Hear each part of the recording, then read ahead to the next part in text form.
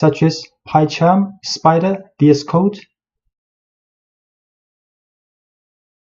String variables. Every variable holds a value, which is the information assigned and associated with that variable. You can change the value of a variable in your program at any time. So strings. A string is simply a series of characters. Anything inside quotes is considered a string in Python, and you can use single or double quotes around your strings like this. So this is a string inside double quotes, and this is also a string inside single quotes, but there are also double quotes inside the single quotes.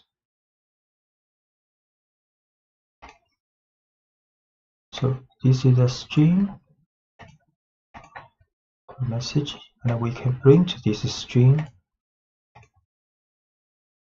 Hello Python world, and this is also a string. We can also print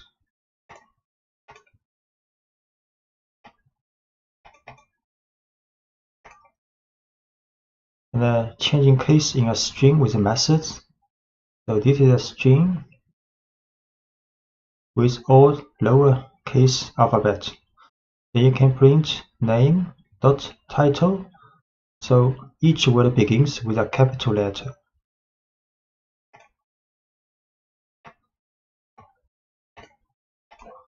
Name is a string.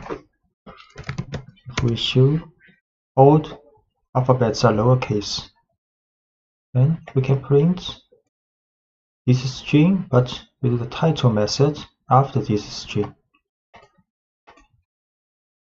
So A, Ada, Lovelace. So these two alphabets will be uppercase.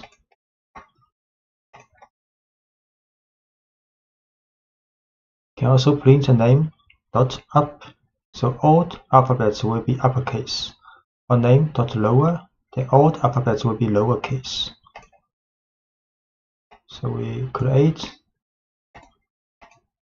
string name again. We show name as title case. So we can print with uppercase. All alphabets are uppercase now. And now all alphabets are lowercase.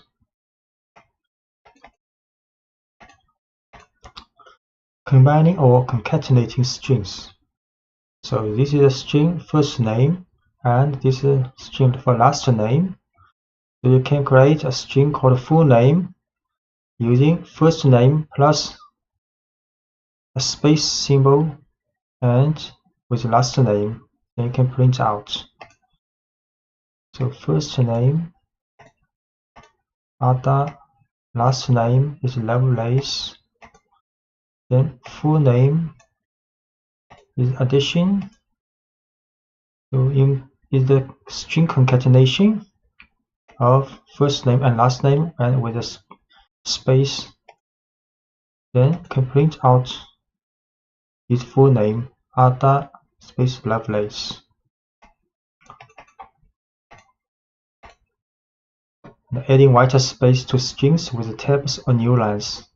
So space tabs and end of line symbols are called white spaces. So you can print \t means tab, add a tab space before text.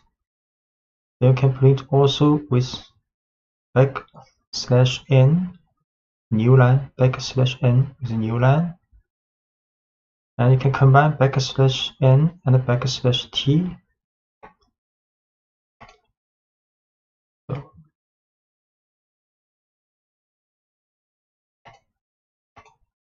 This is for the concatenation. Now we can print Python, then print \t Python.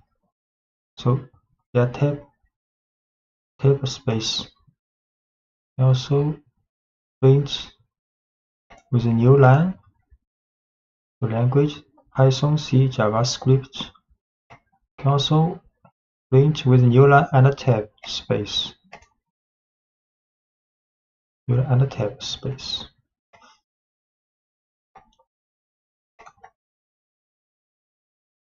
Stripping white spaces. So favorite language is Python with a space. Then favorite language R strip will right side white space removed temporarily. And favorite language L strip will remove white space at the left side. Favorite language dot strip will remove white space at both sides. So favorite language Python, the space, and can print out. You see a space here. And if we use R strip, then no space here now.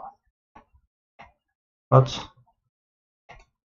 fifth language has not been changed, so R strip is temporarily remove this space.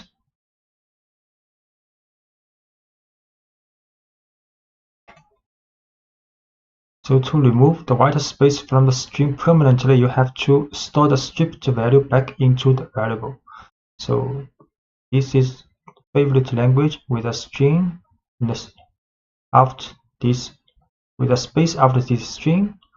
You can use R strip but assign back to this string variable. So create again favorite language with a string, the right side. Then we R strip this space and assign back to this variable. Then we show this favorite language again. Now string has been removed permanently. You can add, subtract, multiply, and divide numbers in Python. And 3 double star double asterisk 2 means exponents. So 3 square. And 10% symbol 3 means modulo. So returns the remainder of division. 3 exponent 2 9 age 23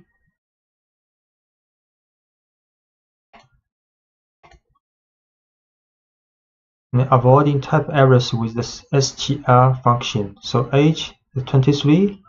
Next, if we create a string variable called message equals happy plus age plus at birthday, then it will have error because Python not allowed you to add numeric variable with string directly, so you have to transform this numeric variable to the type string before adding together.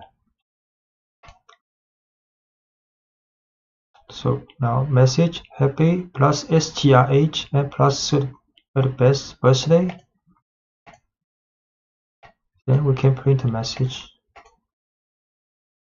happy 23rd birthday. A list is a collection of items in a particular order.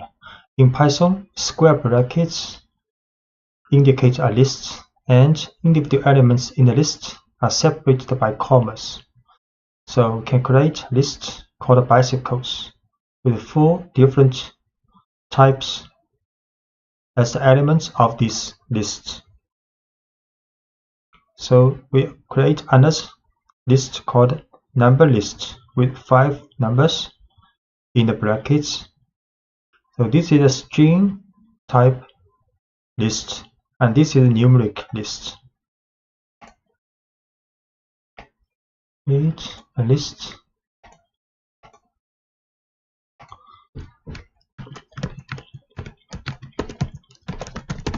We show this list and create a bicycle list. can print out this bicycle list for bicycles. And accessing elements in a list, you can access any element in a list by telling Python the position or index of the item desired. For example, we can print the first bicycle in this list. And you can also use the string method on any element in a list. So we can get the title form of the first bicycle. You can print first bicycle in the list. Select. Can also print first bicycle's title form in the list. The T is capitalized.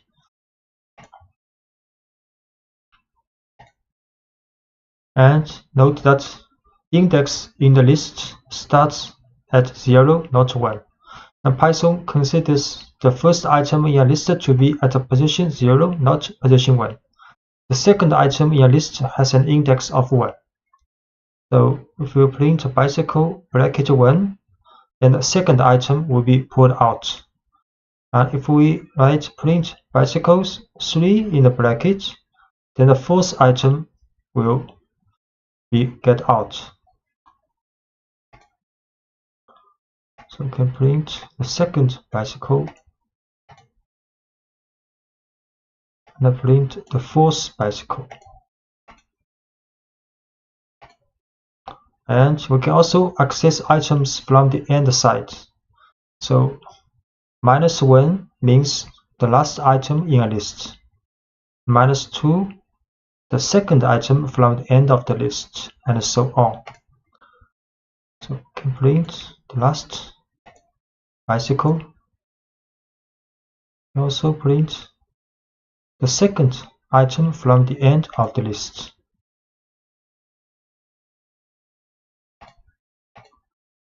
Using individual values from a list, you can use individual values from a list just as you would any other variable. For example, you can use concatenation to create a message based on a value from a list.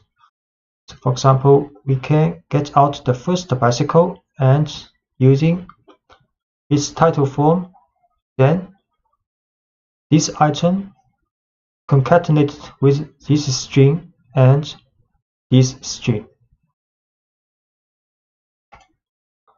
We create a message with concatenation of string and the bicycle's first element with the title form and plus symbol.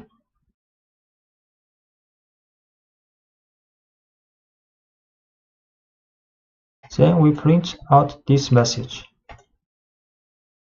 So this message is my first bicycle with a check.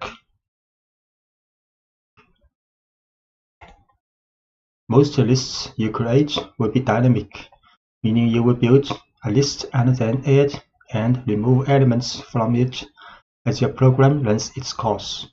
To change an element, use the name of the list followed by the index of the element you want to change, and then provide the new value you want that item to have. For example, this is original list with 4 car brands, and we can change the first element of this list to another value. So this is a list with 4 cars. Print. Then we can set the first value to Ducati, and we print again.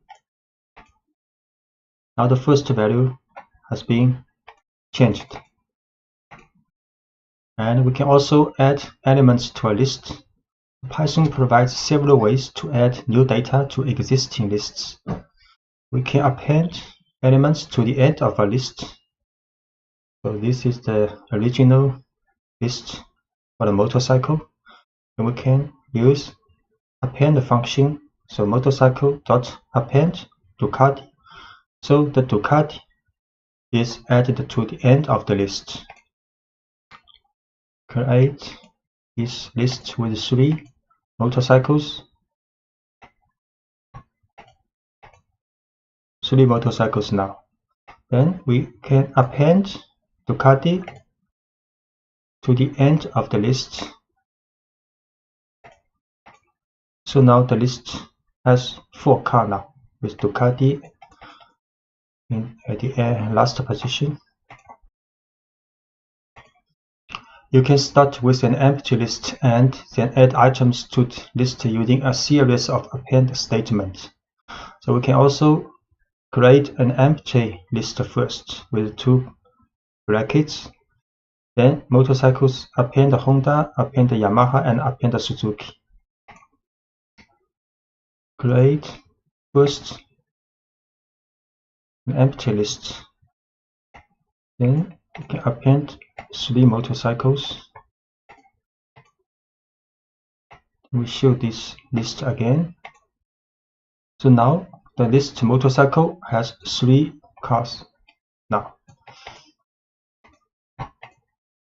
And you can also insert elements into a list. So you can add a new element at any position in a list by using the insert method. You do this by specifying the index of the new element and the value of the new item. So this is a list, and we can insert the first position, a new motorcycle here.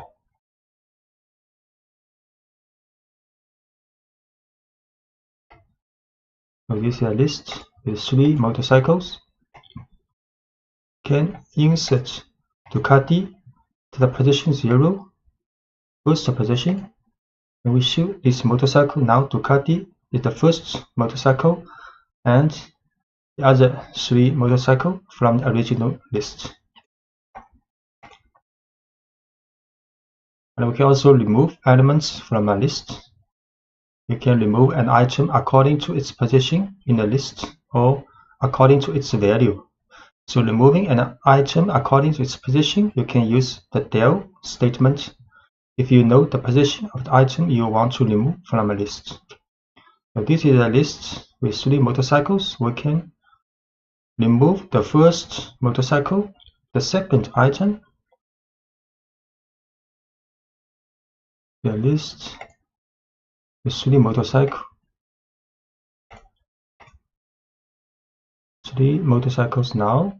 Then we'll del first motorcycle. Show again. Now only the 2 motorcycles left in the list.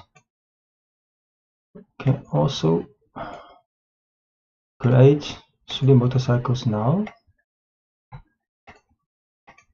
The motorcycle has 3 motorcycles in the list now. We can delete the second motorcycle this time. We show again this list. Only 2 left. A second Yamaha has been removed.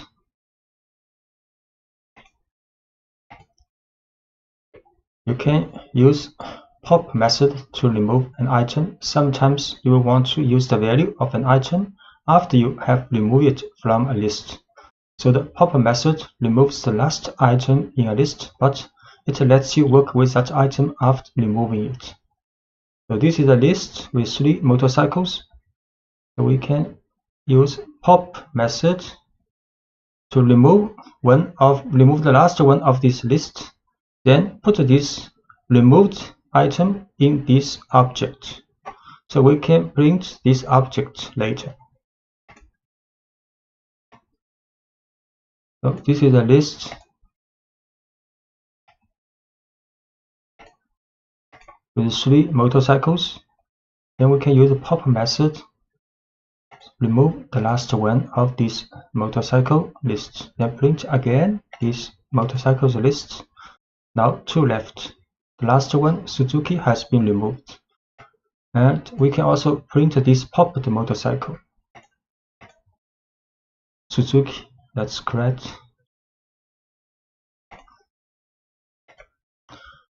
And popping items from any position in a list. You can actually use pop to remove an item in a list at any position by including the index of the item you want to remove in parentheses. So this is the list with 3 motorcycles. So we can pop 0. So the first item is removed from the original list and stored in variable called first owned.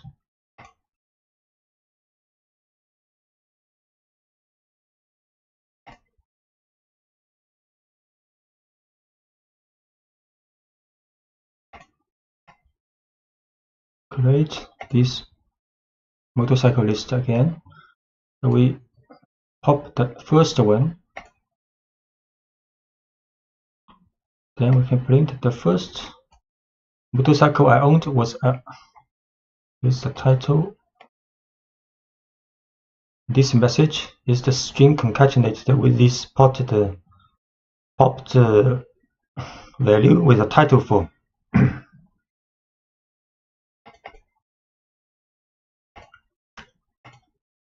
So when you want to remove from a list, if you know the value of the item you want to remove, you can use the remove method. So this is a list with 4 motorcycles. So if we want to remove the item with this value, so we can use motorcycle.remove Ducati. So Ducati is removed, but note the remove method deletes only the first occurrence of the value you specify. So if there is a possibility the value appears more than once in the list, you will need to use a loop to determine if all occurrences of the value have been removed. So this is a motorcycle list with 4 motorcycles. Then we can remove Ducati using remove function. Then print again. Now Ducati has been removed. Sometimes you will want to preserve the original order of your list, and other times you will want to change the order.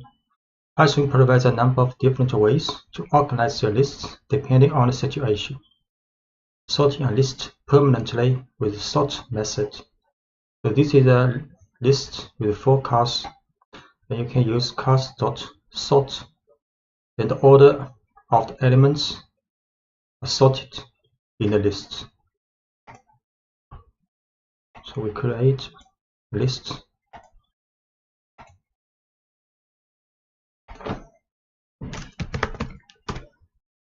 So the order of the elements in the cars, like now, you can use sort.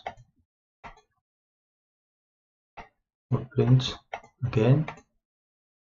So now the elements are sorted alphabetically in the list.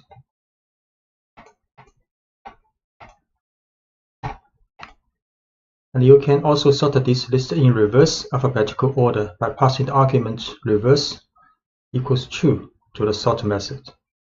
So you can use sort reverse true.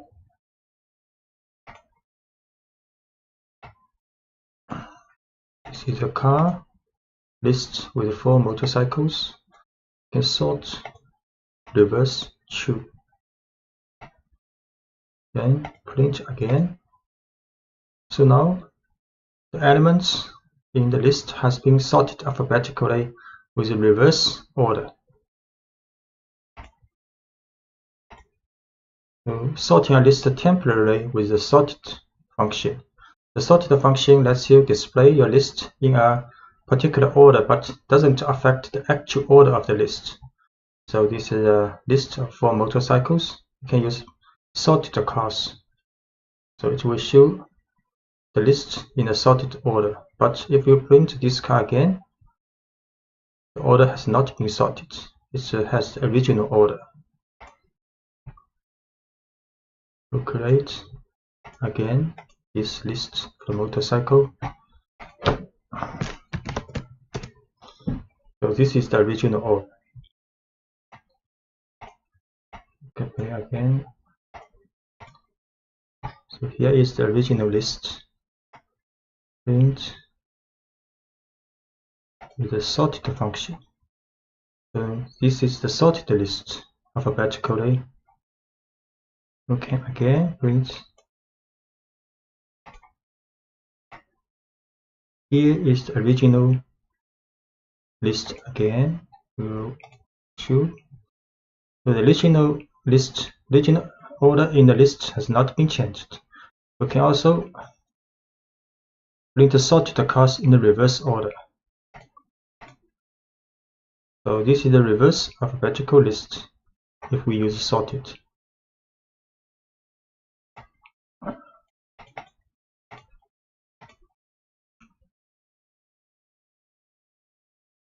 So print a list in reverse order. So just to reverse the original order of a list, this may not be the alphabetical order. So just to reverse the original order of the list, you can use the reverse method. So this is the original list. If we use cast reverse and print a cast, then the order of the elements are reversed. So the last one will be printed first. So the reverse method changes the order of a list permanently, but you can revert to the original order anytime by applying reverse to the same list a second time. So we print. This is the. Okay, we create again this motorcycle list. So this is the original order, and we use cars dot reverse, then print again,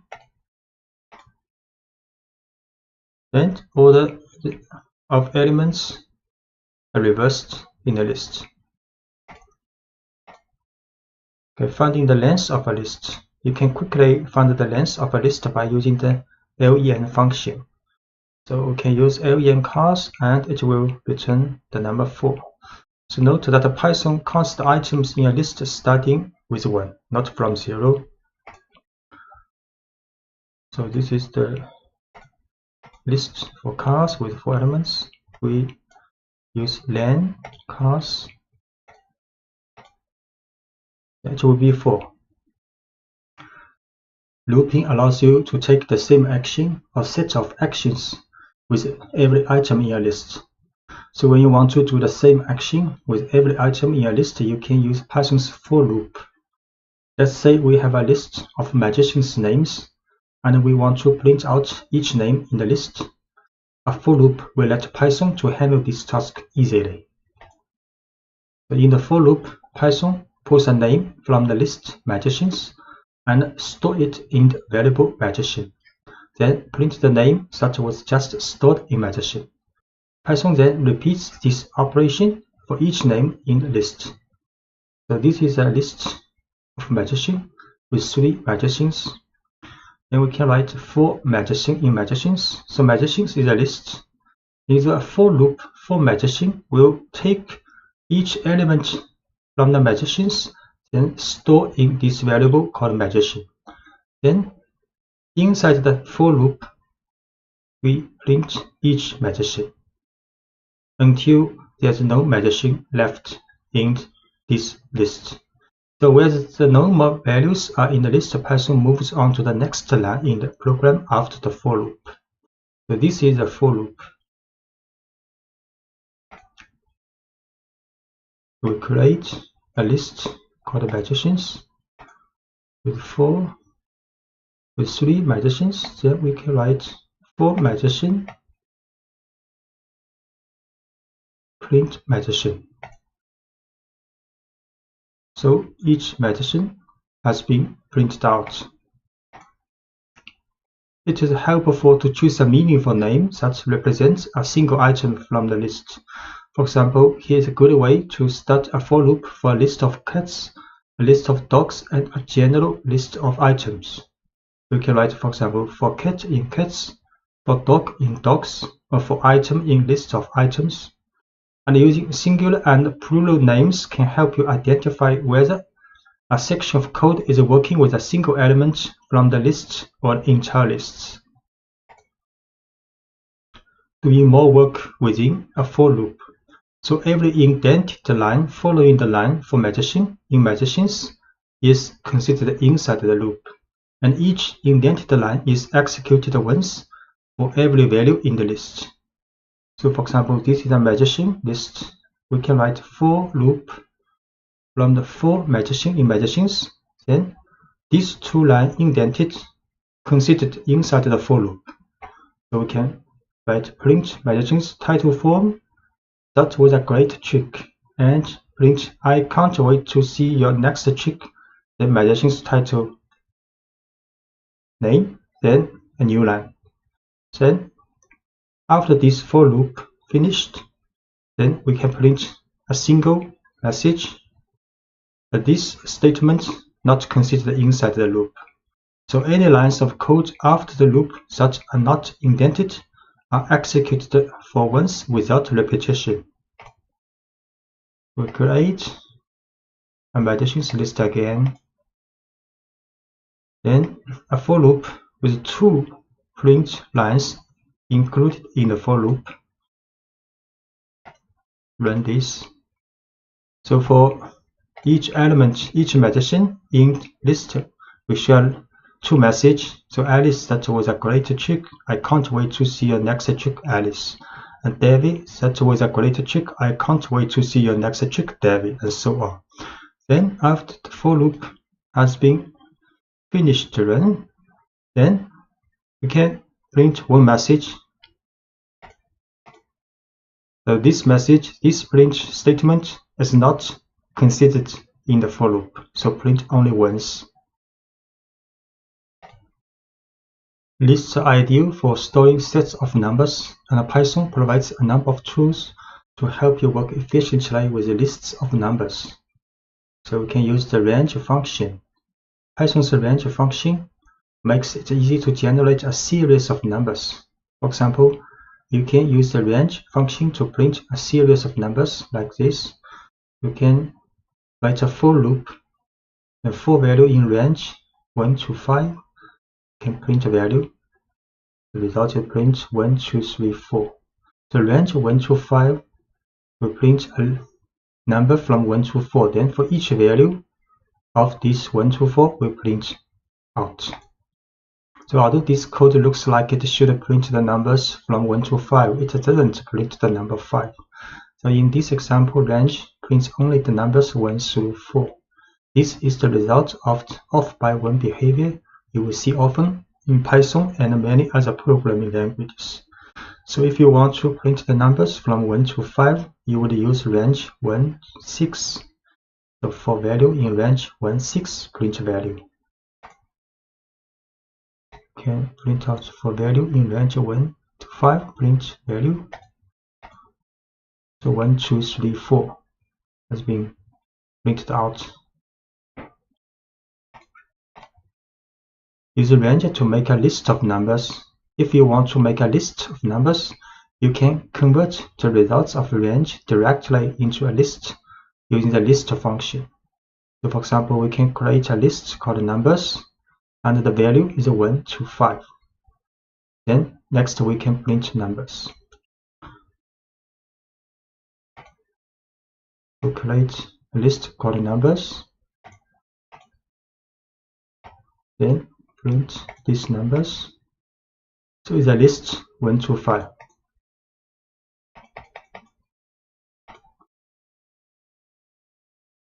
And we can also use the range function to tell Python to skip numbers in a given range. For example, it is how we would list the even numbers between 1 and 10. We can write even numbers is a list, create is a list, and the value is from 2 to 11, not including 11, and with a gap of 2. So the result will be 2, 4, 6, 8, 10. So even numbers is a list in the range 2 to 11 with a gap of 2. Then we print out this list. This list has 5 elements. And you can create almost any set of numbers you want to using the range function. For example, consider how you might make a list of the first 10 square numbers. So we start with empty list, then write a for loop. So for each value in the range 1 to 11, not including 11, then we calculate the square of this value, then assign to square variable, Then in the list of squares, we append this square, and so on. Then when the for loop is finished, we print out this squares list.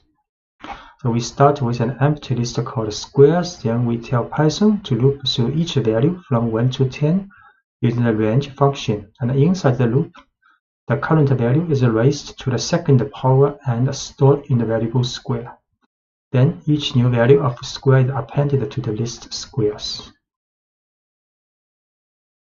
So start with an empty list called squares. A for loop for each value in the range 1 to 11. Calculate the square of this value and append to the squares list.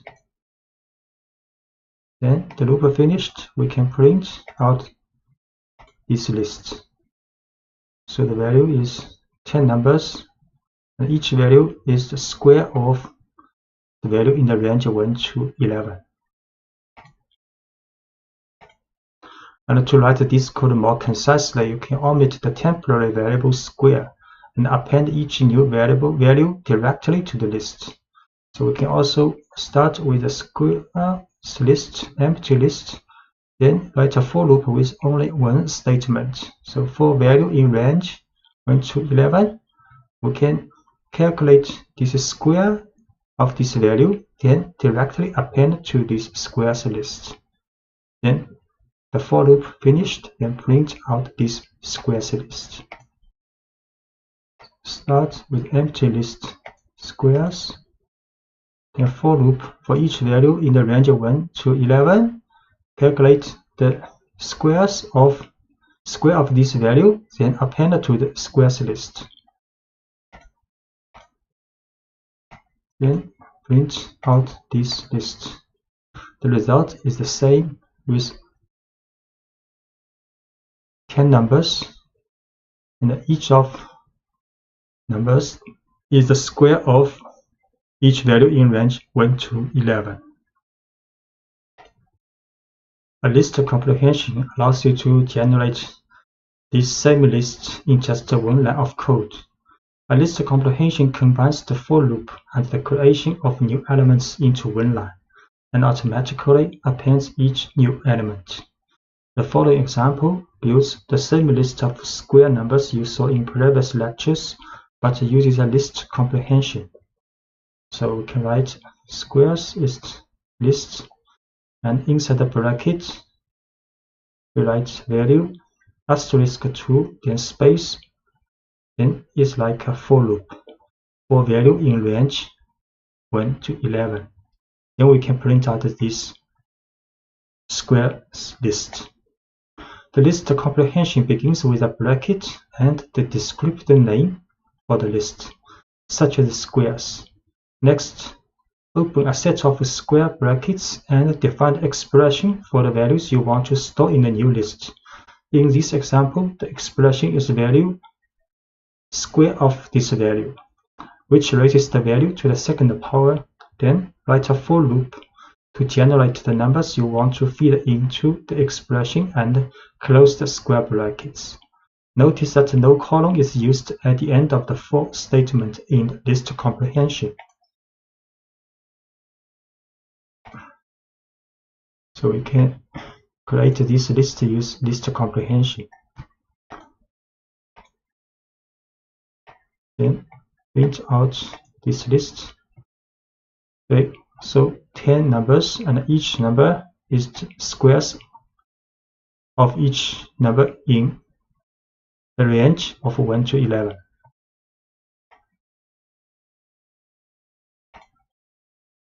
You can also work with a specific group of items in a list, which Python calls a slice. To make a slice, you specify the index of the first and the last elements you want to work with. As with the range function, Python stops one item before the second index you specify. So the following example involves a list of players on a team. So this is a list with 5 players, and we can print players bracket 0 to 3, then it will return the first 3 elements. So the code prints a slice of this list, which includes just the first 3 players. So players is a list with 5 players, then can print the first 3 players.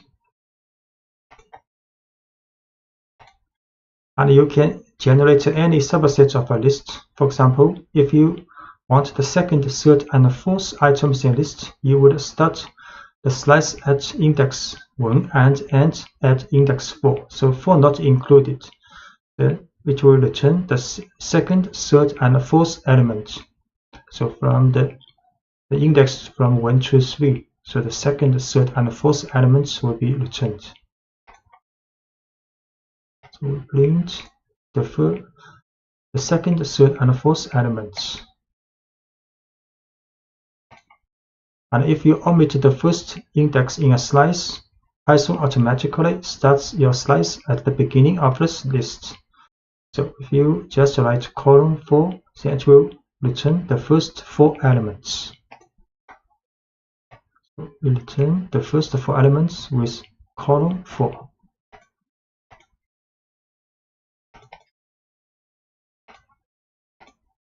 And a similar syntax works if you want a slice that includes the end of a list. For example, if you want all items from the third item through the last item, you can start with index 2 and omit the second index in the bracket. So we can just write players 2 column. Then it will return all items from the third item and through the end of the list. We print players 2 column return from the second to the last items in the list. The negative index returns an element a certain distance from the end of a list. So therefore, you can output any slice from the end of a list. So, for example, we can write players bracket -3 then column. Then it will return the last 3 players. So it will return the last 3 players with negative index.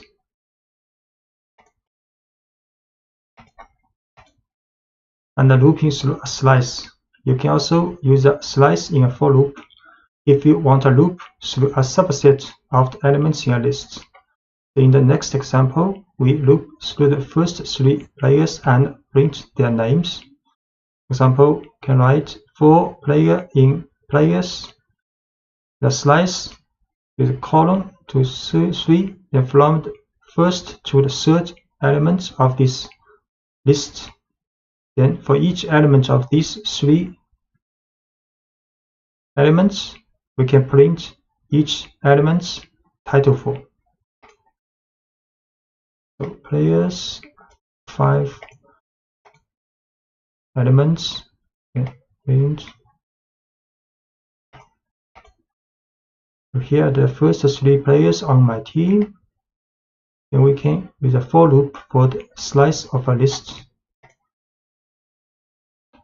So the first 3 elements played. And a copy a list. To copy a list, you can make a slice that includes the entire original list by omitting the first index and the second index. So we just use a bracket and a column inside the bracket to copy all the elements of the list. Now this tells Python to make a slice that starts at the first item and ends with the last item, and producing a copy of the entire list. For example, imagine we have a list of our favorite foods and want to make a separate list of foods that a friend likes. This friend likes everything in our list so far, so we can create the list by copying ours. So this is my foods list. And we can also create a friend's foods list with using the bracket or column. So the list of my friend's foods have the same items of my foods list. So my foods list pizza, Faro, carrot cake. Then we can create my friends foods list. Then we print out. So my favorite foods are this one, these three. Then my friends favorite food lists. Also these three items lists. To prove that we actually have two separate lists, we will add a new food to each list and show that each list keeps track of the appropriate person's favorite foods. So in the My Foods list, we append cannoli, and in the My Friends Foods list, we append ice cream. Then we print out the C. The My Foods append a new food, and My Friends Foods also append a different food. Then we print to see my favorite foods. So this one is appended to in the My Favorite Foods. And this one appended to the My Friend's Favorite Foods. So which means these two lists are independent, separate lists. If we had simply set My Friend's Foods equal to My Foods, we will not produce two separate lists. So for example, this is My Foods list, and we just use equal. So my friend's foods list is equal to my foods list. Then we append two different items to each list, and in this form, if to connect the two lists, then append item in one list will also do for the other. We will see. So for example, my foods list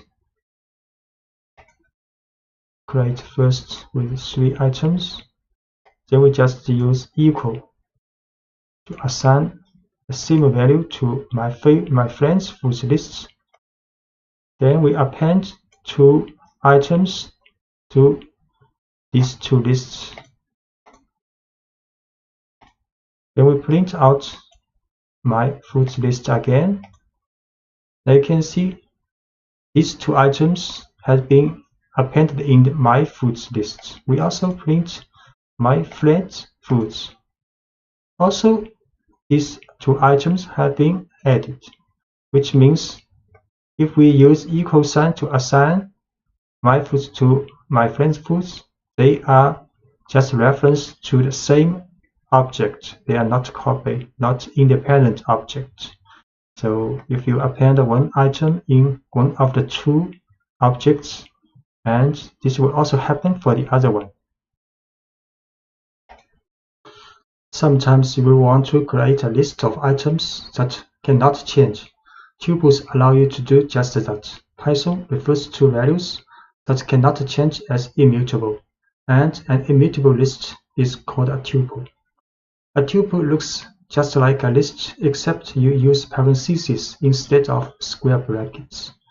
And once you define a tuple, you can access individual elements by using each item's index, just as you would for a list.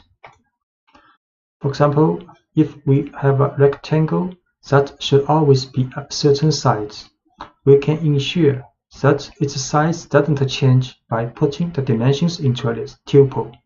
So we define the tuple dimensions using parentheses instead of square brackets. Then print each element in the tuple individually, using the same syntax we have been using to access elements in a list. So this is a tuple with two elements. We use parentheses to create a tuple.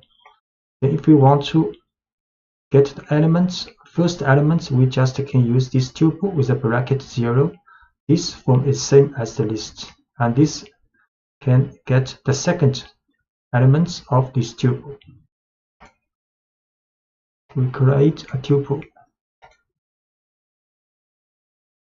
Then we print out the first element and print out the second element of this tuple. And let's see what happens if you try to change one of the items in the tuple. So if we set the first element to 250 and Python will raise an error. We create this tuple first. Then we try to assign a new, change the value of one element. Then type error tuple object does not support item assignment. And the looping through all values in a tuple. You can loop over all the values in a tuple using a for loop, just as you did with a list.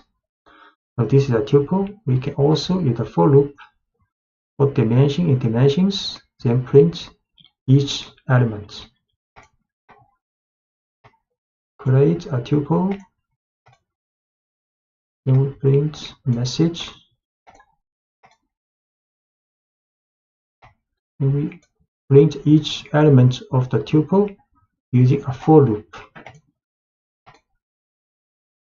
So two elements printed out.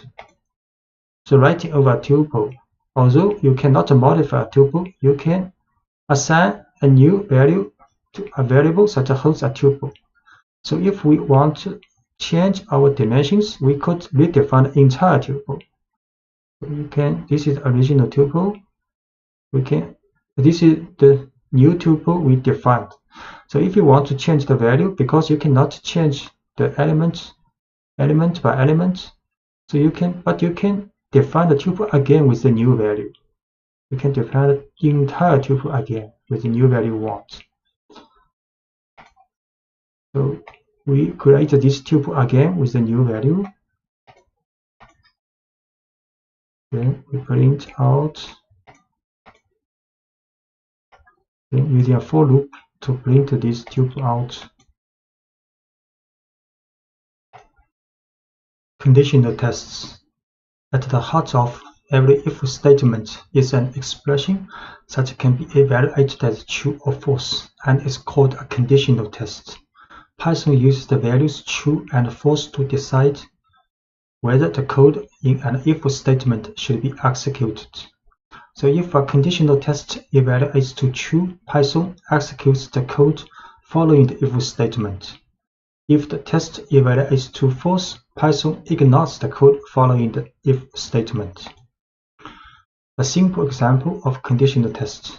The following example shows how if tests let you respond to special situations correctly. Imagine you have a list of cars and you want to print out the name of each car. Car names are proper names, so the names of most cars should be printed in title case. However, the value BMW should be printed in all uppercase. Following code loops through a list of car names and looks for the value BMW. Whenever the value is BMW, it is printed in uppercase instead of title case. So this is a car list with 4 cars inside, and we write a for loop. So for car in cars, if this car equals BMW, then we print out this car's uppercase. Else, so if the car is not BMW, we run statement inside the else, then print this car with the title for. So we create car list, then write a for loop to print each car's name either in title form or in uppercase. So if the car is BMW, then print out in uppercase. So you can see Audi, Subaru, Toyota all in title case, but BMW is in uppercase 4. So checking for equality. Most conditional tests compare the current value of a variable to a specific value of interest. The simplest conditional test checks whether the value of a variable is equal to the value of interest. So if the value is BMW, then we check car equals BMW, then get true. And if the value is Audi, if we check car if equals BMW, then we'll get false.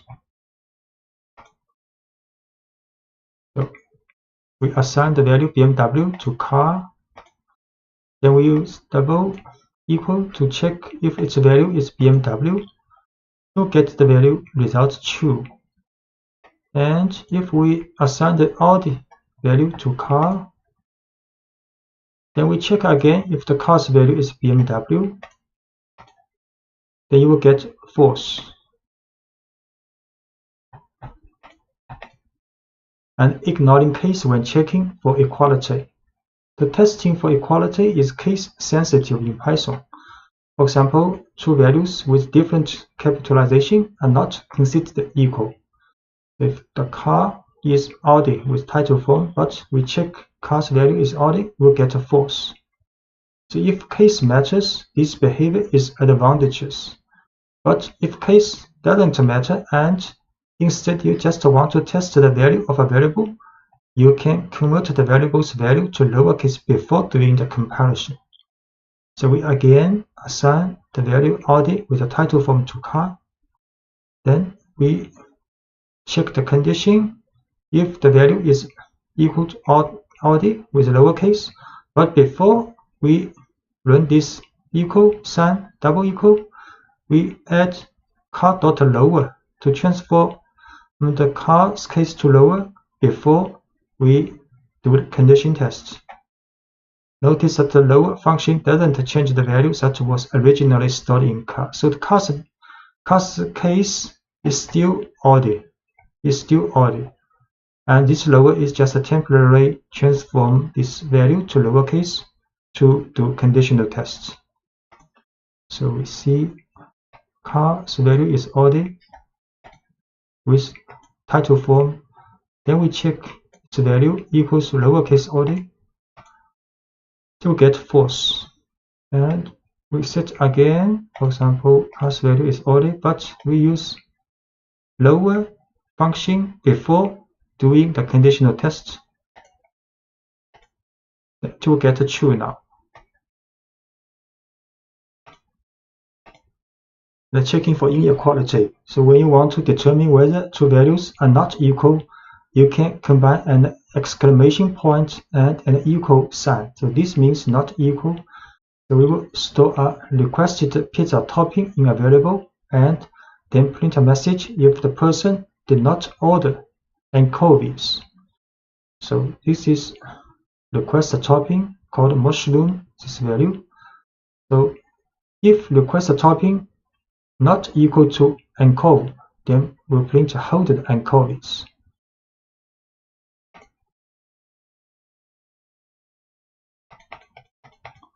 So request a topping is mushroom. We check if this topping not equal to anchovy, we'll print holded anchovies. So this message printed out because this value is mushroom, and we test if this value not equal to anchovy. This test will get true. Will get true, then this statement will be run in the for loop, in the if statement. And the numerical comparisons. So testing numerical values is pretty straightforward. For example, the following code checks whether a person is 18 years old. So if the person is 18 years old, then you test numerically if the age equals 18. You get a true result.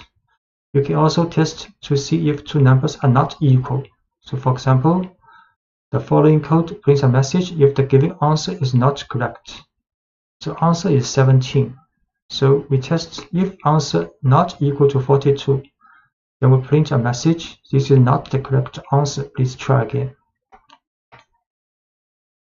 So age is 18. Then we test age. If age is 18 equals 18, the result is true. The answer is 17.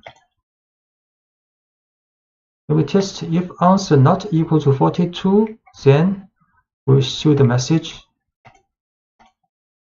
because answer is not equal to 42. The message is printed out. And the numerical comparisons, you can include various mathematical comparisons in your conditional statement as well, such as less than or equal to, greater than, and greater than or equal to. So age is 19, for example, we can run these tests. So each of the above mathematical comparisons can be used as part of an if statement, which can help you detect the exact conditions of interest. So age is 19. Then we can test if age less than 21. We can also run if age is less than or equal to 21, or if the age is larger than 21, we get false. If the age is larger than or equal to 21, we'll get the false.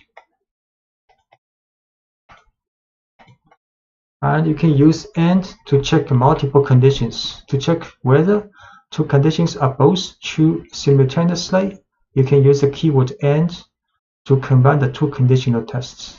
If each test passes, the overall expression evaluates to true. If either test fails or if both tests fail, the expression evaluates to false.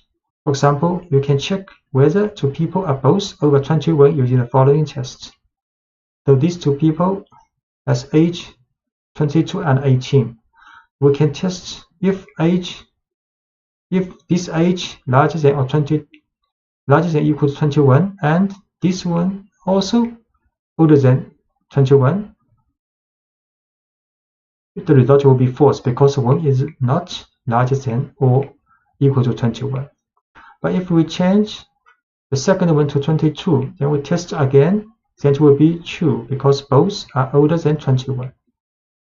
To write concisely, you can also add parentheses here, so it will be more clear. So we assign to age to person, then test if both are older than 21, then it will be false. And we assign new value to 22 for the second person.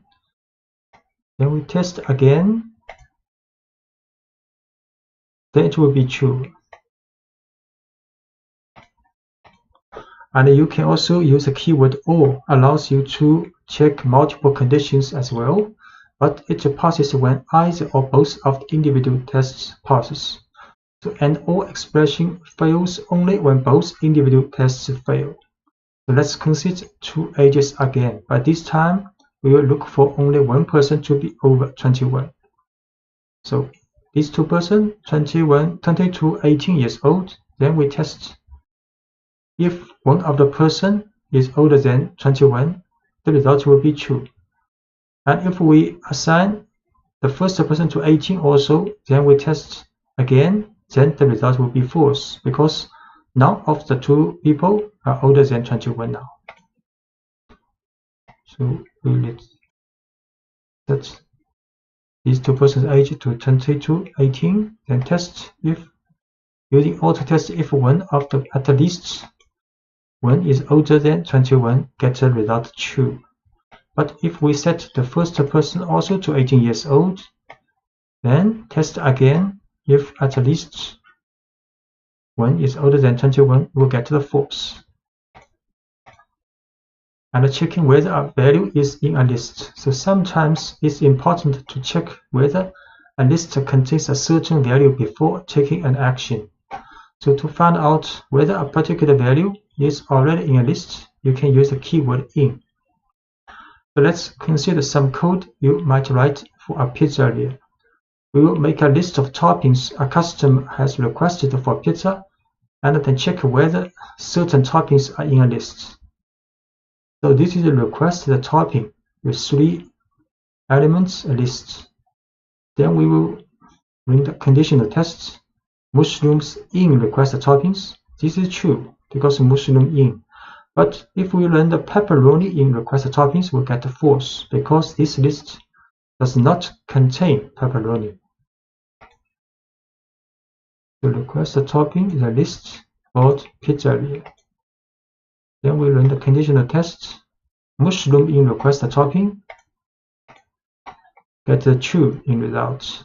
If we run pepperoni in requested topping, the result is false. And you can also check whether a value is not in a list. So similarly, you might want to know if a value does not appear in a list. You can use the keyword not in this situation. For example, consider a list of users who are banned from commenting in a forum. You can check whether a user has been banned before allowing that person to submit a comment. So this is a list for the banned user with 3 people. So another user called Mary. So if user not in banned user will print user's title form, you can post a response if you wish. So because this Mary, user's value is Mary not in this list. So this conditional test will get the true. So this message will be printed out. So we create a list for the banned user, and we create a value. Object user is Mary. Then we run this conditional test. If she's not in banned user, then it's true because Mary is not in the banned user. So the print out message, Mary, you can post a response if you wish. A simple if statement. The simplest kind of if statement has one test and one action. We can write if, for example, the conditional test to do something. This is the typical form. So if the conditional test evaluates to true, Python executes the code following the if statement. If the test evaluates to false, Python ignores the code following the if statement. So let's say we have a variable representing a person's age, and we want to know if that person is old enough to vote. So the following code tests whether the person can vote. So assign 19 to this age variable. So this if test if age is older than 18, then the message you are old enough to vote will be printed out. And indentation plays the same role in if statement as it did in a for loop. So all indented lines after an if statement will be executed if the test passes, and entire block of indented lines will be ignored if the test does not pass. So you can assign age is 19. We can test this.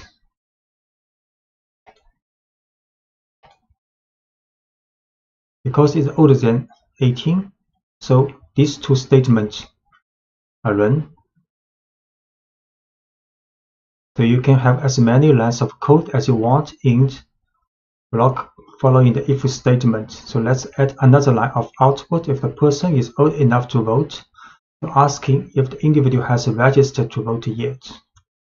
So these 2 messages will be printed out. And if else statement. And if else block is similar to a simple if statement, but the else statement allows you to define an action or set of actions that are executed when a conditional test fails. So we will display the same message we had previously if the person is old enough to vote, but this time we will add a message for anyone who is not old enough to vote. So if we assign 17 to the age, then test if age is 18, is larger older than 18, we will print these 2 messages. But if this test fails, so we will run the else statement.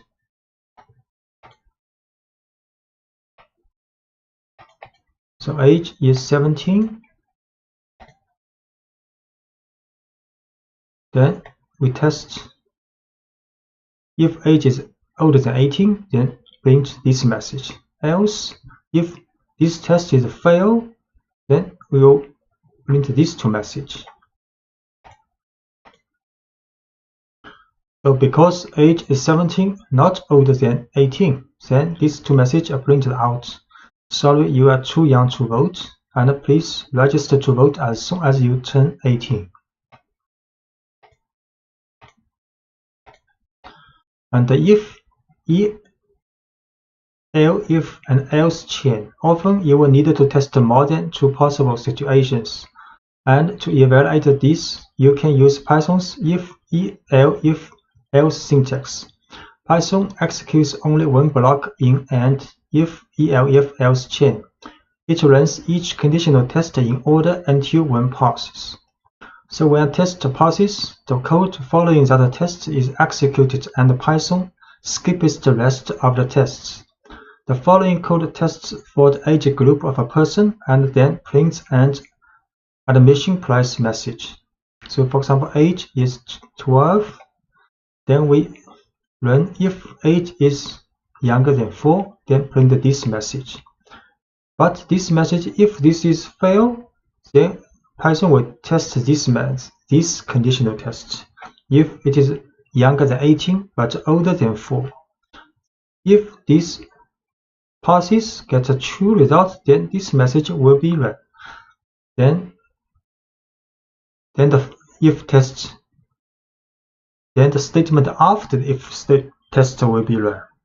So if both of these conditional tests fails, then Python will run this message. We see age is 12. We'll test using if, elif, and else. The admission is 5 now because 12 is not younger than 4. Then this gets false. Then Python will test the next. Next will be true because younger than 18. So the statement inside the elif will be run. Then Python will finish this if statement, if, elif, else statement. And you can omitting the else block. Python does not require an else block at the end of an if-elif chain. Sometimes an entire block is useful. Sometimes it is clearer to use an additional if statement that catches the specific condition of interest. So for example, age is 12 again, then we can run if conditional tests, then elif another one, then elif another one, then elif another one. So we do not use else here. We just use very specific conditional test for each age group.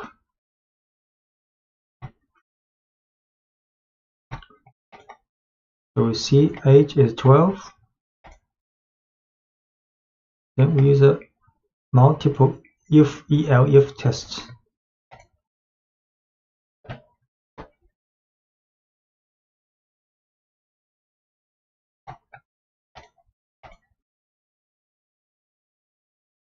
So in this if-elif test, price has been assigned one of each value. Then next we print out this value. You see your admission cost is 5. So age 12 for this group, price 5, because not younger than 4 but younger than 18. And the else block is a catch-all statement. It matches any condition that wasn't matched by a specific if or elif test, and that can sometimes include invalid or even malicious data. So if you have a specific final condition you are testing for, consider using a final elif block and omit the else block. This is what we have seen in this code. You can do some interesting work when you combine lists and if statements. You can watch for special values that need to be treated differently than other values in the list. You can manage change conditions efficiently, such as the availability of certain items in a restaurant throughout a shift. You can also begin to prove that your code works as you expect it to in all possible situations. So checking for special items. So let's continue with the pizzeria example. The pizzeria displays a message whenever a topping is added to your pizza as it is being made. The code for this action can be written very efficiently by making a list of toppings the customer has requested and using a loop to announce each topping as it is added to the pizza. So this is a request a topping list with 3 items. Then we can write a for loop for request topping in request toppings. For each element of this list, then we print adding this request topping. So you can create a list called request toppings. Then you can write for loop. For each request topping in request toppings, print add this request topping. So it's very clear: add mushroom, add green peppers, add extra cheese. Then last one, outside of for loop, will print a final message. The job finished. But what if the pizzeria runs out of green peppers, and if statement inside the for loop can handle this situation properly? So this is request topping, and in the for loop, we can test using if statement. So if request topping equals green peppers, then a message, sorry, we are out of green peppers right now, will be printed out. Otherwise, if this test is a fail, which means if the request topping is not equal to green peppers, then the message adding this request topping will be printed out. So create request topping again. Then this for loop. In the for loop, we use an if statement to test if it is a green pepper. So the message is like this. So adding mushroom, and for the green peppers, the message will be like, sorry, we are out of green peppers right now. And for the extra cheese will be printed like adding extra cheese. So this is the last message of the for loop.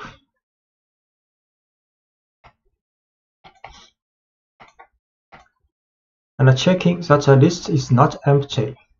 Sometimes it's useful to check whether a list is empty before running a for loop. So as an example, let's check whether the list of request topping is empty before building the pizza.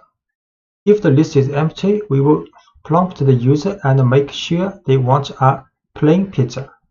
If the list is not empty, we will build the pizza just as we did in the previous examples. So we first create an empty list to request toppings. So next we will run if request toppings, which means if request topping has at least one element and not empty, then it will run the for loop. Else, if request topping is empty, we will run another loop, another message. So when the name of a list is used in an if statement, Python returns true if the list contains at least one item. An empty list will evaluate to true to this conditional test. So here we create an empty list for request topping. Then we will run if-else statement. So if request topping is not empty, we will run this for loop. But if it is empty, then this test will fail. Then we run the else statement. So the else statement is run in this case now. Using multiple lists. What if a customer actually wants French fries on their pizza? You can use the lists and if statement to make sure your input makes sense before you act on it. So let's watch out for unusual topping requests before we build a pizza. And the following example defines two lists. The first is a list of available toppings at the pizzeria, and the second is the list of toppings that the user has requested. And this time, each item in request toppings is checked against the list of available toppings before it's added to the pizza. So the code will look like this. Available toppings is a list created, and request toppings is another list which created for the request toppings from the customer. Then we will write a for loop. Then for each request topic in the request toppings, we will check if this request topic in these available toppings lists. So if these tests get true, then we print add this request topic. Otherwise, if this request topic item is not in available toppings list, then we will run another message. We ask customer, say, sorry, we don't have these toppings. So we run create two lists. One is available toppings and one is request toppings. Then we write a for loop for each request toppings. Then test if this one is in the available toppings. If it is true, then we print this message. If it is not true, then we run the else statement. So you can see the mushroom is in the available topping list. So we're adding mushrooms.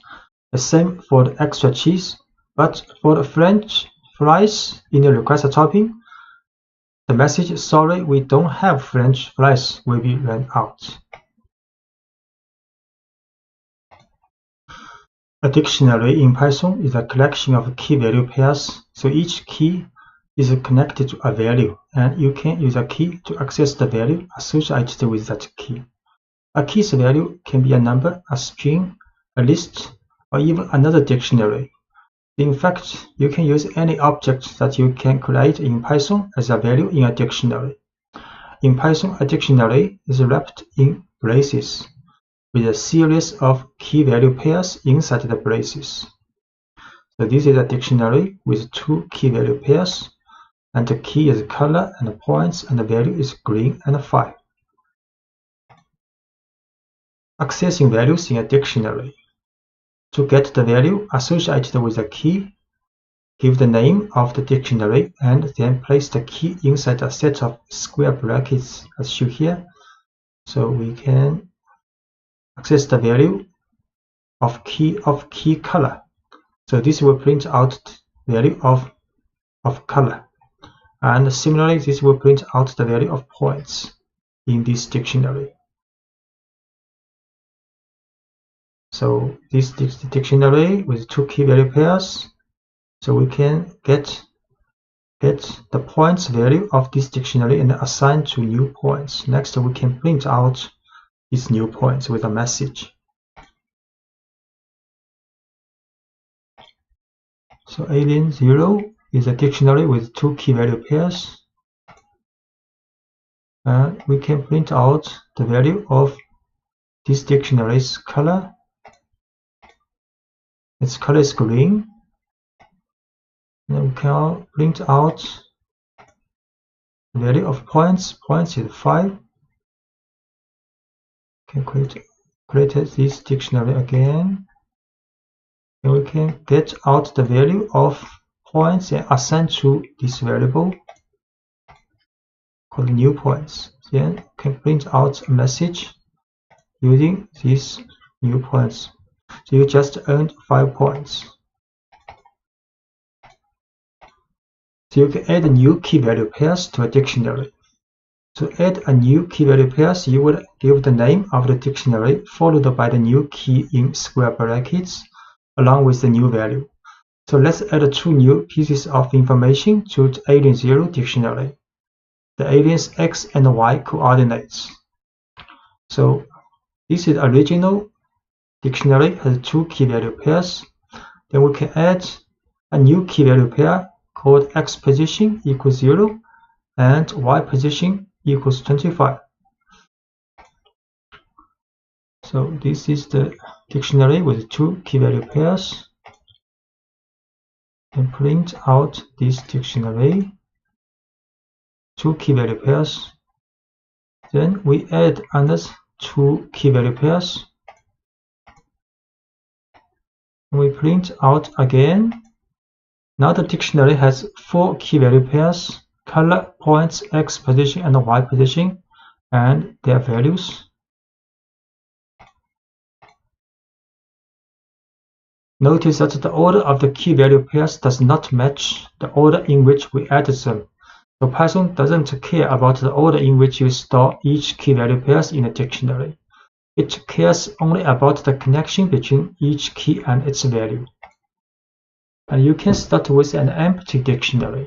It's sometimes convenient or even necessary to start with an empty dictionary and then add each new item to it. To start filling an empty dictionary, you can define a dictionary with an empty set of braces and then add each key value pairs on its own line. So we can start with an empty dictionary with 2 braces. Then we add 1 key value pairs using alien0, brackets color equals green, and points equals 5.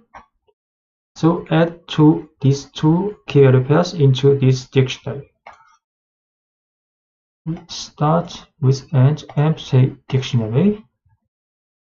Then we add these 2 key value pairs into a dictionary. Then print out again. Now the dictionary has 2 key value pairs. Can modify values in a dictionary. To modify a value in a dictionary, give the name of the dictionary with the key in square brackets and then the new value you want associated with that key. So for example, consider an alien that changes from green to yellow as a game process progress.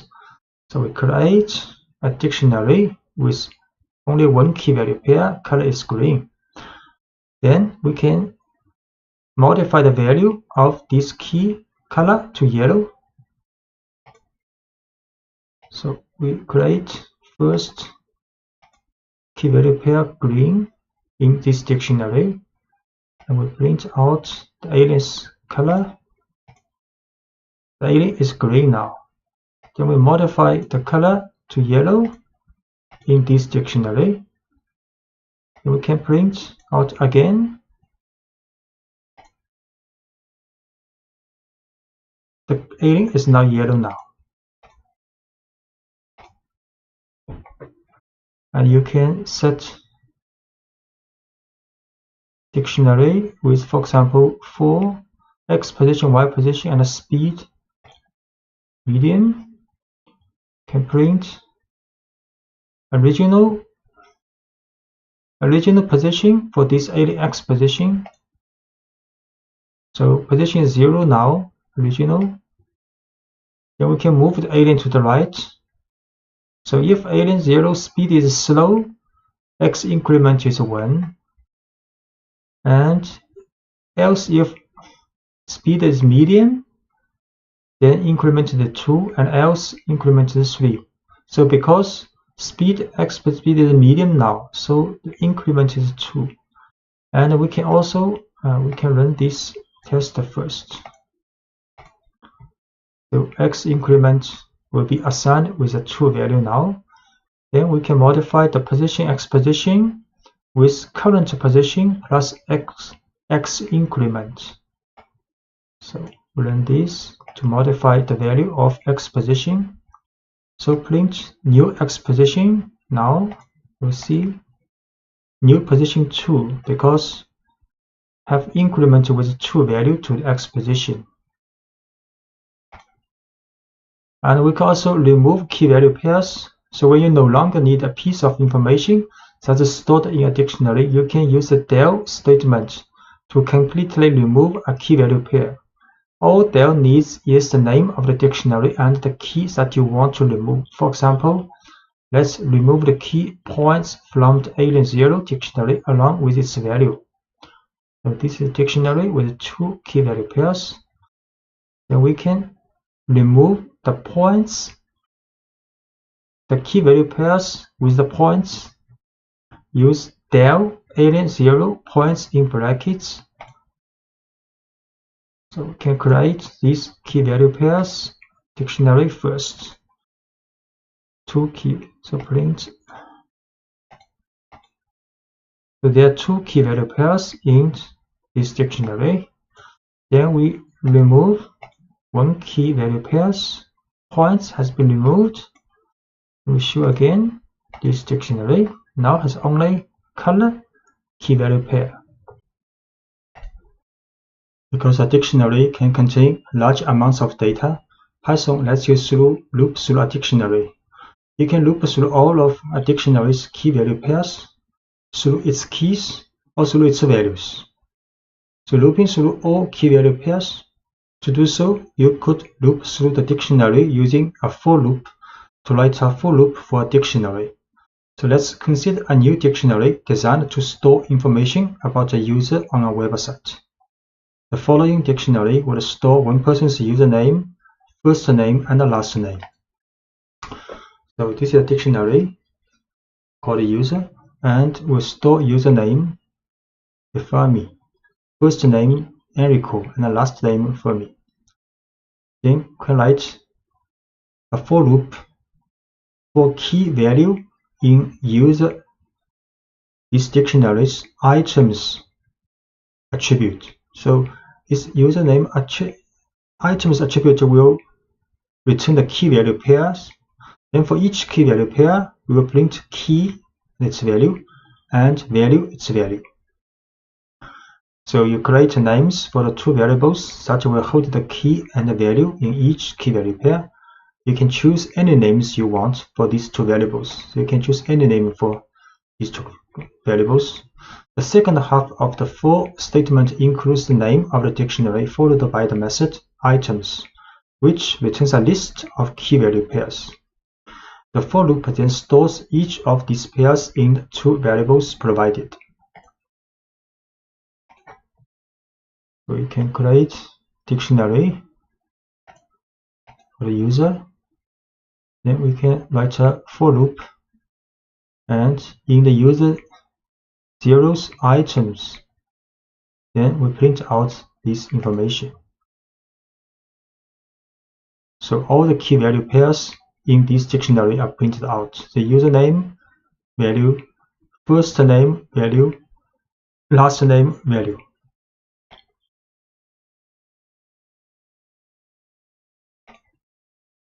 Another example of looping through all key value pairs, so we look at a dictionary of a favorite programming language of a number of people. So favorite language is a dictionary. Then the key is people's name, and the value are favorite languages of those people.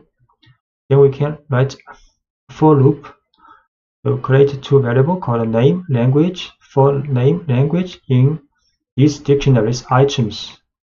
Then we can print names title form, concatenate with a message, and then concatenate with languages title form. So favorite language is a dictionary. Then a for loop will print out information for each person's favorite language. So Yan's favorite language is Python, Sarah's favorite language is C, and so on. So looping through all the keys in a dictionary. So you can use the keys method. It's useful when you don't need to work with all of the values in a dictionary. So let's loop through the favorite language dictionary and print the names of everyone who took the poll. So this is the same dictionary as before. Then we can write also for name, create one variable called name in this dictionary's keys attribute. So then can print out each name's title form. So this is a dictionary. Then a for loop in dictionary's keys attribute.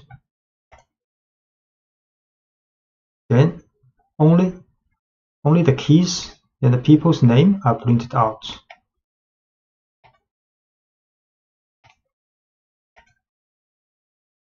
So looping through the keys is actually the default behavior when looping through a dictionary. So the following two codes would have exactly the same meaning. We can write for name in favorite languages. Do not add any methods after this dictionary. Or we can write for name in favorite languages dot keys. These two statements will get the same result. You can choose to use the keys method explicitly if it makes your code easier to read, or you can omit it if you wish. And you can access the value associated with each key you care about inside the loop by using the current keys. So let's print a message to a couple of friends about the languages they choose. So we will loop through the names in the dictionary as we did previously, but when a name matches one of our friends, we will display a message about their favorite language.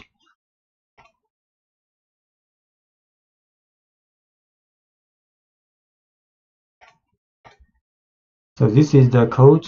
So we create same dictionary as before. Then we have friends, a list, 2 people of our friends. Then write a large for loop for name in favorite language to keys. So this name represents each name in this dictionary. Then print this name's title form first. Next, we write an if conditional test. So if this name in friends is this list. So if one of these keys is in this list, then we will print another message, hi, the name's title form, and a message, I see your favorite language is your favorite language's value, which language is title form. So we show this. Create this dictionary first.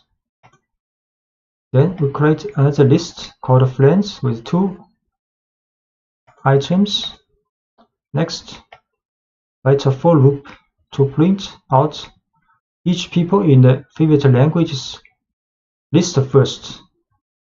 Then, if this person matches in this list, then we'll print another message for this friend. So first, Yang print out, then Sarah print out. Because Sarah is in the friend list, then Sarah will have another message printed out. Then Edward print out. Then Phil, because Phil also in the friend list, then Phil will also have another message printed out.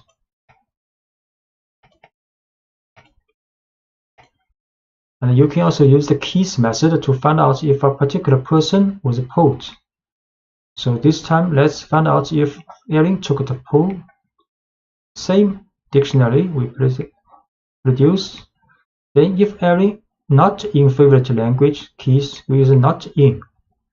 So favorite language.keys will return a list of these keys in the dictionary. And Erin if not in, so print Erin, please take your poll. And the keys method isn't just for looping, it actually returns a list of all keys, and the line simply checks if Erin is in this list. Because she is not, a message is printed inviting her to take the poll. We can create this dictionary first. Then check if Erin not in this dictionary's keys list, we'll print a message. Because Erin is not in, so the message is printed out.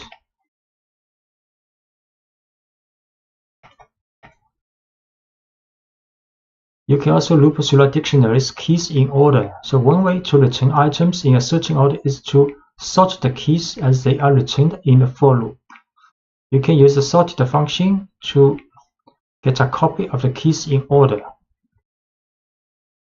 So create this list. Then we use naming sorted favorite languages keys, then print out.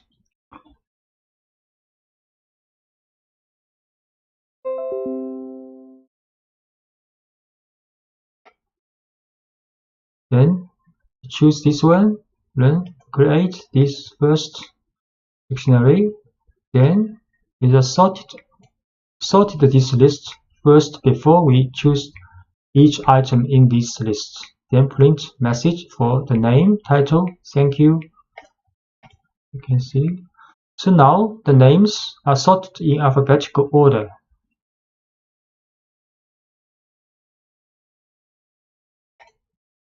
and looping through all values in dictionary. If you are primarily interested in the values that the dictionary contains, you can use values method to return a list of values without any keys. For example, say we can loop through loop and print out programming language pool without the name of the person who chose each language. So this is the same dictionary. Then we can print a message following language has been mentioned. Then write a for loop. In this time, we use the values method for this dictionary, and then for language, the values method will get all values parts in the dictionary. Then we print out these old languages title for. So create this list, the dictionary first, then print a message. Then we use a for loop to print out all languages in this list. Sometimes you will want to store a set of dictionaries in a list, or a list of items as a value in a dictionary. This is called nesting. You can nest a set of dictionaries inside a list of items inside a dictionary, or even a dictionary inside another dictionary. So first, look at a list of dictionaries. In the last lecture, the Alien Zero dictionary contains a variety of information about one alien, but it has no room to store information about a second alien, so much less a screen full of aliens. How can you manage a fleet of aliens? One way is to make a list of aliens in which each alien is a dictionary of information about that alien. For example, the following code builds a list of 3 aliens. So we create 3 aliens with different information, for example, different colors. Then we can store these 3 aliens in a list called aliens.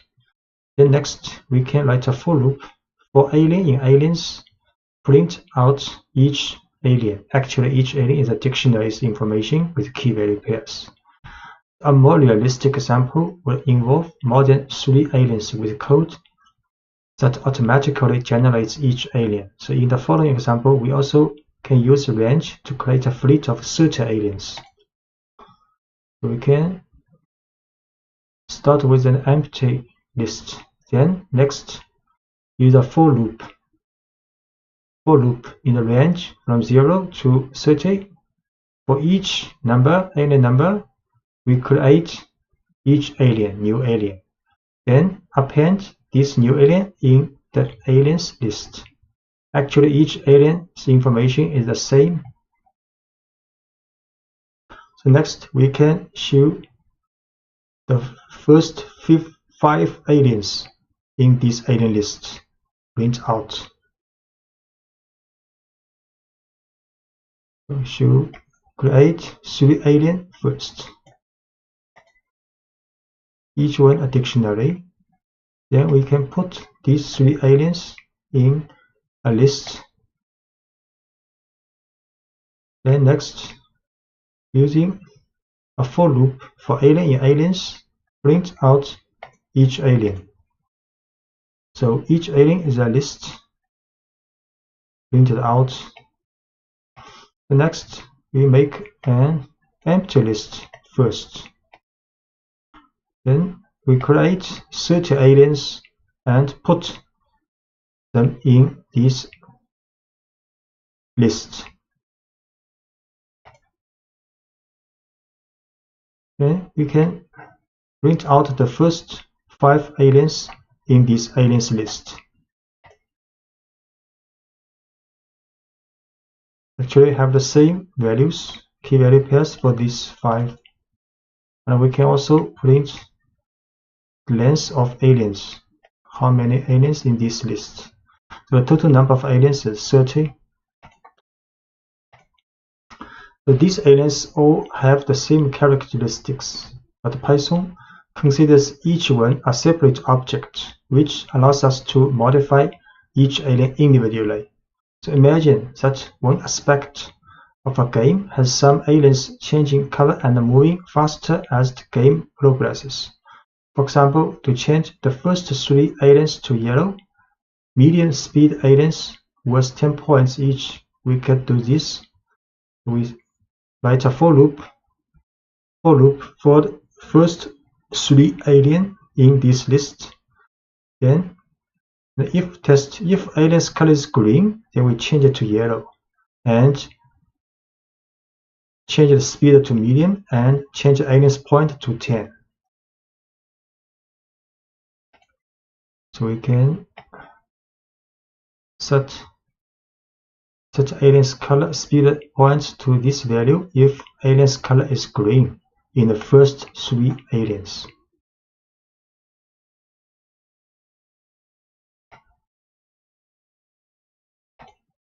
So next, let's look at a list in a dictionary situation. So it is sometimes useful to put a list inside a dictionary. For example, consider how you might describe a pizza that someone is ordering. If you were to use only a list, all you could really store is a list of the pizza's toppings. So with a dictionary, a list of toppings can be just one aspect of the pizza you are describing. So in the following example, 2 kinds of information are stored for each pizza: a type of crust and a list of toppings. So the list of toppings is a value associated with the key toppings. To use the items in the list, we give the name of the dictionary and the key toppings as we would any value in the dictionary. Instead of returning a single value, we get a list of toppings. So we make a pizza dictionary. Then inside this dictionary has 2 keys called crust and toppings. So for the crust, there only one value is 6. But for the toppings, is a list of values. Next, we can print out information. You order the pizza's crust.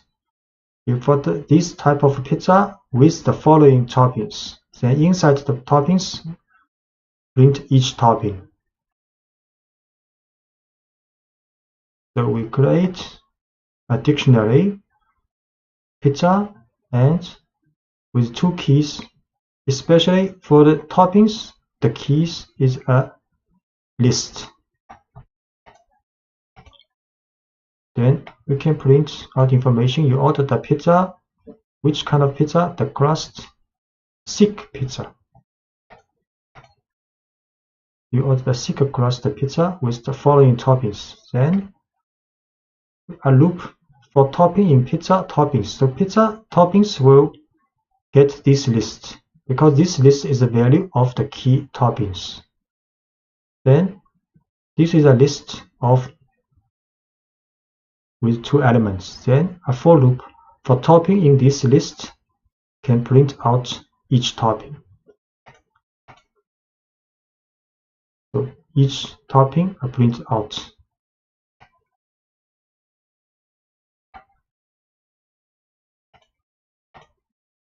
You can nest a list inside a dictionary anytime you want more than one value to be associated with a single key in a dictionary. So in the earlier example of favorite programming languages, if we were to store each person's response in a list, people could choose more than one favorite language. So when we loop through the dictionary, the value associated with each person would be a list of languages rather than a single language. So for the programming languages dictionary, in this time we use list to store the value for the languages each person like. For example, Phil, there are 2 programming languages, and Jan also 2 programming languages, but for Sarah only 1 programming language. Next, we can write a for loop for name language in favorite languages item. The item method will get a key value pairs. So key is the name, language is the value of this person. Then we can print name, the titles forms, favorite language are. Next, inside the for loop we write another for loop because this is a list. So we can write a for loop for language in languages. So languages is a list here. key value pairs. The value for this key, for example, is a list. Next, we can write a for loop for the value for each item in this list, then print out each language. We create favorite languages dictionary with value as list. Then for each people, we will print out his favorite languages. So this is the result. Jan's favorite languages are Python, Ruby. Sarah's favorite languages are C, so on. And the last case is dictionary in a dictionary. So you can nest a dictionary inside another dictionary, but your code can get very complicated quickly when you do this. For example, if you have several users for a website, each with a unique username, you can use the usernames as the keys in a dictionary. You can then store information about each user by using a dictionary as the value associated with their username. So in the following listing, we store 3 pieces of information about each user: their first name, last name, and the location. We will access this information by looping through the usernames and the dictionary of information associated with each username. We create a dictionary. So inside this dictionary, for the key Einstein is a person, then we store another dictionary as the value of Einstein, this key. And for Marie Curie, we store another dictionary as the value of this person. Next, inside, and for each dictionary of the value, there's 3 information for the first name, last name, and the location for this person. Next, we can write a for loop. For loop, first use the items method for the users. User is a dictionary, main dictionary. Then items will get the list of username and the user info pair. Then print a message. Then we create variable called full name is user info. User info is a dictionary. User info's first name plus username info's last name concatenated with a space. Then location is user info's location's value. Next, we can print message with full name and the location, title form. So create a dictionary with 2 scientists as the key and dictionary including first name, last name, and location as this person's value.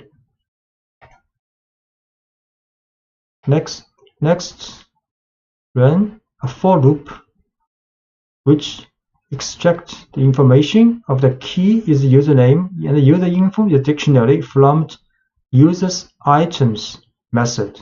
Then print out information of username, then create a full name with the concatenation of the user info's first name and the last name, as well as the location information, then print out. So the result is username Einstein, then full name Albert Einstein, location Princeton, and similarly for username Marie Curie. In this lecture, you will learn how to accept the user input in Python, so your program can then work with it. When your program needs a name, you will be able to prompt the user for a name. When your program needs a list of names, you will be able to prompt the user for a series of names. To do this, you will use the input function. How the input function works? The input function pauses your program and waits for the user to enter some text. Once Python receives the user's input, it will store it in a variable to make it convenient for you to work with. For example, we can use input function, and this is a prompt to the user. User will see this prompt to tell me something, and I will repeat it back to you. Then, after the user has input the text of something, then this was stored in the message variable. Next, we can print out this message. For example, we can try this. The user will see this, tell me something, and I will repeat it back to you. I try, for example, hello everyone.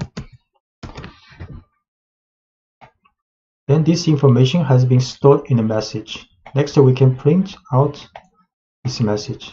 Hello everyone.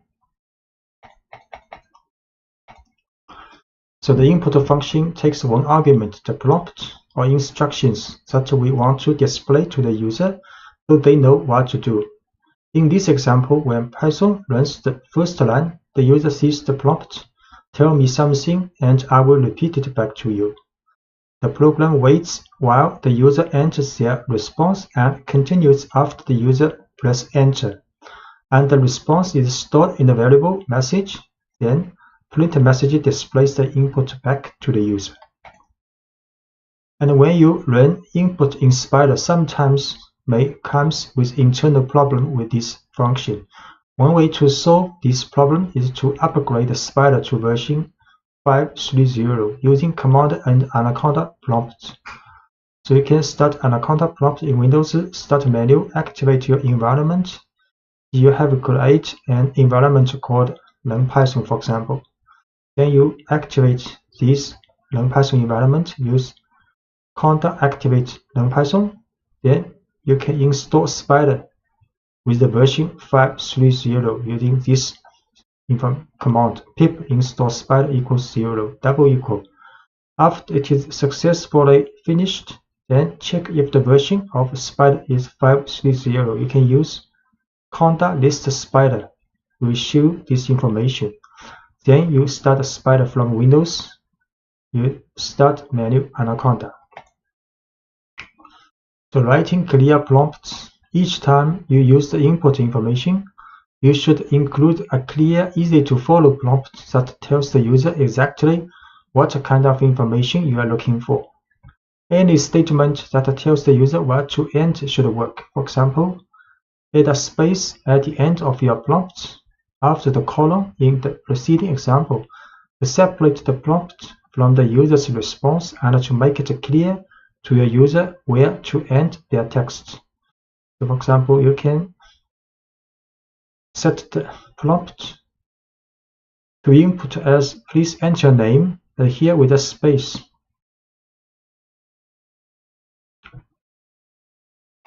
Try.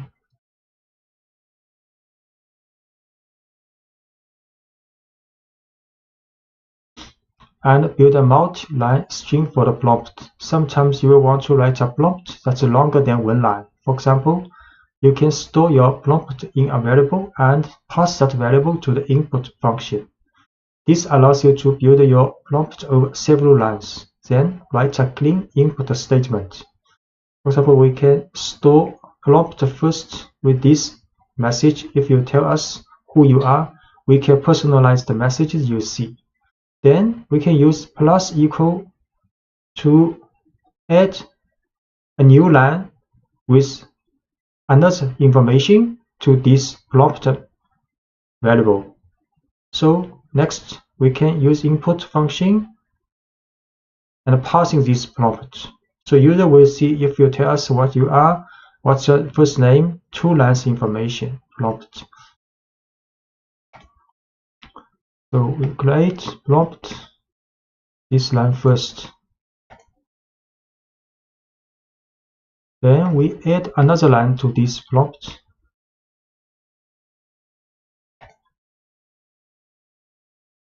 Then we use input and with this prompt to the user. So user will see 2 lines for the prompt. Try the name, Wilson. Then next we can print out this name. Hello Wilson.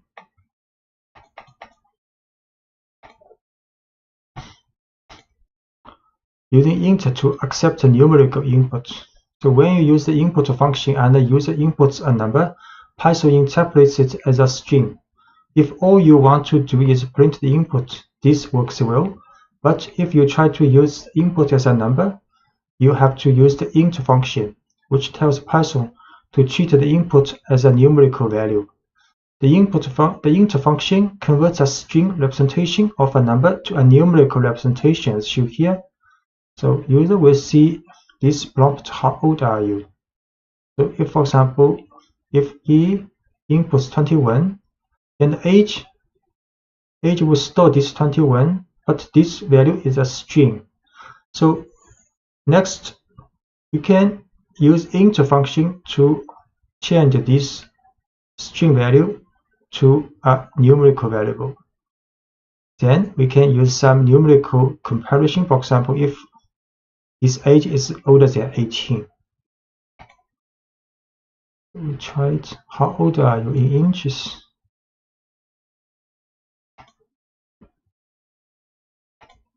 $25, for example.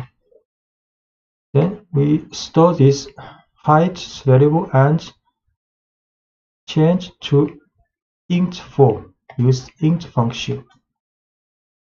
So now height can be used to do some numerical comparison. For example, if height is larger than 36, print this message. If not, then print else message. So you will be able to write when you are a little older.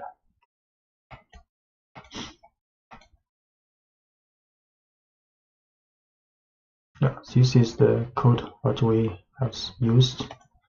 The modulo operator. A useful tool for working with numerical information is the modulo operator, which divides one number by another number and then returns the remainder. So we use the percent symbol for the modulo operation. For example, 4 modulo 3 will get 1, and 5 modulo 3 will get 2 here. We get 2 here. The following program will tell the input value is even or odd using modulo operation. So user will input something according to this prompt, enter number, and I will tell you if it's even or odd. Then use int function to change this number as a numerical variable. Then we can use an if statement test to test if the number is modulo 2 will be 0. If modulo 2 0, then this number is an even number. We'll print is even information. If not, then this number is odd number. So first we'll accept a user input. For example, input 19. Then use int function to set number as numerical value. Then we can run this if-else statement. So the number 19 is odd. The for loop takes a collection of items and executes a block of code once for each item in the collection. In contrast, the while loop runs as long as or while a certain condition is true. You can use a while loop to count up through a series of numbers. For example, the following while loop counts from 1 to 5. We set current number to the first initially. Then we do a while loop, check if current number less than or equal to 5, then print this current number. Then inside this while loop, we also increase this current number with 1. Then it will go back, check again if this condition still true. So and so on until run the current number if not less than or equal to 5, then the while loop stops. So in the first line, we start counting from 1 by setting the value of current number to 1, and the while loop is then set to keep running as long as the value of current number is less than or equal to 5. The code inside the loop brings the value of current number and then adds 1 to that value with current number equals 1. And this operator is shorthand for current number equals current number plus 1. So Python repeats the loop as long as the condition current number less than or equal to 5 is true. We show current number equals 1, assigned with 1 first. So while loop, while this condition is true, will print out this number and then increase this number with 1. So this 5 number is being printed out. So letting the user choose when to quit. So in the following program, we define a while loop. We then define a quit value and then keep the program running as long as the user has not entered the quit value. So prompt, we create prompt value message, the 2-line, tell me something and I will repeat it back to you. Then enter quit to end the program. So we start with an empty string called message. Then our message is not quit, is not equal to quit. If this is true, then we will let user to input some message with this prompt. Next, then print message. So this while loop will run until user input quit.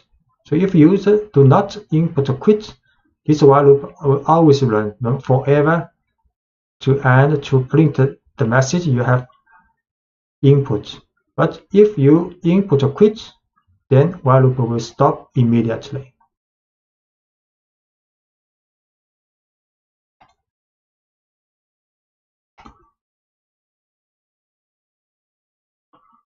So we create this prompt variable, then create empty message, then run this while loop and let the user to input this message and print out this message. Try hello. So print out hello has been printed out. Okay. Everyone print out. So now we input a quit. So quit print out and while loop stopped.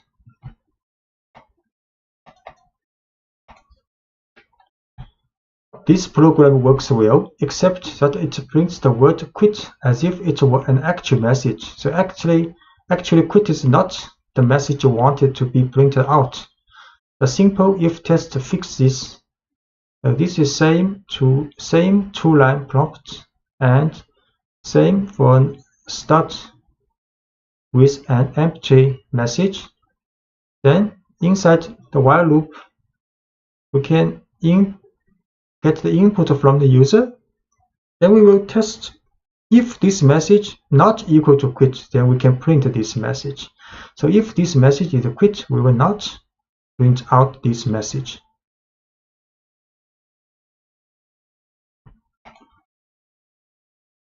So we can try this.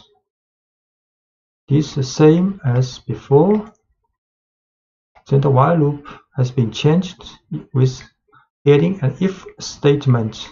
If the message is not quit, then we print out this message. Then hello. Then hello is printed out. Everyone printed out. But we input a quit, the message not printed out, and while loop also stopped. Using a flag. So in the previous example, we had the program perform certain tasks while a given condition was true. But what about more complicated programs in which many different events could cause the program to stop running? So if many possible events might occur to stop the program, trying to test all these conditions in one while statement becomes complicated and difficult. So for programs that should run only as long as many conditions are true, you can define one variable that determines whether or not the entire program is active. This variable, called a flag, acts as a signal to the program. So we can write our program so they run while the flag is set to true, and stop running while any of several events sets the value of the flag to false. So let's add a flag to the previous program. This flag, which we will call active, so you can call it anything, will monitor whether or not the program should continue running. So we set create to their message, prompt message. Then we create a variable called active is true. Next, we will run a while loop. Start with while active. So while active means if the active's value is true, then while active will be true. If the active's value is not true, so while active will not be true. So the while loop starts with while active. So the message, user will input a message. So if the message equals quit, then we'll set active to false. If the message is not quit, then we will print this message, then run while loop again. Until user input quit, we will set active to false, then while loop will stop. We create this prompt message, then set a flag variable active to true first. Then run a while loop. While active, then user can input a message and Python will check if the message is quit. If quit, then while loop stopped, and active, because active set to false, then loop will stop. If it is not quit, then we'll print out this message and back to the while loop check again. So we run. Hello everyone, then quit. It stopped, while loop stopped. Using break to exit a loop. To exit a while loop immediately without running any remaining code in the loop. So regardless of the results of any conditional test, you can use the break statement. The break statement directs the flow of your program. You can use it to control which lines of code are executed and which aren't. So the program only executes code that you want it to when you want it to. For example, consider a program that asks the user about places they have visited. So we can stop the while loop in this program by calling break as soon as the user enters the quit value. So this is 2 lines message. Prompt the user to tell a city they have visited and can enter quit if they are finished. So a while loop with while true start. So while true is always true if nothing else happened. So while true is always true. Then prompt the user to input a city. So next is if test. If the city is quit, then break. Then while loop stopped. If the city is not quit, then a message I'd love to go to this city are printed out. The loop that starts with while true will run forever unless it reaches a break statement. You can use the break statement in any of Python's loop. For example, you could use break to quit a for loop also, that's working through a list or a dictionary. So we'll show this code. First, create this prompt message variable. Then we will run this while loop. So user will see this prompt, enter city to New York. Then the message I'd love to go to New York printed out. Next I will input London. Then I'd love to go to London. Then here now I have put input quit.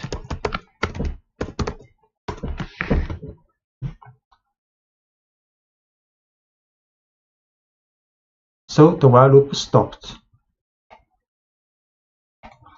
And you can also use continue in a loop. So rather than breaking out of a loop entirely without executing the rest of its code, you can use a continue statement to return to the beginning of the loop based on the result of our conditional tests. So for example, consider a loop that counts from 1 to 10 but brings only the odd numbers in that range.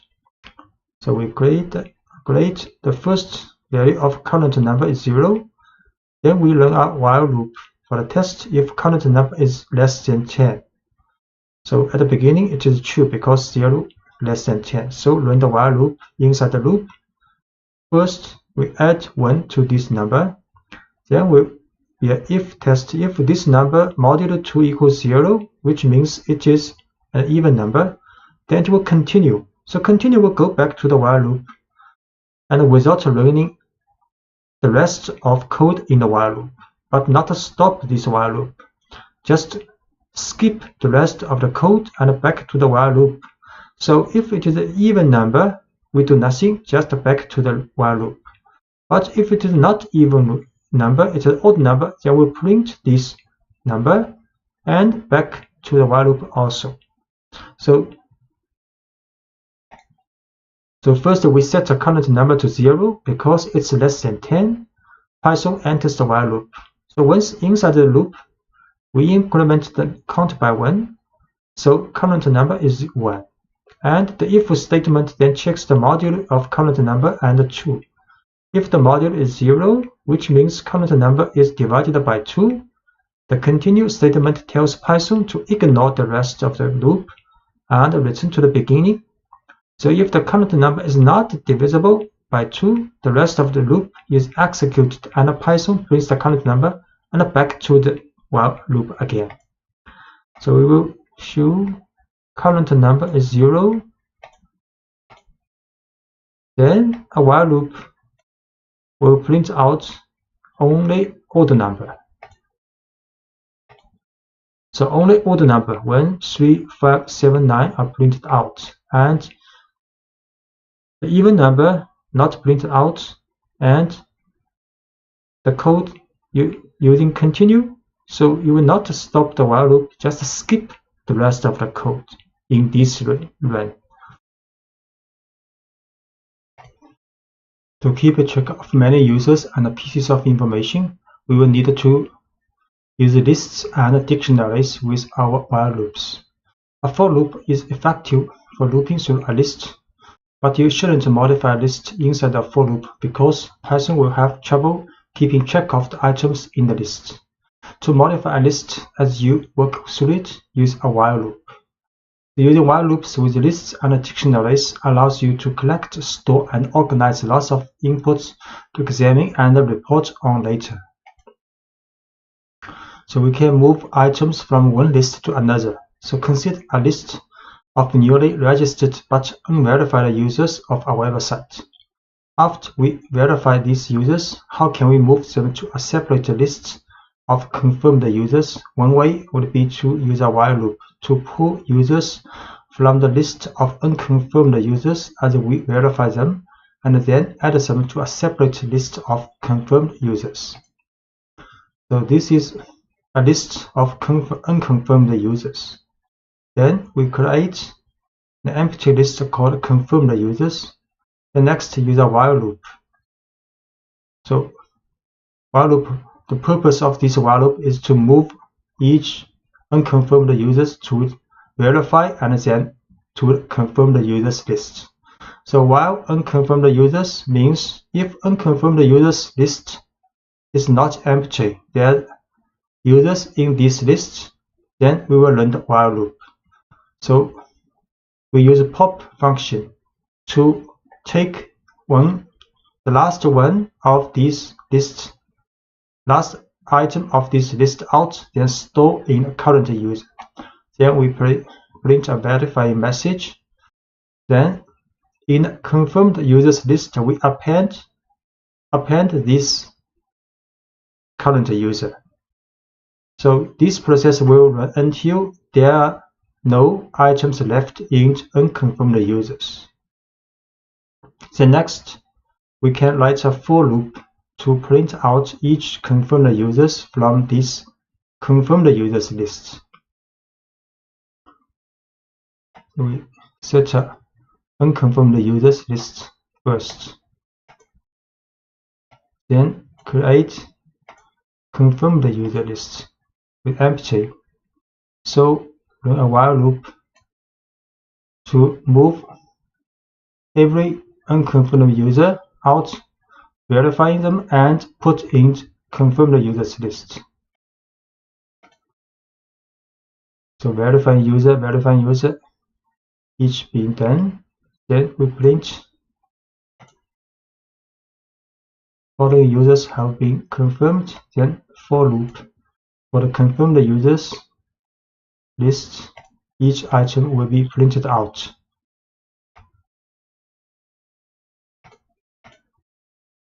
And you can remove all instances of specific values from a list.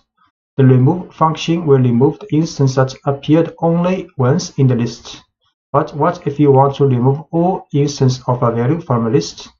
Say you have a list of pets with the value cat repeated several times. To remove all instances of that value, you can run a while loop until cat is no longer in the list. So this is a list with pets. The cat occurs 3 times here. Then we can write a while loop. So while cat in pets, then we will remove cat. So while cat in cat means while cat exists in this list, it still have cats list exists in this list, then we'll remove this cat. So until there are no cat in these pets, then the while loop will be finished. So we create these pet lists and print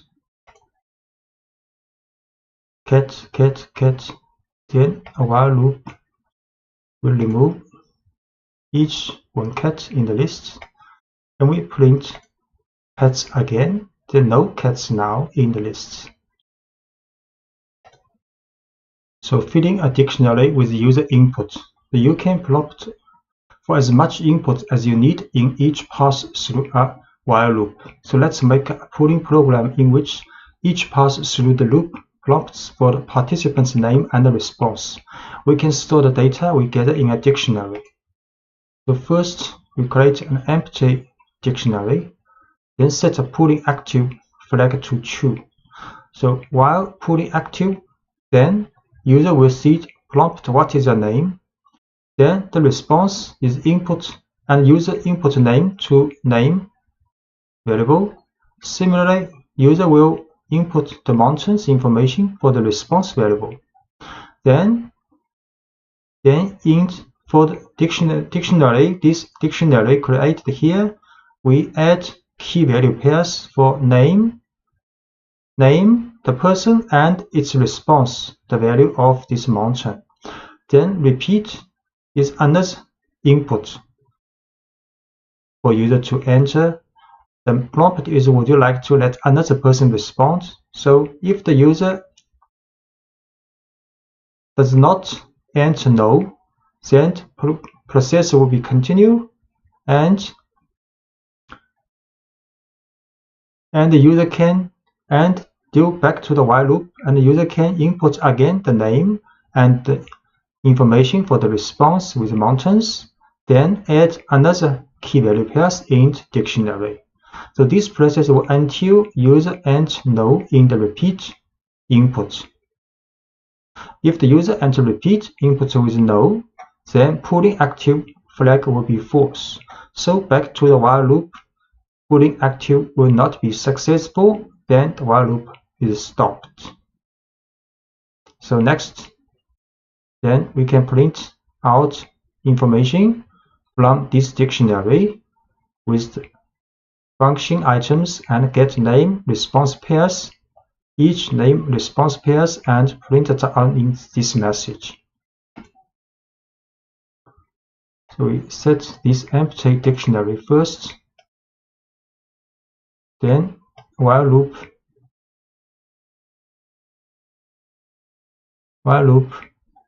In the while loop, user will enter name and response of the mountain, and while loop will set key value pairs in this dictionary. Then user will see Anna's prompt. Would you like to let another person respond? So if the user does not enter no or enter yes or other input, then the while loop will continue on, and user then enter another name and mountain, and so on until user has entered no here. Then the key pooling active flag will be false. Then the while loop will be stopped.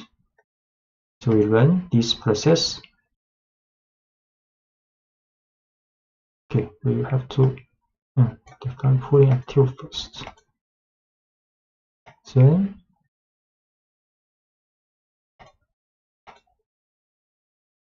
what's your name?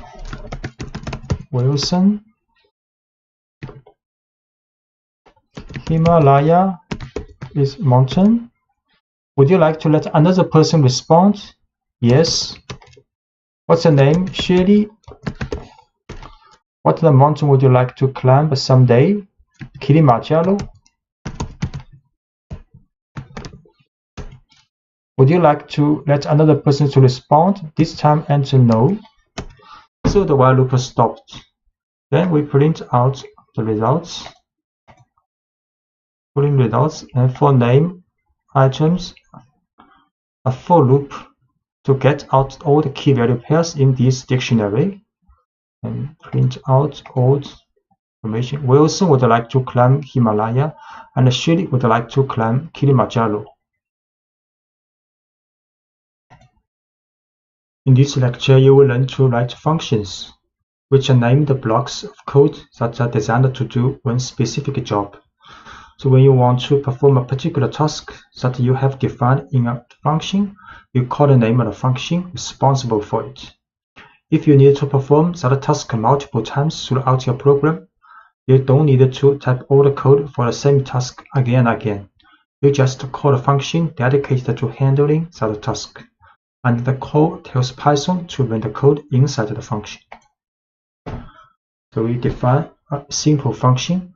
Here's a simple function named greet user that prints a greet message. So use diff greet user. Then this is the description of this function. Use triple quotes. Then inside the function, print a message hello. Then we can call this function just write greet user. The keyword diff to inform Python that you are defining a function. Then next name of the function is greet user. Then parentheses are empty here, means no more information needed to run this function. And a comment called a docstring enclosed in triple quotes, which describes what the function does. The docstrings are enclosed in triple quotes. Greet users call the function. So we define a function called greet user, and inside the function print hello message. Then we'll call this function just print greet user and parentheses. The function greet user can not only tell the user hello, but also greet them by name. So for the function to do this, you enter username in the parentheses of the function's definition at the diff greet user. So by adding username here, you allow the function to accept any value of username you specify. So if we want to print message with different username, so we can put a parameter here in the definition of function in the parentheses. So inside the function, print message will take this information of username and print a message. So when we call this function, we have to add a name, for example, Jesse here. So the variable username in the definition of greet user is an example of a parameter, a piece of information the function needs to do its job. And the value Jesse in greet user Jesse is an example of an argument. An argument is a piece of information that is passed from a function call to a function. So when we call the function, we place the value we want the function to work with in parentheses. In this case, the argument Jesse was passed to the function greetUser, and the value was stored in the parameter username. Note that people sometimes speak of arguments and parameters interchangeably. So we create again this function greetUser with the username as a parameter. Then we can print out a message using this username. The function defined. Then we call this function and adding a Jesse here in the parentheses. So the message "Hello Jesse" is printed out. Because a function definition can have multiple parameters, a function call may need multiple arguments. You can pass arguments to your functions in a number of ways. You can use positional arguments, which need to be in the same order the parameters were written, keyword arguments, where each argument consists of a variable name and a value, and the lists and dictionaries of values. So positional arguments. When you call a function, Python must match each argument in the function call with a parameter in the function definition. The simplest way to do this is based on the order of the arguments provided. So values matched up this way are called positional arguments. To see how this works, consider a function that displays information about pets. The function tells us what kind of animal each pet is and the pet's name. We define a function called describePet with two parameters needed to run this function. First is animal type, second is pet name. Then in the function definition, we print a new line, then a message "I have a this type, animal's type." Then print another line, this animal type's name is this pet name's title form. So when you call this function, you have to write describePet, then the type first, then name second. Or you can run again, call the dog is the type, then Willy is the name. So we define this function first. Then we call this function. Then I have a hamster. My hamster's name is Harry. We call again with this information input. I have a dog. My dog's name is Willy. So order matters in positional arguments. You can get unexpected results if you mix up the order of the arguments your function call when using positional arguments. So for example, if you call this function but write this order, Harry hamster, so this will print the message "not you want." And a keyword arguments. A keyword argument is a name-value pair that you pass to a function. You directly associate the name and the value within the argument. So when you pass argument to the function, there is no confusion. Keyword arguments free you from having to worry about correctly ordering your arguments in function call. So let's rewrite the pets examples using keyword arguments to call describePets. So we can also call this function. Then in the parentheses we write key value. So you can write any order if you input the key value pairs. And we can also call a pet name, right first, Harry, and animal type second. It's correct. So the order of keyword arguments doesn't matter because we explicitly tell Python which parameter each argument should be matched with. So we call using keyword arguments. So I have a hamster. My hamster's name is Harry. Then call again with this keyword order So I have a hamster, my hamster's name is Harry. The return result is the same. And default values. So when writing a function, you can define a default value for each parameter.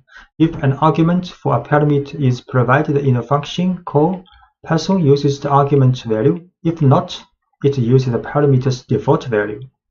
For example, if you notice that most of the calls to describe a pet are being used to describe dogs, so you can set the default value of animal type to dog. Now anyone calling describe pet for a dog can omit that information. We can define this function with pet name, but animal type we set a default value as dog. So when you print, when you call this function, if it is a dog, you can just input the name of this pet. You need not input a dog, but the function definition with the default value have to be put after the argument parameter without default name, without default value. So dog, because the default value for animal type is dog, so we have to put this parameter in the end in the function definition. So when we call this function, we can also write pet name Willy. So in both calling without animal type in the input, so the function will assume that animal type is dog. So we create this function with the default value with dog for the animal type. Then call this. So I have a dog, my dog's name is Willy. So this information is for name. And I call again. I have a dog, my dog's name is Willy. To get the same result. Note that the order of the parameters in the function definition had to be changed because the default value makes it unnecessary to specify a type of animal as an argument. So the only argument left in the function call is the pet's name. So Python still interprets this as a positional argument. So if the function is called with just a pet's name, that argument will match up with the first parameter listed in the function's definition. So this is the reason the first parameter needs to be pet name. And the simplest way to use this function now is to provide just a dog's name in the function call. And to describe an animal other than dog, you could use a function call like this. So if we describe a pet, but the pet is not a dog, so we have to input pet name is Harry and animal type is hamster. Because the position arguments, keyword arguments, and default values call can be used together, often you will have several equivalent ways to call a function. For example, we will have a dog, the name is Willy, so we can describe a pet, Willy, which we have seen, and describe a pet name is Willy, these two we have run. And if a hamster name is Harry, we can write Harry here, hamster second, because this is in the definition is the second place for the type, but with a default value because the hamster is not dog, so we have to input hamster here. But you can also write pet name is Harry, animal type is hamster. This is very clear. And because we use keyword and value type, so we can also write animal type first, hamster, then pet name Harry second. No problem. This it works correctly. So we will try this equivalent calls. So these two we have run. I have a dog, my name is Willy. Then if I have a hamster named Harry, I can run this first. Then can run this calling. We get the same result. My hamster's name is Harry. And this one also correct. My hamster's name is Harry. Return values. A function doesn't always have to display its output directly. Instead, it can process some data and then return a value or set of values. The value the function returns is called a return value. The return statement takes a value from inside the function and sends it back to the line that called the function. So returning a simple value. Let's look at a function that takes a first and a last name and returns a neatly formatted full name. So this is a function definition. Get formatted names with two parameters, first name and the last name. Then inside the function, a full name variable is created with a concatenation of first name, space, and the last name. Then a return statement return full names title form. So when we call this function get formatted name with input information for first name and the last name, then the return value of this full names title form will be saved back to musician. Then next we can print this musician. We create this function and call this function and store return value full name to musician. Then we print out this musician, Jimi Hendrix, exactly same as what we have inputted. So making an argument optional. Sometimes it makes sense to make an argument optional so that people using the function can choose to provide extra information only if they want to. You can use default values to make an argument optional. For example, say we want to expand get formatted name to handle middle names as well. The first attempt to include middle names might look like this. So we need middle name in this function. So normally people may write like this: first name, middle name, last name in as the parameters. Then inside the function definition, a full name is concatenated from first name, space, middle name, space, and last name. Then return this full name's title form. When people call this function, just write get formatted name with first, middle name, and last name.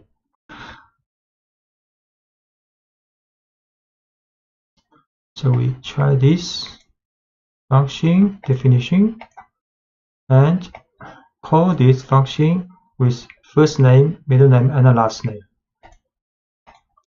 Is a positional argument. Passing position argument. So then after calling this function, the musician will get the value of this returned value full name. Then we print this musician. So first name John Hooker Lee printed out. This function works when given a first, middle, and a last name.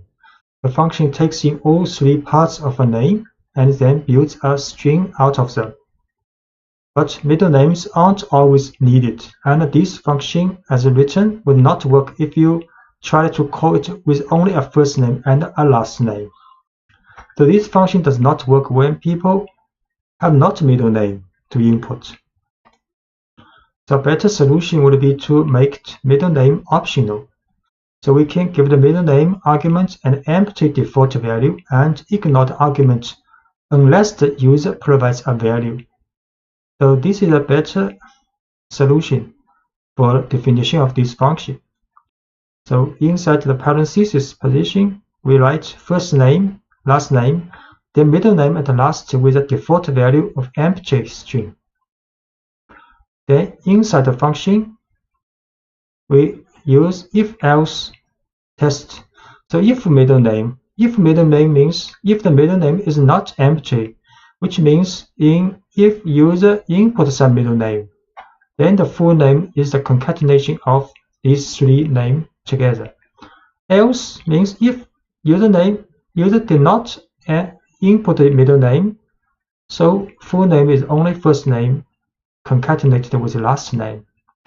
Then in the end, function will return full name, the title form. So when we call this function, no matter whether the people has middle name or not middle name, this function works. So in this case, we call this function with only first name and last name.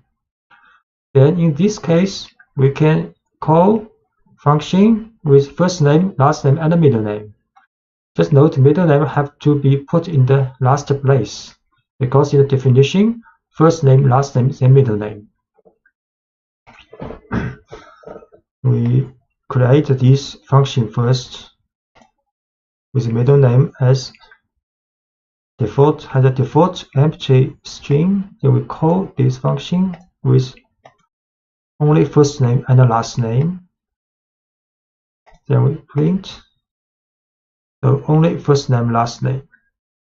And we call this function with first, last, and middle name input.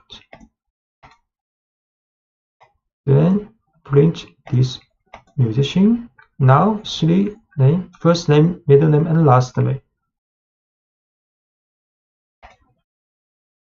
A function can return any kind of value you need it to, including more complicated data structures like lists and dictionaries. For example, the following function takes in parts of a name and returns a dictionary representing a person. We define a function called buildPerson. Information in parameters are first name, last name. So the person is a dictionary created in the function. And for this dictionary, there are two key value pairs. First is the first value is the first name from the parsing of this first name, and key last, the value is last name passed from these positions parameter. So then function return person, this dictionary, when you call this function. So next we call this function buildPerson then with information for first name, last name passing. We create this function with a return a dictionary of a person. Then we call this function and with passing first name and the last name and stored back to the musician. So the musician is a dictionary because this function returns a dictionary. So we print out this musician is a dictionary with first two key value pairs. Key first value is Jimmy, last is key, the value is Hendrix. And you can easily extend this function to accept optional values like a middle name, an age, an occupation, or any other information you want to store about a person. For example, the following change allows you to store a person's age as well. So we define a function called buildPerson. But this time we add another parameter called age with default value is empty string in addition to first name and the last name. So inside the function, we create a dictionary called person with two key value pairs, first and last first. Then we run a if test if age. So if age means if user input age when calling this function, then we create another key value pair for this person's dictionary. Then key is age and the value is the age user input. Then in the end we return this person dictionary. So when you call this function, you input Jamie, Henrik's first name, last name, then you add a key value pair like age equals 27.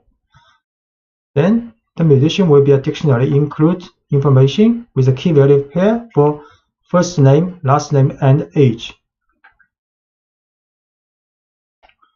We define this function with age as a default empty string value in addition to first name and the last name, and return this person if age is input with a value, then the person has key value pair for age also. And we call this function, and the return person's dictionary will be stored in the musician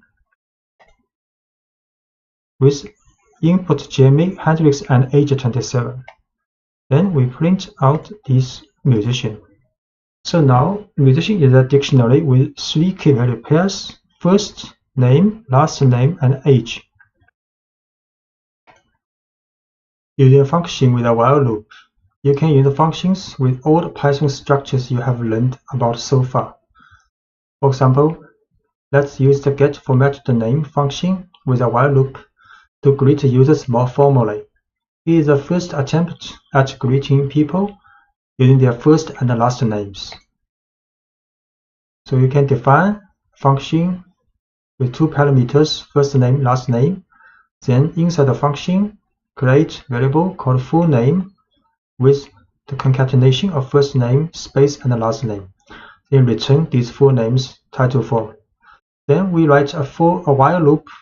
So while true, it will be always true if nothing happens. So in the while loop, print message for the user to input a name, and if user input a Q, then it will be quit. Then the while loop will stop. Then next, create 2 variable called fName, get the information of the first name, and lName get information of last name user input. Then format the name, calling this getFormatTheName function, and store the return value of full name to format the name. Then print message including this format name. In the previous example, we use a simple version of getFormatTheName that doesn't involve middle name. And the while loop asks the user to enter their name, and we prompt for their first and last name separately. But there is one problem with this while loop. We haven't defined a quit condition, and the while loop will be run infinitely. We want the user to be able to quit as easily as possible, so each prompt should offer a way to quit. The break statement offers a straightforward way to exit the loop at either prompt. In the following example, we add a message that informs the user how to quit, and then we break out of the loop if the user enters the quit value at either prompt. So the program will continue greeting people until someone enters Q for either name. So we change the while loop here. After user see the input for the first name, after user input, there will be a if conditional test. So if user input Q for the first name, then it will be break. Then the while loop will stop. Now if the next for L last name input from the user also will be a if test. If this time user input Q, then also will be break.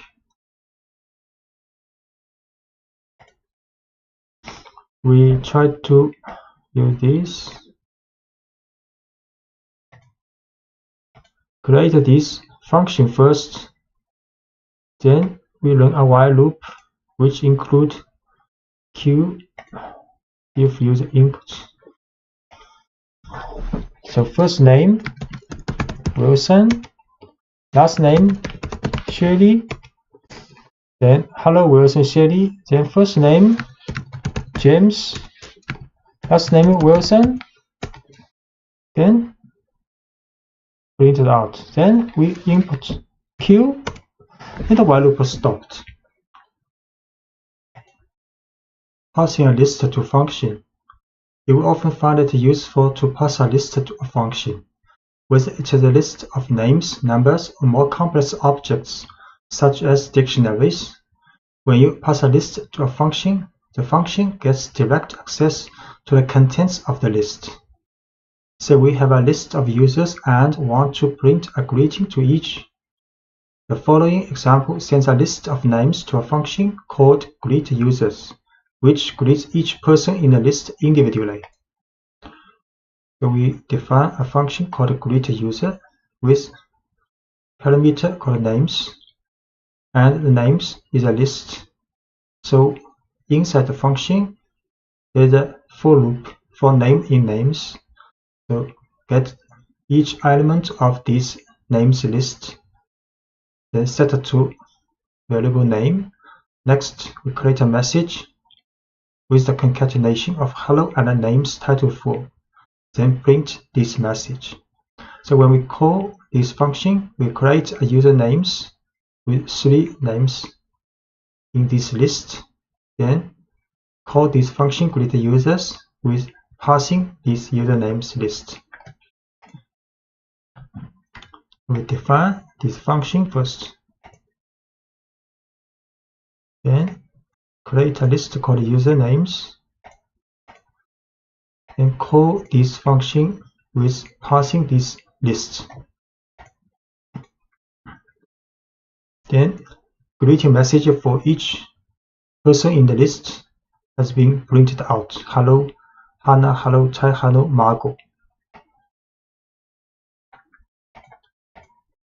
Modifying a list in a function. When you pass a list to a function, the function can modify the list. So any changes made to the list inside the function's body are permanent. Consider a company that creates 3D printed models of designs that the users submit. So designs that need to be printed are stored in a list, and after being printed, they are moved to a separate list. The following code does this without using function. So if we do not use a function, we will use the following codes. So we create a list called unprinted designs with 3 elements, then create a completed models with empty list first. Then we write a while loop. So while unprinted designs, if there's any element left in unprinted designs, then we pop out this element, the last element in this list, then set to current design. Then we print a message, so printing model, printing this current design now.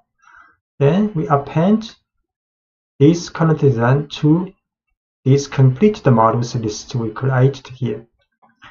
So when the while loop runs until unprinted design is empty, because we pop it out empty. So then the while loop are finished and all items have been moved from the unprinted design to the completed models. So next we can print out this information for each completed model in the completed models list.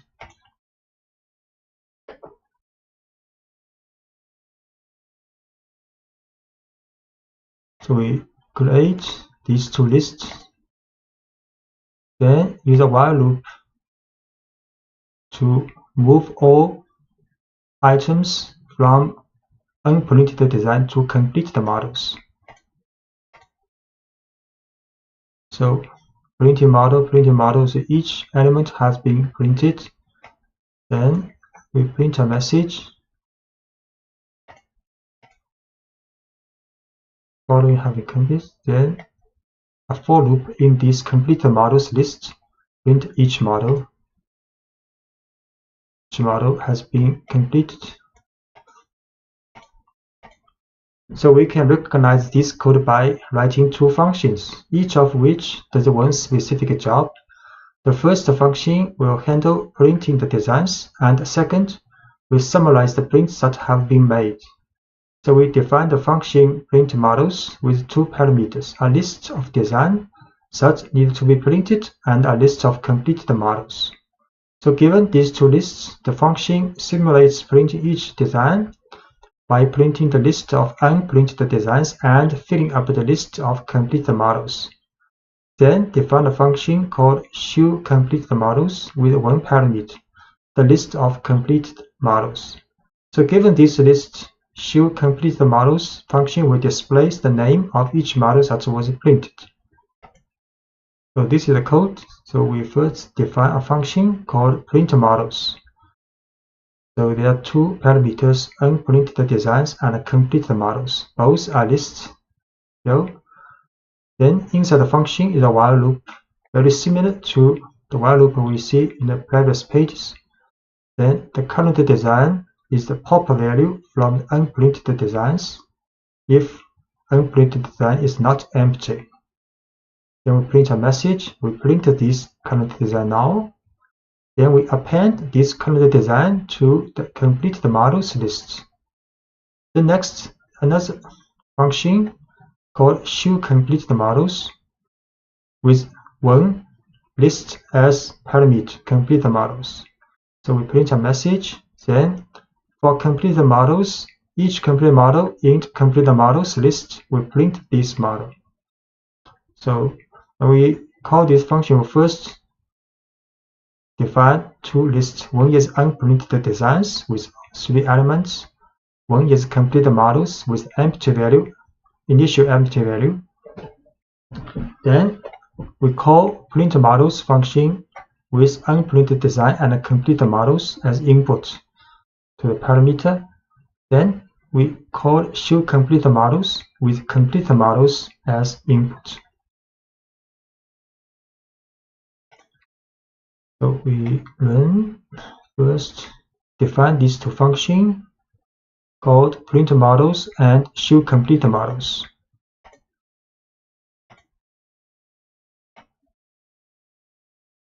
Then we define two lists. One is unprinted design and one is complete design with empty lists. Then we first call printModels with input as unprinted design and completed models as parameter input. So 3 models has been printed. Then we show the printed models. So the completed models now has 3 elements, and if we run show the unprinted design again, it is empty now. So which means for the calling this function, printModel calling this line, we input two lists, and both have been changed. So for the unprinted designs, it's empty now, and for the completed models, it's now full of 3 completed models. So passing lists to the function will be changed. And preventing a function from modifying a list. So sometimes you want to prevent a function from modifying a list. For example, say that you start with a list of unprinted design and write. In this case, you can address this issue by passing the function a copy of the list, not the original. So any changes the function makes to the list will affect only the copy, leaving the original list intact. So you can send a copy of a list to a function like this. So if we call this function again, we can use the bracket colon. This is a copy of this list. So this list will not be changed after running the function. The slash notation makes a copy of the list to send to the function. If we did not want to empty the list of unprinted designs in previous example, we could call printModels like this. So printModel unprinted design with a colon. So this list will not be empty after we have called the model. We try this.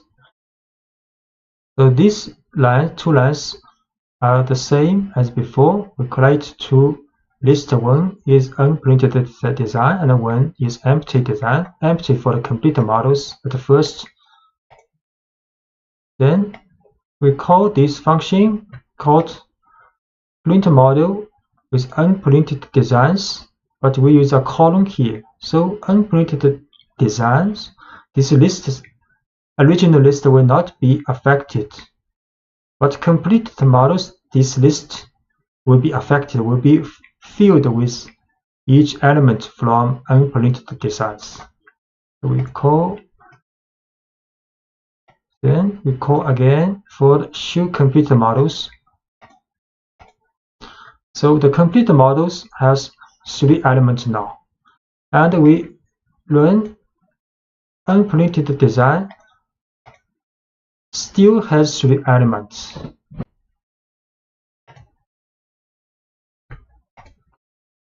Passing an arbitrary number of arguments to function. Sometimes you want to know ahead of time how many arguments a function needs to accept. Fortunately, Python allows a function to collect an arbitrary number of arguments from the calling statement. For example, consider a function that builds a pizza. It needs to accept a number of toppings, but you can't know ahead of time how many toppings a person will want. The function in the following example has one parameter, asterisk toppings, but this parameter collects as many arguments as the calling line provides. So we define a function called makePizza with the parameter asterisk toppings. Then we print these toppings.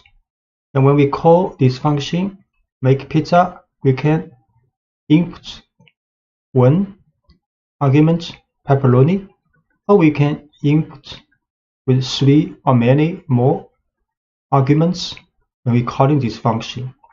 So the asterisk in the parameter name toppings tells Python to make an empty tuple called toppings and pack whatever values it receives into this tuple. So in these 2 cases, pepperoni or mushrooms, green peppers, extra cheese will be stored in these star toppings, and this asterisk toppings will be a tuple, will be used in the function.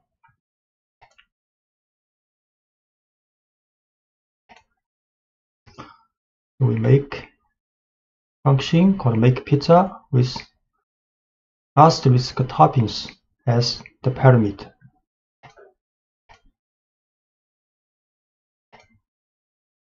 Then we call this function, this time with only one item, pepperoni, as the argument for this parameter.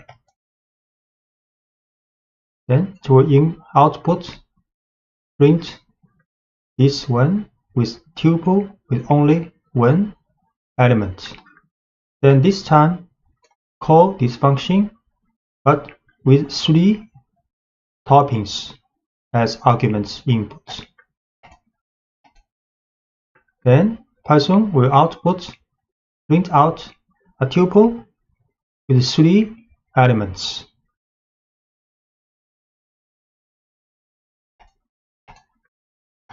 Now you can replace the print statement with a loop that runs through the list of toppings and describes the pizza being ordered.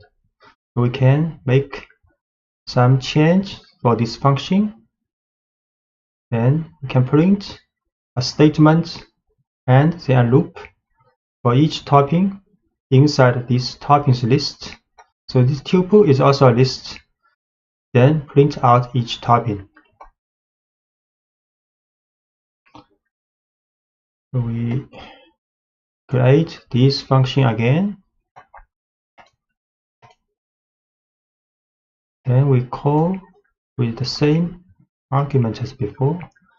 Now the message, make a pizza with the following toppings, pepperoni. And call this function with 3 arguments passing.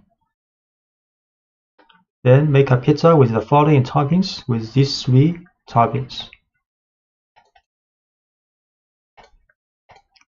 And mixing positional and arbitrary arguments.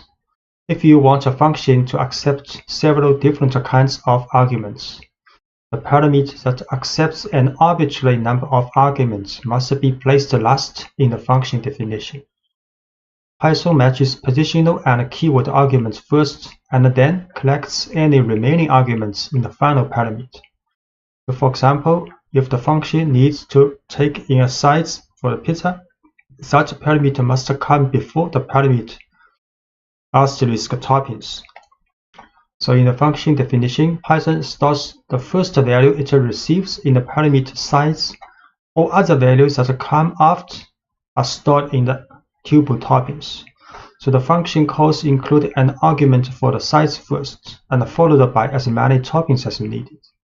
So we make modification for this function definition. Then this time there are 2 parameters. The first is the size for the pizza. The next is an arbitrary number of arguments will be stored in this toppings tuple because there are asterisk here. Then inside the function we print a message using the string value of this size. Then in a for loop, same as before, we print out this topping. So when we call this function, the same form for the calling as before, but this time we add size first. Have to add size first because size is stay the first position in the parameter in the function's definition. So size first, then next either is 1 items or 3 items will be stored as this toppings tuple. So we make a new function with size and this toppings tuple as parameter. Then we call this function again with the size first, then pepperoni second. Then a message, we make a 16-inch pizza with the following toppings, pepperoni. We call again this function with size 12 first, then 3 items second. Then we make a 12-inch pizza with the following toppings, mushroom, green peppers, extra cheese.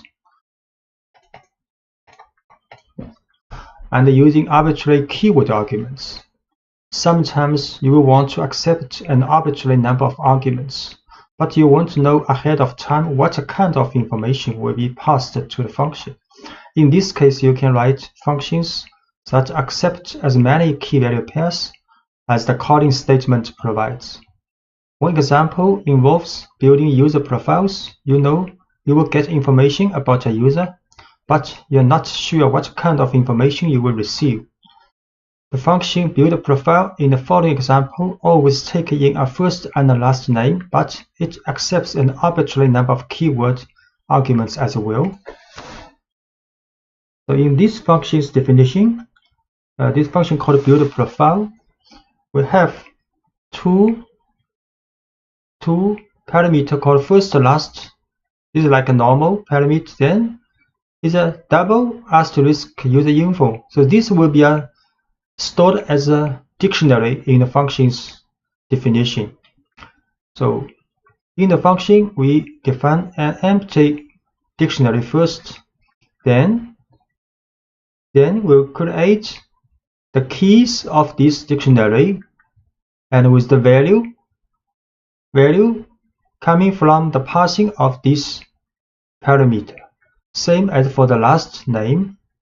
Then next we write a for loop for this dictionary's items. Methods will get a key value pair. That for each key value pair in this dictionary's items, then we will create new key and value pairs and use this information from this user's info. So this user's info is a tuple or is a dictionary when we call this function, and the extra information after first and the last, these two values will be stored in this dictionary. So this for loop will use this dictionary and put these key value pairs in dictionary profile.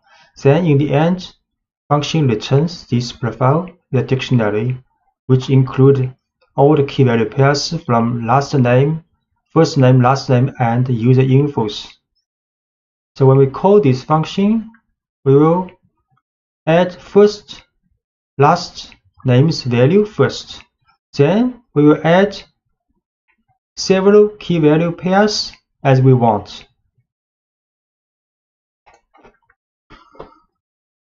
So we create this function with first, last, then a dictionary as parameter.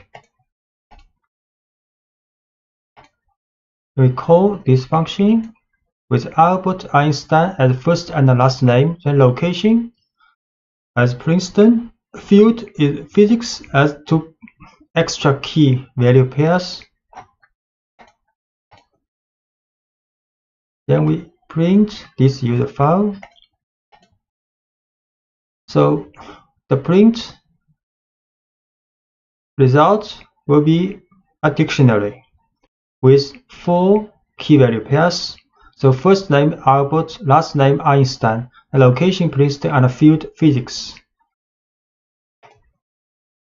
Once you have created a function or a dozen functions, you can go a step further by storing your functions in a separate file called a module, saved into same directory as your current source file, and then importing that module into your main program.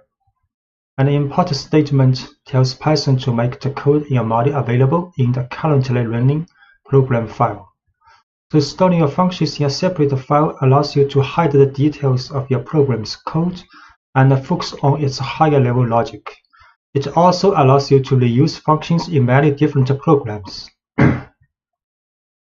So when you store your functions in separate files, you can share those files with other programs without having to share your entire program. There are several ways to import a module. So importing an entire module. To start importing functions, we first need to create a module. A module is a file ending in .py that contains the code you want to import into your program. So let's make a module file called pizza.py that contains the function make pizza. So this function is written in the file pizza.py in the working directory. So this function is same as the function we made in the previous lectures, with size and this tuple toppings as input parameter. Then print a message with the size of this pizza and print out each topping.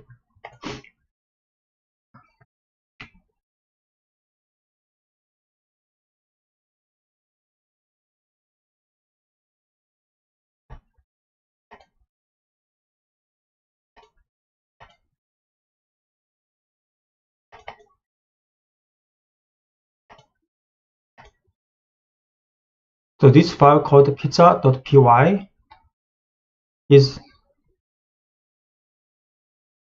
a module file stored in the working directory, and their own function in this file called make pizza.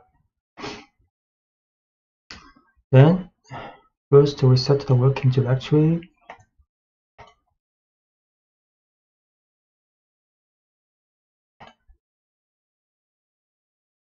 Then we can import the module pizza. We just create it and then make 2 calls to make pizza using the form.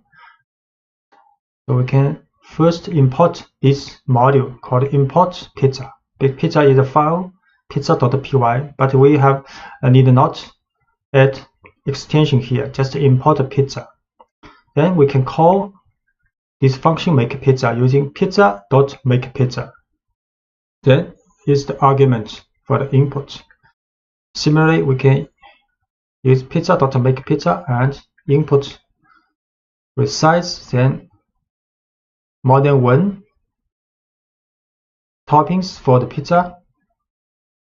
So when Python reads this file, the line import pizza tells Python to open the file pizza.py and copy all the functions from it into this program.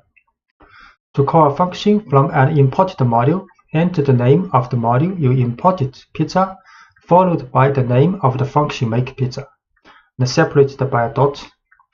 This code produces the same output as in the previous lecture, that without storing function into a module. So we import pizza first.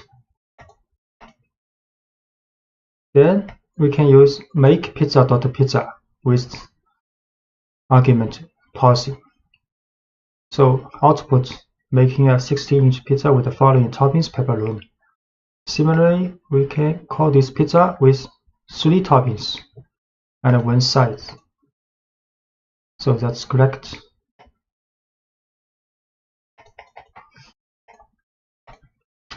And you can also import specific functions from this module file. You can also import a specific function from a module. Here is the general syntax for this approach.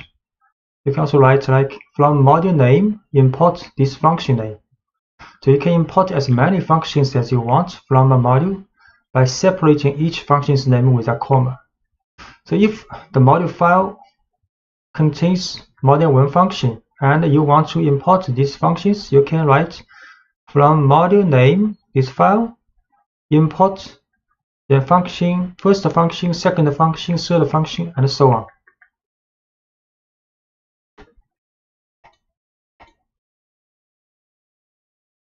So the makePizza example would look like this if we want to import just the function we are going to use. So we can write from pizza import makePizza.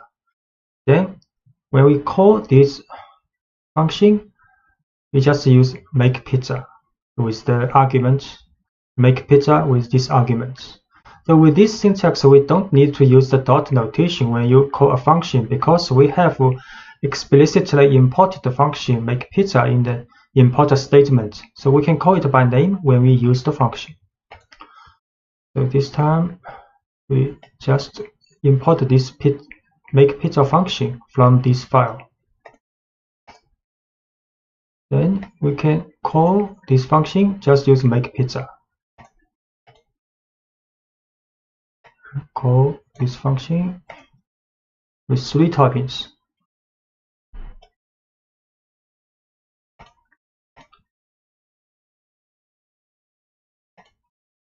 And using s to give a function an alias. So if the name of a function you are importing might conflict with an existing name in your program, or if the function name is long, you can use a short unique alias, an alternate name similar to a nickname for the function.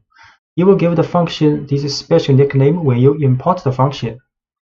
The general syntax for providing an alias is like, so from module name, import function name is an alias. So here we give the function makePizza an alias np. So by importing makePizza as np, so the s keyword renames a function using the alias you provide. So you can write from pizza import makePizza as np. Then we can call this function using np now with the parameter parsing. np now with the parameter parsing. We can from pizza import makePizza as np. Then we can use np16 pepperoni to call this function. You can make a call with np12 mushroom, green peppers, extra cheese. So the output of this calling is the same. We use s to give a module an alias. You can also provide an alias for a module name. The general syntax for this approach is import module name as an alias.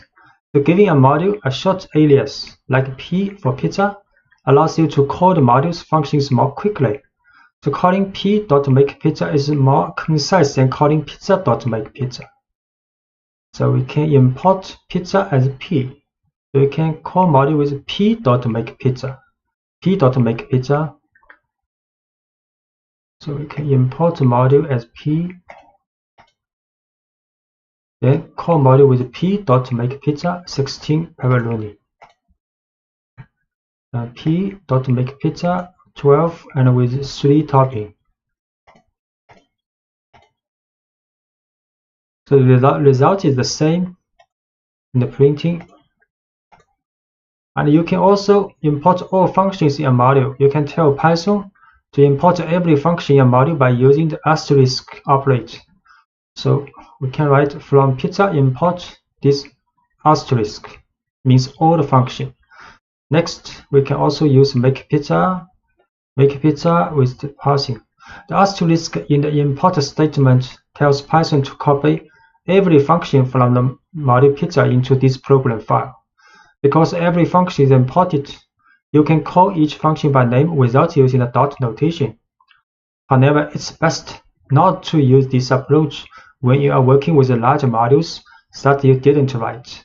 If the module has a function name that matches an existing name in your project, you can get some unexpected results. Python may see several functions or variables with the same name, and instead of importing all the functions separately, it will overwrite the functions. So this is not a good approach. We write here just to let you know if in the later time you may see such approaches in other people's code. So we can try this, make from pizza import with the asterisk. Then we can call this function with just to make pizza. The result is the same. So the best approach is to import the function or functions you want, or import the entire module and use the dot notation. Class object-oriented programming is one of the most effective approaches to writing software. In object-oriented programming, you write classes that represent real-world things and situations, and you create objects based on these classes. When you write classes, you define the general behavior that a whole category of objects can have. And when you create individual objects from the class, each object is automatically equipped with the general behavior. You can then give each object whatever unique traits you desire. Making an object from a class is called instantiation, and you work with instances of a class. You can also specify the kind of information that can be stored in instances. So creating a dog class. So let's start by writing a simple class, dog, that represents a dog, not one dog in particular, but any dog. So they have all a name and age. We also know that most dogs sit and roll over. These two pieces of information, name and age, and those two behavior, sit and roll over, will go in our dog class because they are common to most dogs.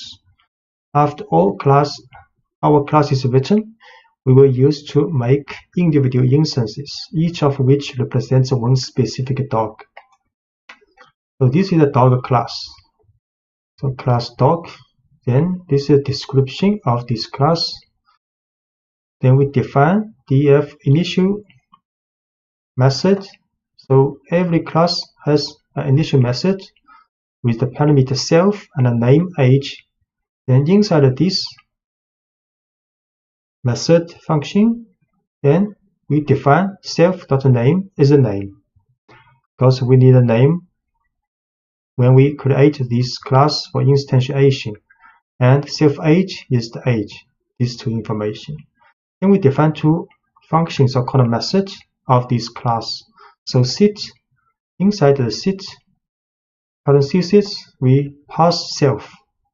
So this means all the dog will have this sit method, same as roll over. Then inside these two function method, then we print the name of this dog and is not setting a message. And similarly, for rollover, we print this dog is rollover. So by convention, capitalize the name referred to classes in Python. The parentheses in the class definition are empty because we are creating this class from scratch.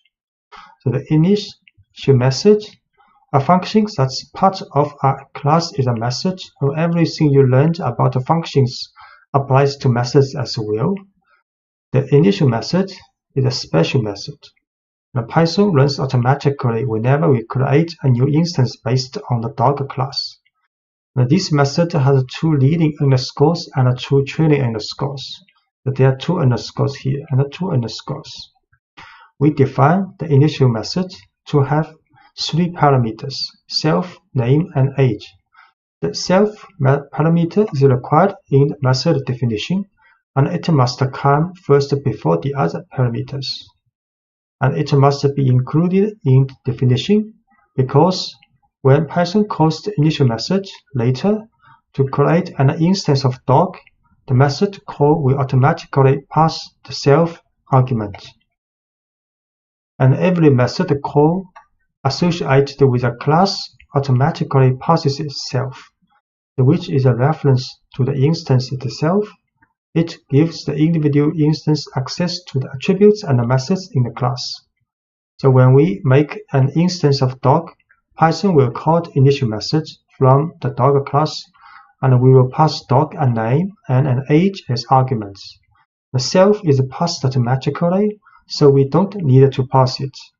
Whenever we want to make an instance from the dog class, we will provide the values for only the last 2 parameters, name and age. And the 2 variables defined each have the prefix self. So any variable prefixed with self is available to every method in the class. And we will be able to access these variables to any instance created from the class. So self name equals name takes the value stored in the parameter name and stores it in the variable name, which is then attached to the instance being created. The variables that are accessible through an instance like this are called attributes. And the dog class has 2 other methods, defined sit and rollover, because these methods don't need additional information like a name or age. We just define them to have 1 parameter self. They all be able to sit and roll over. For now, sit and rollover don't do much. They simply print a message saying the dog is sitting or rolling over. So we create a class now.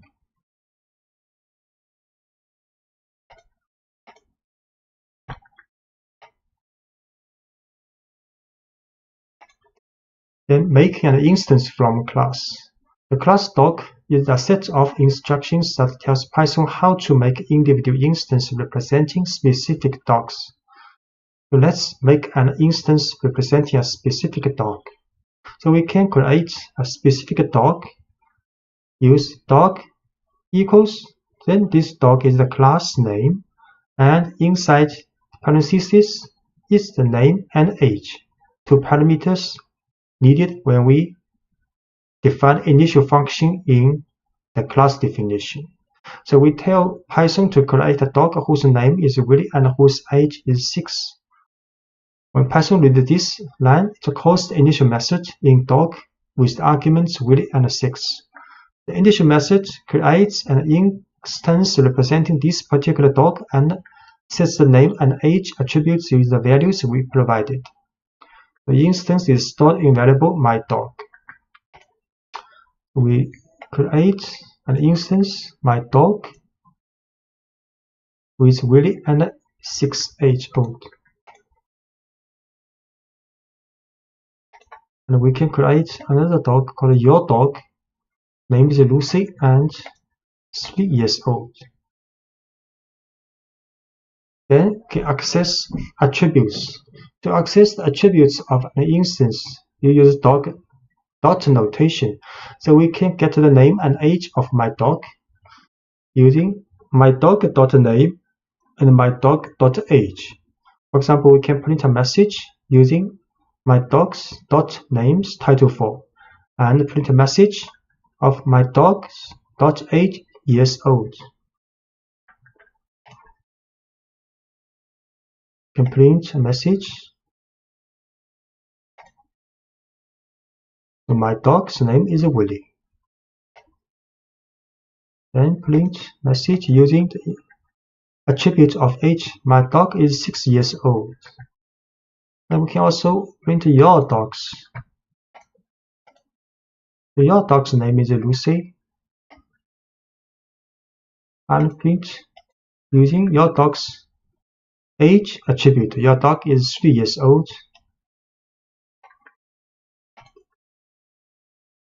And we can also call methods. Methods actually is the function. So we can also use dot notation to call my methods defined in dog. So let's make our dog sit and roll over. So my dog dot sit. My dog is an instance because this instance belongs to a class dog, and the dog class has sit method, sit function. So we can use dot notation. So my dog dot sit. So we call this function. Similarly, we can use my dog dot roll over. So roll over this function will be called. My dog sit. So Willie is now sitting.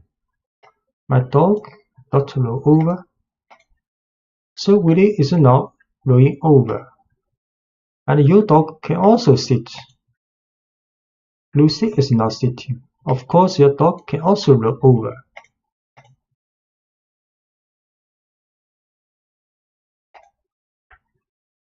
So let's write a new class representing a car. Our class will store information about the kind of car we are working with, and it will have a method that summarizes this information. So we defined initial method with the self parameter first. We also give 3 other parameters: make, model, and year. A method called getDescriptiveName that puts a car's year, make, and model into one string neatly describing the car. Then we make an instance from the car class and store it in the variable myNewCar. Then we call getDescriptiveName to show what kind of car we have. So this is a class for car, capitalized class for car. Then inside the class definition is an initial method with self first, then 3 parameters: make, model, year. With the information, when we calling this, when we make an instance of this car, we will put and input this information. Then for this initial method, we'll pass this 3 information to the attribute of this car called make, model, and year. Then a method called getDescriptiveName with the parameter self will create a variable called longName, which concatenates the information of year, make, and model together. Then we'll return these names title form.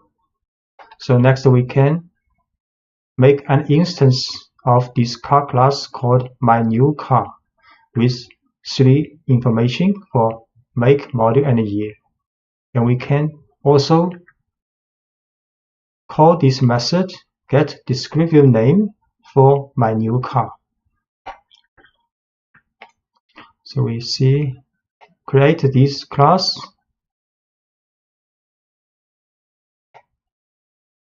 Okay, we can wait. There are lots of other methods.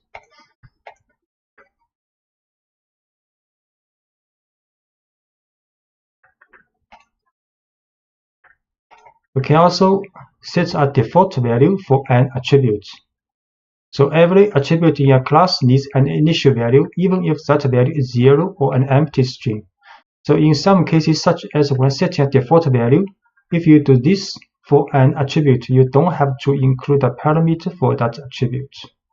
So let's add an attribute called odometer reading that always starts with a value of 0. So inside the initial method, we can create another attribute called odometer reading.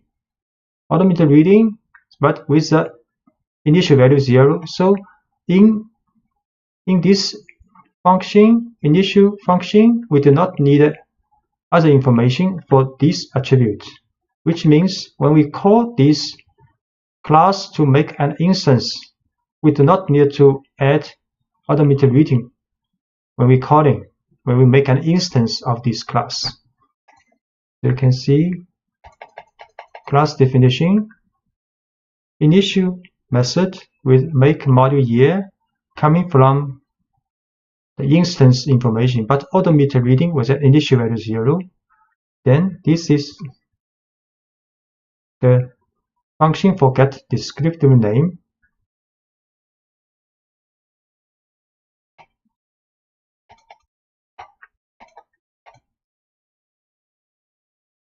Then we will also add a method called read automate that help us read each class automate.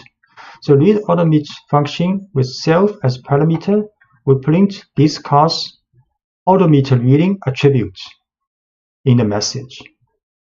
So when we have this instance called myNewCar, we can use this method with dot notation myNewCar.readAutomate. So calling method read automate will read a class current image. So we can this function define read automate self, then we print out this class automated reading attribute in the message. And we can also modify attribute values. You can change an attribute's values in 3 ways. You can change the value directly through an instance, set the value through a method, or increment the value, add a certain amount to it through a method.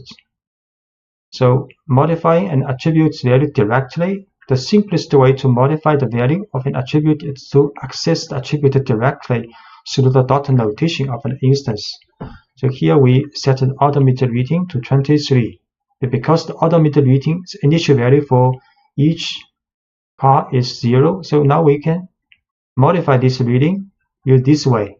We can use myNewCar.automated reading is 23. So next we use myNewCar.readAutomator will get this new value. We will try this. We create this car class.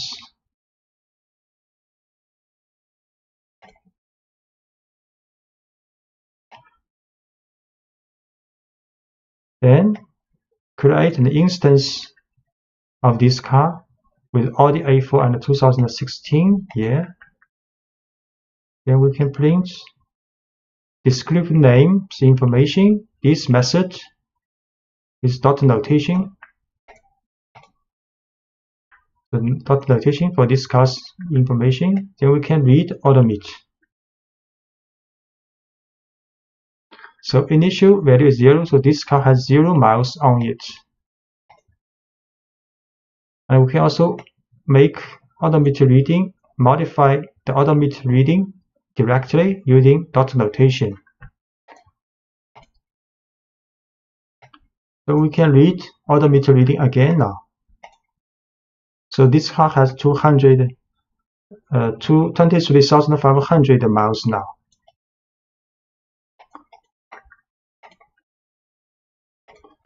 So you can also modify an attribute's value through a method.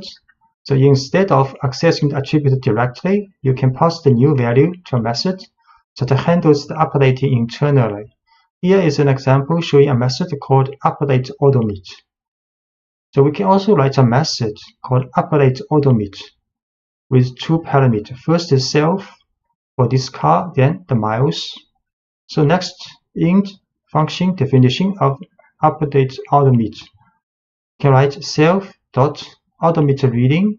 Self is this car, dot automated reading is this attribute, then equals the miles we passing for this function with the new value. So next, when we make an instance called myUsedCar, choose car, put in 3 information, make module year, then we can update this automated reading to a new value. Use the dot notation of myUsedCar.updateAutomate with new value. Then we can read odometer again. So we create an instance of this car, Subaru Outback 2013. So then print the get information name of this car dot notation. So the information is printed out 2013 Subaru Outback. Next, we can update the odometer reading of this car to 23,500. Use this method. Then we can read odometer reading. So this car has 23,500 miles on it.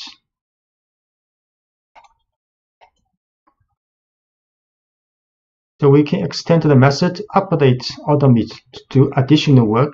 Every time the odometer reading is modified, let's add a little logic to make sure no one tries to load back the odometer reading. So we can define update odometer self miles with inside the function with if statement. So if miles larger than the current odometer reading, then we assign these new miles to the odometer reading. So if this conditional test is not true, which means the miles is less than the current odometer reading, we will not assign these new miles to the odometer reading. We will print a message: you cannot load back an odometer.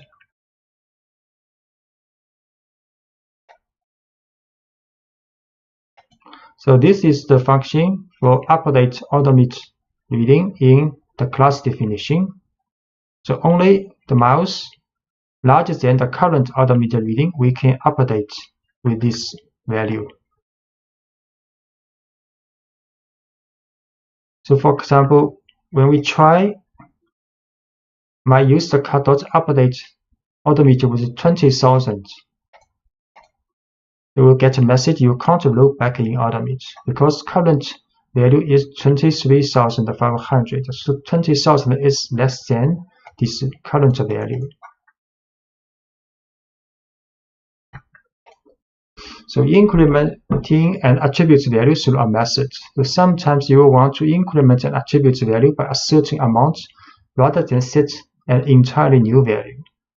Say we buy a used car and put 100 miles on it between the time we buy it and the time we register it.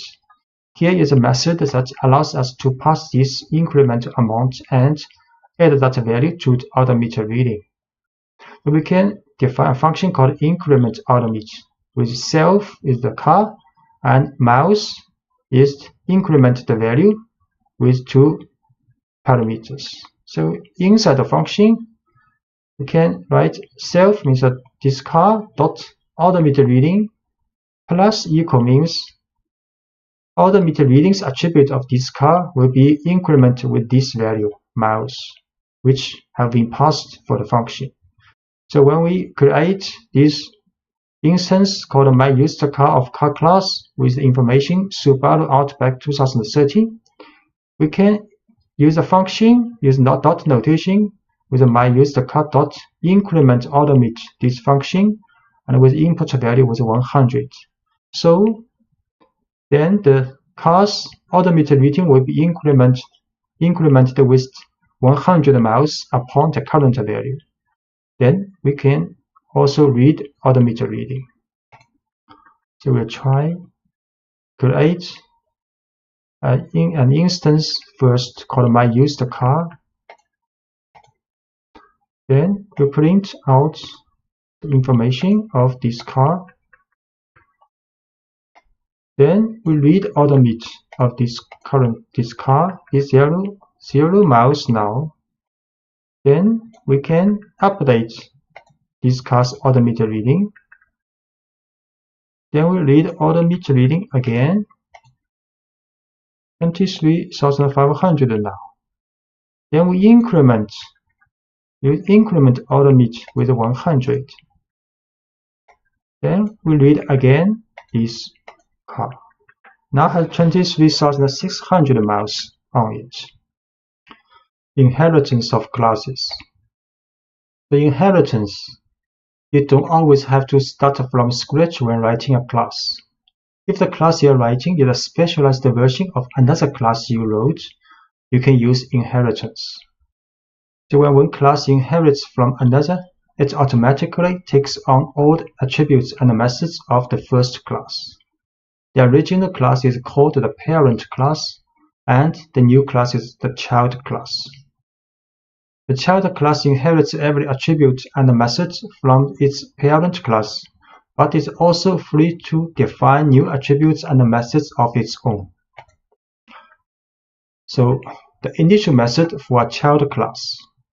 The first task Python has when creating an instance from a child class is to assign values to all attributes in the parent class. To do this, the initial method for a child class needs help from its parent class. So as an example, let's model an electric car. An electric car is just a special kind of car, so we can base our new electric car class on the car class we wrote earlier. Then we will only have to write code for attributes and behavior specific to electric cars. So let's start by making a simple version of the electric car class which does everything the car class does. So this is the car class. Part of the car class called is a parent class in this case. We have seen car class with 3 input information for make, model, year when you create an instance of this class, and inside the initial method we also define automated reading with beginning value 0, and there are several methods. We only show 2 methods here. For example, get descriptive name of this class information, and can read automate for this class automate information. So making a simple version of the electric car class which inherits from parent class car, then we can define an electric car class like this. So inside the electric car class, the parameter we have to write car class, which means electric car class inherits from car class. And in definition of initial function, we also write self, make, model, year, the same as the parent class. But the definition of this function, we have to write sup.initial. Sup means the parent class, so which means the definition of these variables, attributes for the electric car class is based on the definition of these attributes in the car class. So when we call or make instance of electric class, we can just write electric car, then with the information Tesla Model S 2016, and we can also use the method, for example, get descriptive name, same as we using this function method for a normal car. So when you create a child class, the parent class must be part of the current class and must appear before the child class in the file. So we define the child class electric car, and the name of the parent class car must be included in parentheses in the definition of the child class. And the initial method for a child class. The initial method takes in the information required to make a car instance, and the super function is a special function that helps Python make connections between the parent and the child class. This line tells Python to call the initial method from electric car class's parent class, which gives an electric car instance all the attributes of its parent class. And we make an instance of the electric car class with the same kind of information we had provided when making a regular car, and store it in my Tesla. The initial method defines an electric car, which in turn tells Python to call the initial method defined in the parent car class. So let's see.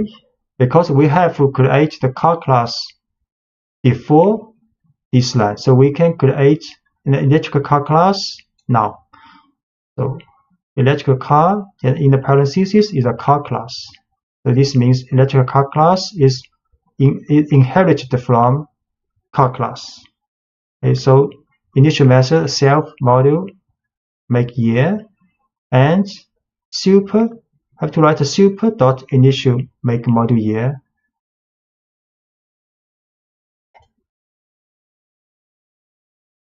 Then we can call and make an instance of electric car now with Tesla Model S 2016. Then we can use this method which defined in the parent class. So get descriptive name.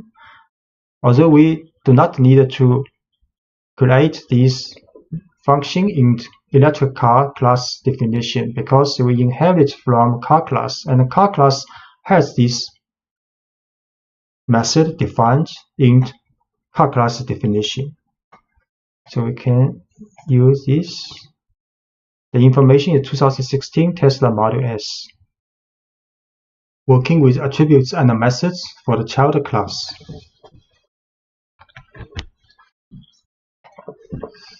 So defining attributes and methods for the child class. So once you have a child class that inherits from a parent class, you can add any new attributes and methods necessary to differentiate the child class from the parent class. So let's add an attribute that's specific to electrical car, a battery, for example, and a method to report on this attribute. And we will store the battery size and write a message that prints a description of the battery. This attribute will be associated with all instances created from the electrical car class, but won't be associated with any instance of car. We create the electrical car inherits from car class.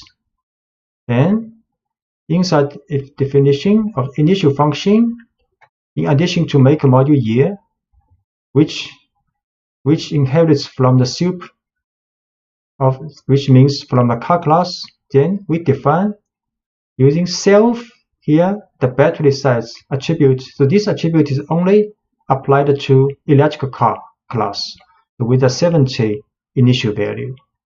Next, we define a function called describe battery with self, which means this function only applies to electrical car also.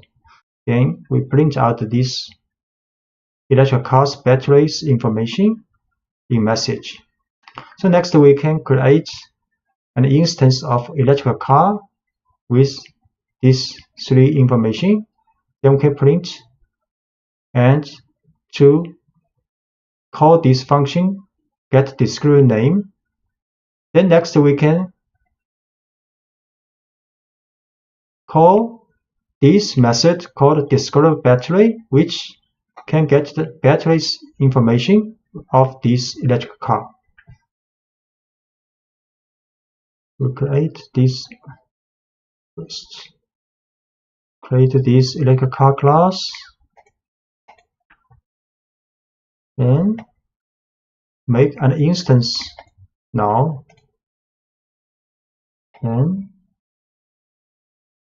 can print out car's information. Then we can also call the describe battery function of this car. So this car has a 70 kWh battery.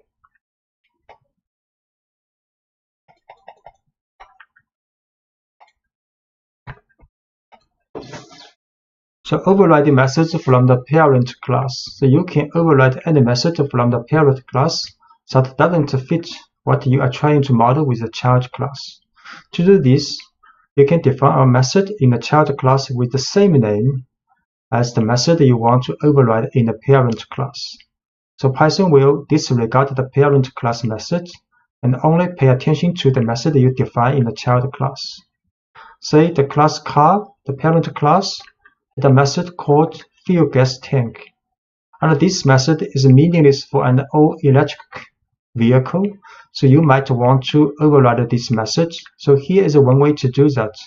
You can define a function with the same name in class electric car here and print a message for this function's definition. Then, if for the electrical car instance, when you call this function, then the information will be printed out like this, and instance as attributes. So when modeling something from the real world in code, you may find that you are adding more and more detail to a car. You will find that you have a growing list of attributes and methods, and that your files are becoming lengthy. In this situation, you might recognize that parts of one class can be written as a separate class. So you can break your large class into smaller classes that work together. For example, if we continue adding details to the electrical car class, we might notice that we are adding many attributes and methods specific to the car's battery. So when we see this happening, we can stop and move those attributes and methods to a separate class called battery. Then we can use a battery instance as an attribute in the electrical car class. What this means, you can see, you can create a battery class. There are lots of information associated with this battery class. So first, define initial method function for this battery class. So there's attribute called battery size created, and battery size initial value is 60. Then we can describe this battery function created, then show the battery size. We can also define a function called getRange. So if battery size is 60, the range is 140. So if the size is 55, the range is 155. Then we can print out the message of the range of this battery. So this is a battery class with battery size as attribute and two functions. Then next we can create an electrical car class inside the initial function definition. In addition to this make model year information, we can add an attribute battery, but this time the attribute's value is the instance of battery class now. So this electrical car class has attribute make, module year, and battery. And make, module year are the information we input when we make an instance of electrical car. But the battery is an instance of the battery class. So next, when we make instance of electrical car, we can print information of this car. Then we can use this car's attribute battery to describe a battery function. We can also call this car's battery's attributes getRange function. These two functions defined in class battery in the previous page. So in the electrical car class, we now add an attribute called battery. This line tells Python to create a new instance of battery with a default size of 60, because we are not specifying a value, and store that instance in the attribute battery. This will happen every time the initial method is called, and the electrical car instance will now have a battery instance created automatically. Then we create an electrical car and store it in the variable myTesla. But when we want to describe the battery, we need to work with the car's battery attribute and methods.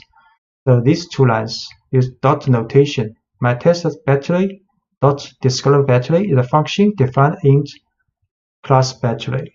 Similarly, myTesla.battery dot getRange, this function defined in class battery. So we show this, create a class called battery.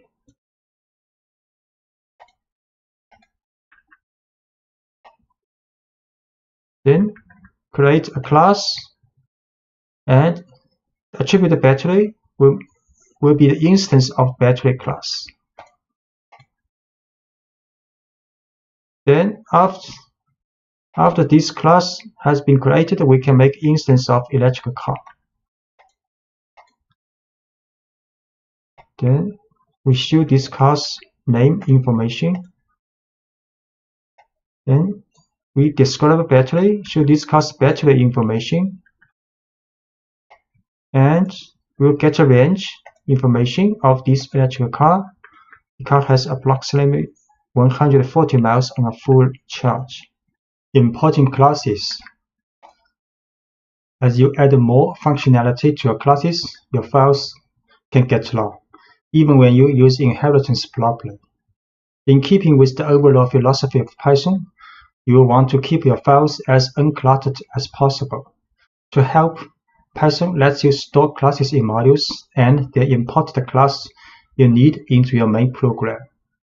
So we can, for example, import a single class. Let's create a module containing just a car class.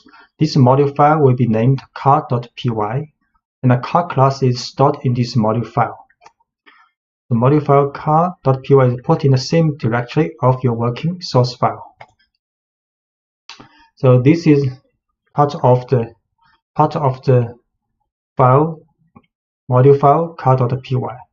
Inside this file is a class definition for car, which we have introduced in the previous lectures. Then in your working source file, you can import car from module. So this car is a class from module car.py. So from car, import car. So this is the file name, but without the .py. The file name, module name, then import this class. So next we can make an instance of this car, and we can also print out this instance descriptive information. We can also add automated reading for the function automated reading attribute to this car with 23, then use the function of this car to read automate.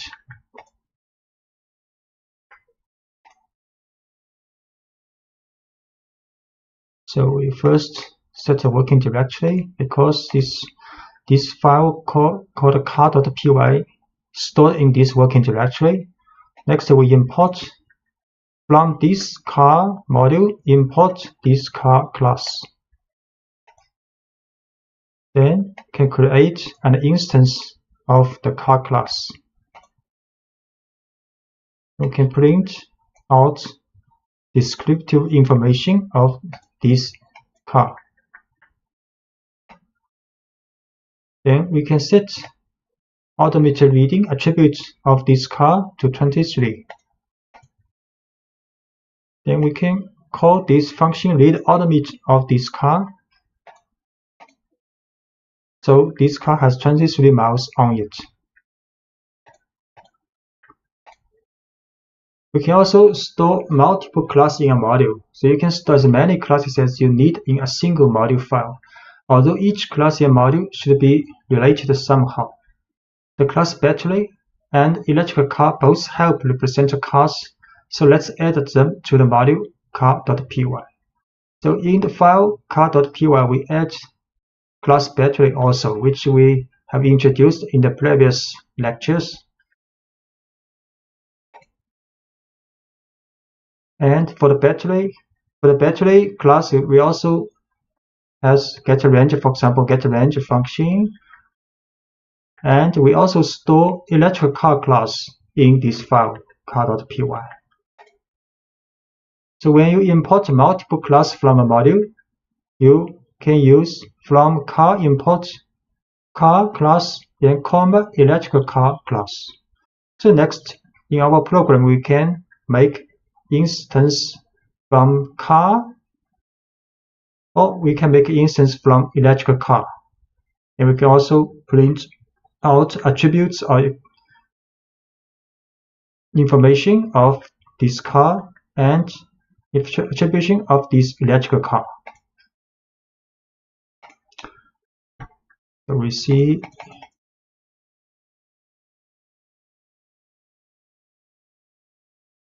can import electric car from this car module.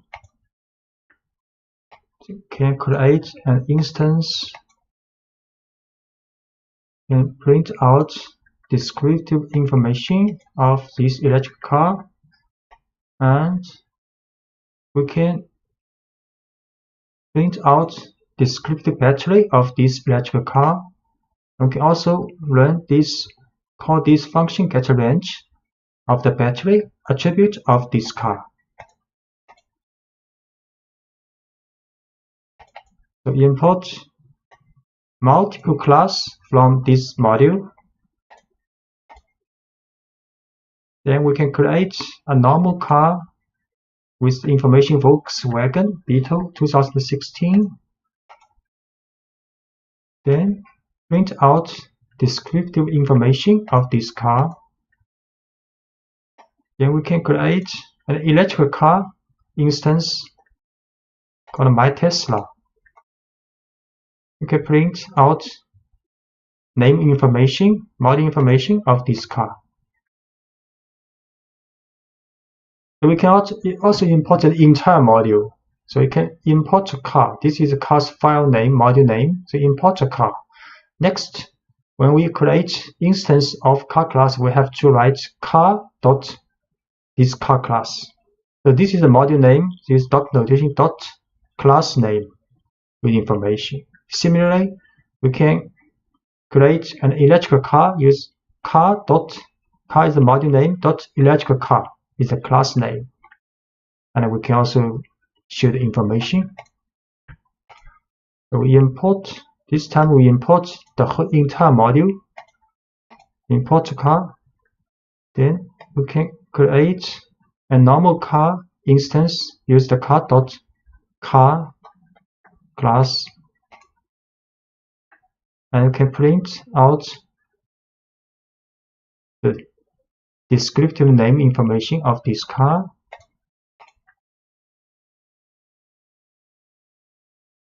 And we can also create an electrical car. Use the car dot notation electrical car. And print out information of this electrical car. Reading from a file. So when you want to work with the information in a text file, the first step is to read the file into memory. You can read the entire contents of a file, or you can work through the file one line at a time. So reading an entire file.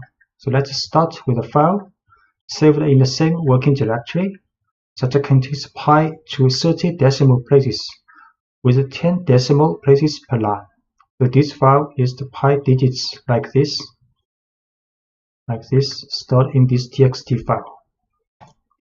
And the following code opens this file, reads it, and brings the contents of the file to the screen. So start with a then with open this file as a file object. Then inside this block with block, we write contents is this object dot read function. Then we can print contents, and the result will be like this.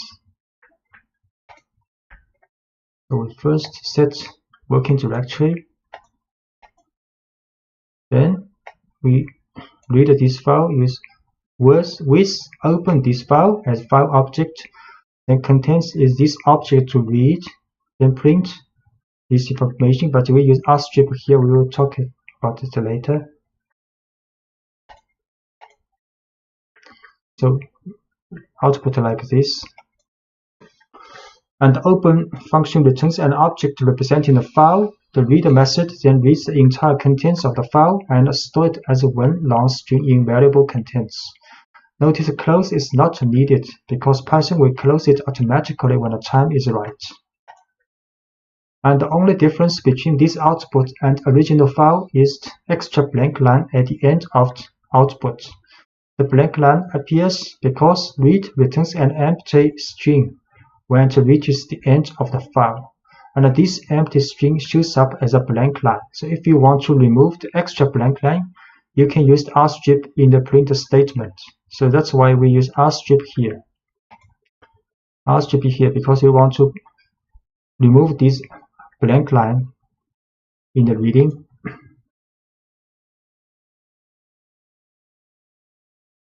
And file paths. Sometimes, depending on how you organize your work, the file you want to work won't be in the same directory as your program file. To get Python to open files from a directory other than the one where your program file is stored, you need to provide a file path which tells Python to look in a specific location on your system. So we use a relative file path can tell Python to look for a given location relative to the directory where the currently running program file is stored. So on Linux and OS X system, you have to write, for example, with open test. Test is a directory relative to your current working file. Then the file stored in this directory as open as file object. On Windows system, you use a double backslash instead of a forward slash in the file path. You can use with open test to double backslash, then this file name as file object. So now the file is stored in the test location relative to this working file. So we can run this because we use a Windows system. So we open this file as file object and can then read this file and print out. It also works. And you can also use an absolute file path to tell Python exactly where the file is on your computer regardless of where the program that's being executed is stored. So on Linux and OS system, you can use like this for the absolute path. And on Windows, you can use, for example, the Python beginning course and a test with this file. So I try to use absolute path. So file path create first as absolute path a string. And we can open this file as file object, then read file and print. Also works. And read line by line. You can use a for loop on the file object to examine each line from a file one at a time.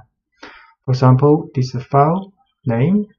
You can open this file, then inside the with block, write a for loop. For line in file object, then print this line. Read line by line. File path first.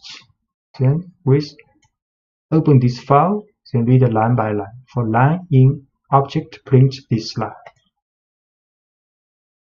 So every line is printed out. And these blank lines appear because an invisible new line character is at the end of each line in the text file. The print statement adds its own new line each time we call it. So we end up with two new line characters at the end of each line. One from the file and one from the print statement. So we can use rstrip on each line in the print statement to eliminate these extra blank lines. So we can use rstrip here also to remove the extra blank line. Rstrip here this time. So now it's much better.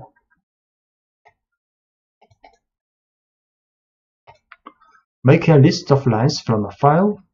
So when you use with, the file object returned by open is only available inside the with block that contains it.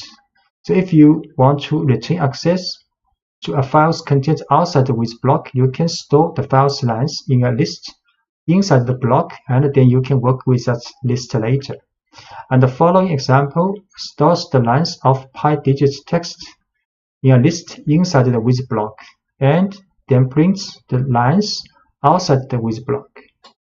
So we can read this file with block, then use read lines and save these lines to a list called lines.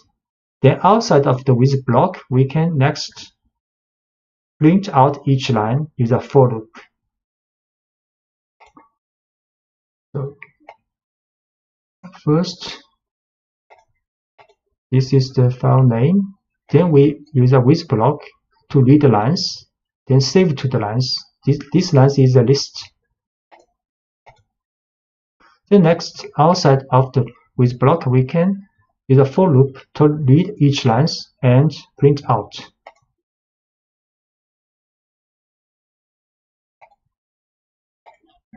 Working with the file's contents, after you have read a file into memory, you can do whatever you want with that data. So let's briefly explore the digits of pi. First, we will attempt to build a single string containing all the digits in the file with no white space in it. So file name, then we open this file, then read the lines and store back to the lines list. Next, we can create an empty string called pi string. Then for line in lines this list, we will use concatenate with odd lines with this string. Then print out a long string. Next, we can print out the length of this string.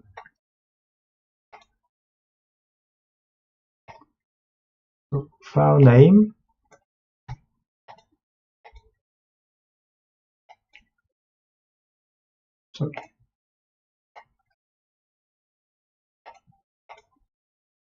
Name, then read the lines and store to this list lines, each line.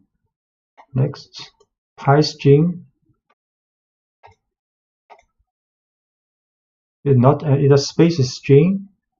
Then for each line we can take this lines string, then use rstrip, then concatenate the two pi string. Then we print out this long string. And we print out the length of this string. 36 elements. And the variable pi string contains the white space that was on the left side of the digits in each line, but we can get off that by using the strip instead of rstrip. So here we use strip. Strip can get the white space on the left side also. File name, read lines, but use strip this time. Then print pi string. So it is a long string without white space. Then length of this string 32 now. And the larger files, 1 million digits, the code in previous example would work just as well on much larger files. If we start with a text file that contains pi to 1 million decimal place instead of just 30, we can create a single string containing all these digits. We'll print just the first 50 decimal place. The file this time the file name is pi million digits. We open this file and read the lines. Then we create a pi string, empty string. Then for each line, we will concatenate all the strings for each line. Then we will print out the first 52 decimal place of this string. And we will print the length of all the string.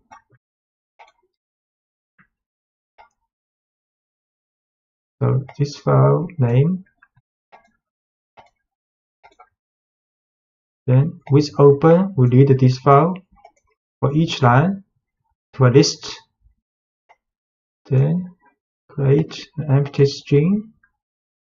Then for each line, we get the string out and concatenate it together. But with the strip for to remove the white space. Then we print out the first 50 decimal places for this long string. And we print the length of the whole string. 1 million 2 because 1 million decimal place. So next we can test, is your birthday contained in pi this string? So let's use the program we just wrote to find out if someone's birthday appears anywhere in the first million digits of pi. We can do this by expressing each birthday as a string of digits and seeing if that string appears anywhere in pi string. So we can use the input for user to input your birthday. Then we test if birthday in pi string will print out this message. If birthday not appear in the pi string, we'll print another message. So great, and read is the same as before. Then next we can let the user to enter birthday. For example, okay, birthday. Then is your birthday in string, and if not in string, we'll get a message. Your birthday appears in the first million digits of pi. So this birthday appears in the first million digits of pi. Write into a file. To write a text to a file, you need to call open with a second argument, telling Python that you want to write to the file. To see how this works, let's write a simple message and store it in a file instead of printing it to the screen. So first, we set a file name in the working directory. Then we open this file with W mode, write mode as file object. Then we can write file object.write this message inside this with block. So the argument W tells Python that we want to open the file in write mode. You can open a file in read mode with R, write mode with W, and append mode with A. One mode that allows you to read and write to the file with R+. If you omit the mode argument, Python opens the file in read-only mode by default. So we set the file name. Then we open this file with the write mode, then write a message.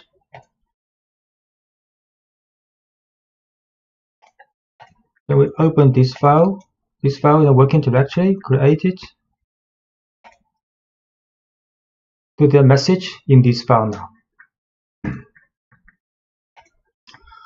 The open function automatically creates the file you are writing to if it doesn't already exist. However, be careful opening a file in write mode W, because if the file does exist, Python will erase the file before returning the file object.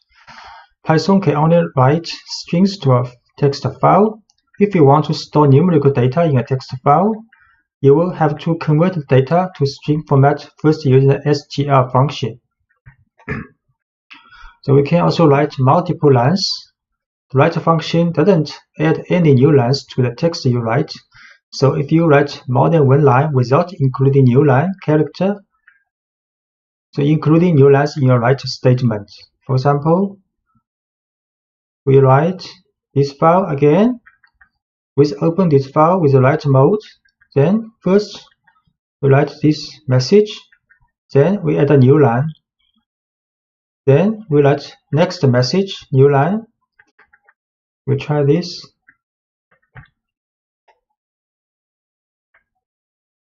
In this file, then write two lines message.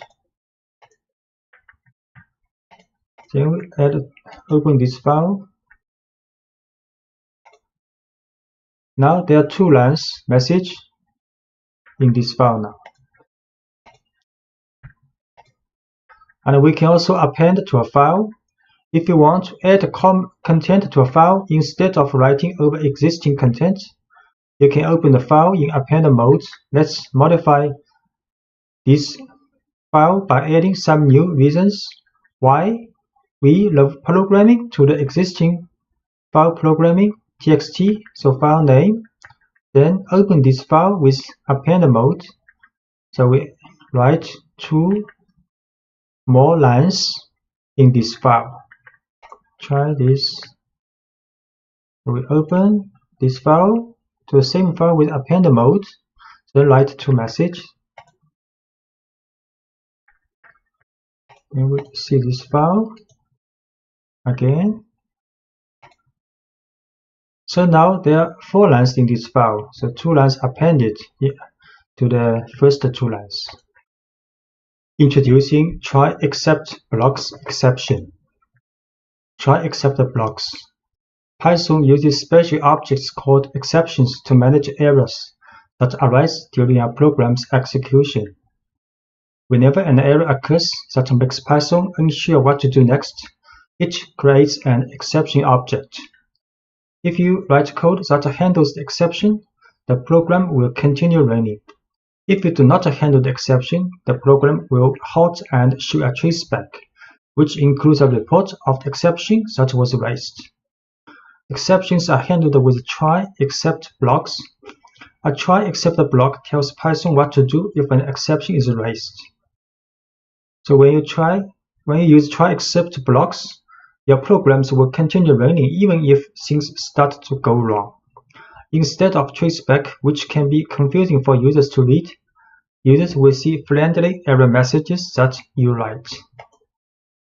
So, for example, we're handling the 0 division error exception.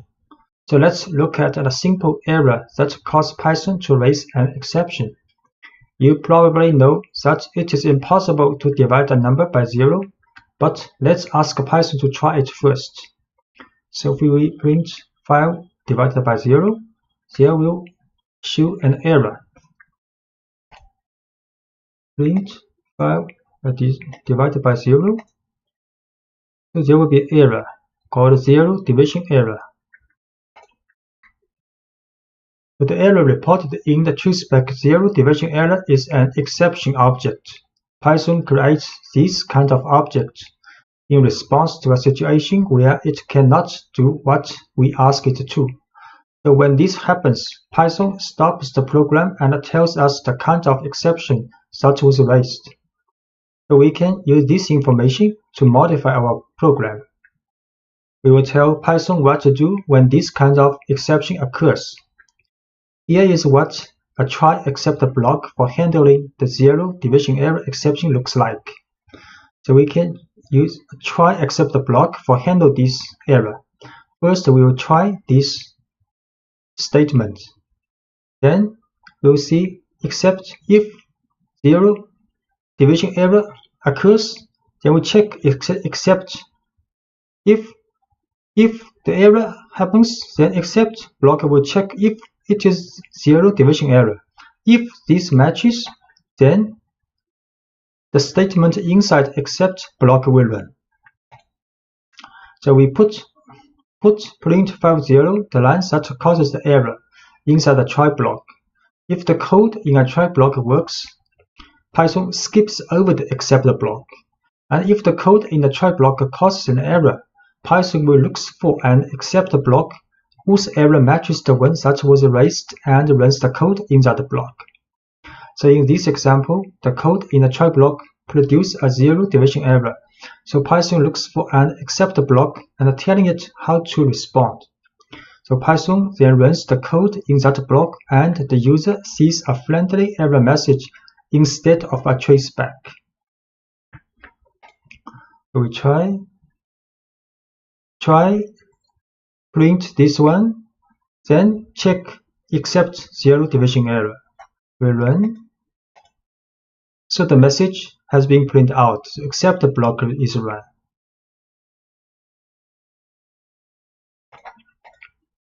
We can use try except else to prevent crashes. So in some cases, we can use try except else block, handling errors smoothly when the program has more work to do after the error occurs.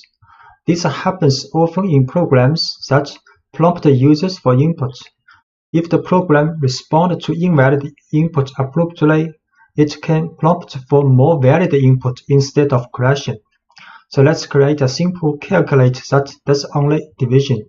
We can make this program more error resistant by wrapping the lines that might produce errors in try except else block. So the error occurs on the lines that performs the division, so that's where we will put the try except block. And this example also includes an else block. So any code that depends on the try block executing successfully will go in the else block. We print a message, then print another message, then if while true, let the user to input first number. If user input first number equals to Q, then the while loop will break. Then second number is also an input by user. Next, we'll run a try except else block. So in the try is division between int value of int value first number divided by int value of second number. So if this statement runs successfully, then the else block will run. Print this answer. If it raise an error except block object, then Python will check except statement if this error is zero division error. So then we'll print if matches this error, then we'll print you cannot divide by 0. So we should first we print the two messages on the screen. Then we'll run this while true, while loop. So let user to input first number and second number. If user in the first number enters Q, then the while block running will stop. And if user enters 0 in the second number, then the error will come and will print out this message. If both number cause the division runs successfully, then we print answer. First number 10, second number 5. Then the answer printed and while loop runs again. First number 100, second number 3 also runs successfully. Then first number 19, second number 0. Then you can't divide by 0. Message is printed out.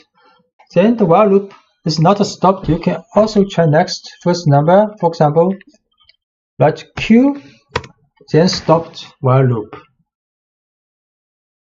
So handling the file not found error exception. So one common issue when working with files is handling missing files. The file you are looking for might be in a different location. The file name may be misspelled, or the file may not exist at all. You can handle all of these situations in a straightforward way with the try except block. So let's try to read a file that doesn't exist. The following program tries to read in the content of Alice in Wonderland, but file Alice 1 text has not been saved in the same directory as the current working source file. So we try to read this file, but this file does not exist. We'll see how it happens. So file is alice1.txt. We open this file, then try to read this file. The file not found error happens. So Python cannot read a file from a missing file, so it raises an exception. No such file or directory. So to handle it, you can use a try block that will begin just before the line that contains open to look for and accept blocks that matches that error, and the result is a friendly error message instead of a traceback. We can change with the try except block, then open this file, then read. So if this block successful, the accept block will be skipped. And if try block raise an exception object with error, so the accept block will be checked if the error matches file not found error. If it matches, then the message and this block will be run. So the code in the try block produces a file not found error. So Python looks for an except block that matches that error. Python then runs the code in that block, and the result is a friendly error message instead of a traceback. So we try this file name. Then use try except block. So now the message is run. The file, this text does not exist. So we can also analyze text using try except else block. So for example, you can analyze text files containing entire books. The texts used in the following example come from Project Gutenberg, which maintains a collection of literary works that are available in the public domain. Now let's pull in the text of Alice in Wonderland and try to count the number of words in the text. We will use the string method split, which can build a list of words from a string, then count the items in the list to get a rough idea of the number of words in the text. So this is the file we want to work with, and we write try to read this file. If it's not successful, then except block will be implemented to check if the error is file not found error. And we'll run this message if it matches. If try block successful, then the else block will be run. We'll split the text first, then count the words, then print out the message how many words this book has. We try this.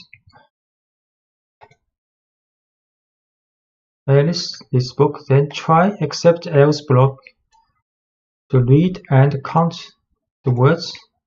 So to run successfully, this text has about 29,000 words. And we can also create a function holding the whole try except else block.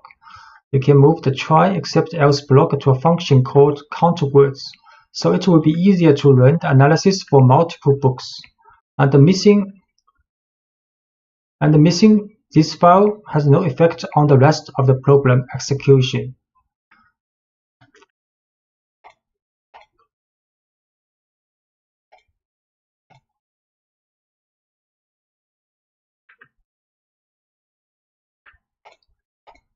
So we can create a function. The function actually we put the previous page's try except else block in this function called count words. Then next we can try to read several books using a for loop and count words.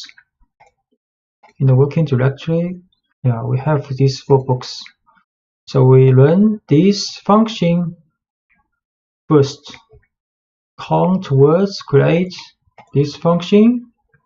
Then we create a list with 4 books inside. And we intentionally write a wrong name for this book, Cinderella. Actually, the book is called cinderella.txt, but we add 1 here to see how it is going with this file. So next is a for loop to call this function for each of these 4 books. So you can see the file Alice text has about 29,000. It's okay. But for the second book, Cinderella, the file Cinderella.txt not exist. And the next 2 books also works and count the words. So there's quite a friendly message and smoothing working running for the program with try except else block. Using try except else pass and finally in Python. So let's first review how the try and except works. First, the try clause is executed. If there is no exception, then only try clause will run, except clause will not get executed. If any exception occurs, the try clause will be skipped and except clause will be checked. If any exception occurs and matches the except statement, the except block will run. If the exception does not match the except, then the execution stops. A try statement can have more than one except clause. And using try, except, else, and finally in Python.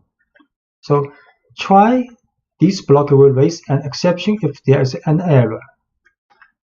Except here you can handle the error if it matches, and else block runs only if the try clause does not raise an exception. Finally block always gets executed either exception is generated or not. So we see an example called division x by y. It's a function called division x by y. Say inside the function, first try this division, then if this has error, then we'll check the except block if it is zero division error. If it matches, then you show the message you are dividing by 0. And if try block has no error, then else block will be run. And finally block will always be run either there is an exception object raised or try block successfully run. So we try to do this, divide 3 by 2 and 3 by 0.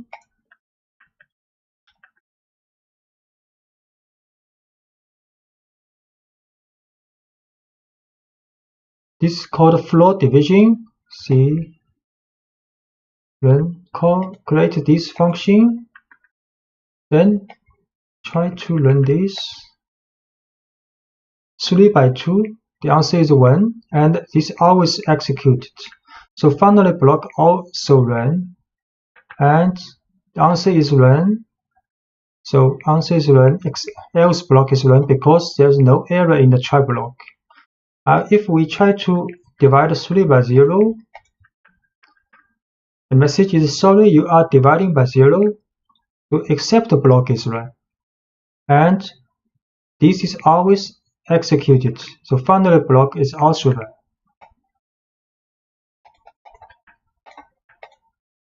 And we can also let it fail silently. So sometimes you will want the program to fail silently when an exception occurs and continue on as if nothing happened. To make a program fail silently, you write a try block as usual, but you explicitly tell Python to do nothing in the except block using a pass statement.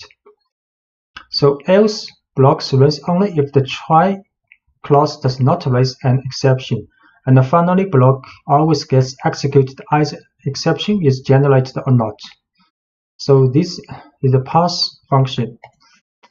So we changed this function called count words in the previous lectures. Count the words of text. So inside this function, the try to read this book.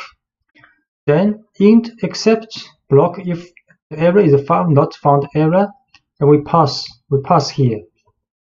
Then in the else block, we count the words and print out the message.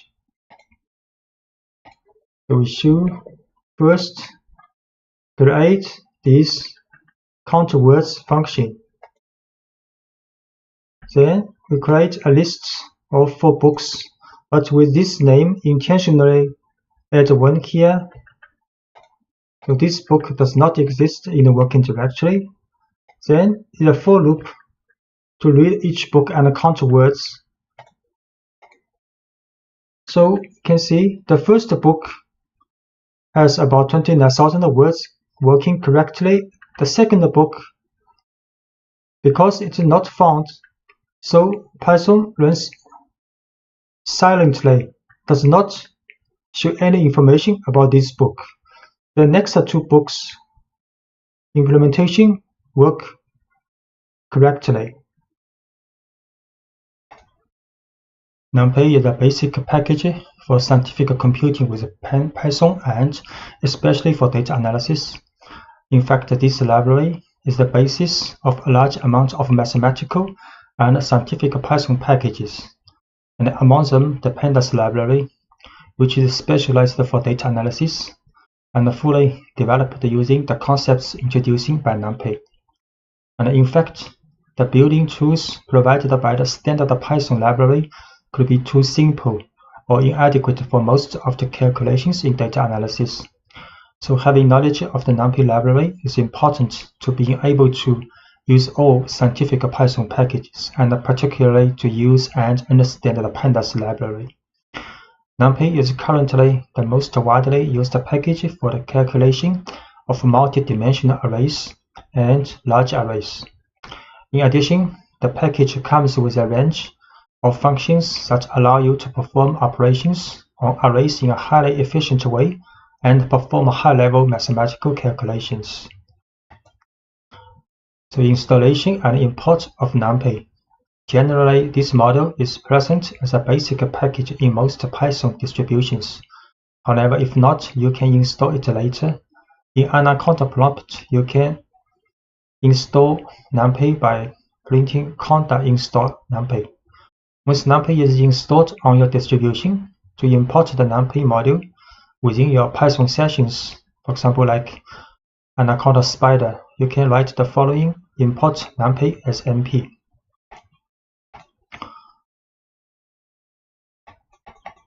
So we can import NumPy.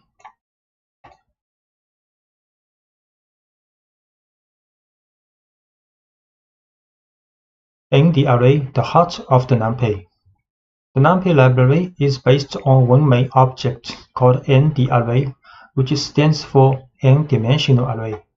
This object is a multi-dimensional homogeneous array with a predetermined number of items. Homogeneous because virtually all the items in it are of the same type and the same size. In fact, the data type is specified by another NumPy object called dtype.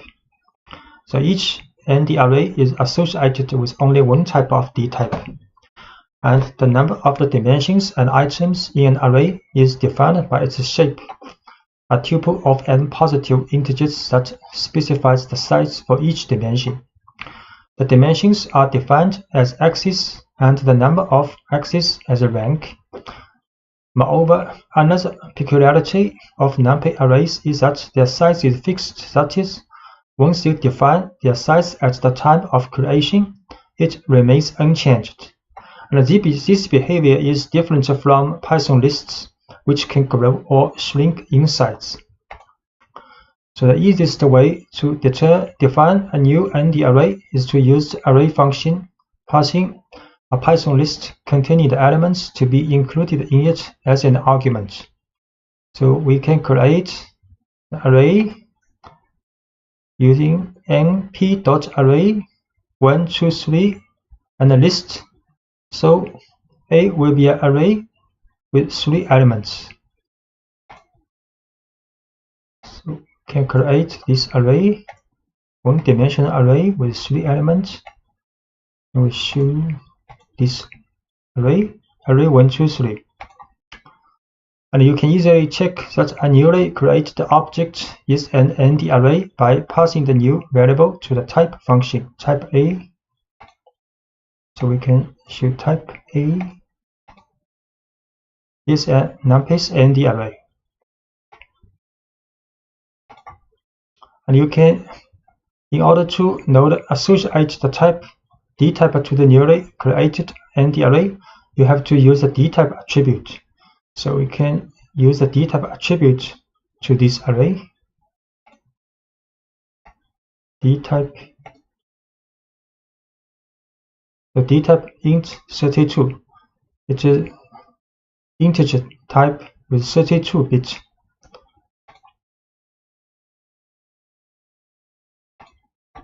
And the just created array has one axis, and then its rank is 1.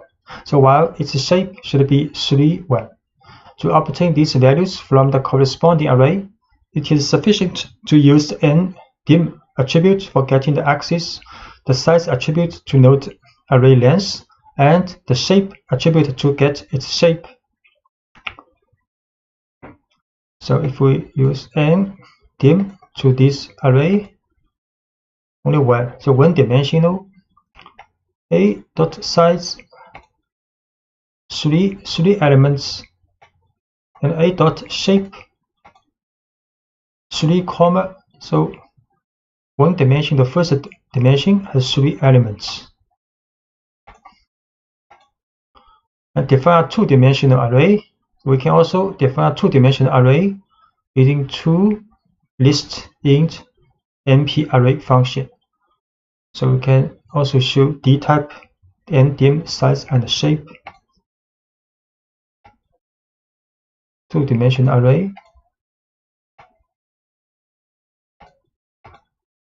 And dtype is float number 64 bits. Ndim dimension is 2 now. And the size is 4, because 2 dimension, each dimension has 2 numbers, so total elements is 4. B.shape 2 by 2, the shape is 2 by 2. To create a new array, you can follow different paths. The most common path is the one through a list or sequence of lists as argument to the array function. So we create a 2-dimensional array with adding 2 lists int np.array function. And the array function, in addition to lists, can accept the tuples and a sequence of tuples. So we can also add a 2 tuple in the np.array function, or we can add combined tuple and list in the function. First, create function with adding 2 lists, and we show this nd array 2-dimensional, and can create array using 2 tuples.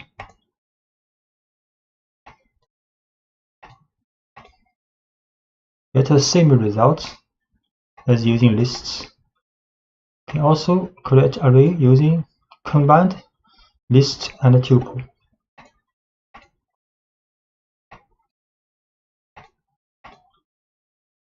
Also a 2-dimensional array.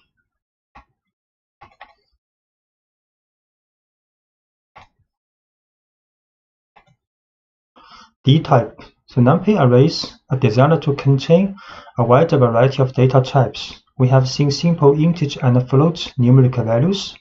In addition, you can use the dtype for strings. So we create an array, 2-dimensional array with the value of strings in the list. So dtype will like u1, less than u1, and have also a name attribute for the dtype.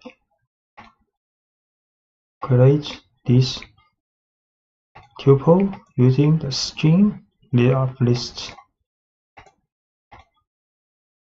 Then the dtype u1, and the dtype has a name attribute, string 32.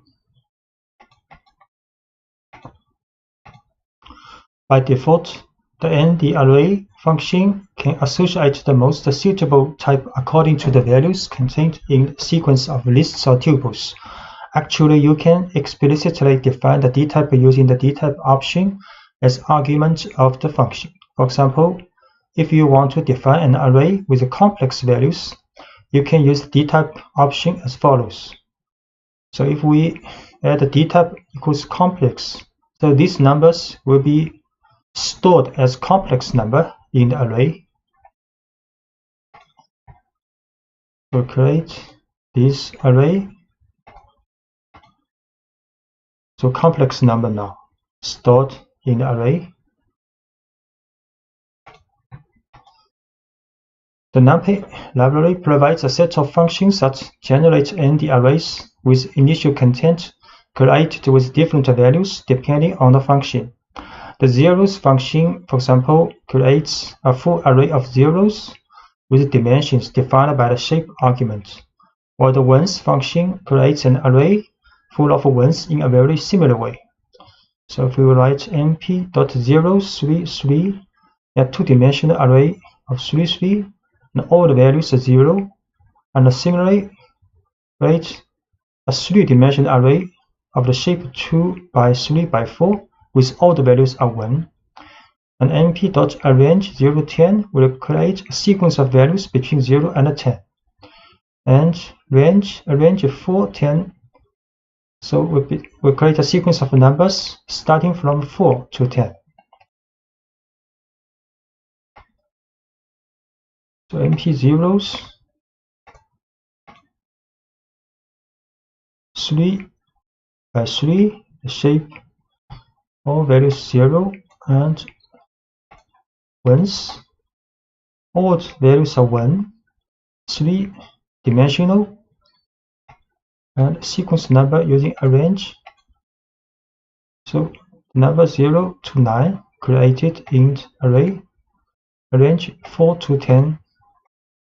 So the number 4 to 9 created in this array.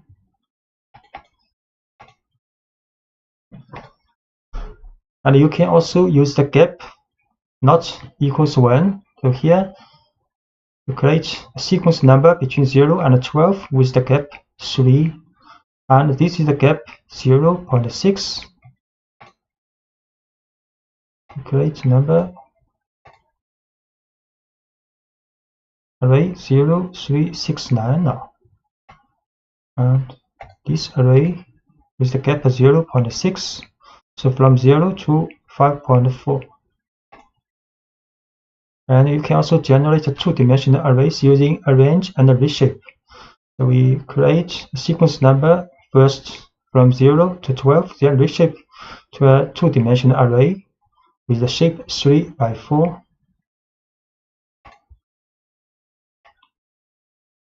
So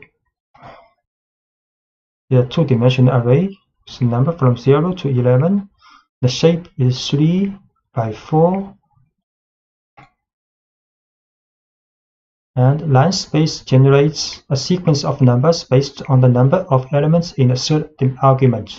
So np.linespace 0, 10, 5 means to create an array with 5 values equally distanced between 0 and 10. np linespace 0, 10 with 5. So this is the resulting array with 5 numbers equally distanced between 0 and 10.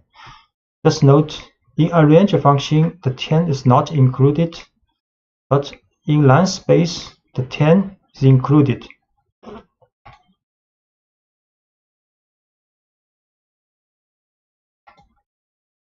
And np.random will generate random float numbers in the interval between 0 and 1. So we can write np.random 3 will generate 3 random numbers between 0 and 1, and np.random 3 by 3 will generate 2-dimensional array with random numbers between 0 and 1.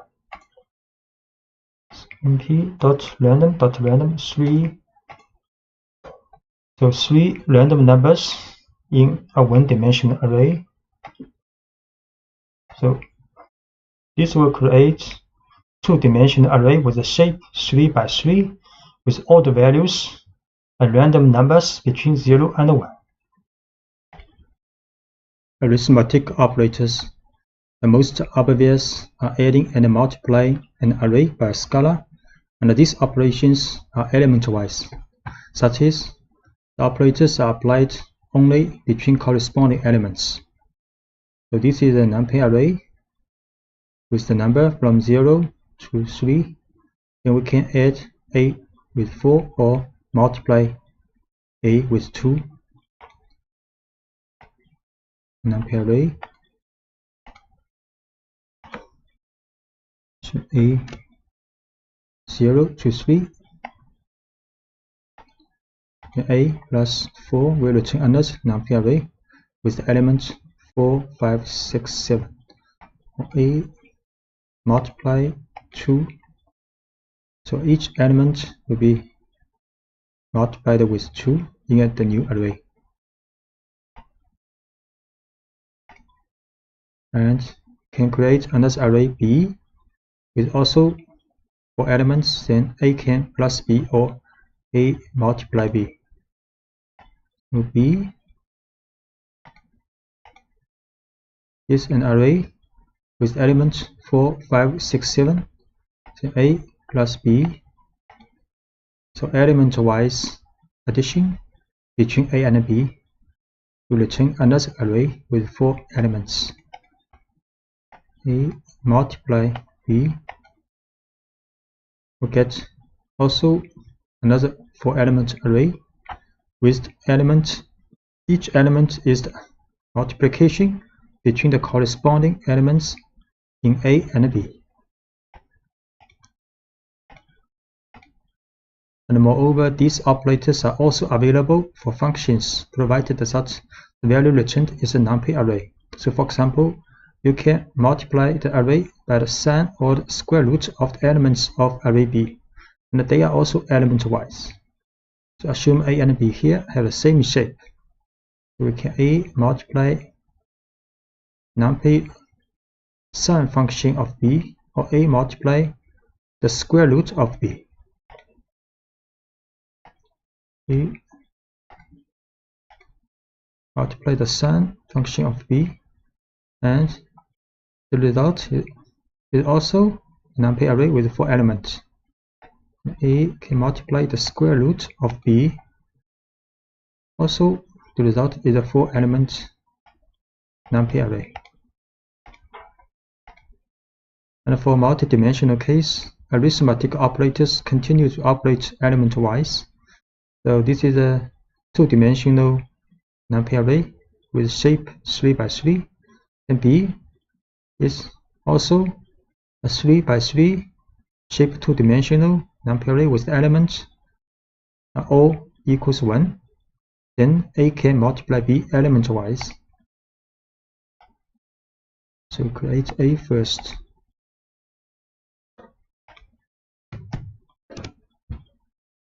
A is a 2-dimensional array, and B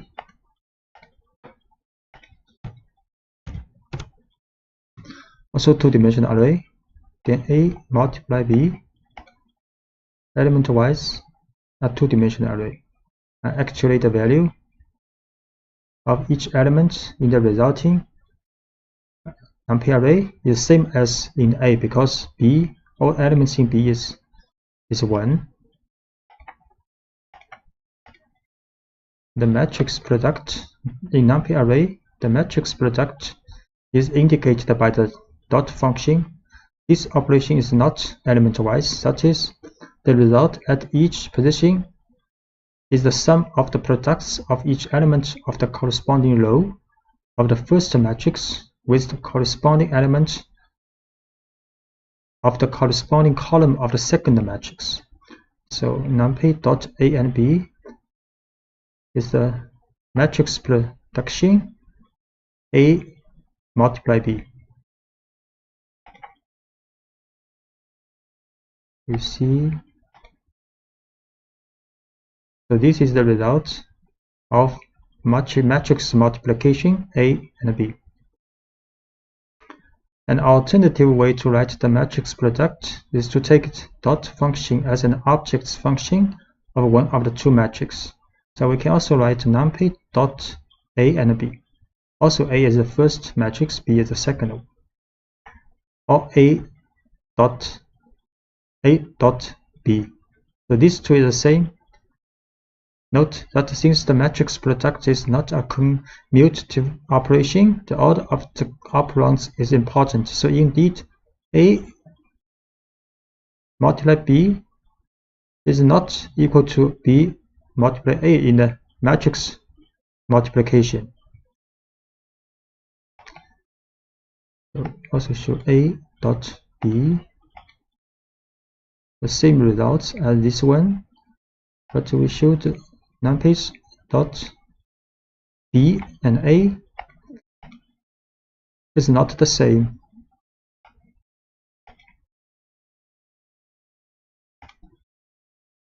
And increment and decrement operators. To increase or decrease values, you have to use operators such as plus equal or minus equal or multiplication equal. Instead of creating a new array with the results, they will reassign the results to the same array. So we can write a plus equals 1. Then the array of a, each element will be added with 1.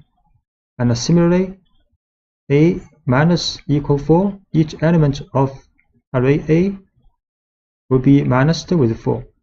And this will multiplied with 4 for each element in A.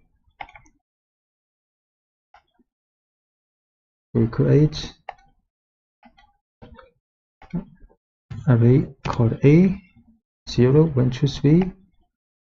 Then A plus equal 1. We show again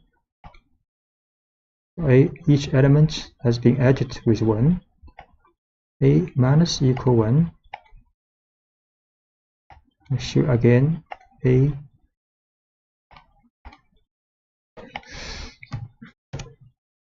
Then the value is being changed back.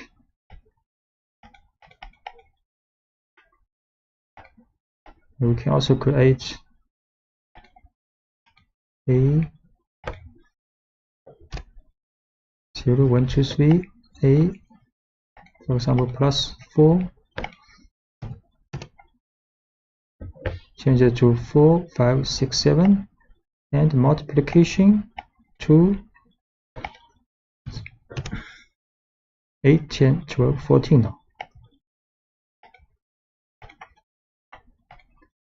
And universal functions. A universal function, generally called ufunc, is a function operation on an array in an element by element fashion. And this means that it acts individually on each single element of the input array to generate a corresponding result in a new output array. So in the end, we obtain an array of the same size as the input. There are many mathematical and trigonometric operations that meet this definition. For example, calculating the square root with the square root, the logarithm with the log, or the sum function with the sum. So A is an array, can calculate the square root of A, log A, and sum. Create A is an array, then square root of A for each element, then logarithm of A. Result is also a 4-element array, and sum function of A.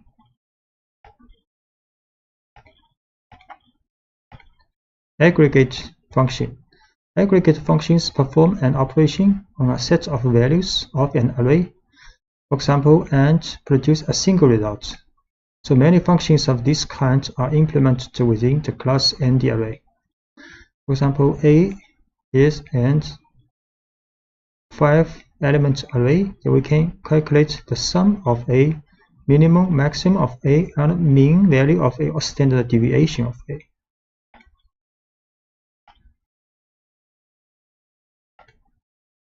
A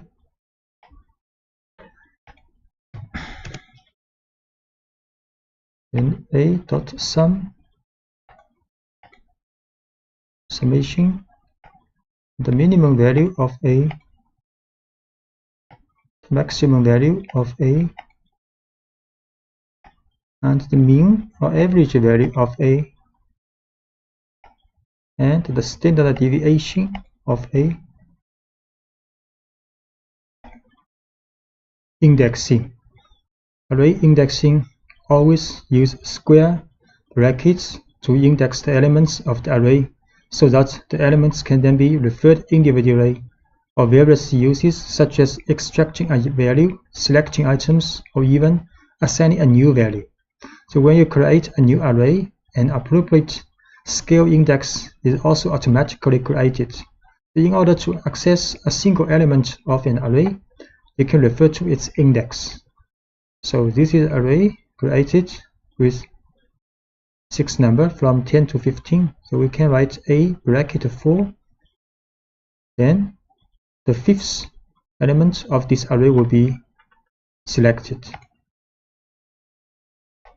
So create an array first.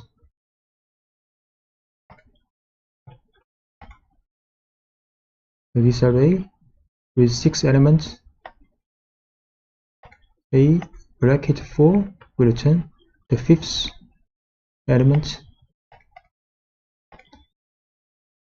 And numpy array also accepts a negative index. So this index have the same incremental sequence from 0 to -1, -2, and so on.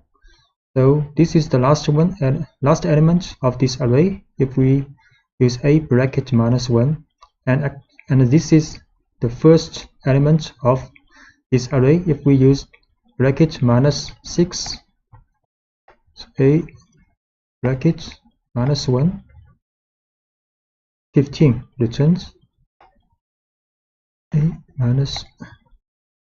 -6, so 10 is returned. To select multiple items at once, you can pass array of index in square brackets. So we can pass an array inside these brackets with 1, 3, 4.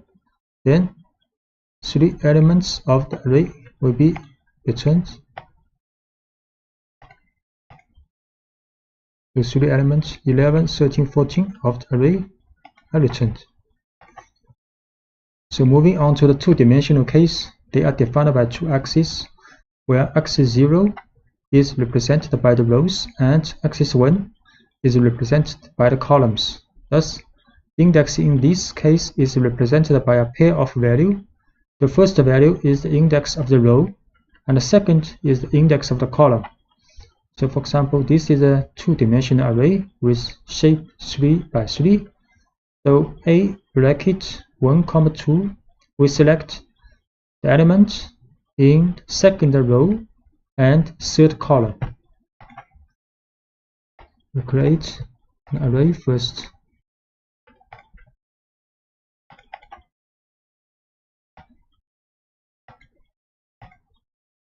A, the two-dimensional array, then a bracket 1, 2, so the value element of 15 is returned.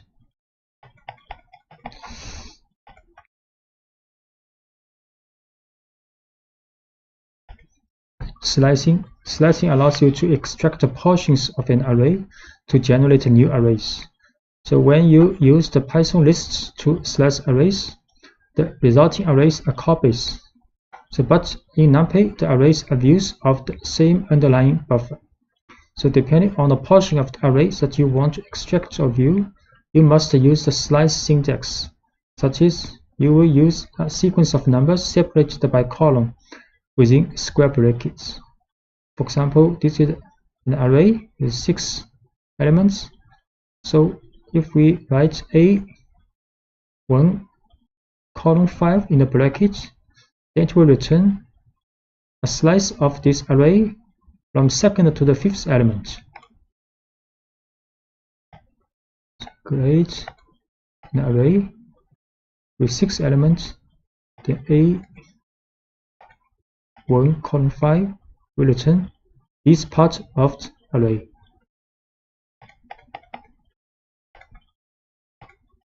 And you can use the third number in the bracket, define a gap in the sequence of the elements. So if we write A bracket 1, 5, 1, 2, this last 2 means the gap of the elements returned. So array will return an array with 11, then 13. So the difference between these two are 2 for this element.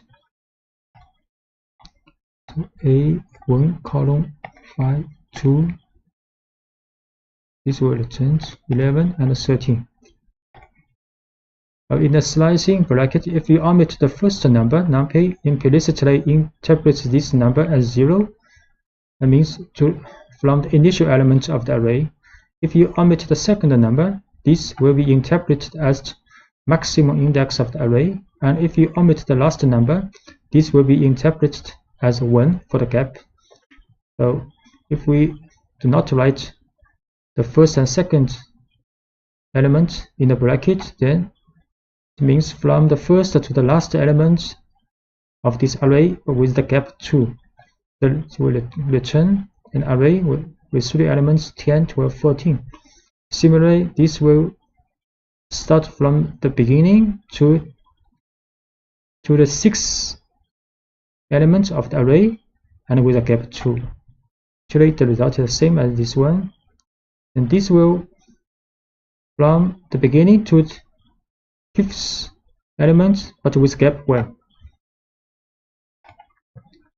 So A column 2, 10, 12, 14, A column 5, column 2, also 10, 12, 14, A column 5, column. So from 10 to 14 returns. And in the case of a two-dimensional array, the slicing syntax still applies, but it is separately defined for the rows and columns with comma. For example, if you want to extract only the first row or the first column, so A is a two-dimensional array, then this will return the first row but all the column of this row, and this will return the first column and all the rows of this column.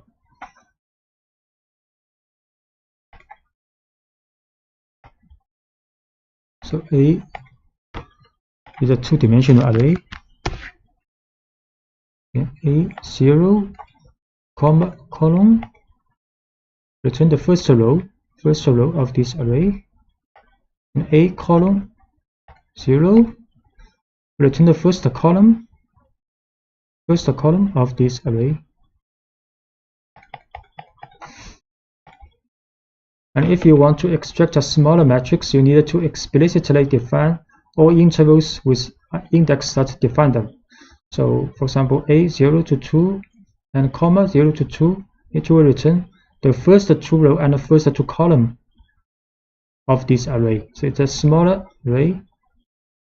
And if we want to write, if we write bracket 0 to the first and third row and the first 2 second column, this part of array will be returned. So we'll see this one, first 2 row, first 2 column, this part of array returns. This is the first and the third row and first 2 column will be returned.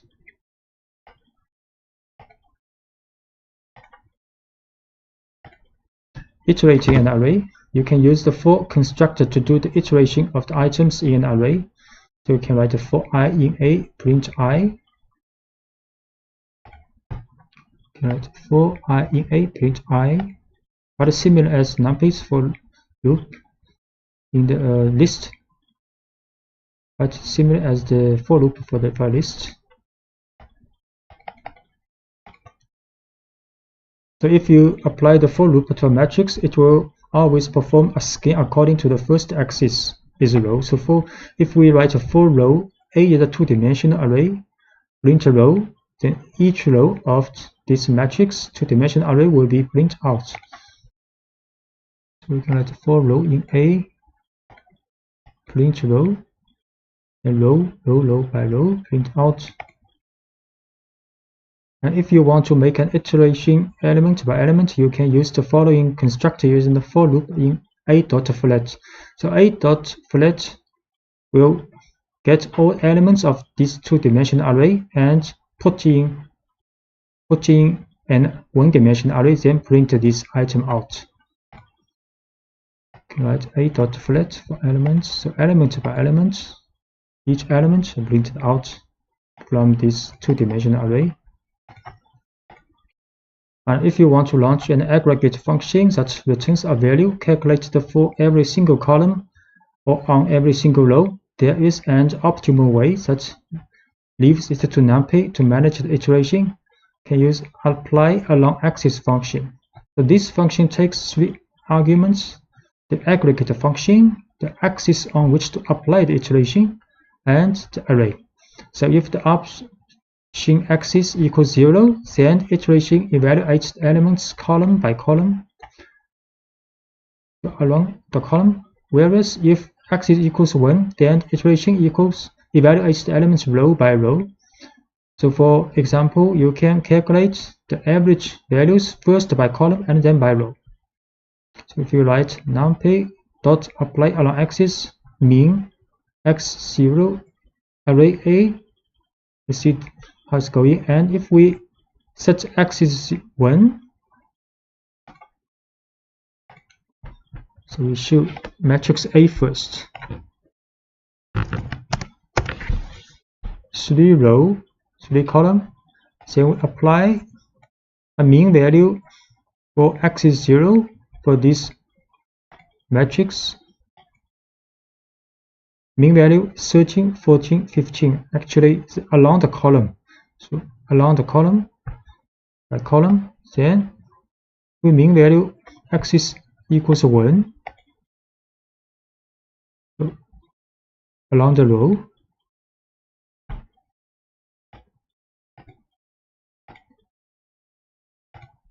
And you can also define your own function in using the apply along axis function. So we can define a function called foo and return the value of the parameter. So next we apply this function to array A along axis 1 or along axis 0. Define this function first, then apply along axis for the 1.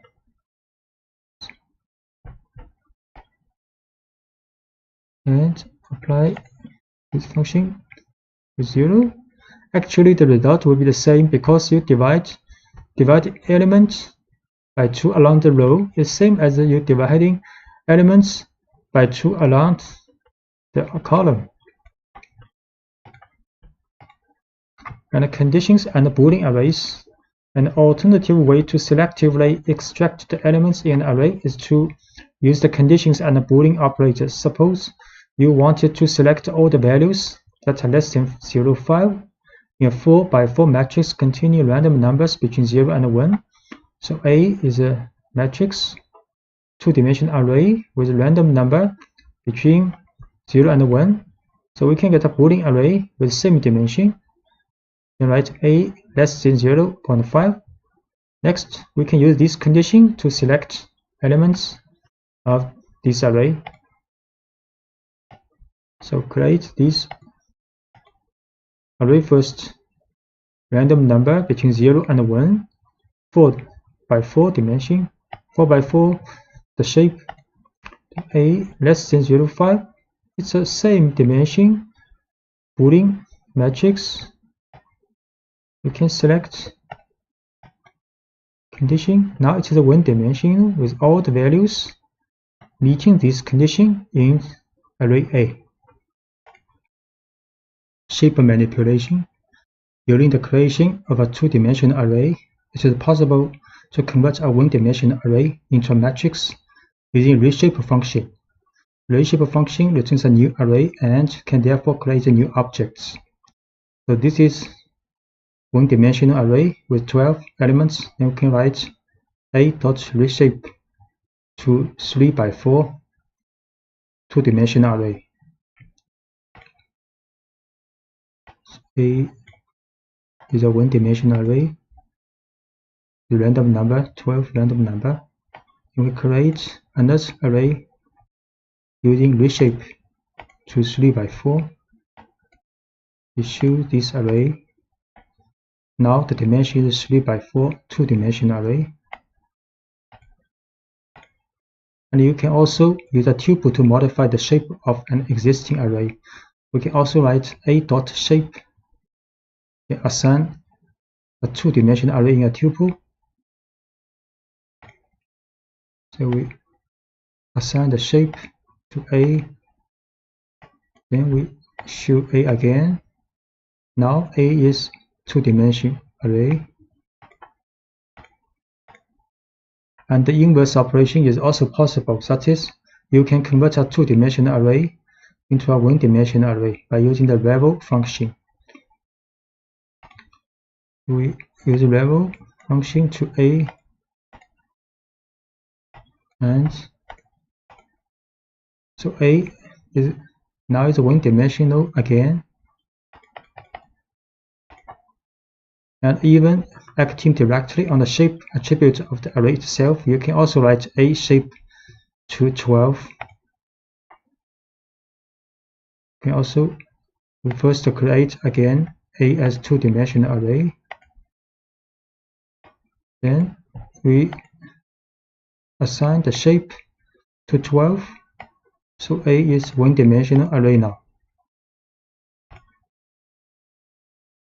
And if you want to transpose a matrix which is inverting the columns with the rows, you can use numpy's transpose function. We can transpose A. So A's value has been transposed, and now the A's dimension is 4 by 3. So 4 rows, 3 columns now. The join arrays, you can merge multiple arrays to form a new one that contains all of the arrays. NumPy uses the concept of stacking, providing a number of functions in this regard. For example, you can perform vertical stacking with the vstack function, which combines the second array as new rows of the first array. By contrast, the edge stack function performs horizontal stacking. That is, the second array is added to the columns of the first array. So A, B are two arrays, both have the shape 3 by 3. So we can vstack AB, then it will be a new array with shape 3 by 6 by 3. And edge stack AB will create a new array with the shape 3 by 6. So A, B are two array. A, B, both 3 by 3, then NPV stack AB. So the shape in the new array is 6 by 3. So array B has been added to the rows of the resulting array. And edge stack AB,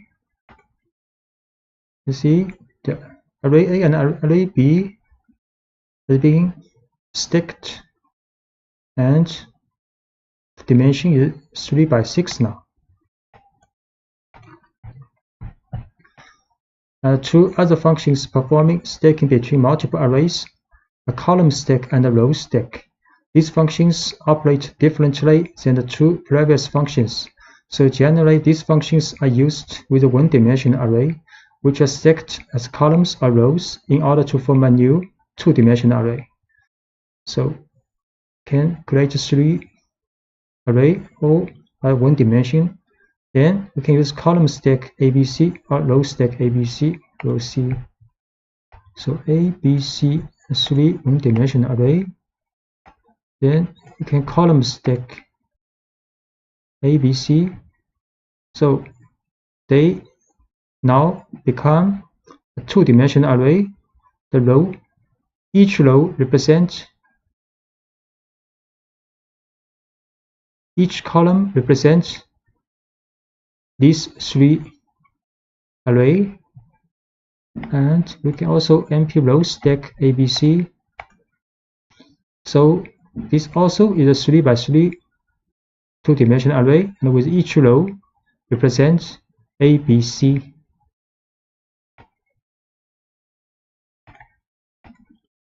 And splitting arrays. To divide an array horizontally or vertically into several parts, you can use NumPy's splitting function hsplit or vsplit. For example, if you want to split the array horizontally, meaning the width of the array is divided into 2 parts. So the 4 by 4 matrix A will be split into 2 4 by 2 matrix. We create A is a two-dimensional array, then B and C, these two are the part of the edge split A into 2 parts. You will see A is a two-dimensional array. The shape is 4 by 4. Then B and C is NP edge split A2 into 2 parts. Then we will show B is this part, and C is another part of the matrix A.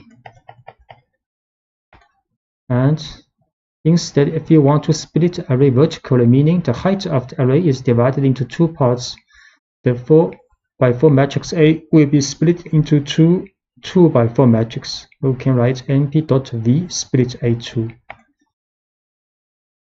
So this time we use v split.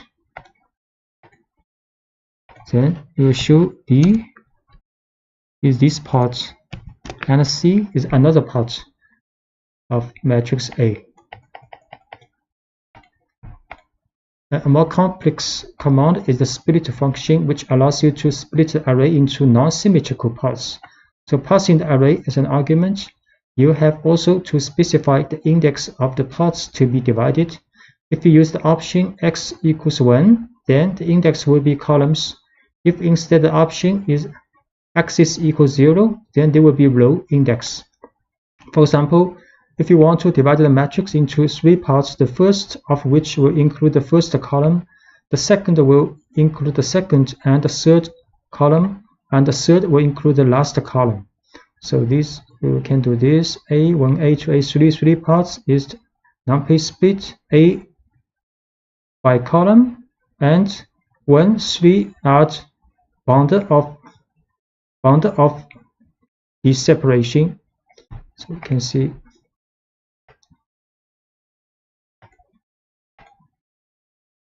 So A1 is this part, A2 is 2 and 3 column, and A3 is the last column of matrix A. And similarly, you can also do the same thing by row. So this time we can split by the row with first row and second to third row, then the last row of matrix A. Copies or views of numpy arrays. If you assign one array A to another array B, you are not copying it. Array B is just another way to call array A. In fact, by changing the element of A, you change the value of B too, and vice versa. So A is an array, then we assign A to B, B equals A.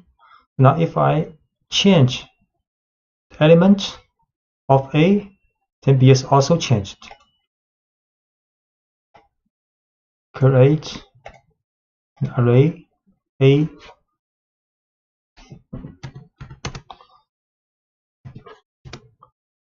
(1, 2, 3, 4). Then we run B equals A. We should be B is also 1, 2, 3, 4. Now we assign the element, one of the elements in A to 0.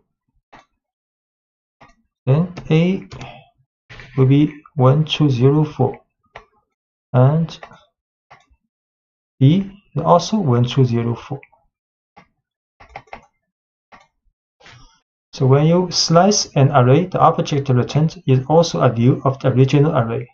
So if we create a C, it's a slicing of A, and now we also assign elements, change one of the elements in A to 0, then C is also changed. So C, then C is array 1, 2, and A is array 1, 2, 0, 4. Now we assign the first element of array A to 0. Now A is 0 to 0, 4. Then we'll choose C. C will be 0, 2, because C is the slicing of first and second array element of array A. If you want to generate a complete and a distinct array, use the copy function. So we can use the C is equals A.copy. So C is another distinct array. If we change some elements in A, C will not be changed.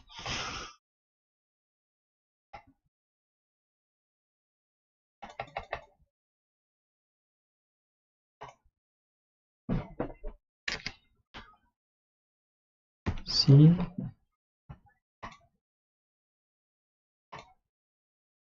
equals A dot 20.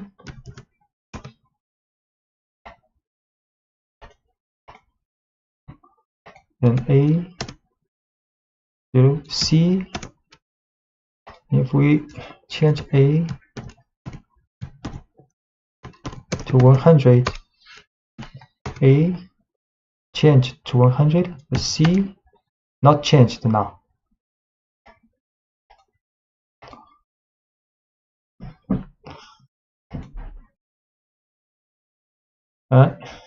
Copies or views of Python lists. If you assign one Python list A to another list B, you are not copying it. List B is just another way to view list A. So by changing the element of A, you change the value of B too, and vice versa. So A is a list, and we assign A to B. So B and A have the same element, and B is a view of A. So now if we append one element to B, and A change something in A, then both A and B will also be changed and appended. A is a list. A 1, 2, 3, 4. Then B equals A. B is also a list with the same element as A. Now B append with 5. Then B is 1, 2, 3, 4, 5. Then A also 1, 2, 3, 4, 5. We also change one element in A to 10. A is now 1, 10, 3, 4, 5. Then B also 1, 10, 3, 4, 5.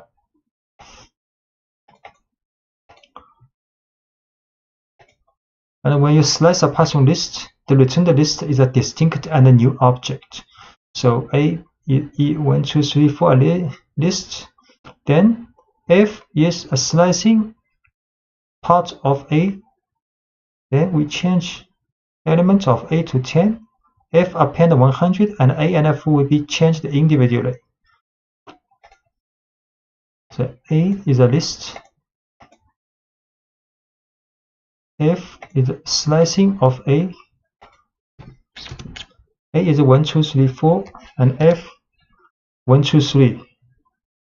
Then we change one of the element in A to 10, and we append one element to F. So A the 1, 10, 3, 4, and F 1, 2, 3, 100. So they are distinct objects.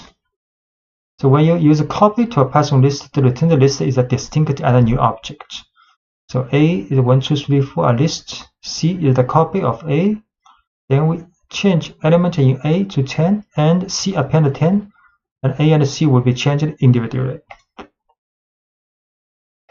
A is a list. C is a copy of A. A is a list 1, 2, 3, 4, and C also 1, 2, 3, 4. Then change second element in A to 10, and append one element to C. Then A the 1, 10, 3, 4, C the 1, 2, 3, 4, 10. So they are independent. Broadcasting of numpy arrays. Broadcasting allows an operator or a function to act on two or more arrays to operate even if these arrays do not have the same shape.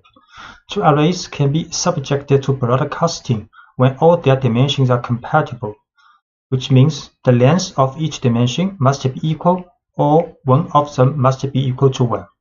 If neither of these conditions is met, you get an exception that states that the two arrays are not compatible. So when the rule of compatibility is met, then the size of the smallest array will be extended to the size of the biggest array, so that the element-wise function or operator is applicable. So we see an example. A is a two-dimensional array, and B is a one-dimensional array. A plus B is compatible, and B will be broadcasted to the size of A, and then get the addition implemented.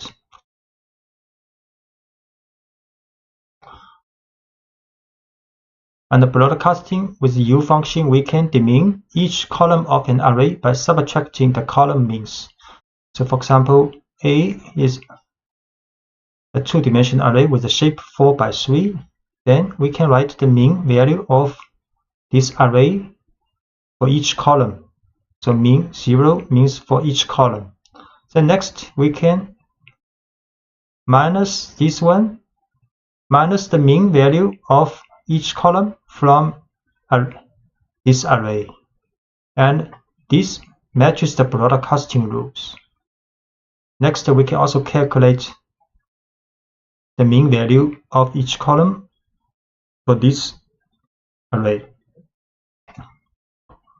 So first we show A is two-dimensional array and B is a one-dimensional array.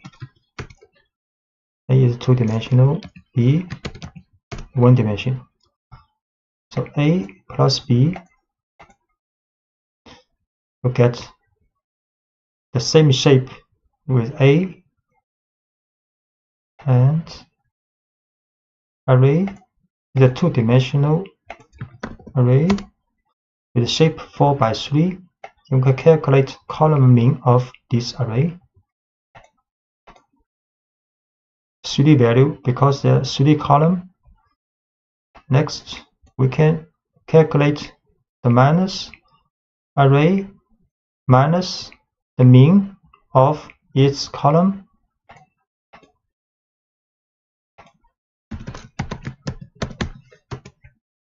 This is the result with the same shape as this array. So this minus is compatible with broadcasting automatically. Next, we can calculate this array's mean value for each column. It will be 0 for each column because it has been demeaned. This value is very close to 0.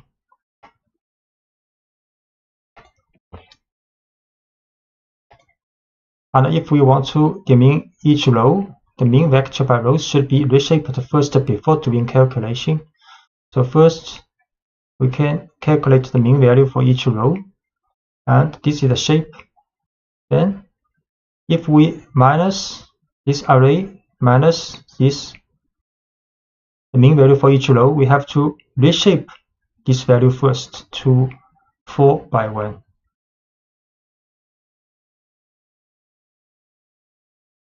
So we will show again this array 4 by 3. Then the row mean for this array, we have to put 1 here.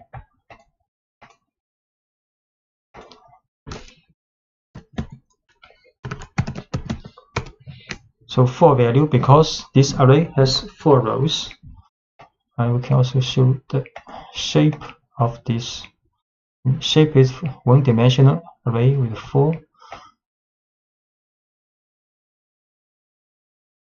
If we want to calculate, then we have to reshape this row means to 4, 1. Then it is possible with the broadcasting.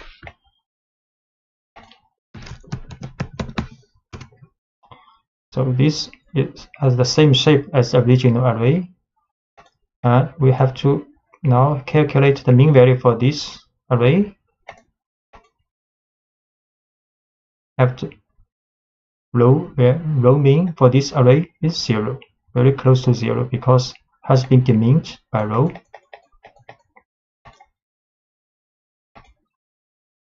Okay, using NP new axis function to reshape numpy arrays also. So in the 3-dimensional case, broadcasting over any of the 3 dimensions is only a matter of reshaping the data to be shape compatible. So using reshape is one option, but numpy arrays offer a special function called np.newAxis along with full slices to insert the new axis. So what this means? We show one array in 2 dimensions, then we can change the shape of this array to 3 dimensions by adding np.new axis here. Then the shape will be 4, 1, 4. So this array, the 2 dimension, 2 dimension, all the values 0. Then we can create another array based on this array with 3 dimensions.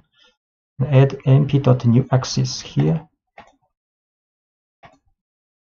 Then show the shape of this array, like 4, 1, 4.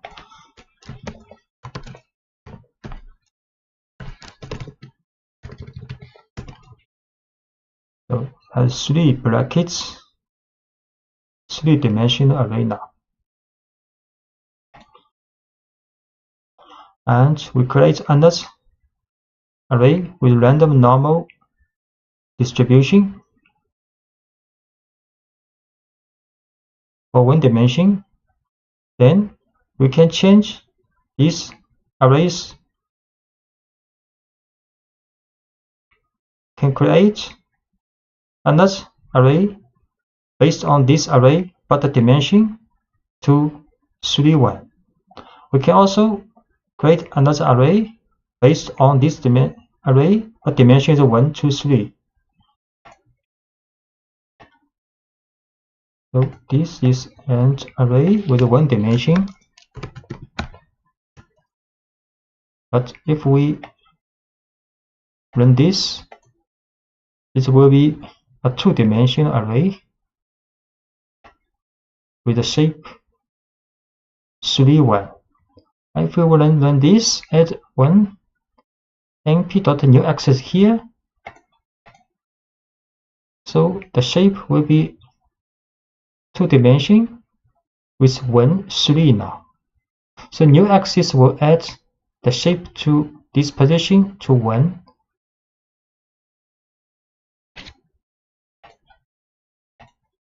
Thus, if we had a 3-dimensional array and wanted to the mean axis to, say we would need to write, so this is a 3-dimensional array, and we want to get the mean for 2 is the last dimension. So this mean array will be 2-dimensional because the last axis has been meaned out. And next, if we want to calculate AR minus this mean value, because this mean value is 2-dimensional, so we have to add 1 axis here with 1 dimension, 1. The shape is 1 for the last axis. Then it is compatible for calculation.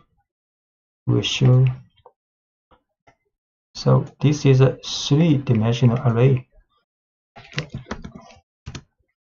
3-dimensional, 3 brackets. And we get the means and mean out at the last dimension. Sure. So this mean matrix is 2-dimensional with 3, 4. We show the shape 3 by 4. So if we want to calculate the minus, then we have to add the np.new axis here after for this mean matrix. The mean, we can calculate again the mean value for this. The mean is 0 actually. Every value is 0 now. Random number generation with a Python random model. The Python defines a set of functions that are used to generate or manipulate random numbers through the random module. Functions in the random module rely on a pseudo-random number generator, function random, which generates a random float number between 0 and 1. So we first import random, then can generate a random number. Import random and generate a random number using random.random. And this number is randomly generated between 0 and 1. Generating a random item can using a choice. The choice is an inbuilt function in the Python random module that returns a random item from a list, tuple, or string. So you import a random, and we can print a random value from the list. So this is a list, and can print a random number using random.choice for this list. To random, then create a list. So list 1 has 1, 2, 3, 4, 5, 6. We use random.choice list 1. This time print the number 4. We can also print a random item from the string. So this is a string, can print random.choice string. String, then randomly choose one alphabet of this string to print out. S, this time is S. And generating random numbers from a specified range and step using random range. So using random range can generate in range from, for example, 20 to 50. The last parameter 3 is the size of a step to skip 3 numbers when selecting. So we can using random.random range 20, 50, 3, then print out.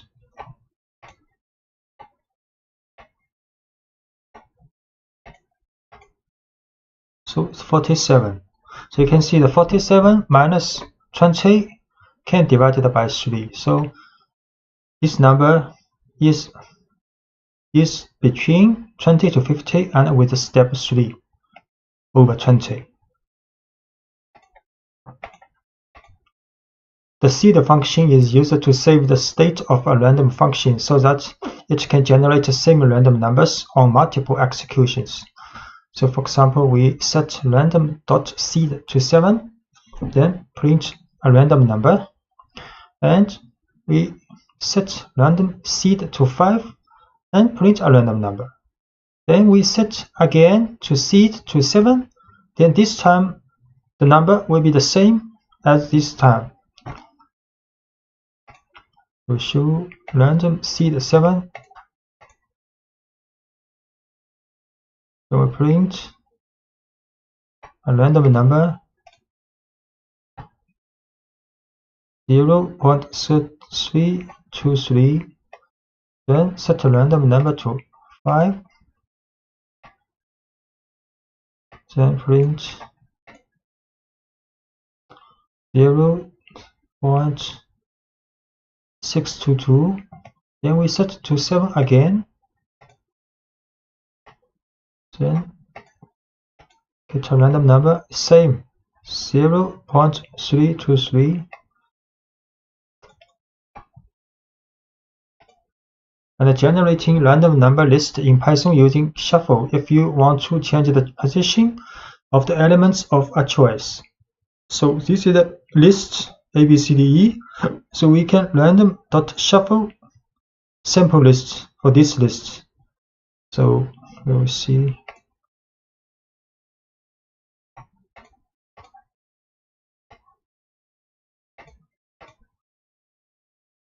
And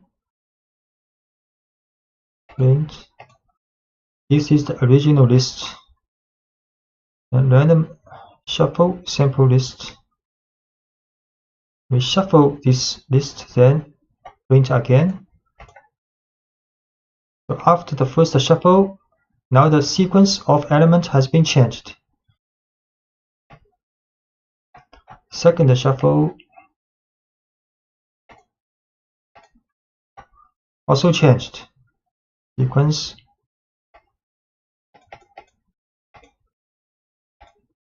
Generating random number list in Python using uniform. This function is used to generate a floating point random number between the numbers mentioned in its argument.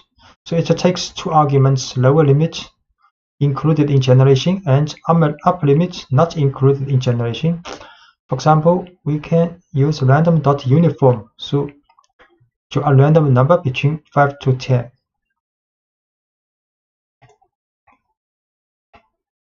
Uniform 5, 10, 9.54.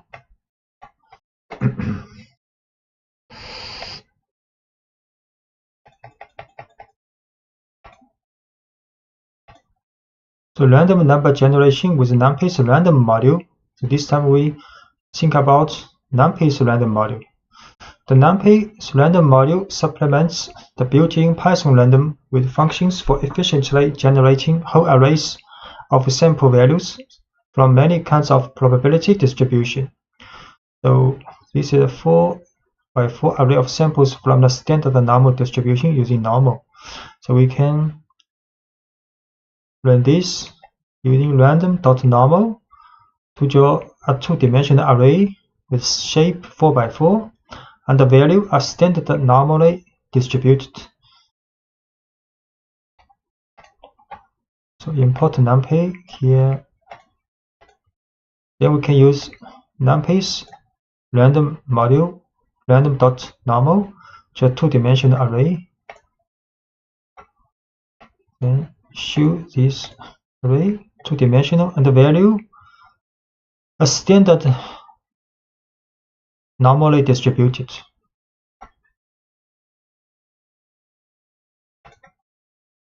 And we can also draw a 4x4 array of samples from the normal distribution with mean equals 5, standard deviation equals 2. Use np.random.normal 5 to size it 4x4.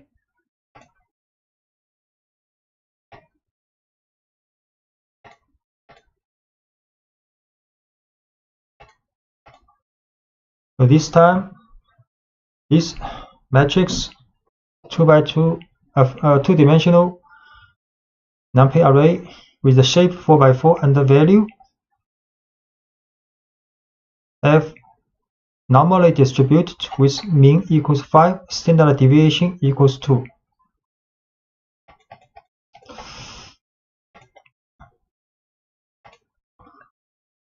And set random seed in NumPy. You can return the same random sample.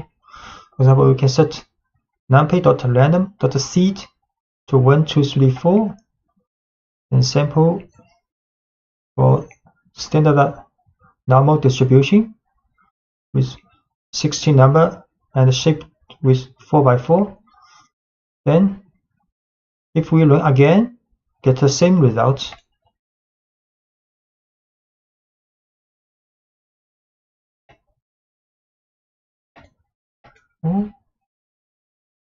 Simple.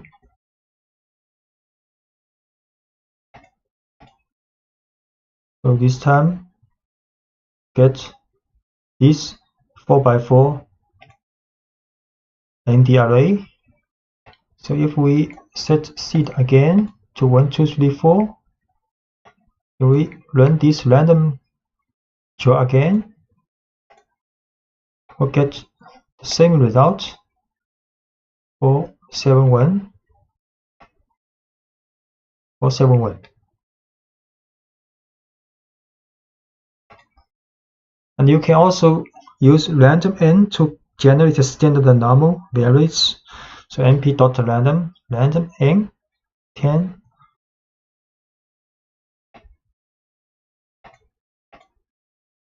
So these 10 numbers also standard normally distributed. You can shuffle an NumPy array with np.random shuffle. So create an array.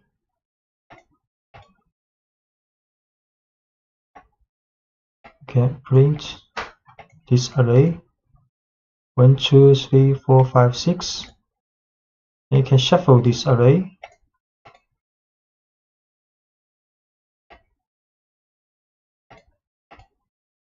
And shuffle this 2, 1, 6, 3, 5, 4. And NumPy's random permutation method to get the random samples of sequence of permutation. So import NumPy as np, then gfg equals numpy random.permutation 20. See,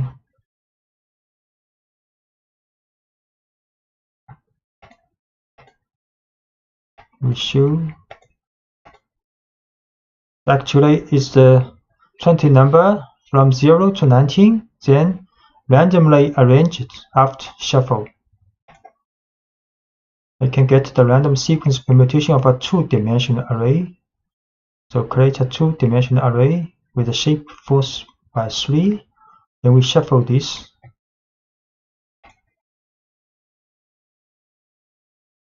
This is a two-dimensional array.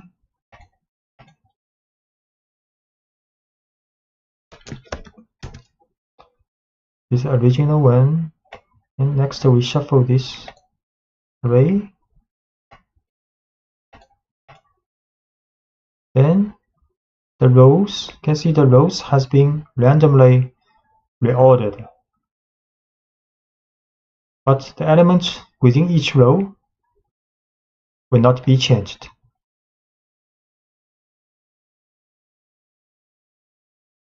So reading and writing numpy array data on files. So loading and saving data in binary files. So numpy provides a pair of functions called save and load that enable you to save and then later retrieve data stored in binary format. So once you have an array to save, for example, one that contains the results of your data analysis processing, you simply call the save function and specify as an argument the name of the file and the array. The file will automatically be given the .npy extension. So this is a data frame. So this is a numpy array with shape 4 by 3, two-dimensional. Then we can save using np.save to save the data, this file with this data numpy array.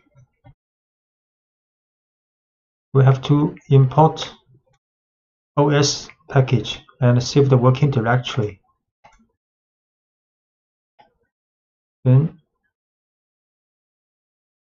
create a numpy array, two-dimensional array, the shape of 4 by 3. Then we can save this array to this file.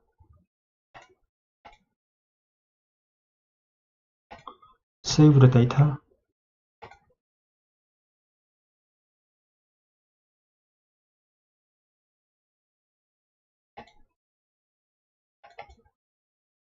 So you can find this data, save the data, but this is a binary file you cannot open with txt file.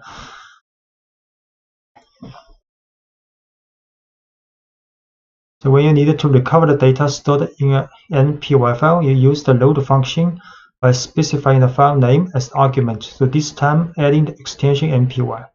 So we can also load this file, but have to add npy after the file name. We can load this file to numpy array. So we show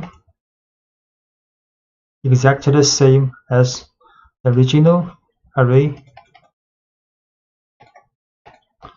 And the reading files with tabular data using gen from txt function. So you can also read files in textual format txt or csv, for example. The following data is in the CSV format, so in which data are collected in a tabular format where the values are separated by comma. This file is CSV file. To be able to read your data in a txt file and insert values into an array, numpy provides a function called gen from txt. So normally this function takes 3 arguments: the name of the file containing the data, the character that separates the values from each other, in this case is a comma, and whether the data contain column headers. So because data has a column header, we set true. Delimit the comma and gen from text this file.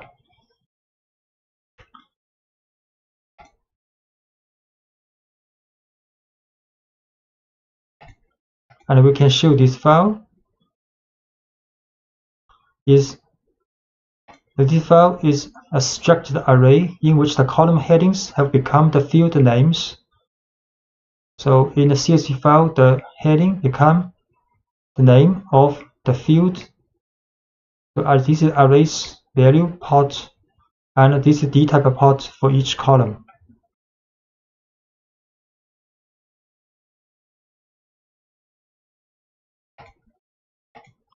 You can also, the bottom of the array, you can find the column headings contained in the file. These headers can be considered a label, such act as index to extract the value by column.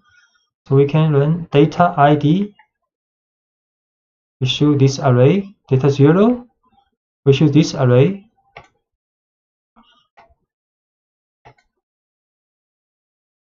D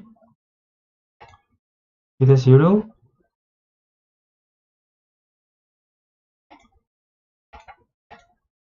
The gen from text function will replace the missing values in the file with an NaN value.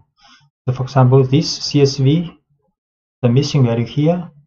If we read this CSV, use the same format, then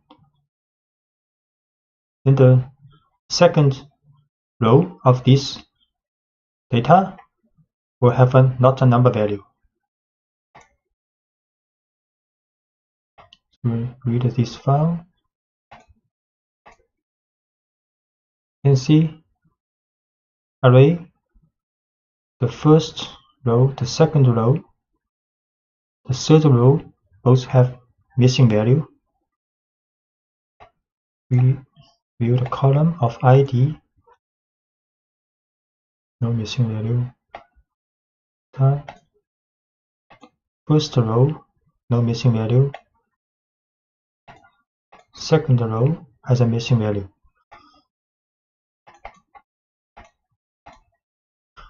And the reading files with tabular data can also use numpy's load.txt file. For example, this is a txt file with 6 rows.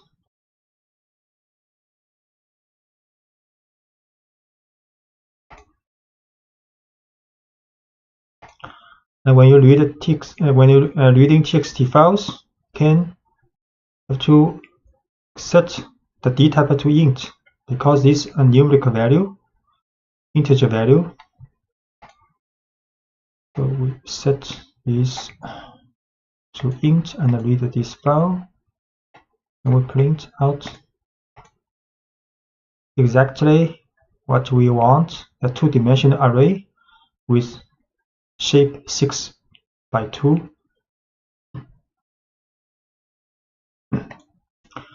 You can also set a skip rows here if you want to skip the first row in this txt file. So this txt file, the index name, but we do not want to read this in the numpy array. So we skip this first row.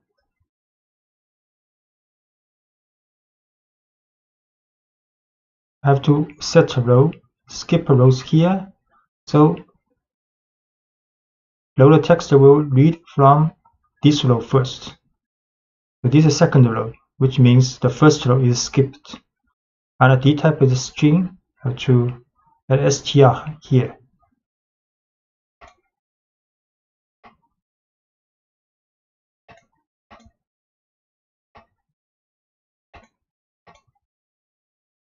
Exactly what we want, the 6 by 2 two-dimensional array. So pandas is an open source Python library for highly specialized data analysis. It is currently the reference point that all professionals using the Python language need to study for the statistical purpose of analysis and decision making. Pandas is designed on the basis of the NumPy library, so it is not only makes this library compatible with most other modules, but also takes advantage of the high quality of the NumPy module.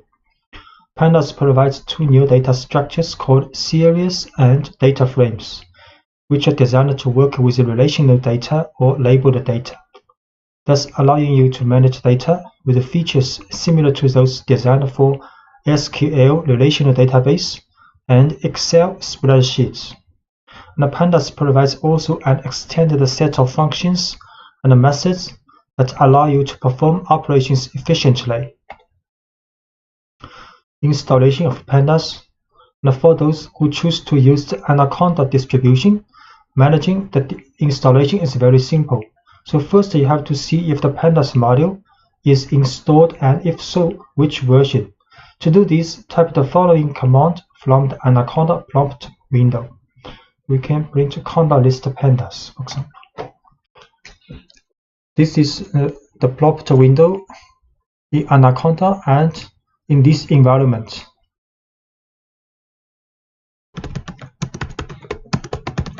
We can show conda list pandas.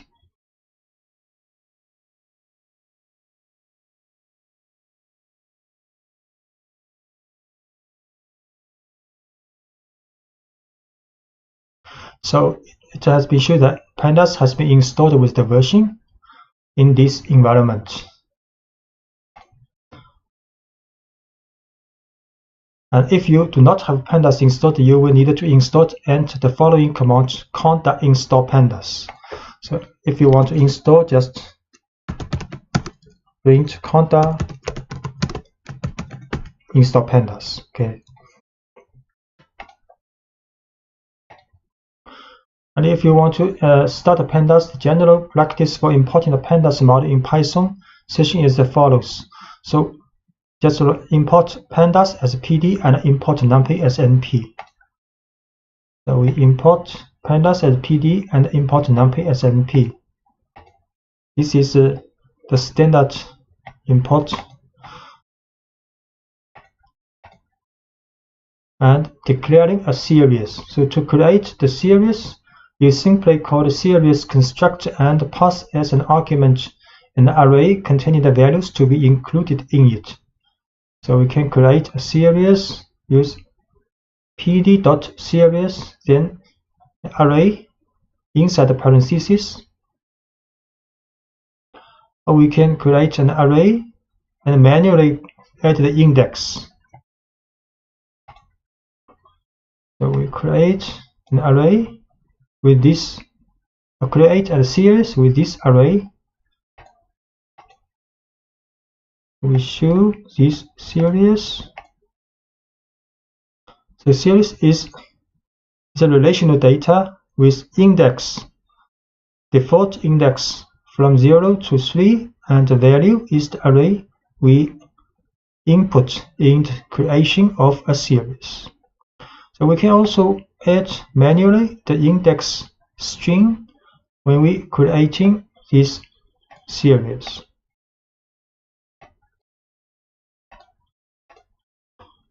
So this time the index has been changed from A to D. And we can also show the values of a series and index of a series. So we can write s.values. The values is an array with this value, and the index of this series A, B, C, D, the index. And for the data frame, the most common way to create a new data frame is precisely to pass a dict object to the data frame construct. And this dict object contains a key for each column that you want to define with an array of values for each of them. So if we want to create a data frame, we can create a dictionary first. Dictionary with the key, color, key object, and key price.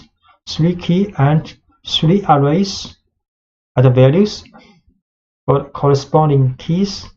Next, we can create a data frame using pd.dataframe, then put this dictionary here. Then it will be a data frame with 3 columns. So show in this dictionary with 3 key value pairs.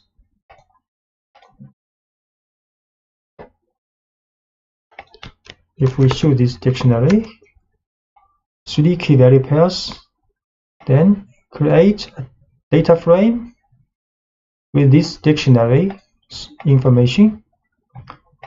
Then we show this data frame. The data frame actually is a tabular data with index. This index default because we have 5 rows. So pandas put the default index from 0 to 4 for these rows. And the column has a header, 3 header variables, exactly the 3 keys in this dictionary. And the values, 3 column values, are 3 values associated with these 3 keys in the dictionary.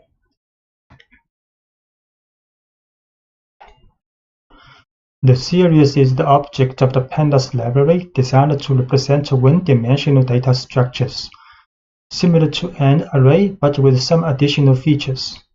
It is composed of 2 arrays associated with each other. The main array, whose data is actually a numpy array, to which each element is associated with a label contained within the other array called the index. So this is a series. The main array is the value part, and each value associated with an index in an index array. So declaring a series, to create the series, you simply call the series constructor and pass as an argument an array containing the values to be included in it. So we can just create a series using pd.series with an array in the parentheses, and the result will be a series. We create this series and show. So this series has a value part and index part. So as you can see from the output of the series, on the left there are values in the index, which is a series of labels, and on the right are the corresponding values. If you do not specify any index during the definition of the series, so by default, pandas will assign numerical values increasing from 0 as labels. Often, however, it is preferable to create a series using meaningful labels. In this case, it will be necessary during the constructor call to include the index option and assign an array of strings containing the labels. So we can create a series and manually input an index with 4 strings. Then the result of this string will be like this, and the index has string values the same as we have input here.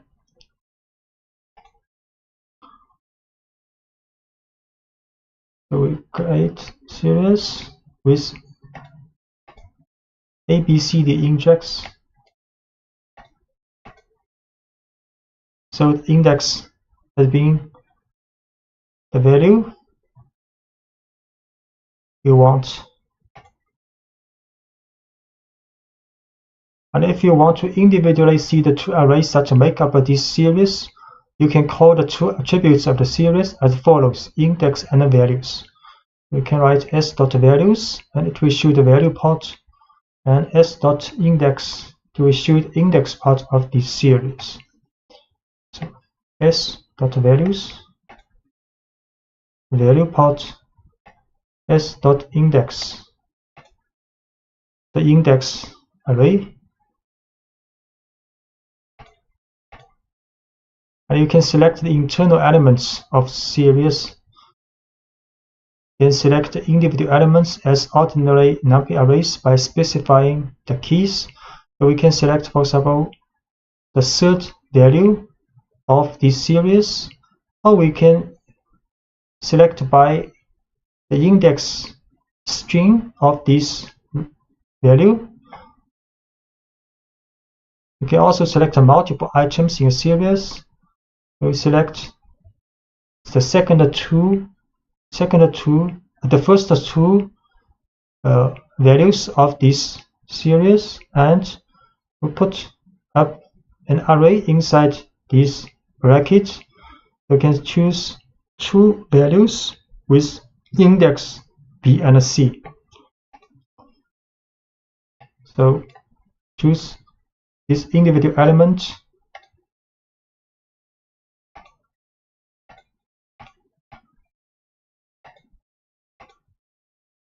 The value is 7, and choose the index B. The value is 4 minus 4, and choose the first two values of this index, and choose two values with index B and C.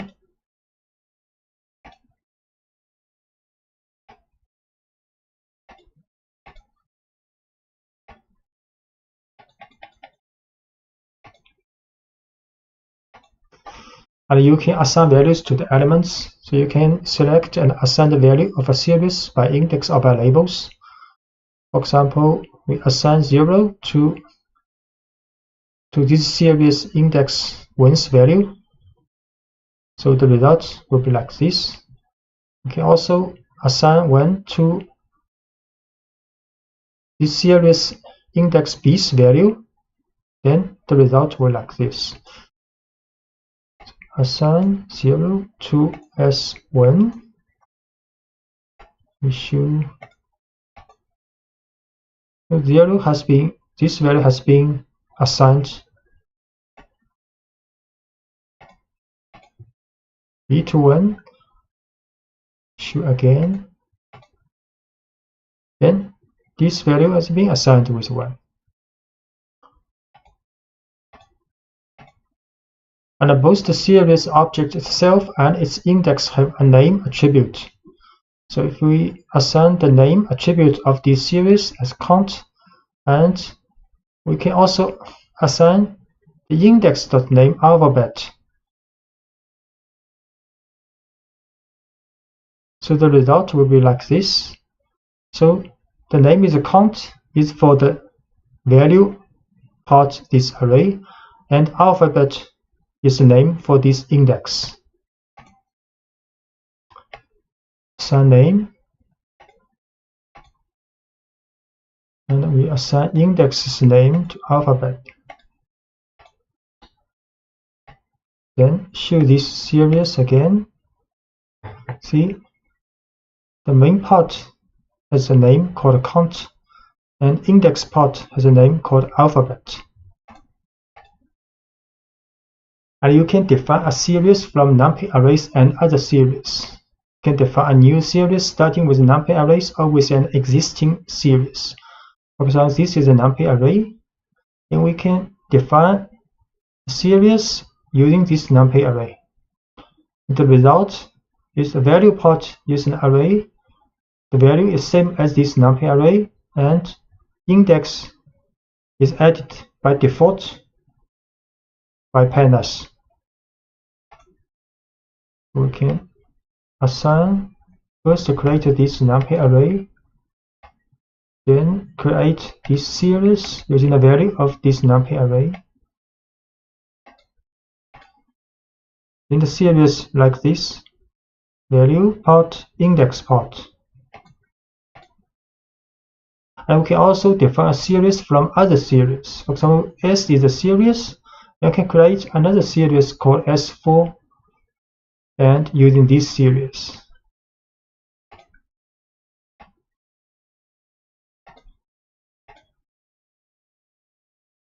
And we show the 4 values and with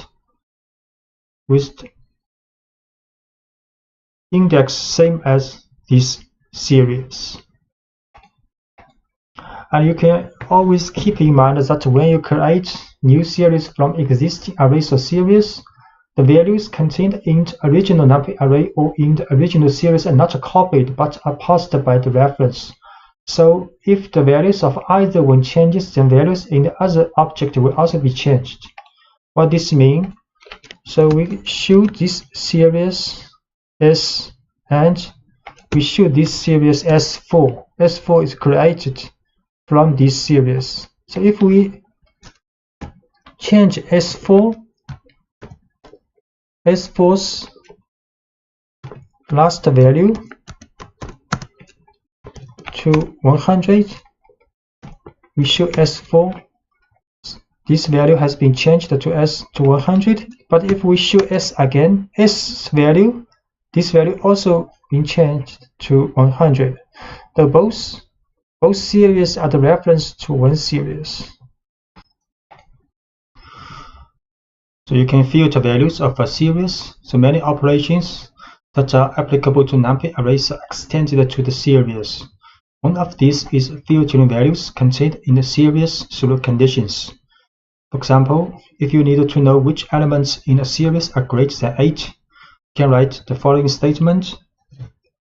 PD series, create a series, then we can write S bracket S larger than 8, and the result will be these two values of the series. Create a series with 4 values.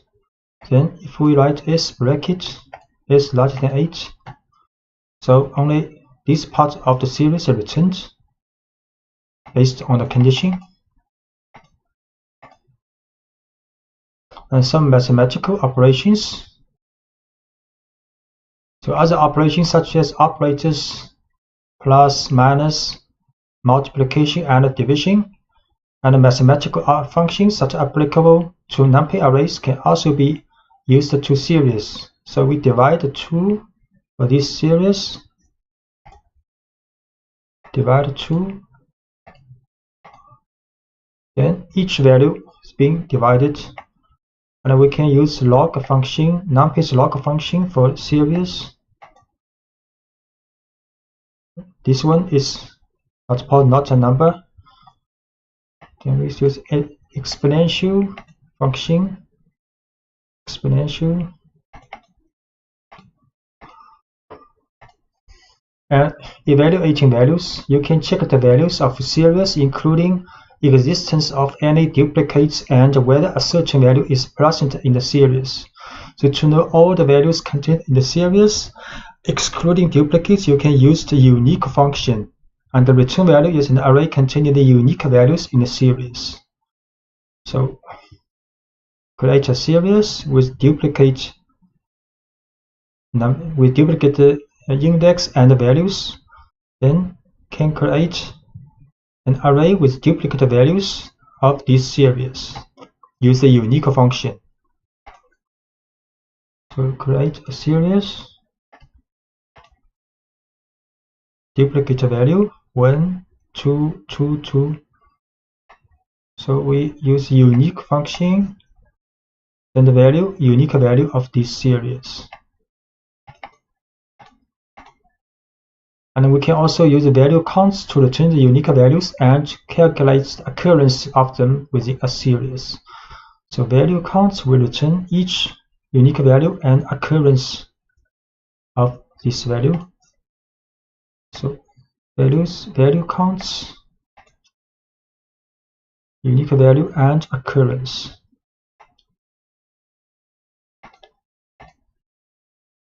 And we can also use function isIn to say if the values are contained in the series, and the returned Boolean values can be used to filter data in a series.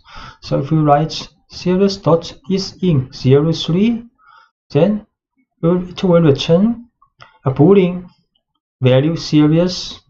So if true means this value in the series is in these two values, is matched these two values. So next we can use the bracket to filter out the values only meeting this condition. So it will return these two values, only two true here. So if isIn 03,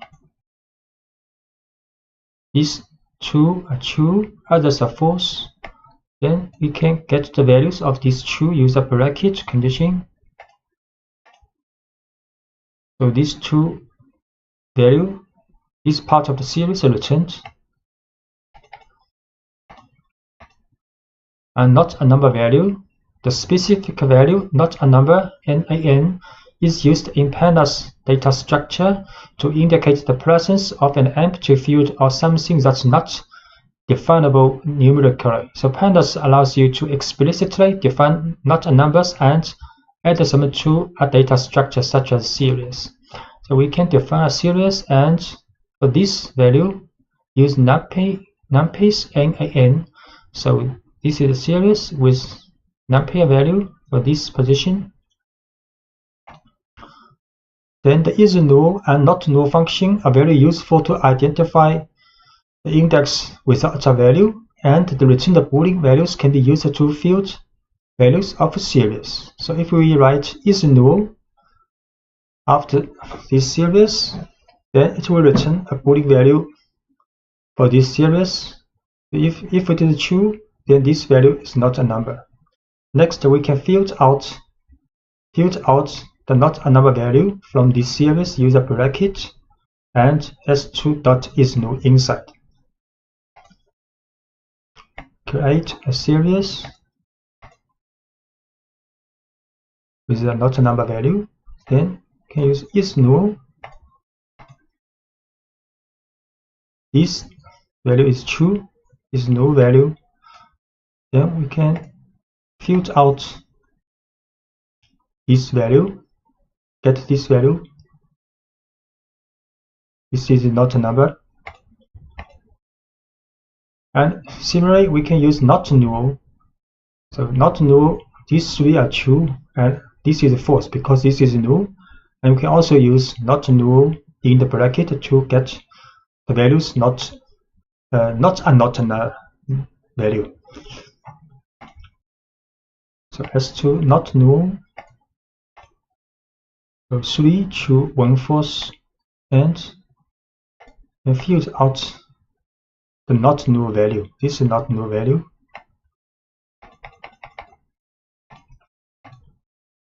And series as dictionaries. So an alternative way to think of a series is to think of it as an object dictionary. In fact, you can create a series from a previously defined dictionary.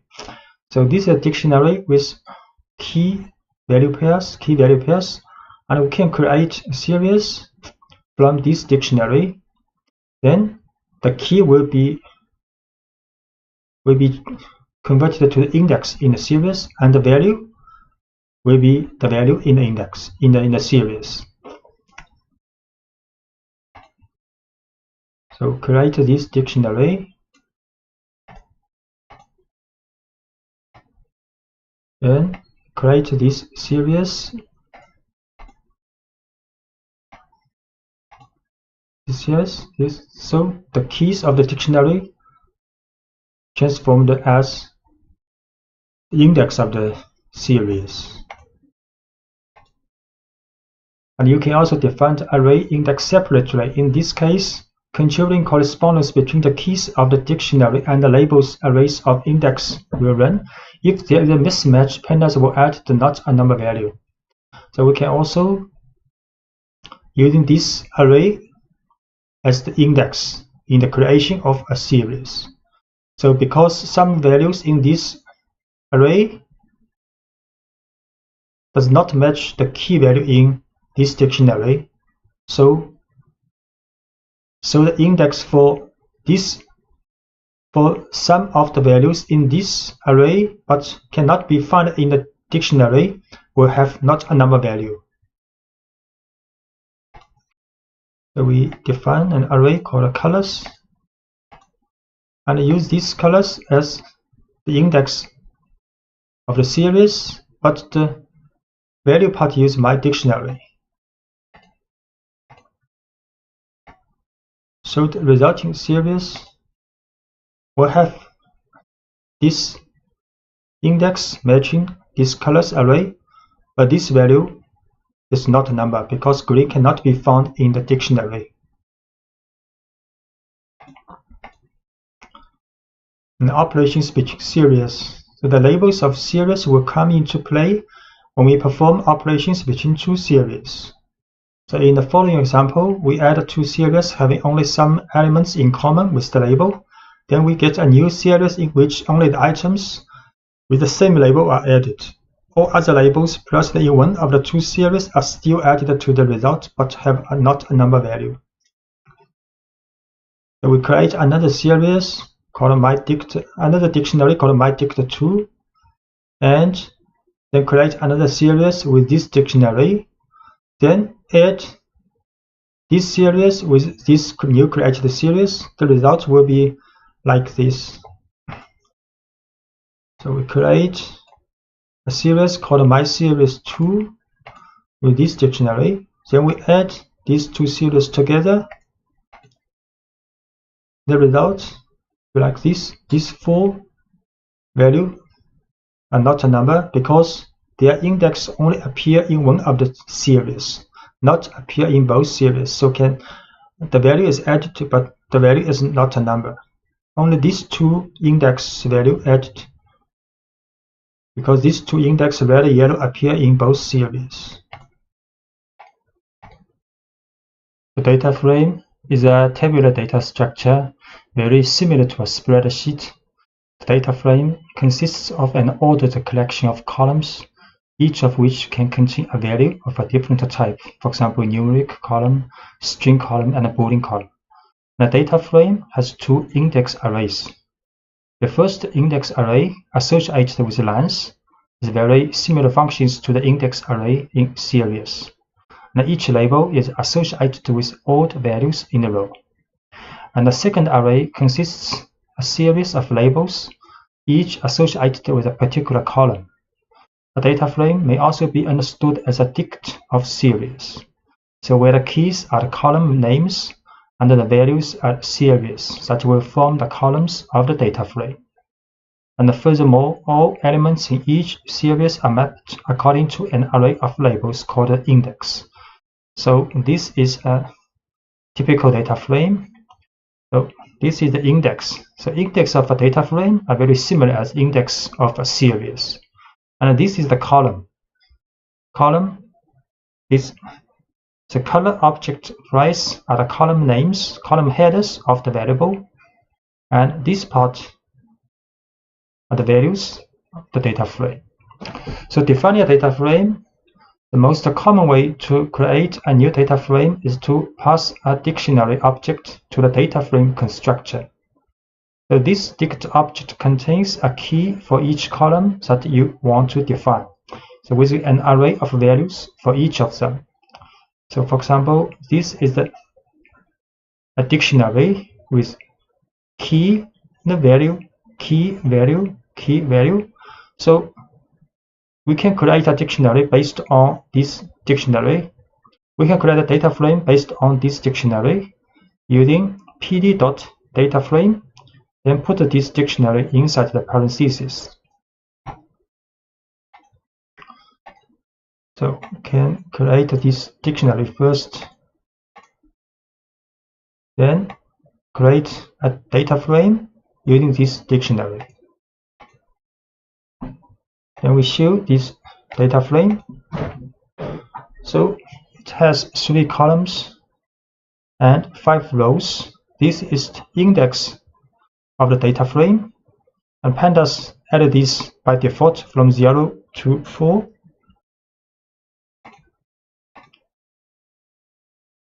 So if the dict object from which you want to create a data frame contains more data that you are interested in, you can make a selection.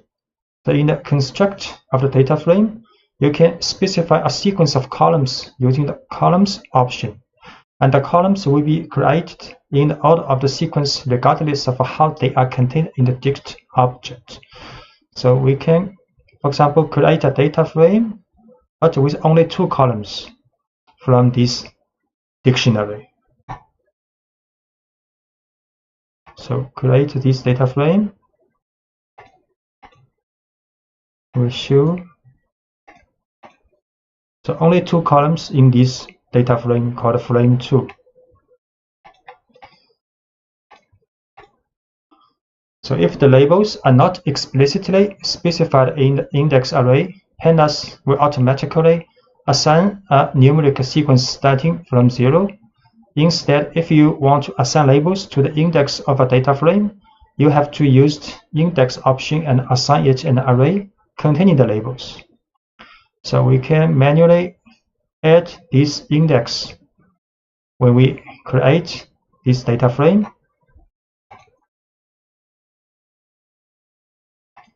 We can create again this frame 2 with index, and we show this data frame. So now index are from 1, 2, 3, 4, 5.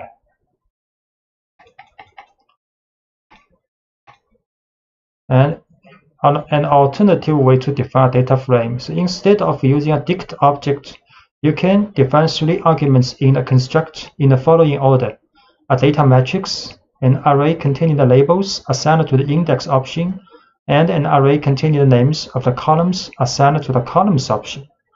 So we can also create a data frame using pd.dataframe, but inside the parentheses can put a numpy matrix with the shape 4 by 4. Next, we also add an index array, also add a columns array. We'll create this data frame called data frame 3. Then show this one. So it's a perfect data frame with index and columns headers.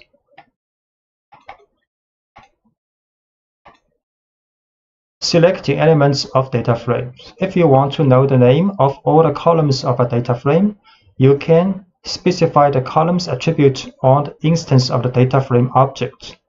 So for example, we can show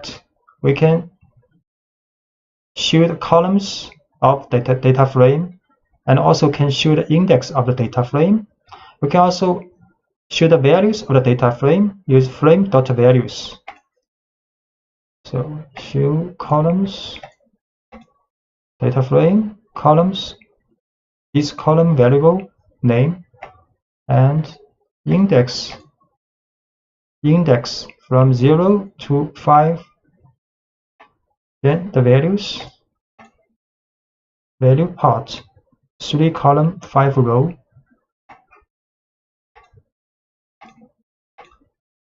Selecting elements, or if you are interested in selecting only the contents of a column, you can write the name of the column.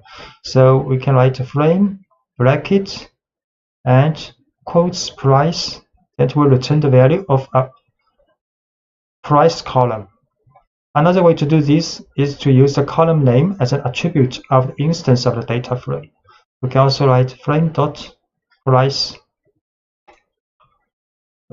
frame bracket price. So it will return column value of price. Actually, the returned object is a series. And we can also use this format. Same result is the same.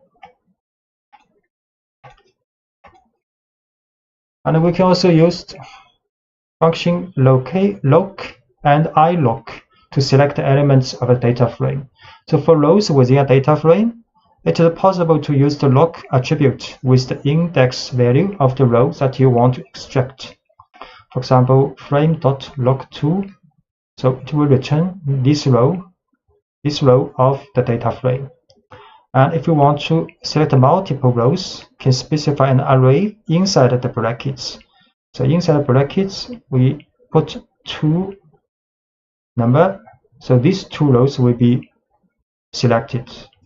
And we also can select both from row and a column.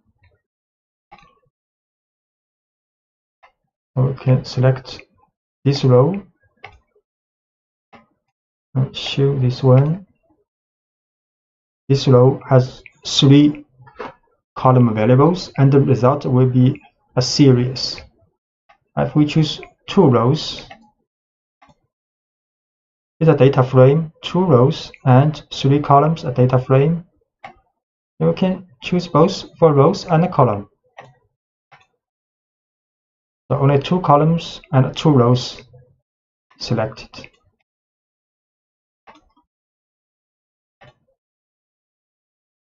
So we can also use iLoc. So if the selector rows only using integer value, so we can use iLoc. So iLoc does not support the string column names, only for the numeric value.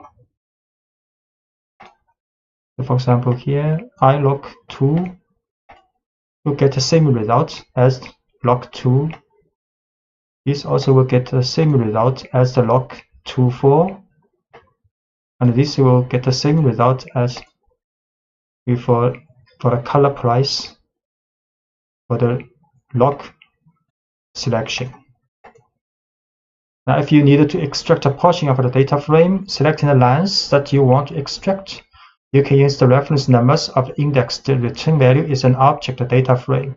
So we can also write column from 0 to 1. Then this case only one line returned, and this case will return 2 lines.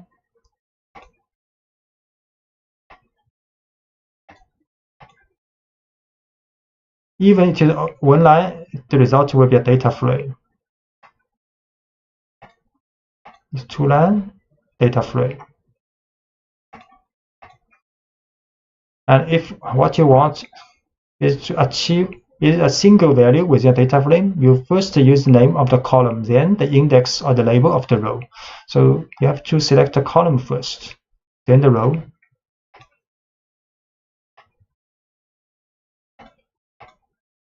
So the result is a single value.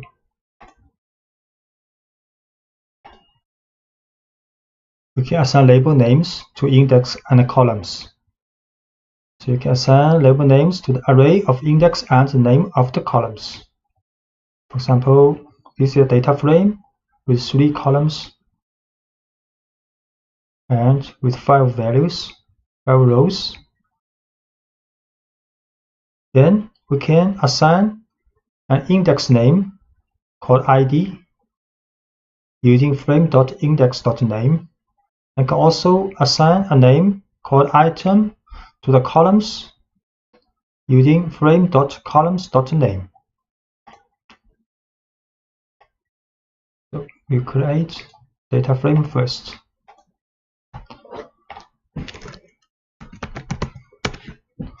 Three columns, 5 rows.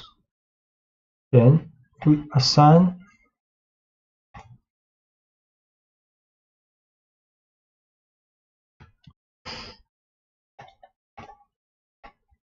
id to the index name and assign item to the columns name. We show this data frame again. So now you can see id appears here, and item stay here. Item is the name of this column. id is the name of this index.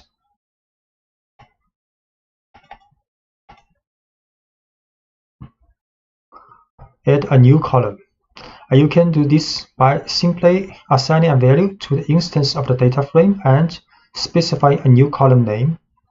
For example, if we write frame brackets new equals 12, then for this column, this is a new column created, then all rows for this column has value 12. And if we assign this array to this column, also possible. So frame new equals 12. So we show this data frame again.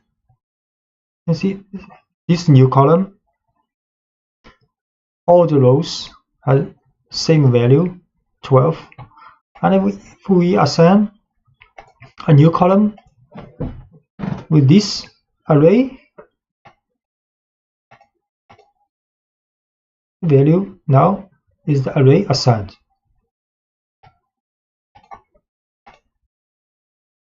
And the columns of the data frame can also be created by assigning a series to one of them. So for example, this is a series with number from 0 to 4.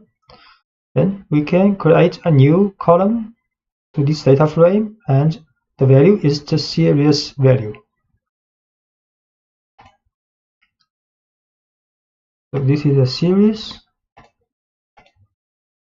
value 0 to 4, and we can assign this series to the column new of the data frame. Show again. So now data frames, this column's value is 0 to 4. And to change a single value, you simply select the item and give it the new value. For example, if we want to change the value of the column price, and this is the third value, third row of column price to 3.3, we can just write the frame bracket price, then bracket 2 equals 3.3.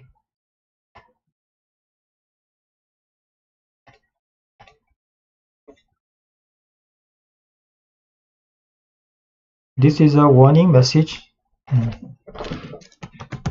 Show 3.3 this value.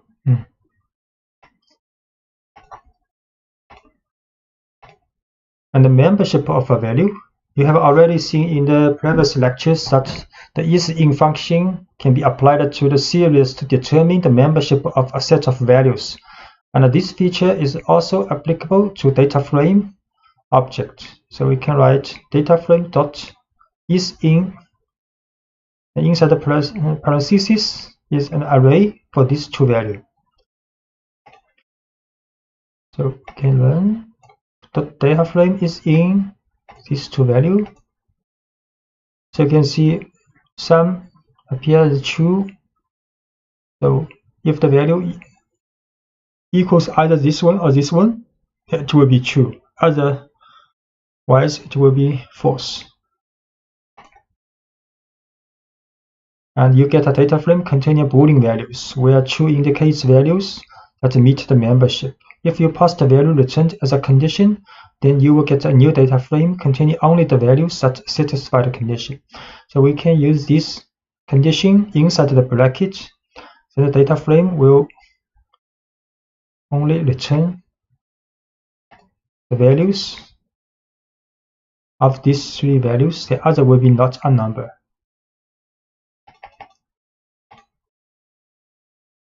And deleting a column. So if you want to delete an entire column and all its contents, use the delete method, del command.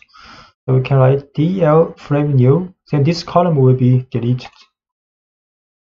Delete frame new.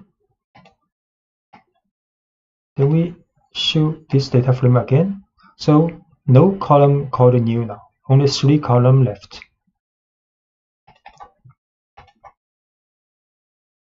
And the filtering, you can apply the filtering through the application of certain conditions. For example, say you want to get all values smaller than 1.2. The elements not matching the condition will be replaced with not a number. For example, this is a data frame. Then we can add a condition with bracket after this data frame. And the condition is if data frame less than 1.2. We can create a data frame first. So this data frame has 3 price column, 5 rows. We can run. So only these values less than 1.2, other values will be not a number.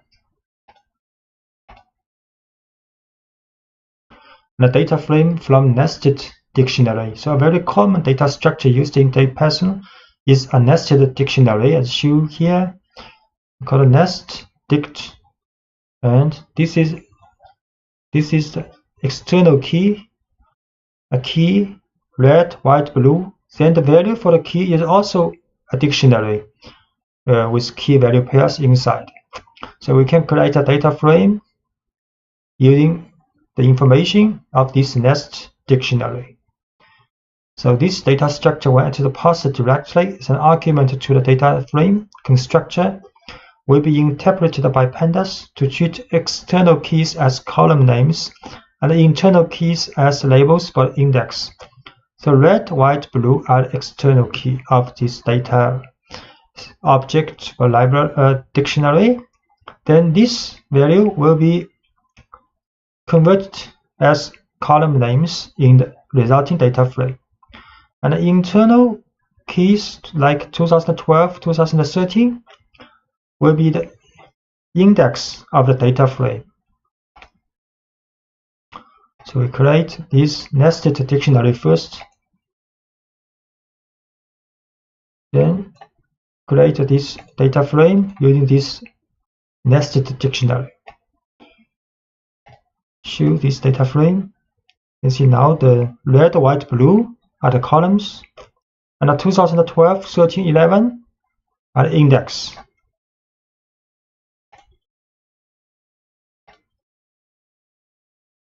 And it's also possible that not all fields will find a successful match. Pandas compensates for this inconsistency by adding NaN. You can see this not a value.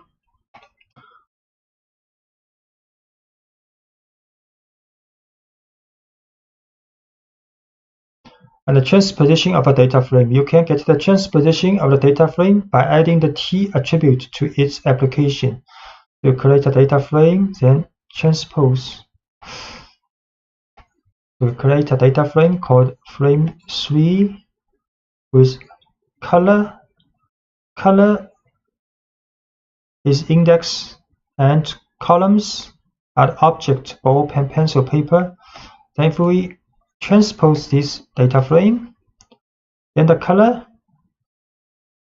will be the column and objects are indexed now.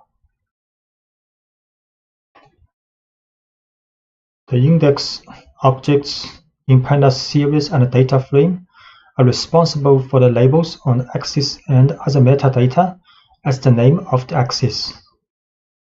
So we create a series with this value and with this index array.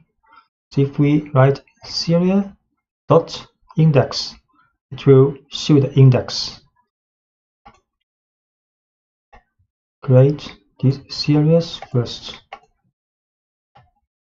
then can show the index of this series. And unlike all the other elements in the Pandas data structures, the index objects are immutable, so once declared, they cannot be changed. This ensures the secure sharing between the various data structures. Methods on index.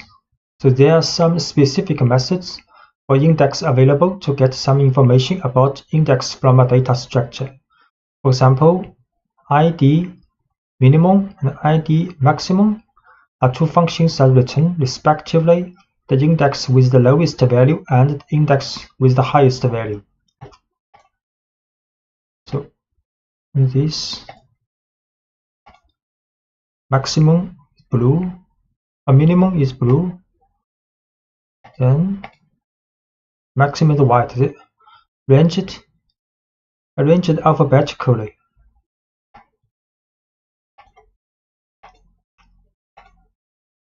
And index with duplicate labels. So far, you have met all cases in which indexes within a single data structure have a unique label. Although many functions require this condition to run, this condition is not mandatory on the data structures of Pandas. For example, see a series with some duplicate label. We create a series with 6 values, and index array. You can see white, white, green, green, duplicate. So regarding the selection of elements in a data structure, if there are more values in correspondence of the same label, you will get a series in place of a single element. So if we want to show the value of this series with the white index, then it will return 2 values in a series. And the same logic applies to the data frame with duplicate index that will return the data frame. To create a series with duplicate labels in index, then we show the index to the values of index with white, to return true rows, and the result is a series.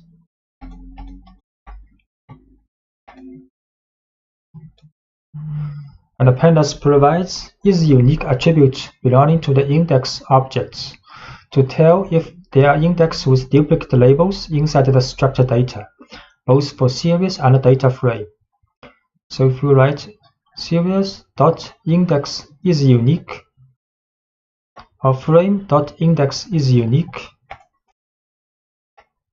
series.index is unique, false, because there are several duplicate index in this series, and we create a data frame also.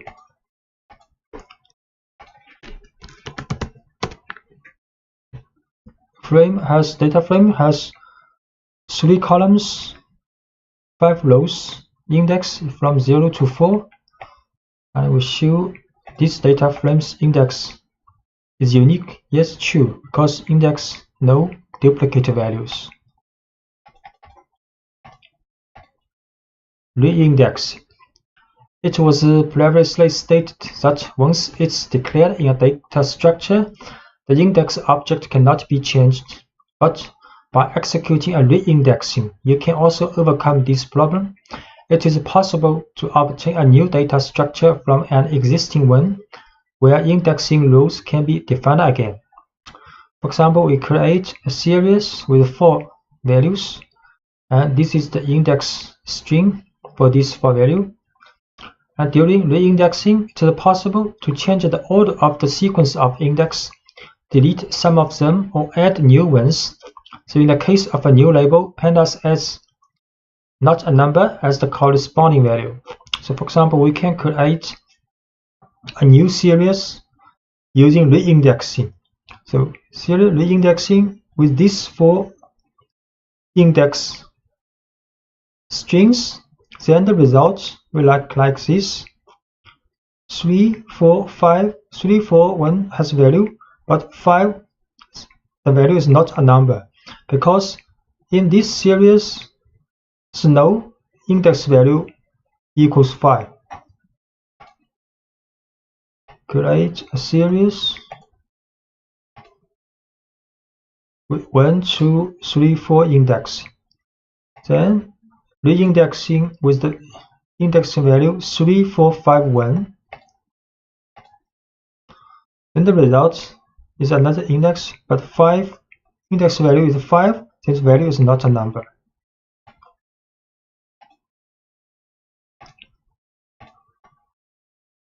And you can also use reindexing with interpolation. So we create a series with 4 values, and this is the index. Then can write reindexing range 6. Range 6 is from 0 to 5. The method ffill forward filling. Then the result will look like this. From 0 to 5 indexing. Then the value comes from series 3, but if not available value, for example, index 2, 4 not appear in this series, then these 2 values will be filled forward filling from other values. And similarly, if we set method bfill backward fill, then if the index cannot be found in this series, the value will be filled backward. We'll create a series first with 4 values with these 4 index. Then we'll reindex this series and with expected index from 0 to 5 in the new series, and using forward fill method. Then this is the resulting series. And if we use backward filling, then if the value cannot be found in this series, will be backward filling from other values.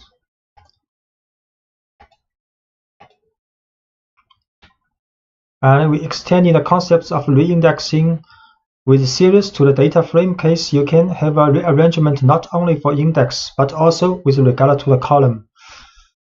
So this is data frame, then reindexing this data frame, and we'll return a new data frame with the range, index with the range from 0 to 4. And the method is forward filling, and a column is these 2 4 columns. This is the result data frame. So we show the frame again. First, this is the data frame. Then we use reindexing of this data frame with index from 0 to 4, method forward filling, columns, colors plus news objects.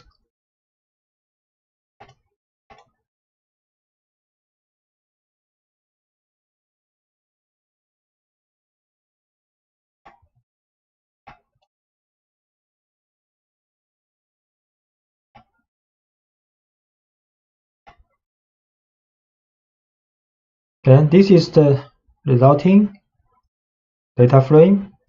And if we use backward filling,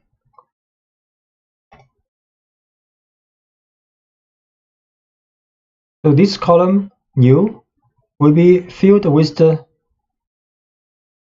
neighboring column's value, backward filling, and in this case it will be forward filling by the neighboring column's value.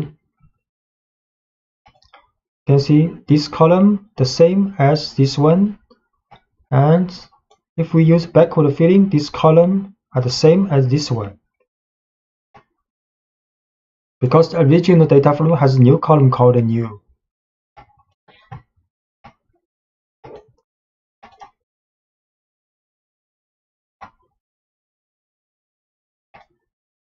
And a job for series, this method will return a new object and without the items that you want to delete. We create a series first with this index, and the value is 0 to 3. Then next we can drop yellow index. Then the result will be a series with 3 rows, 3 items. We can also drop this blue and white both. Create a series, 4 values with this index. Then we drop yellow, then return another series without the yellow index. We can also draw 2 values, then only return this red and yellow.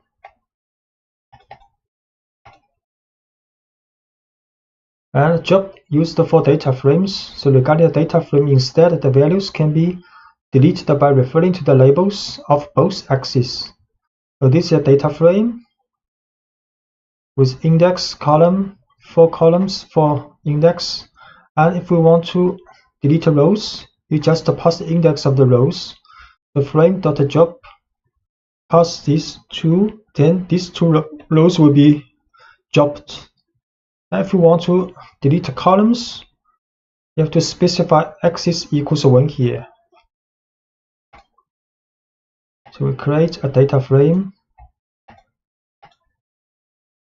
4 columns, 4 rows with this different color index. Then we drop blue and yellow, and the result will be a smaller data frame with 4 columns and 2 rows. And if we drop pen and pencil at axis equals 1,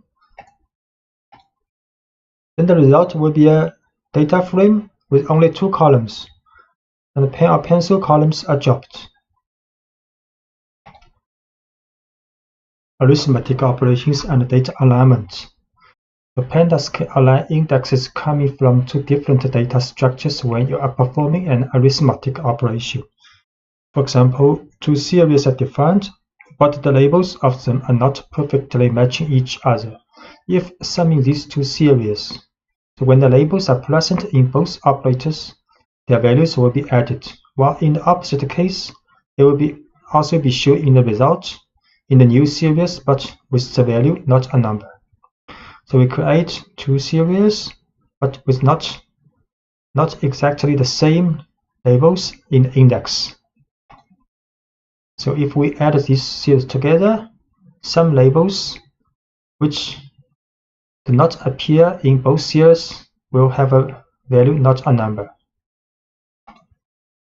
So create these two series. So S1, 2, 3, 4 values, 4 labels. S2, 5 values, 5 labels.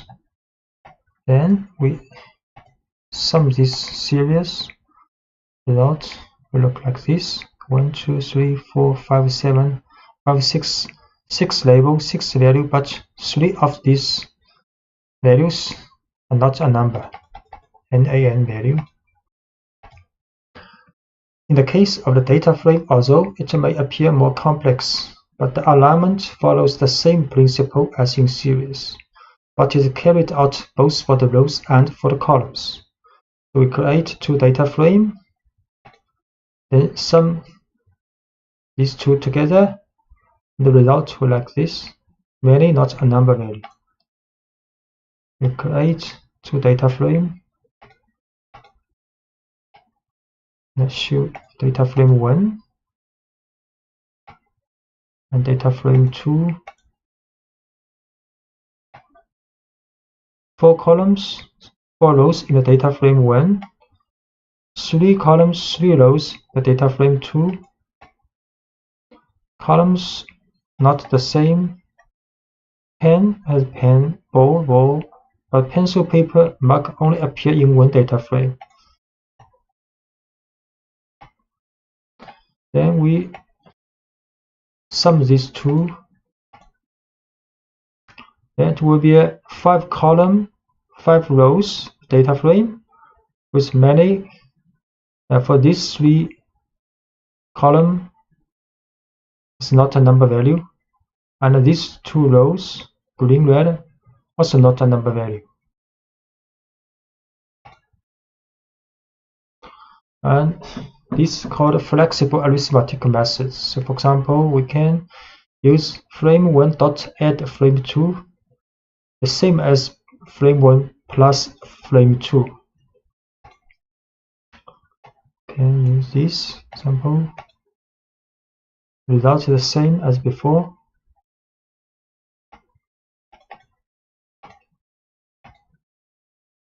And operations between data frame and a series. For example, we define these two structures and the index of series match the names of the columns of the data frame.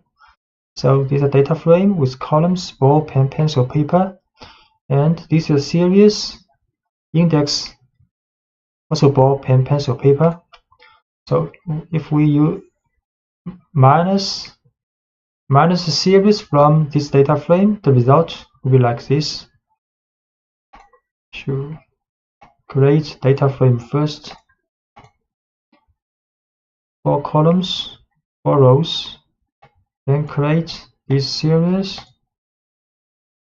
index same as the data frame's column, then minus, result like this.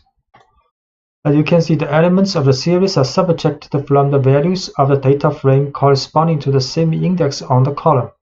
The value is subtracted for all values of the column regardless of their index.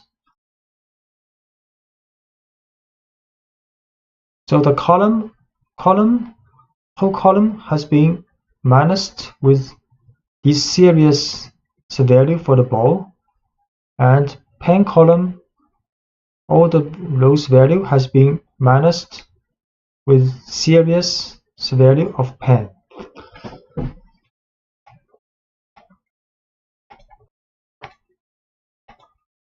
And if an index is not present in one of the two data structures, the result will be a new column with that index only, such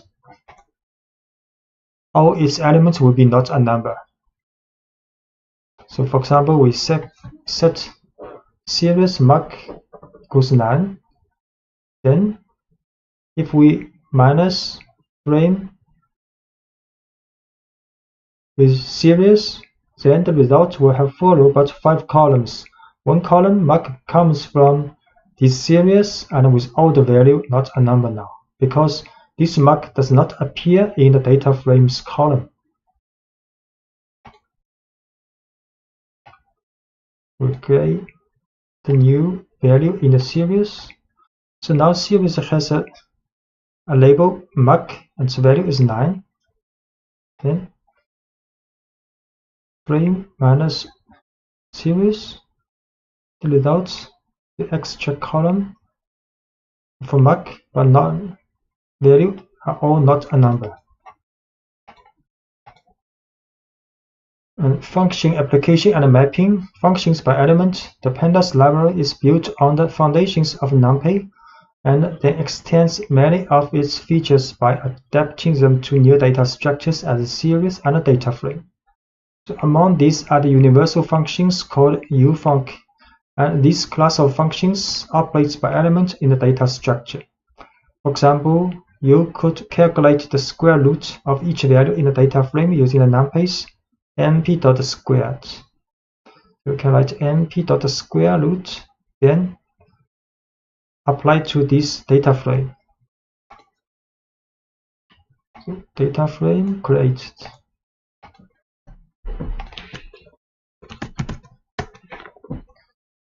Four columns or a numerical value, then square root this data frame. We return another data frame, same column and the same row, and the value are square root of the corresponding data frame's value.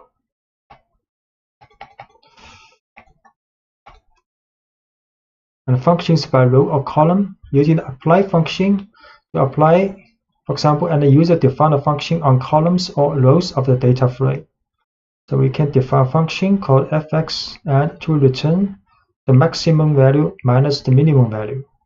So if we apply this function to the data frame, then the result will be a series and the labels, index labels are columns names of the data frame. So this function will be applied on each columns of the data frame.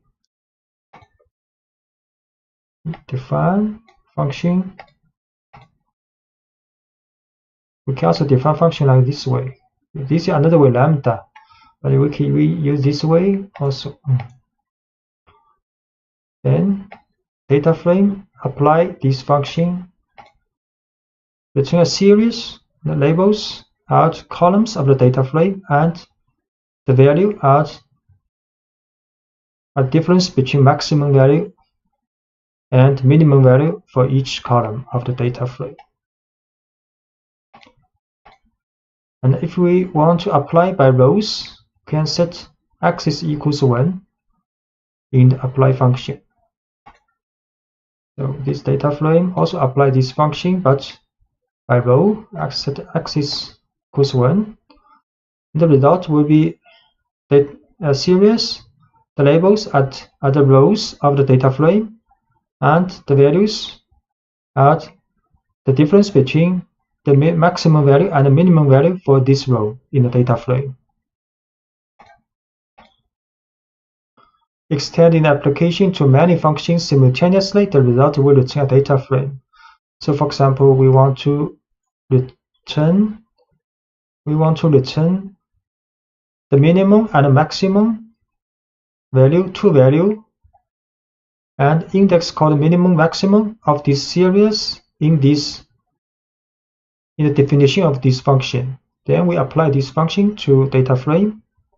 Then the result will be a data frame with this index name, and each row represent the minimum or maximum value of this column of the data frame. We define this function which will return a series with two indexes. Then apply this function to the data frame. The result is a data frame, minimum value or maximum value of each column of this data frame. Most of the statistical functions for numpy arrays are still valid for pandas data frame, so using the apply function is no longer necessary. For example, functions such as sum and mean can calculate the sum and the average respectively of the elements contained within a data frame. So we create a data frame with 4 columns and with 4 index labels. And we can just write frame.sum, then the result will be a series, and the index labels are column names of the data frame, and the values are the sum value of each column of the data frame. Create data frame first.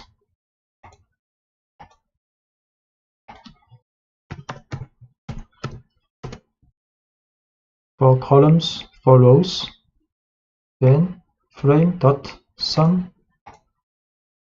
return a series, the sum value of each column of data frame.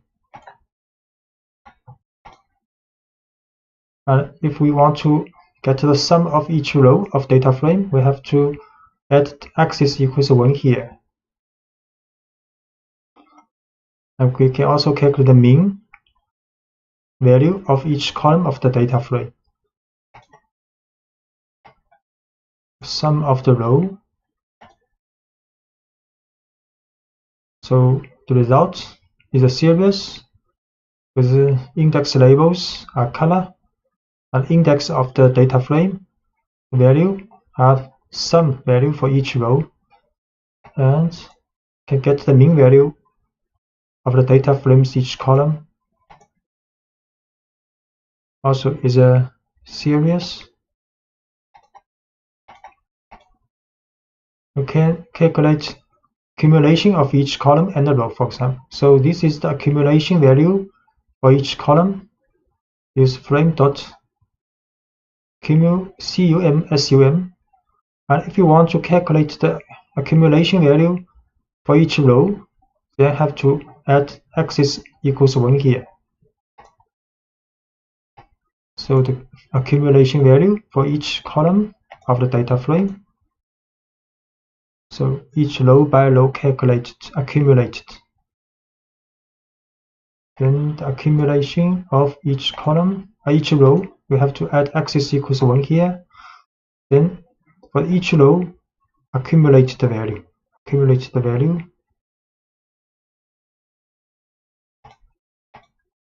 And the describer function allows you to obtain summary statistics for the column in this case.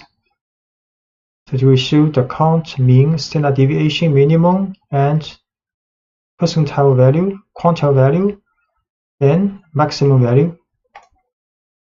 So frame.describe. So each column's statistics, descriptive statistics are calculated. And correlation and covariance between 2 series. So this is 2 series with same labels. And we can write SEQ, the first series, dot correlate the second one. And the result is the correlation of these 2 series. And similarly, we can calculate the covariance of these 2 series. Create 2 series. Then the correlation of these 2, the covariance of these 2. And the covariance and the correlation can also be applied to a single data frame. In this case, they return their corresponding metrics in the form of 2 new data frame objects. So, for example, this is a data frame with columns, ball, pen, pencil, paper, and the index red, blue, yellow, white. So if we just write this data frame .cor, then the correlation between each pair of columns will be returned in a matrix, in a data frame, in the result data frame.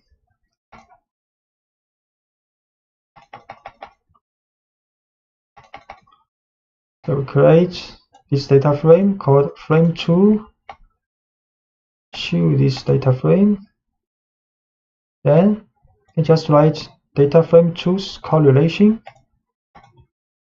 So correlation between different columns are returned, and the covariance between different columns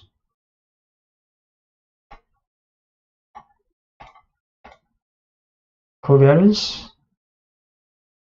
And using the COR with method, you can calculate the pairwise correlations between the columns or rows of a data frame with a series or another data frame.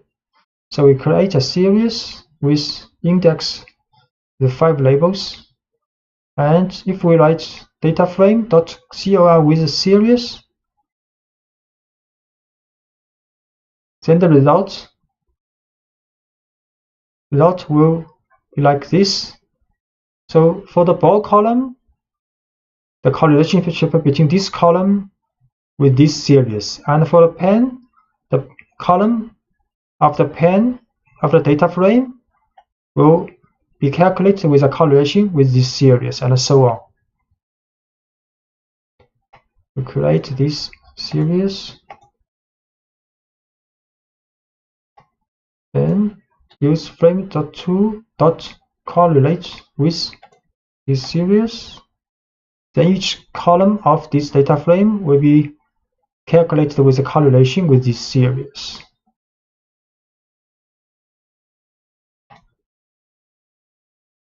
And we can also write frame2.cor with frame.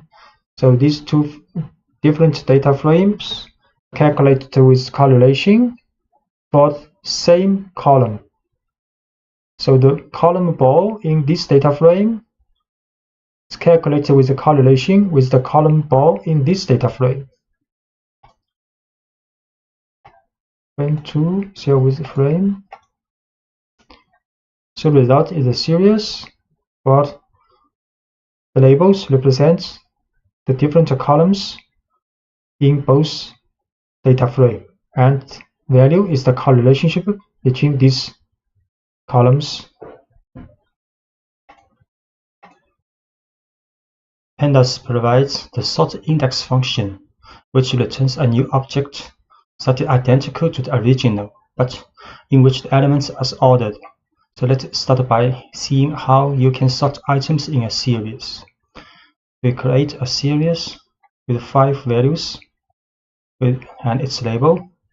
Then write SCR.sortIndex. Then output will be a series, and the order of the elements has been sorted according to the order of the index alphabetically. Create a series, then sort index. So the elements are sorted according to the index alphabetically. As you can see, the items were sorted in ascending alphabetical order based on their labels. This is the default behavior, but you can set the opposite order by setting the ascending option to false. So we set ascending to false. Then the items sorted, but with a descending order alphabetically of the index. And with the data frame, the sorting can be performed independently on each of its 2 axes. So if you want to order by row following the index, you just continue to use the sort index function without arguments, as you have seen before. Or if you prefer to order by columns, you need to set the axis options to 1. So we create a data frame. If we write frame.sortIndex, Then the data frames observations will be sorted by the index alphabetically in the ascending order. So we create a data frame for rows, then sort index. You can see the observations rows have been sorted alphabetically in the ascending order based on its index.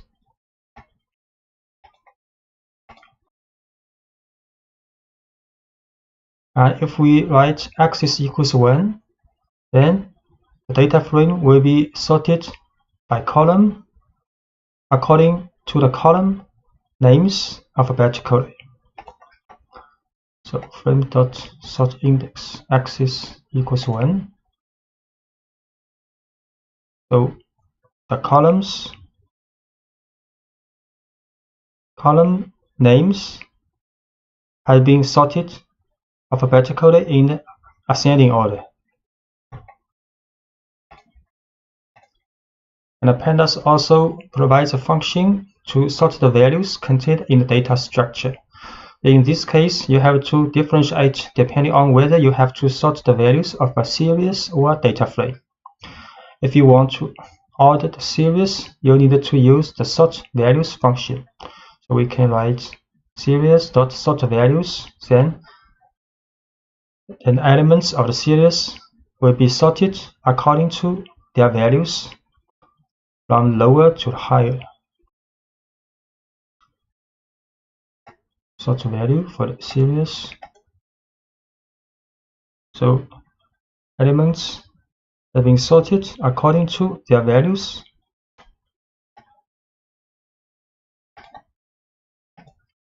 And if you need to order the values in a data frame, you will use the sort values function seen previously, but with the by option.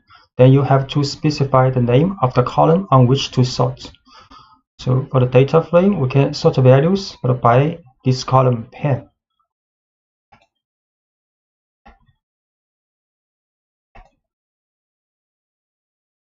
So the data frames observations rows have been sorted according to the value of pen column from lowest to the highest. And if the sorting criteria will be based on 2 or more columns, you can assign an array containing the names of the columns to the by option. So for the data frame, we can also sort values by more than 1 columns. So here by pen and a pencil. Data frame dot sort values by pen and a pencil. Pen and the pencil both have been sorted from lowest to the highest value. And the ranking is an operation closely related to sorting. It mainly consists of assigning a rank, that is, a value that starts at 1 and then increases gradually to each element of the series. The rank will be assigned starting from the lowest value to the highest. So if we run the rank function to the series, then the result will be a series, and the value of the series to each label is the rank with the lowest with rank 1 and the highest value with rank 5 here. And by default, even the ranking follows an ascending sort. To reverse this criteria, can set the ascending option to false. So we can rank set ascending to false, then the lowest value will have highest rank. Series.rank ascending false. So the lowest value will have the highest rank now. Missing data are quite often in analysis, and they are recognizable in the data structures by the not a number, NaN value, and pandas can better manage NaN in different situations. Assigning a NaN value to series. If you need to specifically assign NaN value to an element in a data structure, you can use numpy's np.nan value of the numpy library. For example, this is a series. We can add np.nan for this position, this value. Now we can also write S, for example, series white equals none, we'll get the same result, or can get the same result if we write series bracket white equals np.nan. Just note these two n and n have capitalized. So the result of this series will be like nan for the white index.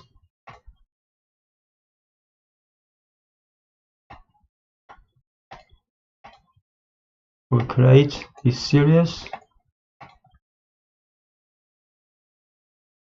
nan here.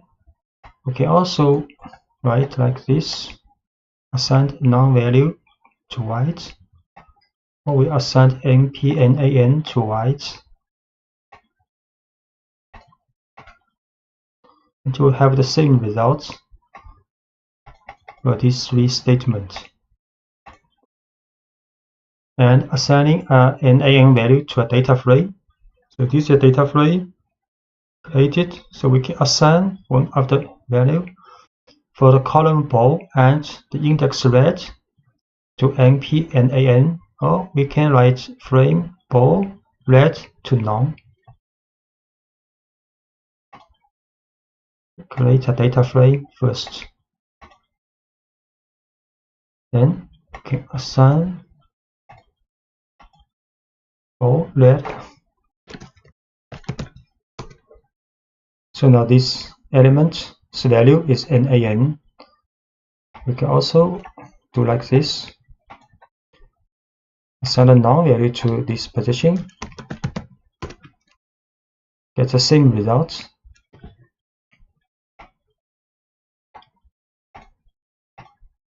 Filtering out NaN values. You can use the job_na function to eliminate the NaN values during data analysis. So we can write series.job_na. So it will return a series without the not a number value. Series job_na. The result is a series with 4 elements, and the value of NaN has been excluded. And you can also directly perform the filtering function by placing not null in the selection condition. So for example, you can write series bracket for the selection condition. We write series.not null, and the result will be the same. The not a number value has been excluded in the resulting series. Series bracket series.not null. Get the same result.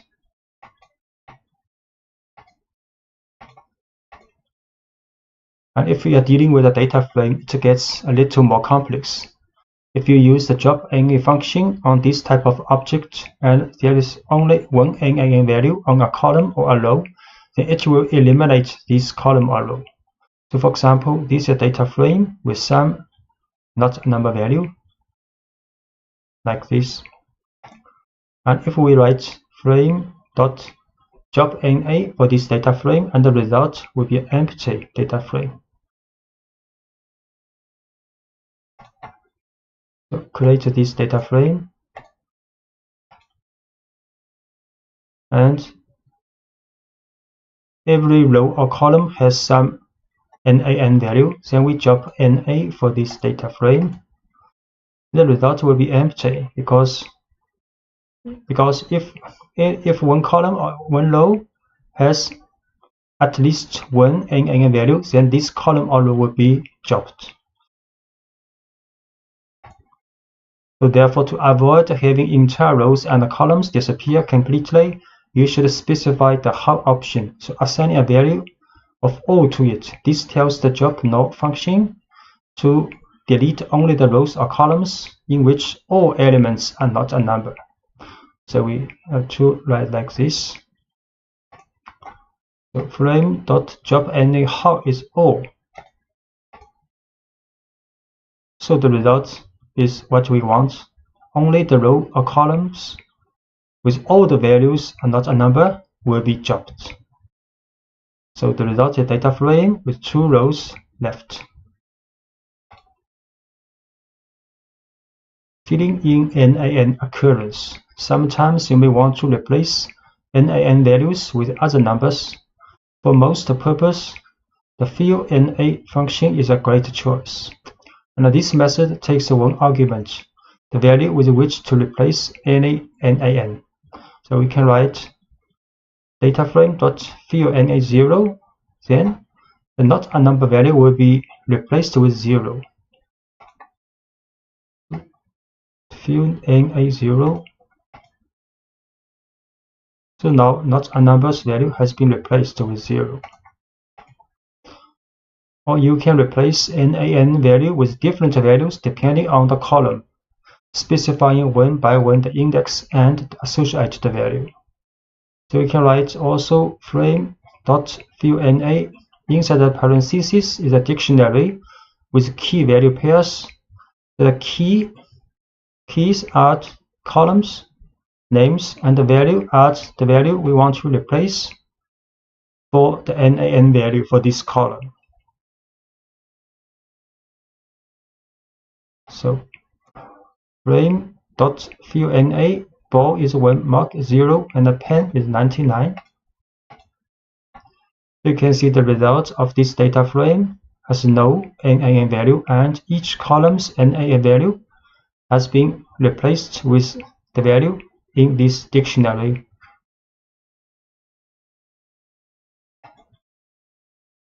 Hierarchical indexing pandas allows you to have multiple levels of index on a single axis. It gives you a way to work with data in multiple dimensions while continuing to work in a 2-dimensional structure. So let us start with a simple example. Creating a series containing 2 arrays of index, such as creating a structure with 2 levels. So we create a series, these values, 8 values. Then the index will have 2 dimensions. So this series will look like this. This is the first dimension of series of index. First index, second index. Create series. Here's the first index, second index. And if we show the index, it will look like this. Color first, upside down second. Each pair of 2 index. So show the index.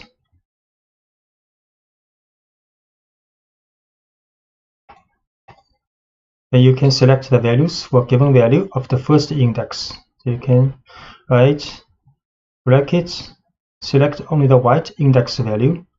Then it will like the smaller series with the index for this position up, down, right, and the value. Or you can select the values for given value of the second index. For example, you can write, but have to write column first, then comma, then up. Then it will be a smaller series with these colors on index. And if you want to select a specific value, you can specify both index. So you can write in the bracket, select white and up, then its value will be shown. Series white, this series column, comma up, like this. And we show the individual value. We have to put 2 index category here.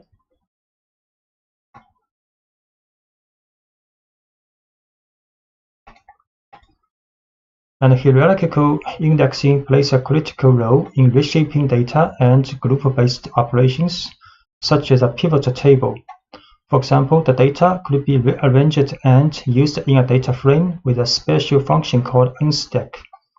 Now, this function converts the series with a hierarchical index to a simple data frame, and where the second set of index is converted into a new set of columns.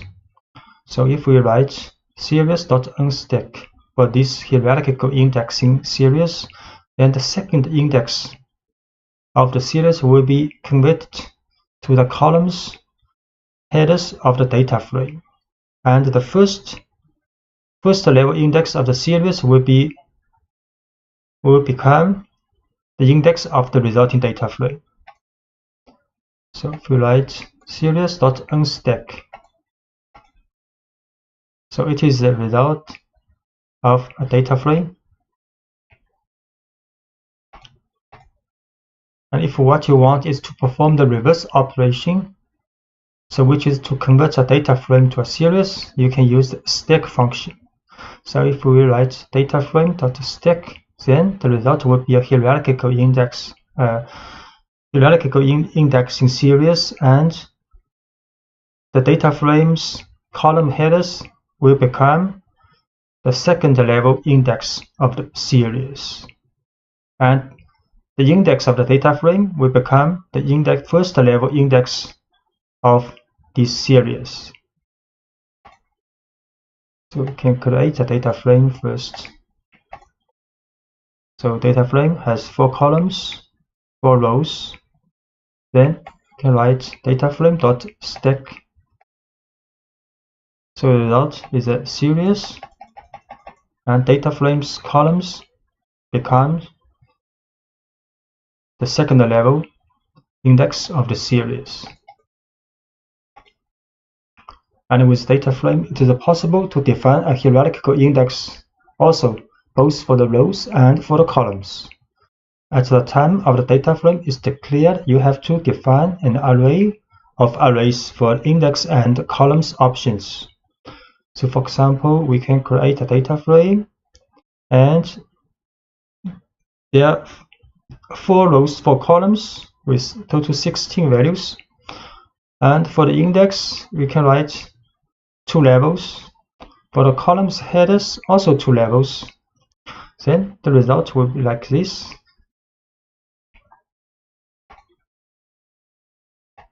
To define this data frame with 2 index and 2 column index.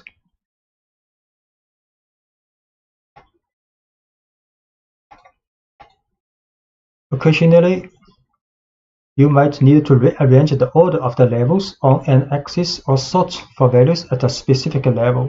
So the swap level function accepts as arguments the names assigned to the 2 levels that you want to interchange, and return a new object with the 2 levels interchanged between them, while leaving the data unmodified.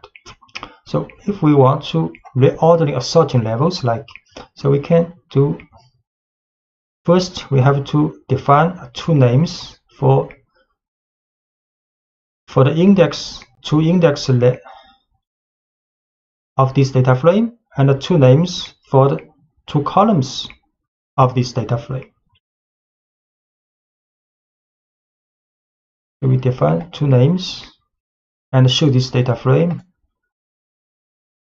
So now 2 index, white, red, up, down, will have name called color and status, and 2 column headers also has name called object and ID. So next we can use swap levels, for example, to the data frame with between the colors and the status, these 2 index. So we can swap levels for the color status. In the original data frame look like color status here. So we swap level, we see how it is going. So now the data frame's index has been changed the position. Status is the first level index, and the colors is second level. And the data arrangement also changed accordingly. Instead, the sort index function orders the data considering only those of a certain level by specifying it as a parameter. So we can also use sort index level is colors, so the data frame will be sorted according to labels of colors.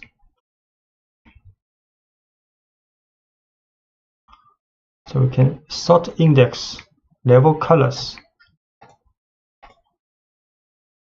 So the colors labels are sorted alphabetically, then the values will also rearrange it accordingly. And the summary statistics by level. So many descriptive statistics and summary statistics performed on a data frame or on a series have a level option, so with which you can determine at what level the descriptive and summary statistics should be determined. For example, if you create a statistic at low level, you have to simply specify the level option with the level name. So if you want to get the sum value by level colors, so we can just write data frame.sum level is colors. The result will be a data frame, and the index is the color for different color, and the value is for the different columns. Data frame sum level by color.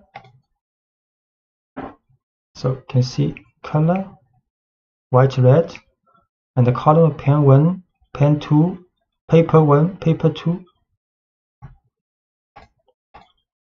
And if you want to create a statistic or given level of the column, for example, the ID, you must specify the second axis as an argument through the axis option set to 1.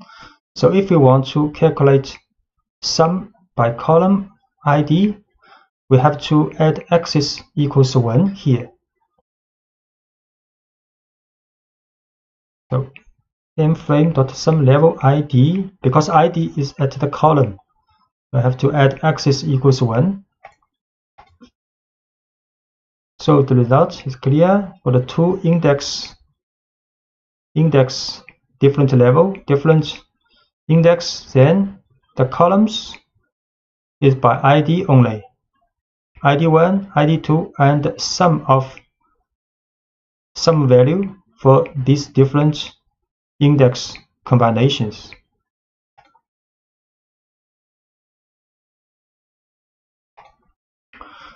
So the most common operation of a person approaching data analysis is to use the data contained in a CSV, comma separate the values, format or text separated by space or tabs, so generate with the txt extension file. Pandas provides a set of functions like read a CSV, read a table specific for these types of files. So let's start by creating a small CSV file in a working directory called section 1201 CSV with 5 rows, the data, and the first row is the column variable.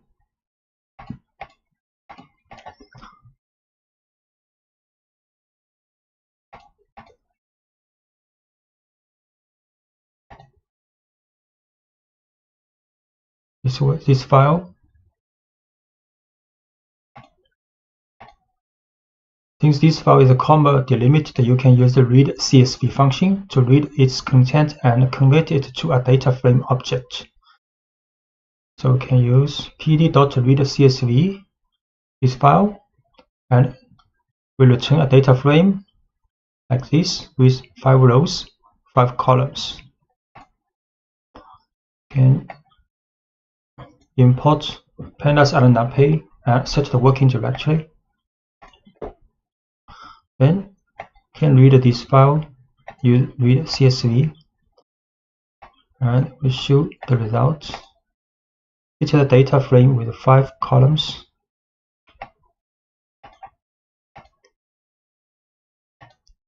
And since CSV files are considered text files also, you can also use the read table functions, but by specifying the delimit. So we can also read this file by using the function read table. But have to set the sep, the comma here. We can also read table. So the result will be the same, this data frame. In previous CSV file, headers that identify all the columns are in the first row, but this is not a general case. It often happens that the tabulated data begin directly in the first line. So for this CSV file, there are no header in file. So in this case, you could assign the default names to the columns by setting header option to none. So if we write header none, then the result data frame will be automatically set with header from 0 to 4. So we can read this file 2. File 2 has no header, so we can set a none. The result is a data frame with 5 columns, and the column headers have been set automatically by pandas with default value from 0 to 4. And in addition, you can specify the names directly by assigning a list of labels to the name option. So we can also set names here, then the names will be manually added to the column headers in the resulting data frame. So we can read CSV but set a names array. Then it will be perfect data frame with 5 columns and their column headers. So in the more complex cases in which you want to create a data frame with a hierarchical structure by reading a CSV file, you can extend the functionality of the read CSV function by adding the index column option, assigning all the columns to be converted into index.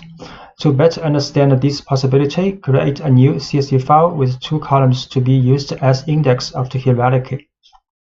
So this is another CSV file.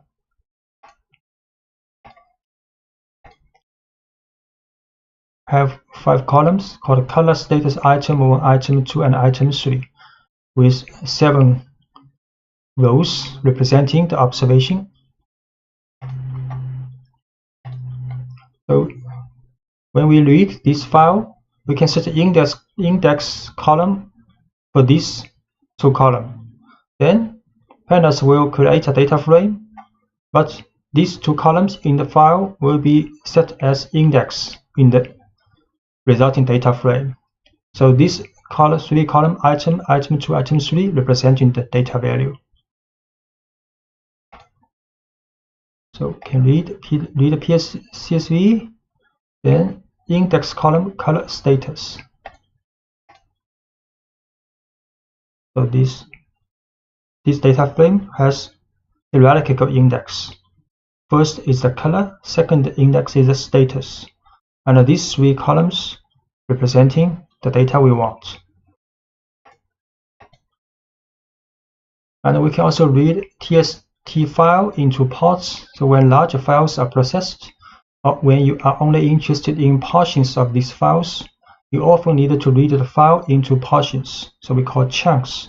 You can explicitly specify the number of lines on which to parse with the n rows and skip rows options. So where you can select a starting line n called skip rows. So we start this line called skip rows, and the lines to be read after it called n rows. So in this statement, read this file, but we start from the 3rd row. So index 2 is the 3rd row. We start from the 3rd row, then skip n rows to read 3 rows from this row.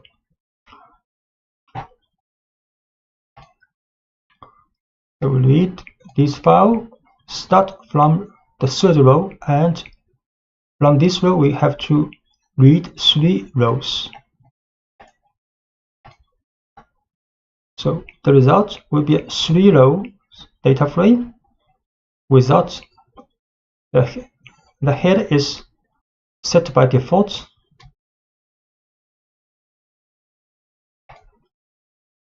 When reading text files in pandas, it is possible that the files on which to pass the data do not show separators well defined as a comma or a semicolon.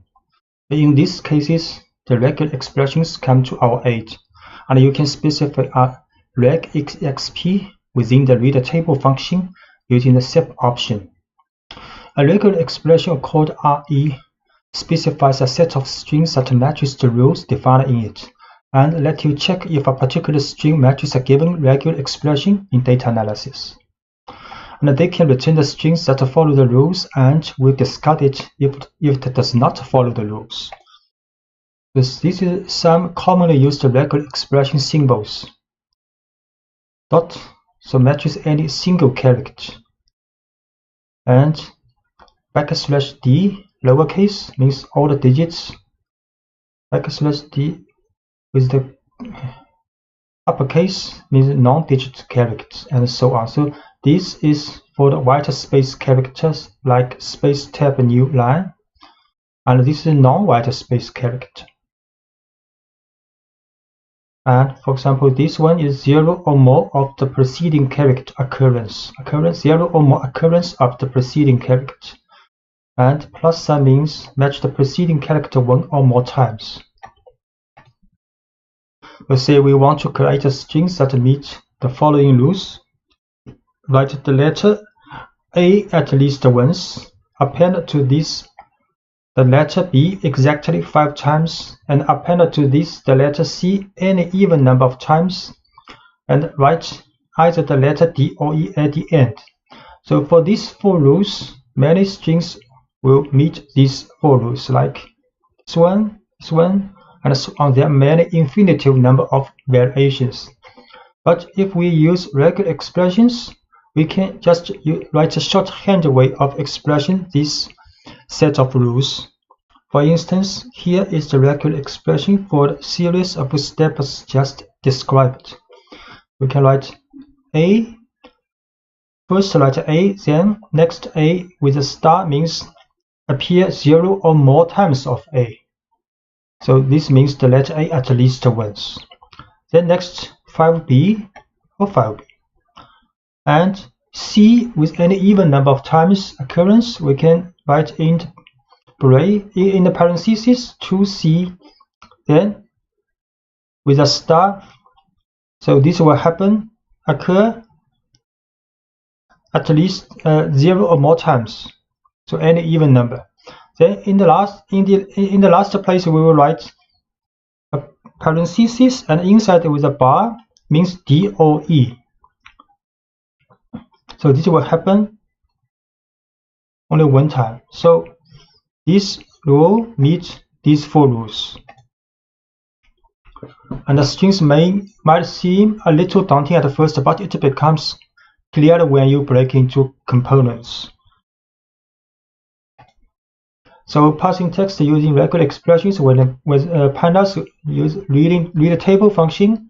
Take for example in which we have the values separated by tabs or space in a random order in file 4, like this. Then we can read this file using sep with white space occur 1 or more times as the separator, and the engine will write Python.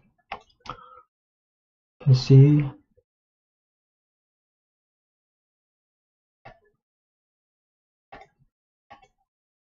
then read the table, this file sep is the white space occur 1 or more time, engine Python.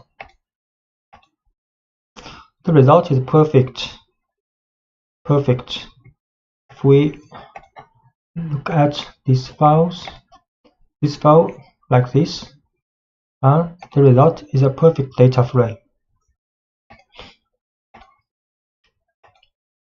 And in reality, you can consider separate characters like alphanumeric characters also. So for example, integers such as 0. And in this example, you need to extract the numerical part from a txt file in which there is a sequence of characters with numerical values, and the literal characters are completely fused. So this is a file, and we want to read the numerical values. Then we can write a sep as non-numeric data occur one or more times at the separate. You can try this. So this is the file. This is the file blending with the numbers and alphabets. So can read the table, use separator as non-digital symbol, occur one or more times, and header none and engine is Python. The result is perfect. Numeric data has been extracted out and read into a data frame. You might want to write the data contained in a data frame to a CSV file. To do this writing process, you will use the toSV function of pandas and accept as an argument the name of the file you generate. So this is a data frame, and we can write this data frame to this file called 7CSV. Create a data frame with 4 columns and 4 rows. Both have column headers and index names. Then you can write to section 1207 CSV. And if we open this file,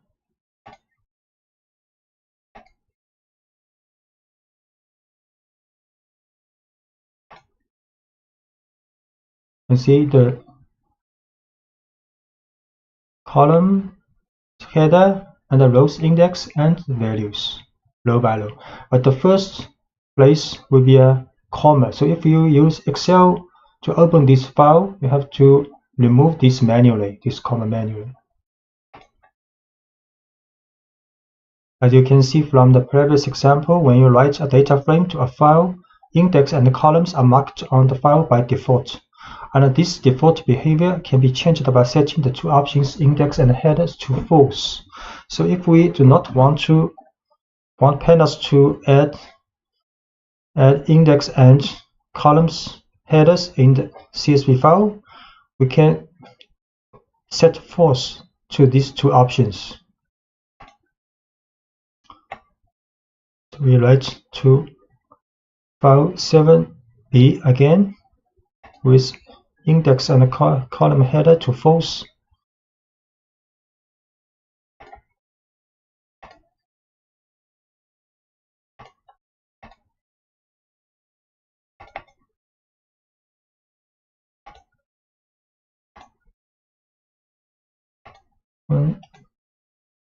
So now only the value part are written into the CSV file.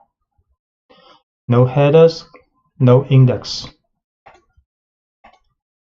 And one point to remember while writing files is that not a number of values present in a data structure show as empty field in the CSV file. So if we create a data frame with many, not a number, and next we write to this file. So create data frame.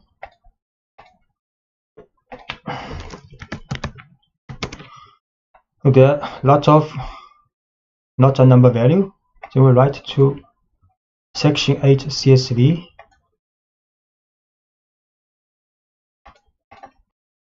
Open this file. You can see the not a number value has been transformed to empty place. And you can replace this empty field with a value to your liking using numpy's REP option in the toSV function. So common values may be null, 0, or the same NaN. So we can write this file, but we set the NA rep option to NaN. So write again to this file with the option for NA rep to NaN.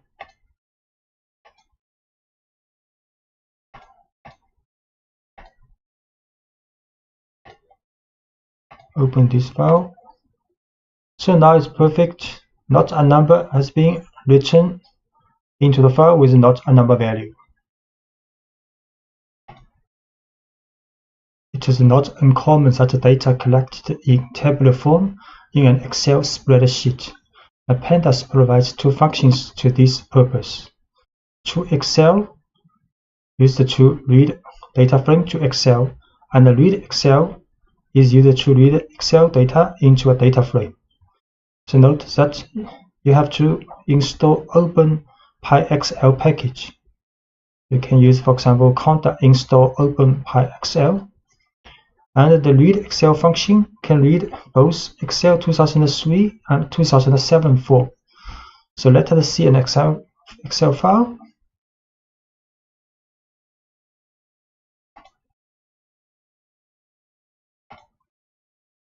Excel file with the first column ABC and then a tabular form with column header with the color, and this is data place. So to read the data contained in this Excel file and convert it into a data frame, you only have to use the readExcel function. So we can use readExcel, this data file, Excel file, and index column is 0.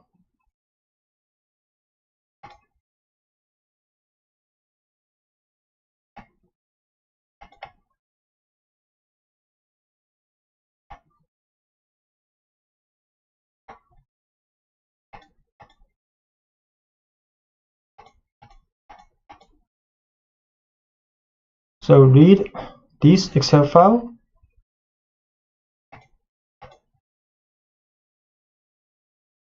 So the result is perfect data frame with index and column header and the value part.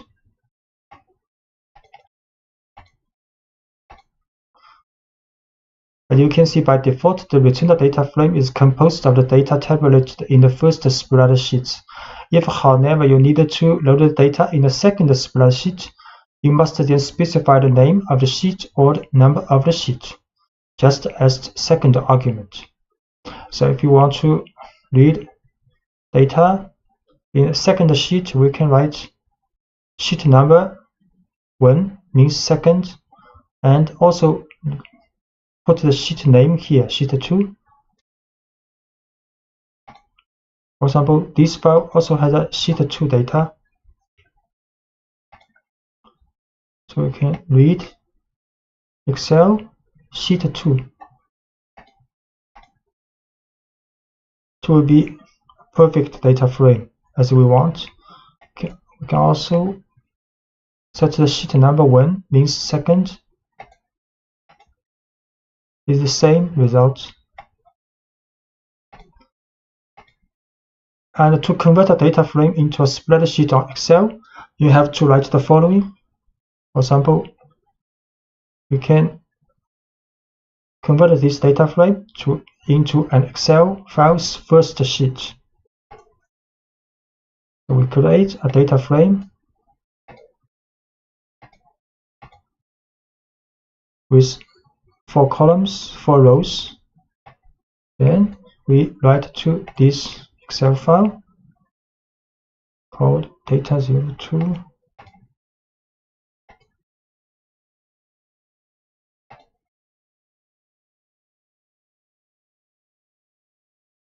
And it is perfect. So the first column is the index, and the first row is the column header. Then this is data part.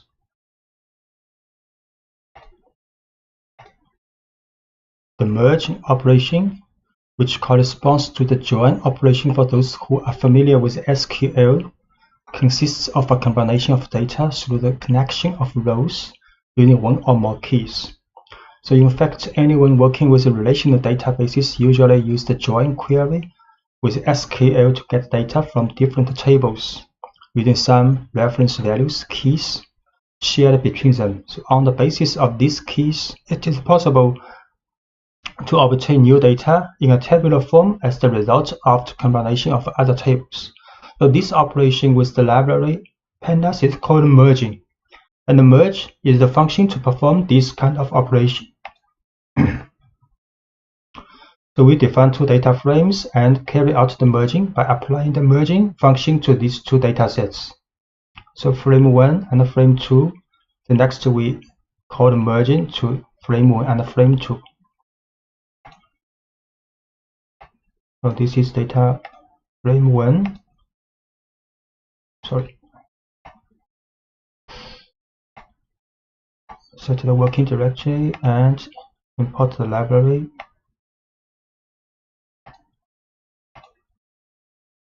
This is frame 1 with ID price column with 5 rows, and this is frame 2 ID color, 4 columns. ID price and ID color columns. Then if we merge these two data frames, the result will be 4 rows with this ID and 3 columns ID, price, and color. So as you can see from the result, the returned data frame consists of all rows that have an ID in common. In addition to the common column, the columns from the first and the second data frame are added. So in most cases, you need to decide which is the column on which to base the merging. To do this, you have to add on option with the column name as the key for the merging. So we create 2 data frames again, but in this case, have 2 data frames having columns with the same name. So if you launch a merge, you do not get any results. So we create again another called data frame 1 with 3 column ID color branch with 5 rows, and frame 2 ID branch 4 rows. You can see in these 2 data frame have 2 columns called ID branch in both data frames. So next, if you use merge data frame 1 and frame 2, you will get nothing because pandas do not know which is the criteria you want to merge with. Empty. So it's necessary to explicitly define the criteria for merging that the pandas must follow. So specifying the name of the key column in on option. We have to set an on option, for example, ID here. So merge data frame 1, frame 2 on ID. So the result will be a data frame with 4 rows, and the merging operation implemented based on common ID values in 2 data frames. Then these rows are combined with all the columns in in 2 data frames. But the brand in 2 data frames has been changed with the name for the brand X and the brand Y.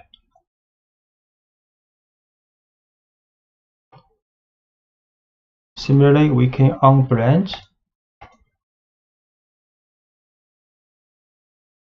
So therefore, there are 5 rows in the resulting data frame, and there are 2 ID, 1 ID from X, 1 ID from Y.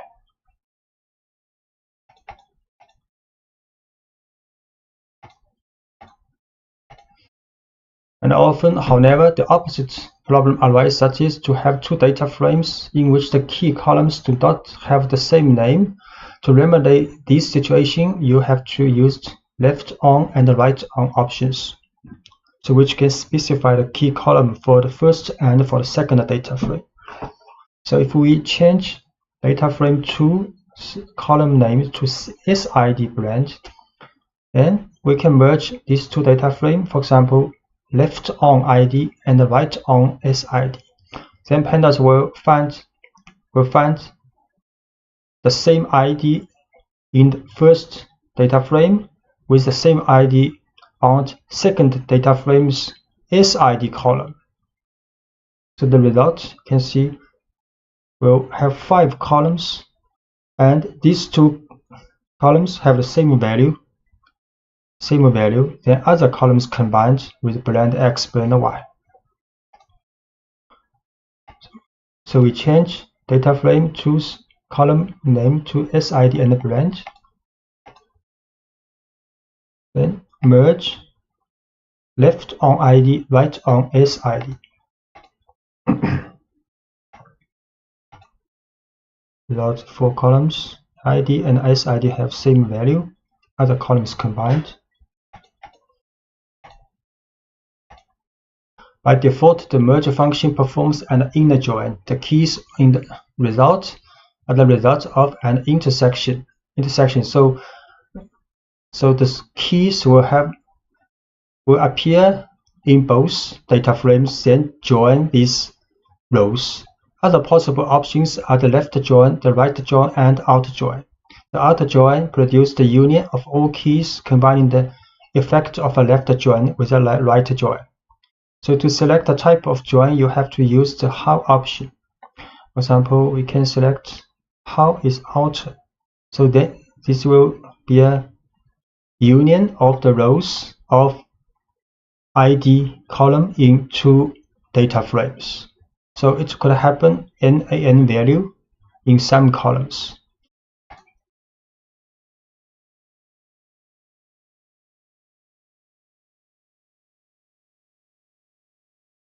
We change it back. First, change it back to ID blend to data frame. Then we use the out option for the join. Key is ID. Then there are 6 rows, and these 2 rows for the blend Y is not a number value. And we can try the left. So the ID's value will no more than the ID's value on the first data frame. So if the ID's value does not appear in the first data frame's ID value, then these rows will not be joined. So this is left. In this case, also 6 rows in the resulting data frame. And for the right, similarly, so the ID value only appear in the data frame 2, then these rows will be joined with the data frame 1. And the rows with the ID value not appear in data frame 2 will not be joined together. So only 4 rows in the resulting data frame.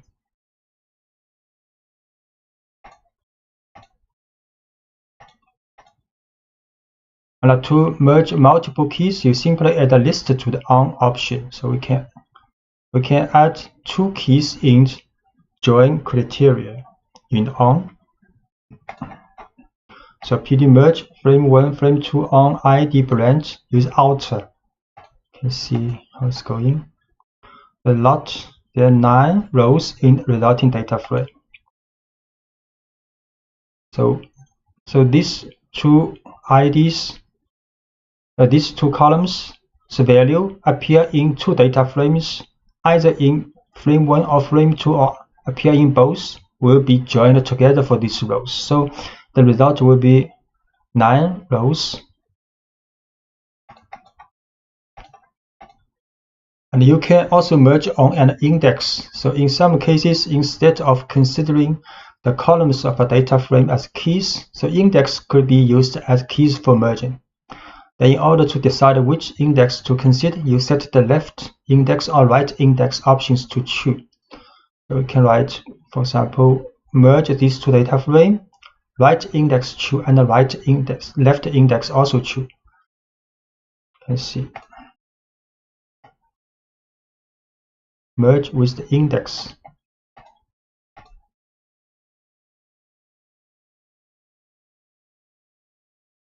So 4 rows, and index will be set as in the IDX, IDY, blend X, blend Y, because these 2 data frame has same columns, so XY will be added.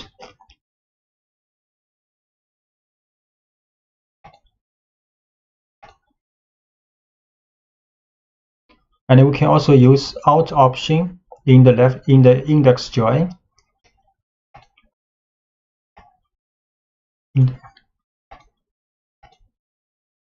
So it will be 5 rows. And the data frame objects also have a join function, which is much more convenient when you want to do the merging by index. So it can also be used to combine many data frame objects having the same index but with no columns overlapping. So in fact, if you launch, you will get an error code because some columns in frame 1 have the same name as frame 2.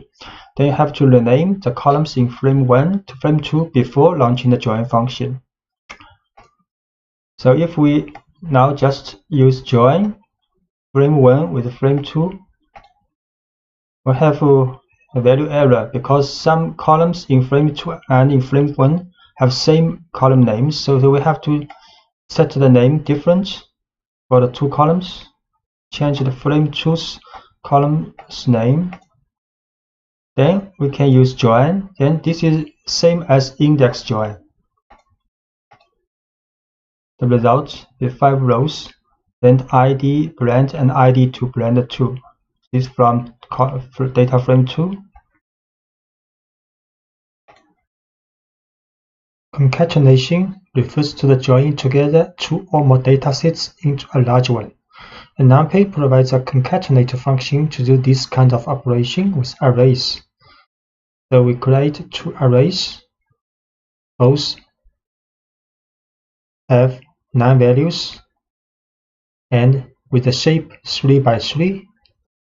Then if we run numpy.concatenate array 1 and array 2 and with the axis equals 1, then the second array will be put into the result array as extra column with the array 1. And if we write np.concatenate array 1 array 2 axis 0, then two array will be added by row. So create two array. This is array 1 and this is array 2. So concatenate these two first by column. The result will be an array with shape 3 by 6 and concatenate these two array by row. The result will be an array with shape 6 by 3. And concatenate pandas series and data frames. Can use concat function in the pandas to this kind of operation. So we create two series with 4 random number and with different index.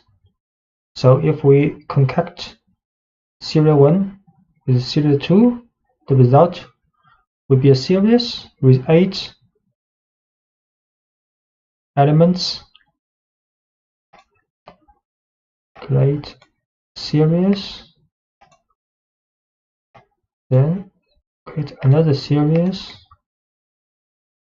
and we concatenate these two series together. The result will be a series with 8 values. And by default, the concat function works on axis 0, having as a returned object a series. If you set the axis equals 1, then the result will be a data frame. So if we run pd.concat serial 1 and serial 2, but with the axis equals 1, the result will be a data frame.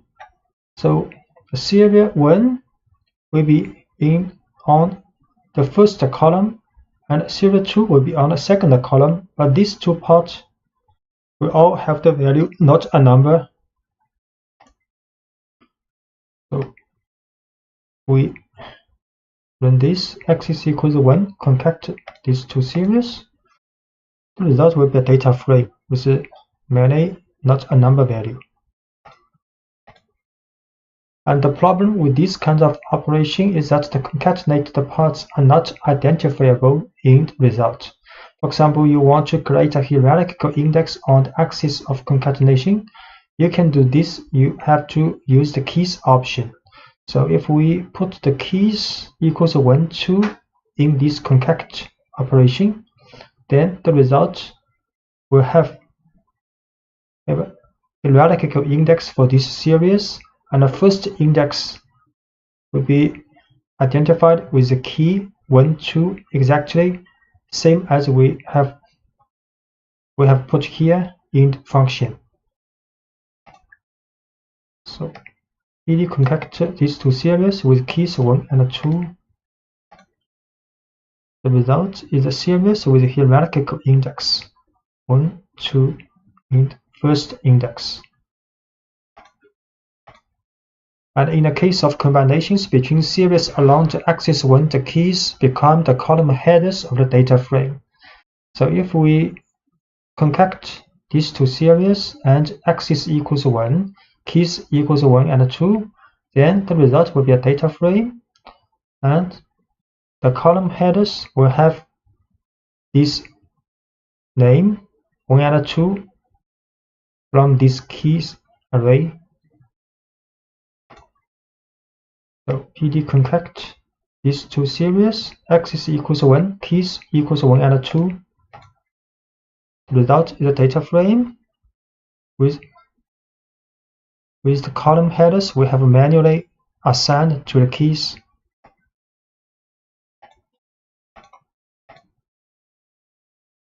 And for the data frame case, these two data frame with 3 columns, both have 3 columns with same column header and different index. Then if we concat these two data frame together, the result will be a data frame with 6 rows and 3 column heads. So create these two data frame.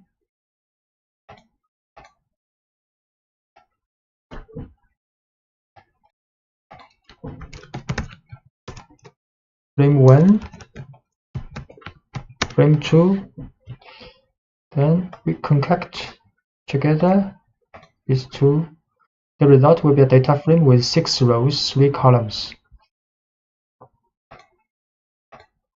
And if we add axis equals 1 here for the concat for these two data frame, the result will be a data frame with 6 columns, A, B, C, A, B, C, and these two parts will have odd, not a number value. So we concat these two data frame with axis equals 1. So the result will be a data frame with 6 columns.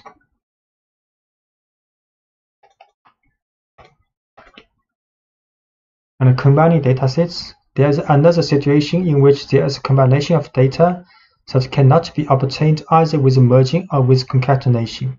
So combine first can perform this kind of operation along with data alignment. For example, these two series we create first as random number, 5 random number with index 1, 2, 3, 4, 5. Second series as a 4 random number with index 2, 4, 5, 6. We see this index overlapping. So if we write serial 1 dot combine first serial 2, the result will be a series with 6 index.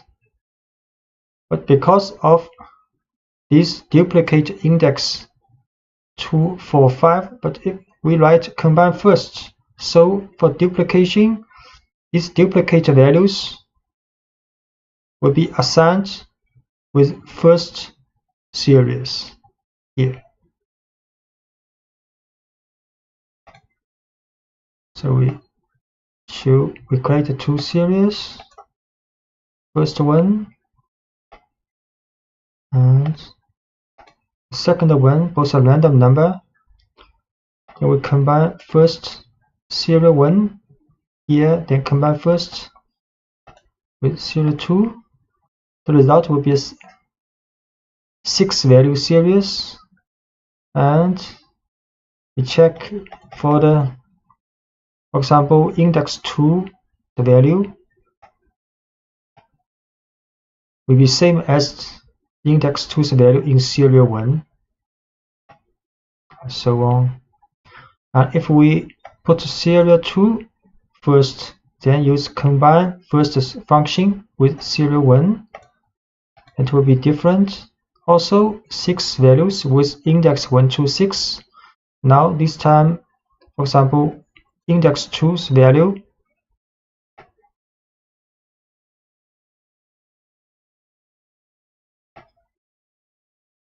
is same as index 2's value in serial 2, because here serial 2 was written first. And if you want a partial overlap, you can specify only the portion of the series you want to overlap. So we can also write serial 1, the first 3 value, combine first with the serial 2's first 3 value. Result will be like this.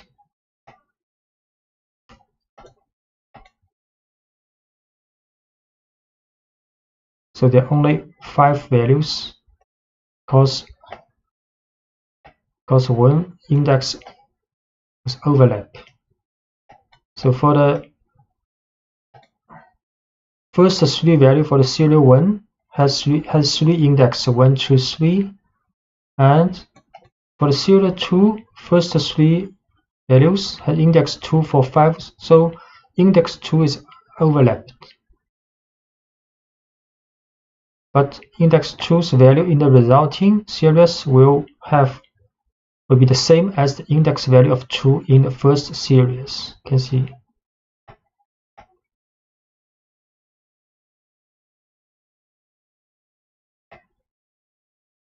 This one.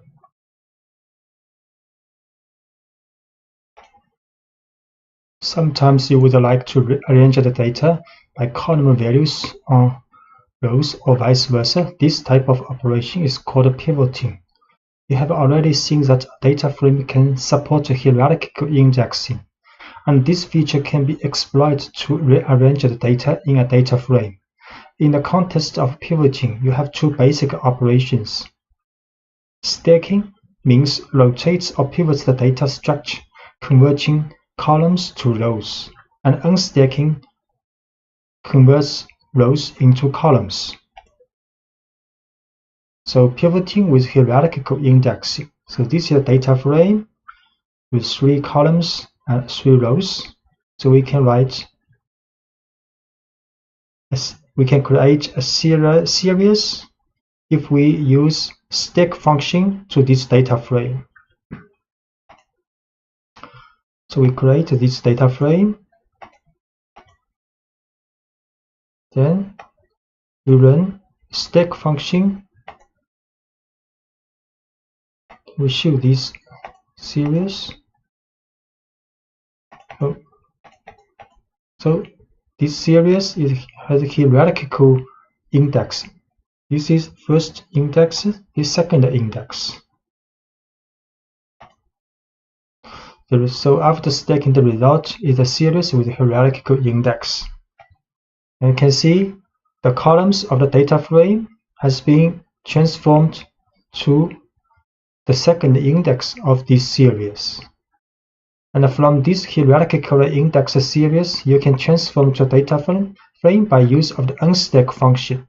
If we run unstack function to this series, then the result will be the original data frame. And the second index of the series has been converted back to the columns of data frame. So we run again of unstack to this series. Yeah, it's true. The result will be a data frame exactly the same as the original data frame. And you can also do the unstack on a different level, specifying the number of levels or its name as argument of the function. So if we run unstack to this series, but we put 0 here, so the first index axis of the series will be converted to the resulting data frames columns. So series unstack 0. You see now the ball, pen, pencil will be in the index, and the white, black, red will be at the column head.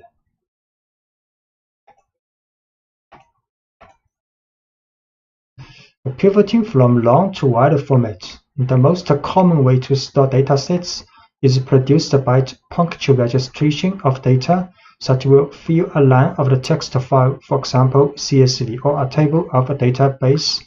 This kind of tabular format of datasets can be referred to as a long or stacked format, like Excel table. To get a clear idea about that, consider the following data frame. So we create a data frame. You can see this data frame has 3 columns and 9 rows. Each line represents a data observation with 3 variables. So instead of the long format, there is another way to arrange the data in a table that is called a wide format, in which the row index and column headers are the values of some columns in the long form. So in the wide form, the row index and column headers are the values of some columns in the long format. So pandas gives you a function pivot that allows you to make a transformation of a data frame from the long type to the wide type, and it accepts as arguments the column or columns which will assume the role of key. So starting from the previous example, you choose to create a data frame in wide format by choosing the color column as the key, an item as a second key, and the value of which will form the new columns of the data frame. So we will show if we run the pivot function to this long data frame, and we put color first, then item second, and the result will be a data frame in wide format, and color be the index and item be the columns. So this is create a long format data frame first. So this is a long form with 3 columns. Each row represents one observation for 3 variables. Then we create a wide format data frame using pivot function and assign the color first, then item second. So color is the column, item also a column in the long format, but we put these 2 column names here in the pivot function. Next, we show this wide format data frame. You can see color transformed to index and item converted to the header of the column.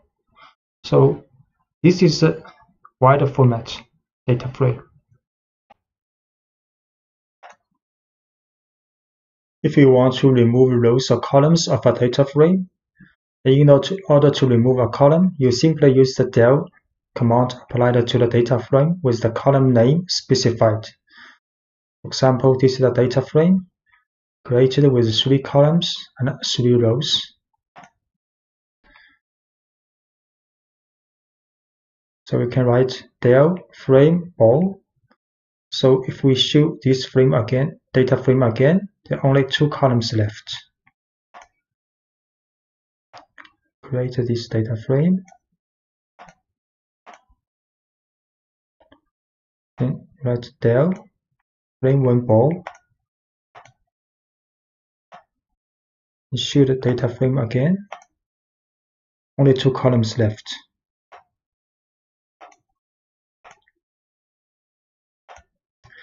And if we want to remove an unwanted row, you have to use the job function with the label of the corresponding index as an argument. So if we write frame1 dot job white, so the row of the white will be removed.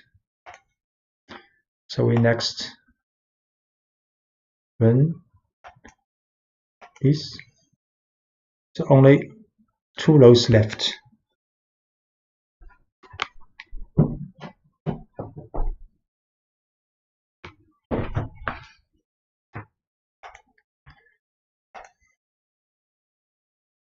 And we want to remove duplicate rows. So first create a simple data frame with some duplicate rows. For example, this data frame has 5 rows, but we see row 1, row 2 are duplicate, and row 3, row 4 are the same.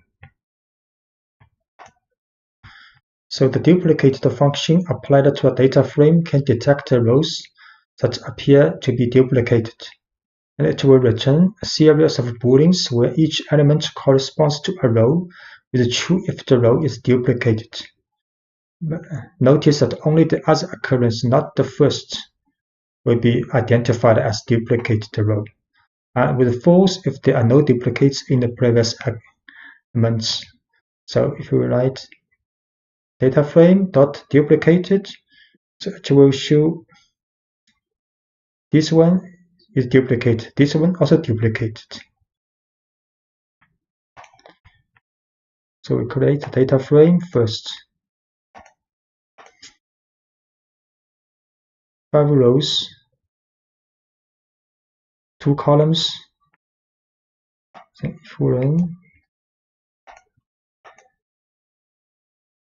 so these 2 rows are duplicated.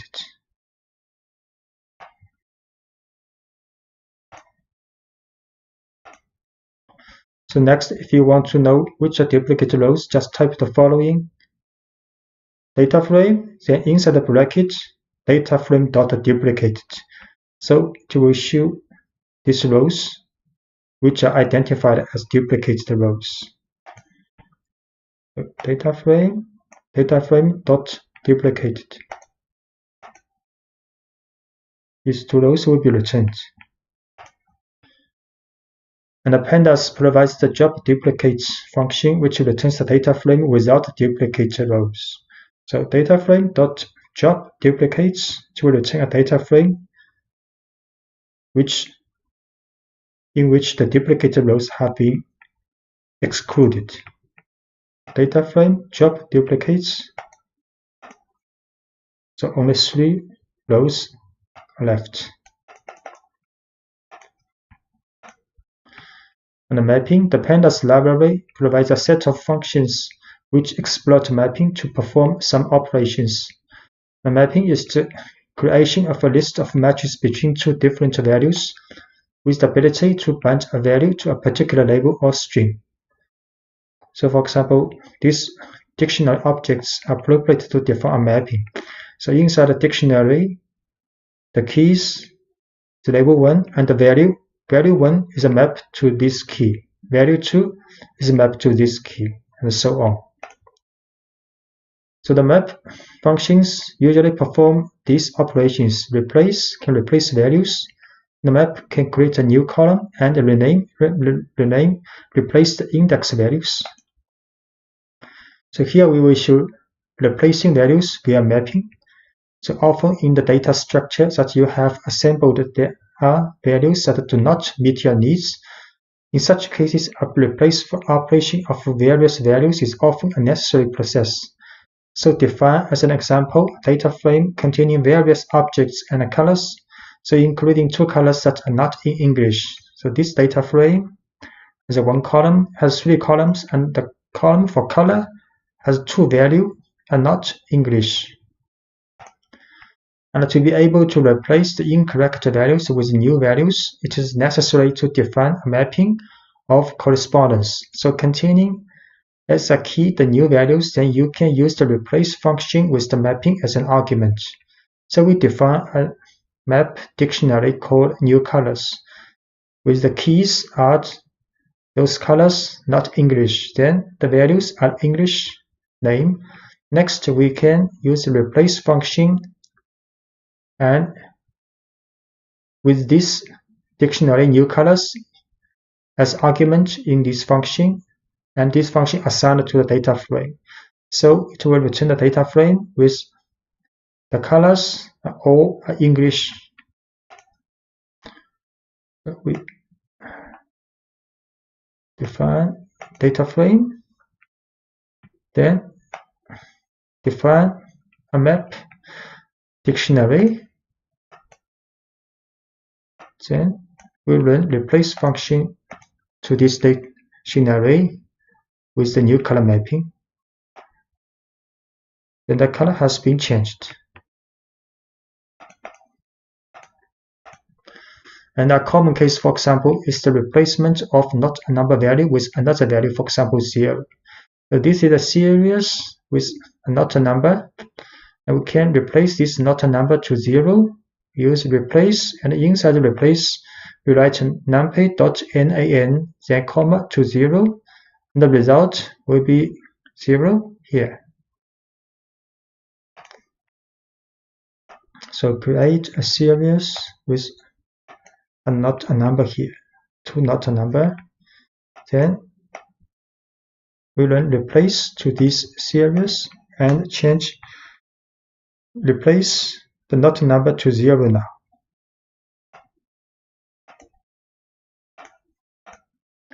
And we can also add values via mapping. You can also perform mapping to add values in a column depending on the values contained in another. So this is a data frame with 2 columns, item, color. So let's suppose you want to add a column to indicate the price of the item shown in the data frame. So before you do this, it is assumed that you have a price list available somewhere in which the price for each type of item is described. Then define a dictionary object that contains a list of prices for each type of item. This is a list for the price. Each item has a price. Each item has a price. Then you can apply the mapping of the price on the column item to add a column to the data frame. So we can create a new column of the data frame, and this value of the price, new column, based on the mapping from data frame's item column and with the price dictionary. So the resulting data frame will be like this. A new column called price is created. The value is added with respect to the dictionary we created earlier. So we define a dictionary, define data frame with 2 columns, then create a dictionary for the mapping from the item to the price. Then next we can create a new column for this data frame with the map. Then we show this new data frame. The price column is created. Pandas provides the rename function, which takes the mapping, a dict object, as an argument to rename indexes of axes. So let's look at an example. This is a data frame with 3 columns, 5 rows. And we can define a dictionary called the reindex with the keys from 0 to 4 and the values from 1st to 5th. So next we can put this reindex dictionary in the function rename and apply to this data frame. So the result of this data frame's index has been renamed.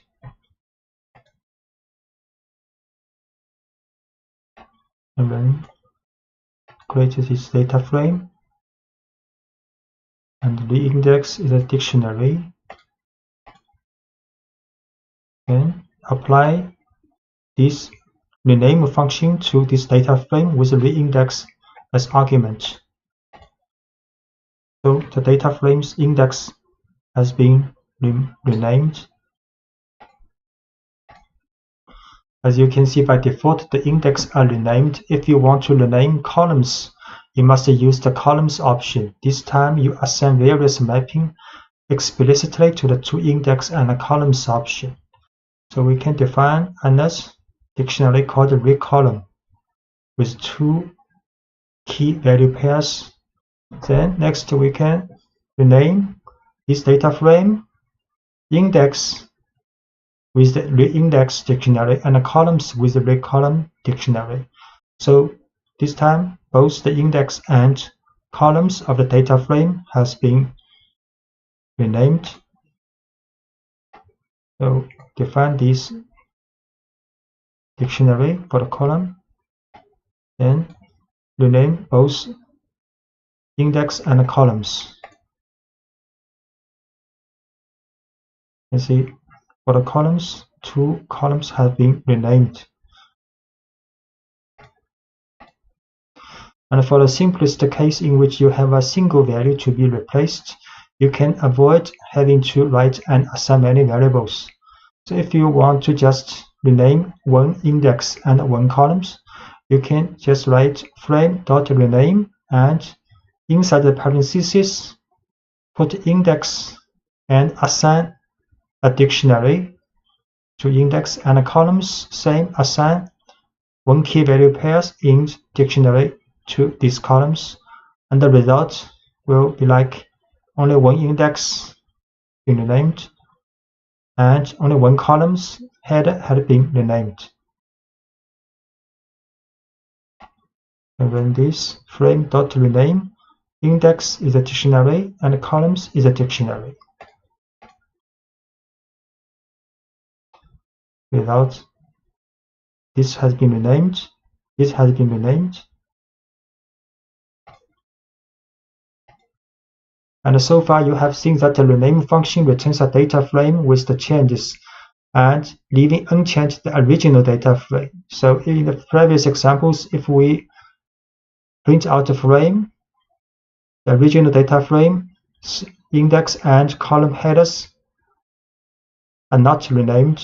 But if you want the changes to take effect on the object on which you call the function, you will set the in-place option to true. So this time we put in place to true in the function for rename. So if we print out the frame again, this will be renamed for this column. So for example, we print out frame now.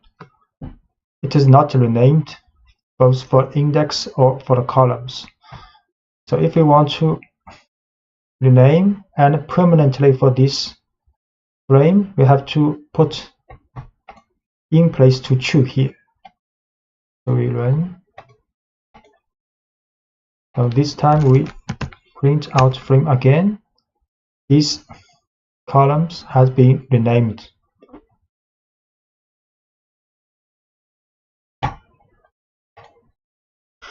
During data analysis, it often needs to detect the presence of abnormal values in a data structure. So for example, we create a data frame with 3 columns and 1000 rows. All the numbers are standard deviation with 1 and mean with 0, normally distributed. So if we describe this data frame, then it will show each column statistics, mean value, standard deviation, minimum, quantile, and maximum. So for example, you might consider outliers, those that have a value greater than 3 times the standard deviation. To get the standard deviation of each column of the data frame, we can use the std function. So if we write data frame.std, it will show a series with 3 values for 3 columns standard deviation. So we create this data frame and describe 3 columns, each column's descriptive statistics, and if you run std function for this data frame to get 3 standard deviation for these 3 columns. And now you apply the filtering of all the values of the data frame, applying the corresponding standard deviation for each column, can using any function on column.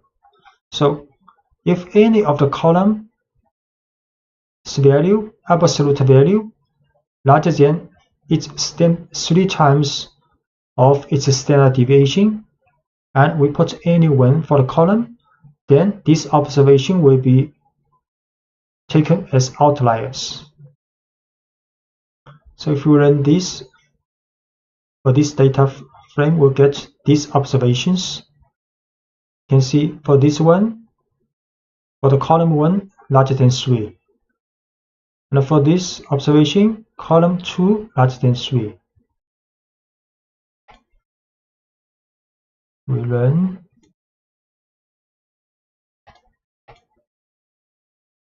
Yeah, these 4 values larger than 3, taken as outlier. It's different because it's random data, so every time we run different. If you want to get a new data frame excluding all outlier observations, we have to first attract the index number of outlier and assign to an numpy array. So we can get this outlier index from, this is the from here to here, is the same as the statement in the previous page. Then we put dot index, get index of this outlier data frame's index, then transformed to an numpy array. Next, we can put the original data frame here, then use drop, then put out index, outlier index here, and in place true. Then we exclude outliers from this data frame. The next, for example, we use the length. So length data frame, it will not be 1000, it will be 996. So here, get the outlier data frame, index array.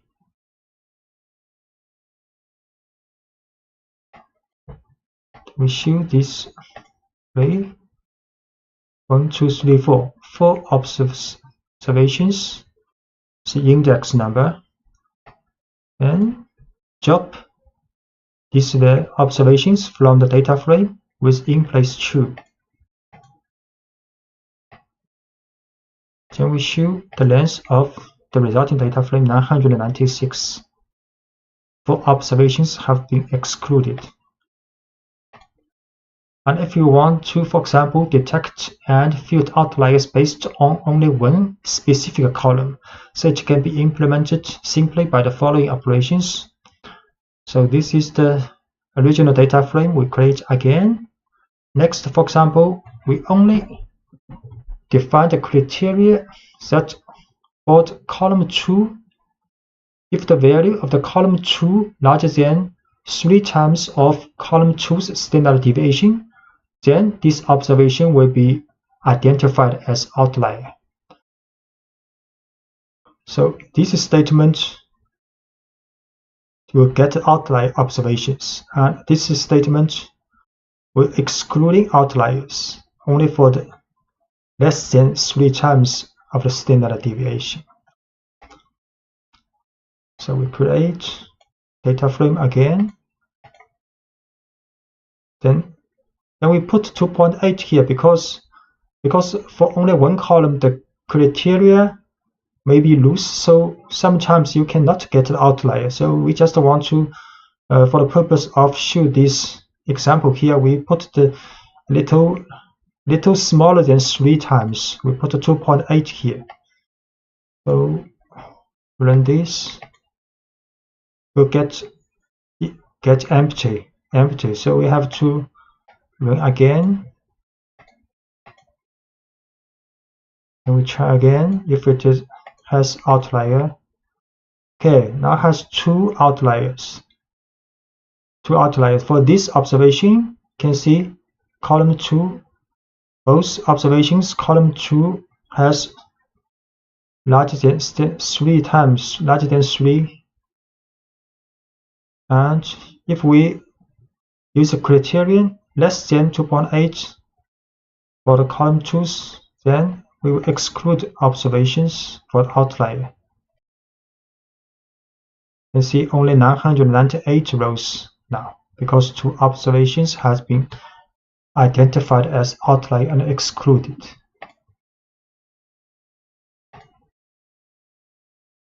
Sometimes it can be used, especially in some experimental cases, to handle large quantities of data generated in sequence.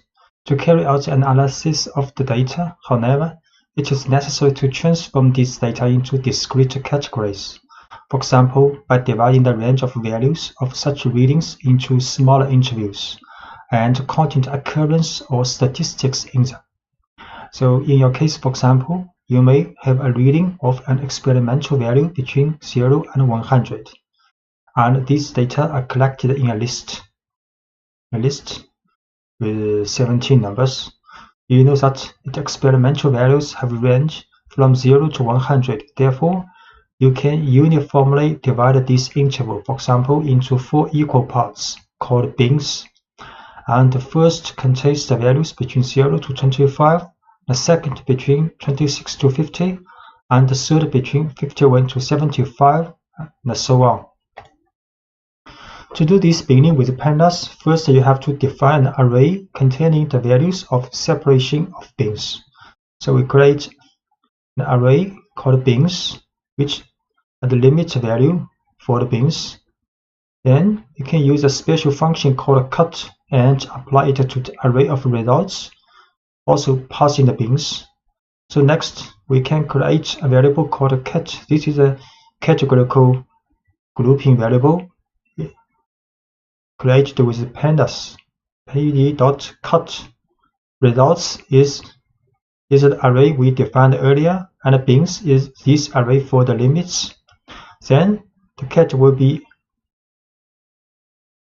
an object which put each observation, each element of the original array in this in each category. And the length is 17 because we have 17 value in the original array.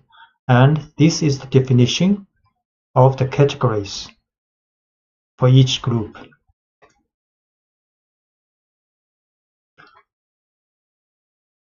So this is the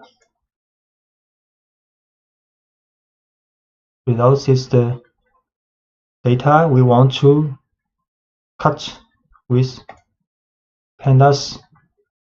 Then bin is the limit of each category. Then we use pd_cut to the results with these bins.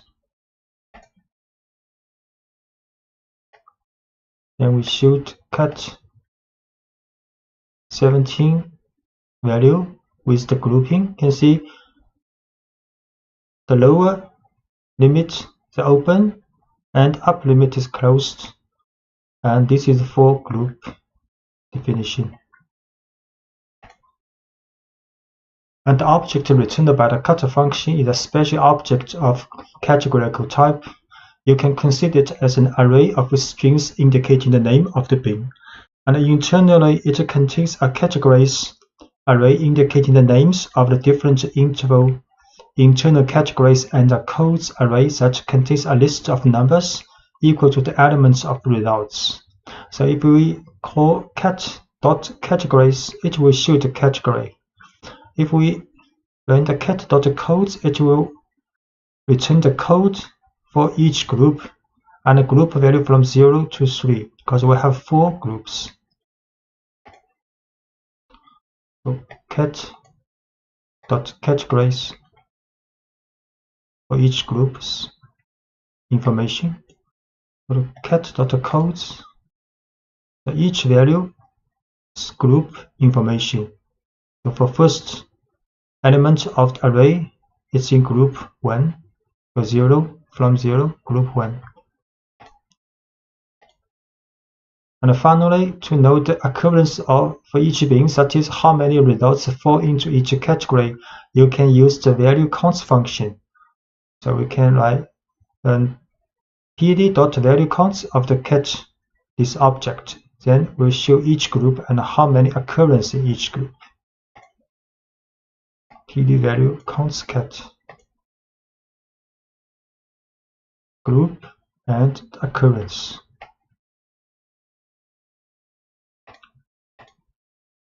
And you can give names to various bins by calling them first in an array of strings and then assigning to the labels options inside the cut function. So we can define an array called bin names and with 4 strings like unlikely, less likely, and high likely. Then when we cut the results into bins, we put assignment argument labels, and with this array bin names here, then the result will be the value same as this array for the bin names.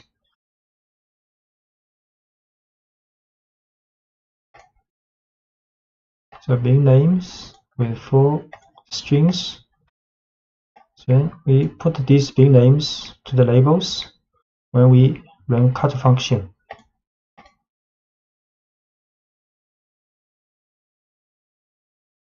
So the labels has been assigned to each value and for each group. And if the cut function is passed as an argument to an integer, instead of explicating the bin edges, this will divide the range of values of the array in equal intervals as specified by the number. The limits of the interval will be determined by the minimum and maximum of the sample data and divided by the number of bins. So if we put 5 here in the cut function, then pandas will calculate the minimum value and the maximum value of the sample data, then divided by 5 to determine the limit of each group. So you can see the lower limit, difference between lower to upper limit for each group almost the same with 5 group. PD cut results 5 with 5 group.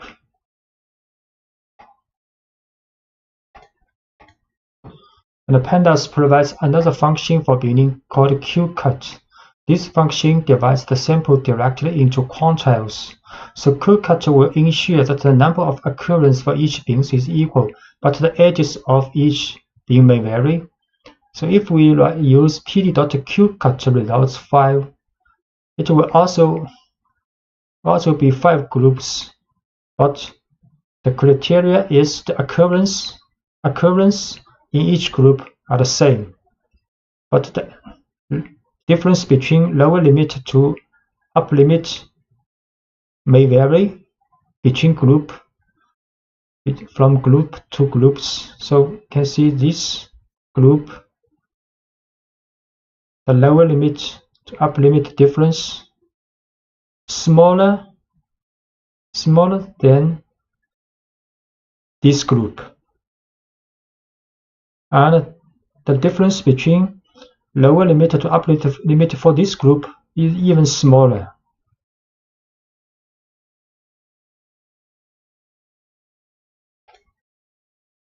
Quantile qcut 5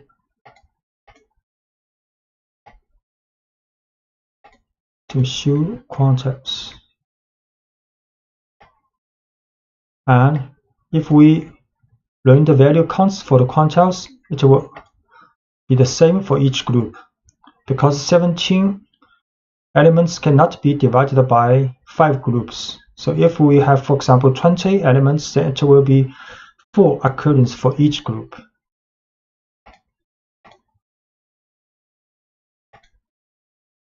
And we can also create a bin column for a data frame. So this is the data frame with only one column called number, and the 10 value. Each value is a random integer number between 1 to 100. So next we can create a bin column, but this bin column is actually a categorical column based on the PD cut function. And inside the cut function, we put the column number here. So cut the number, then this is the bin limit, and this is the label. So if we show this data frame again, it will be a new column created called bins. The value is for each group defined here. So we create a original data frame, show this data frame, only one column called number. Then we create another column for this data frame, and the value is the group from the cut function. Then we print this data frame again. Now there are two columns, but that could be happen with not a number value in some cases. Permutation, random sampling with pandas. The operations of permutation, random ordering of a series or the row of a data frame are easy to do using the numpy random permutation function. For this example, create a data frame containing integers in ascending order. So this is a data frame with 25 numbers from 0 to 24 and arranged in 5 columns, 5 rows. So now create an array of 5 integers from 0 to 4 arranged in random order with the permutation function. So this will be the new order in which to set the values of a row of the data frame. So next we create new order equals numpy's random dot permutation function with 5 elements. So create a data frame first. Then we create an array with numpy's random permutation, 5 random number. Then now apply it to the data frame on all lines using the take function. We return a new data frame which has the same elements as the original one, but the order of the rows has changed, following the same order as indicated in the new order array. So you write this data frame dot take. Inside the take function, put this random order generated with the permutation function here. So the result will be like this. The rows of the data frame has been changed according to this order.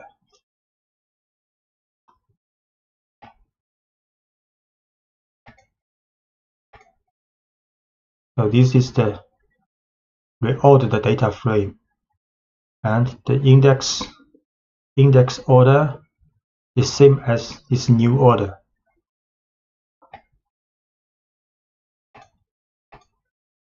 Using the take function, you can also submit a portion of the entire data frame to a permutation. So it generates an array that has a sequence limited to a certain range, for example from 2 to 4. So for example, we can define an array, for example with 3 number for the row. Then next, for the data frame, use take function and put this array inside the parentheses. Then the result will be data frame, and this is actually the part of the original data frame. In order is 3 number, then data frame dot take. So we return a data frame with 3 rows to the part of the original data frame. The random sampling. Sometimes when you have a huge data frame, you may need to sample it randomly, and the quickest way to do this is by using the numpy's random init and function and take function. So we can write sample.np random integer, then 0 to the length of the data frame.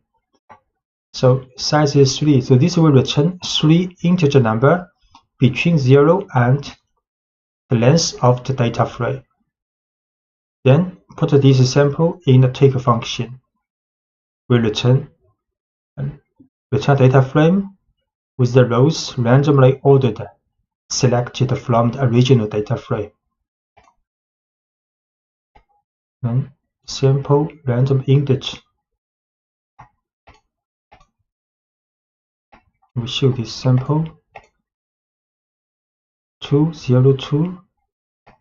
Next, we put this sample in a take function to the data frame to show part of the original data frame, but you can see the duplication of index 2 observation. There are 2 with E2 from the original data frame.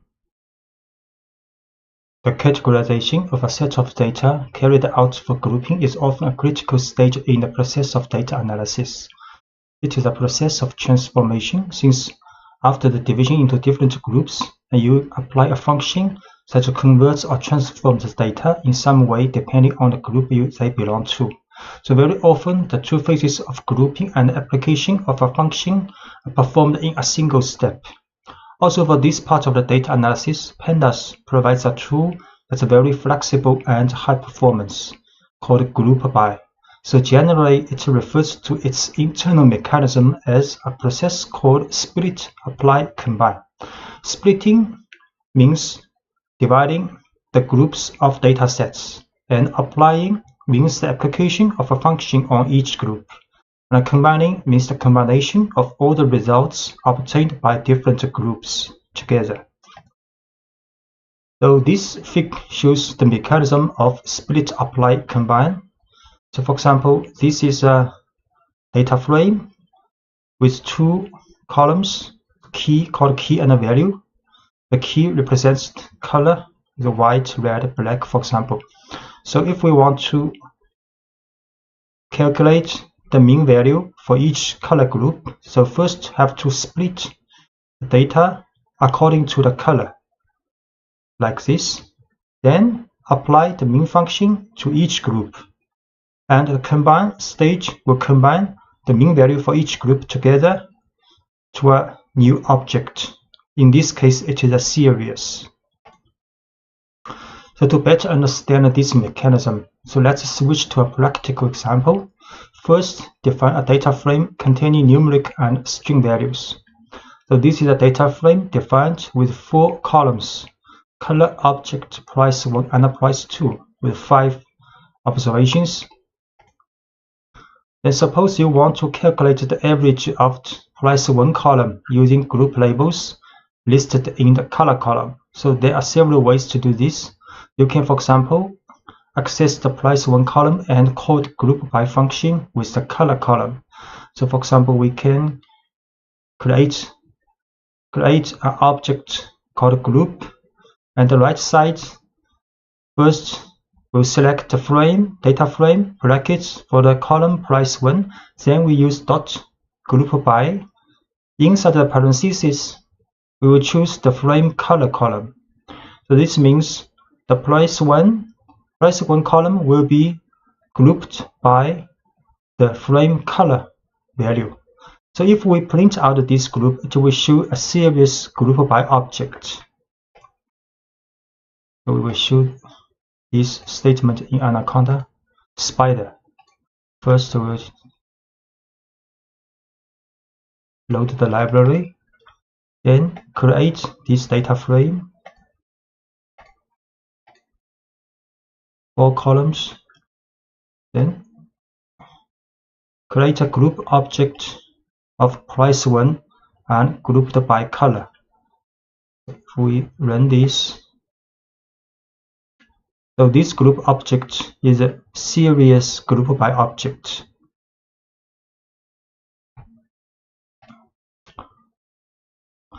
So what you have done is group in which all rows having the same value of color are grouped into a single item.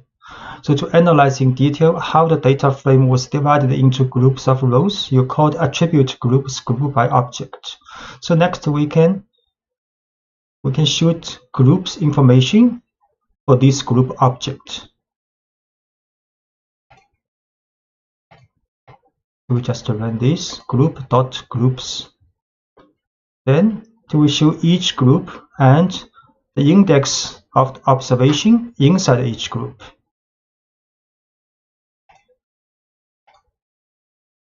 So now it's sufficient to apply the operation on a group to obtain the results for each individual group. For example, we can calculate the mean value for each group and the sum value for each group. So group mean. So mean value for each color group for the price 1. Group sum. So the price 1, the summation value for each color group.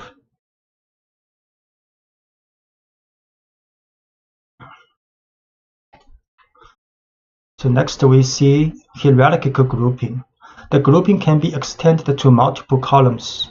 That means making a grouping of multiple keys hierarchical. For example, we can choose the price 1 and group by, this time, not only by color, we can by color and by object.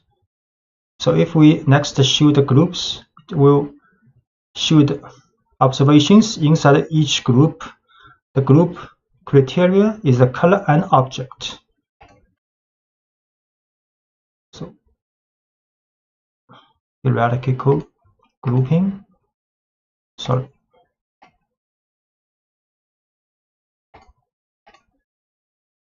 By 2 values grouping. Next, show the group's information.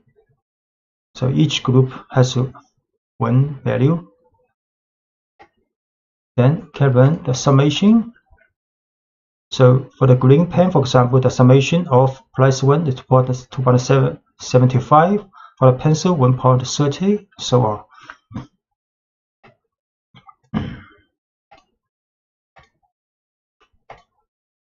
So far, you have applied the grouping to a single column of data for the price 1, but in reality, it can be extended to multiple columns or to the entire data frame. Also, if you do not need to reuse the object group by several times, it is convenient to combine in a single parsing all of the grouping and the calculation to be done, so without defining any intermediate values. So for example, if you want to get the group by for the mean value of price 1 and price 2 by the color group, so we can just write frame 1, frame inside the bracket, we choose a list for the price 1 and the price 2, then group by inside the parentheses, choose the frame color, then the mean. So the result will be the mean value of price 1 and price 2 in each color group. So price 1 and price 2 group by color, the mean. You can write only one statement. Mean value. We can also write like this, because this data frame has 2 numeric columns, price 1 and price 2. If we do not specify which columns to be calculated for the mean value, then all the numeric values columns will be calculated. So we get the same result.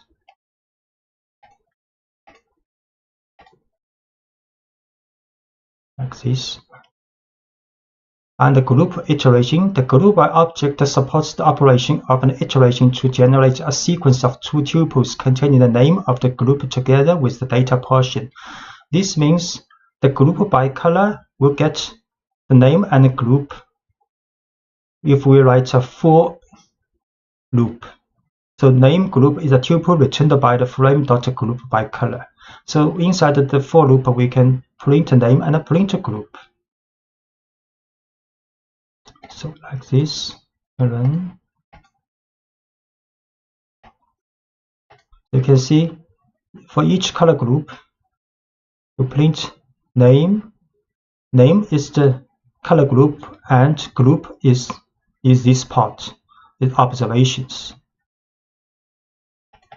So each color group name and the data information for this group.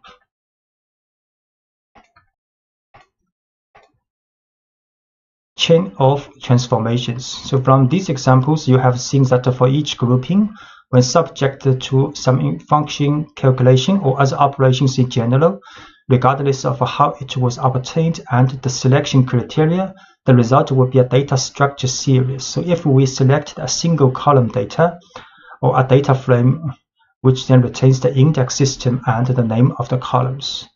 So if we choose only price 1, group by color, calculate the mean value. If we type this, the result will be a series. And if we do not choose any specified columns, then all numerical columns will be calculated with the mean value and inside each group. So the result will be a data frame. So we calculate only one value like we have done before. Then if we choose the type of result 1, it is a series. And if we do not specify any columns, the result will be a data frame, because both price 1 and price 2 are calculated inside each group.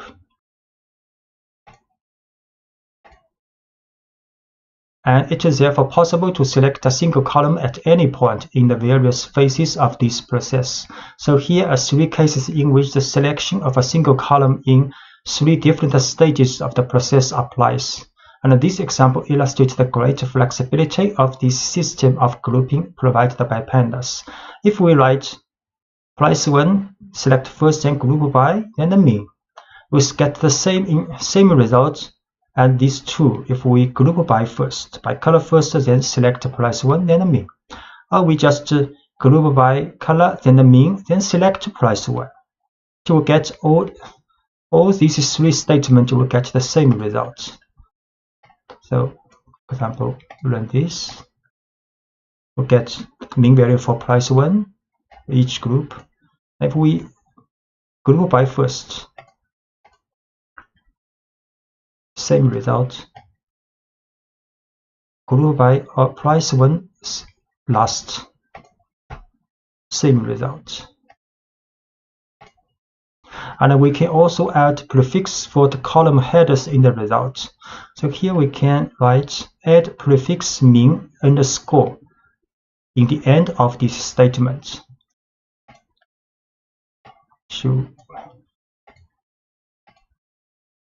Then if we show the mean, the data frame the head of the column has been changed with the value specified. So to apply function for the group, you can specify the name of the column and then by applying the method to make the calculation. For example, you can use the calculation of quantiles with the quantiles function. So we group first with the color, then we can choose the group object price 1 column, then apply a quantile function with 0.6.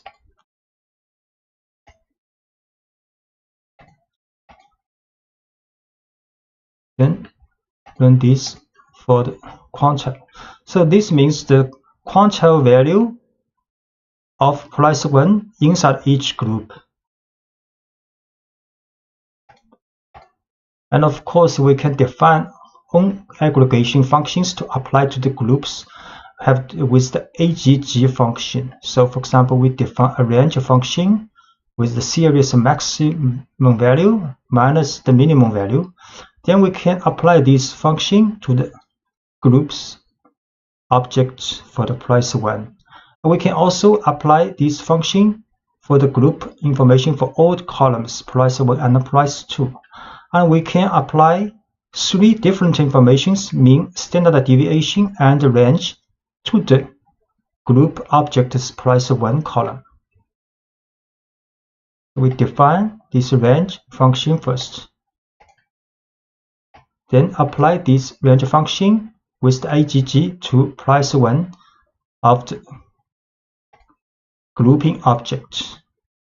So this is the range value of price 1 in each group of color. Then we can apply range to the group.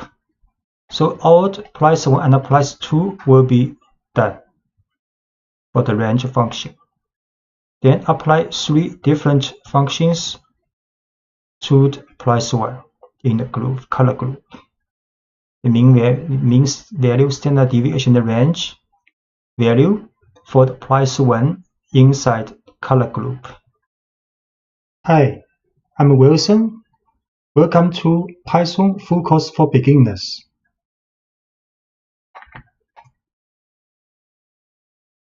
In this course, we will present most of the fundamentals for learning Python at beginning level, and this is the contents of this video.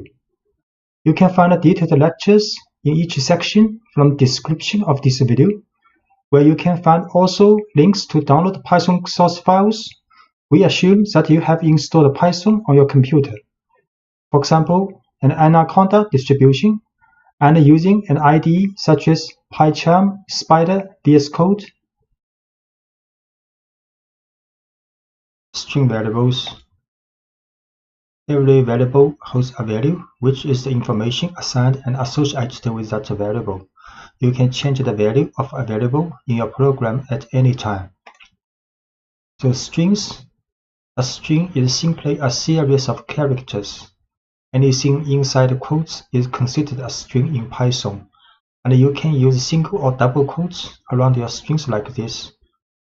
So this is a string inside double quotes, and this is also a string inside single quotes, but there are also double quotes inside the single quotes.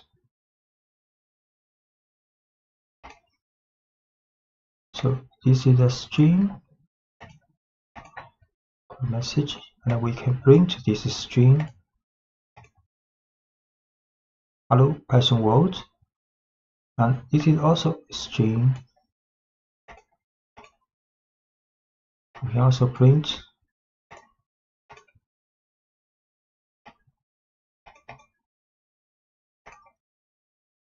and changing case in a string with methods. So this is a string with all lowercase alphabet. Then you can print name dot title, so each word begins with a capital letter.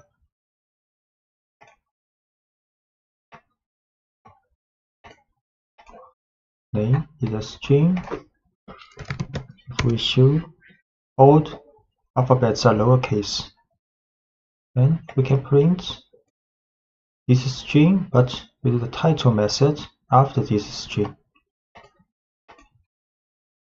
So A, Ada, Lovelace.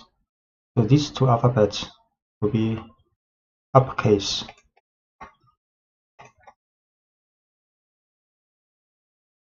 Can also print a name dot up. So all alphabets will be uppercase. Or name dot lower, then all alphabets will be lowercase. So we create string name again. We show name as title case. So we can print with uppercase. All alphabets are uppercase now. And now all alphabets are lowercase.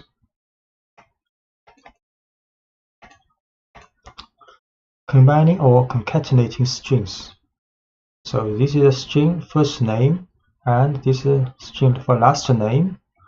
So you can create a string called full name using first name plus a space symbol and with last name. Then you can print out. So first name Ada, last name is Lovelace. Then full name is addition. So is the string concatenation of first name and last name and with a space. Then can print out his full name Ada space Lovelace. And adding white space to strings with tabs or new lines. So space tabs and end of line symbols are called white spaces. So you can print /T means tab add a table space before text. Then you can print also with \n new line, \n is a new line, and you can combine \n and \t. So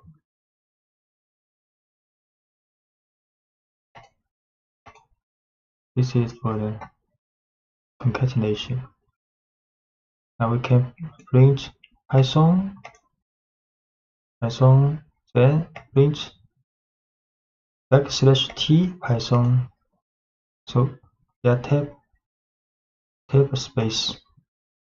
Also print with a new line. The language Python, C, JavaScript. Can also print with a new line and a tab space. New line and a tab space.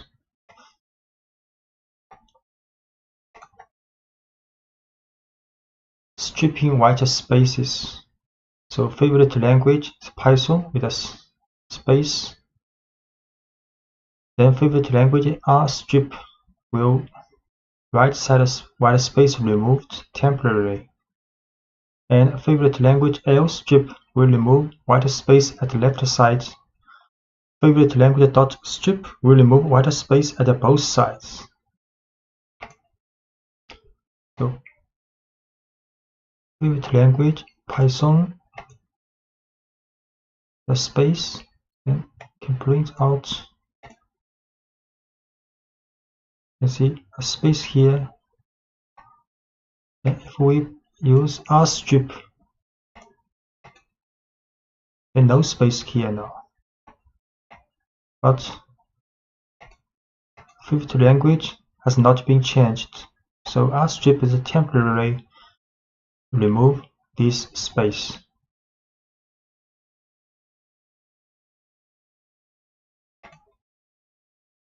So to remove the white space from the string permanently, you have to store the stripped value back into the variable. So this is favorite language with a string after this, with a space after this string. You can use R strip but assign back to this string variable. So create again favorite language with a string the right side, then we R strip this space and assign back to this variable. Then we show this favorite language again. Now string has been removed permanently. You can add, subtract, multiply, and divide numbers in Python. And 3 $2 means exponents. So 3 square. And 10% symbol 3 means modulo. So returns the remainder of division. 3 exponent 2 9 age 23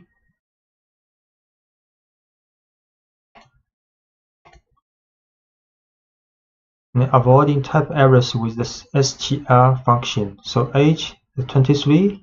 Next, if we create a string variable called message equals happy plus age plus at birthday, then it will have error because Python not allowed you to add numeric variable with string directly, so you have to transform this numeric variable to the type of string before adding together.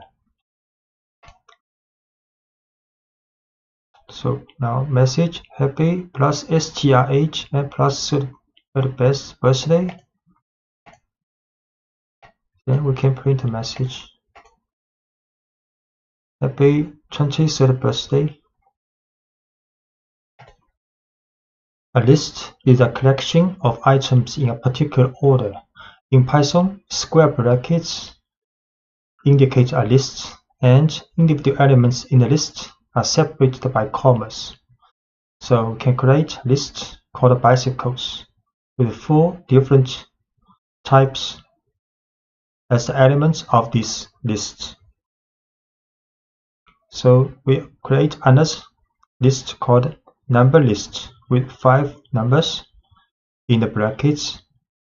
So this is a string type list, and this is a numeric list. Create a list.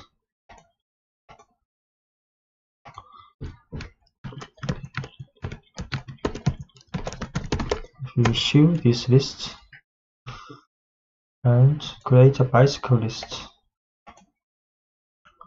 you can print out this bicycle list for bicycles, and accessing elements in a list. You can access any element in a list by telling Python the position or index of the item desired. For example, we can print the first bicycle in this list. And you can also use the string method on any element in a list. So we can get the title form of the first bicycle. You can print first bicycle in the list. Select. Can also print first bicycle's title form in the list. The T is capitalized.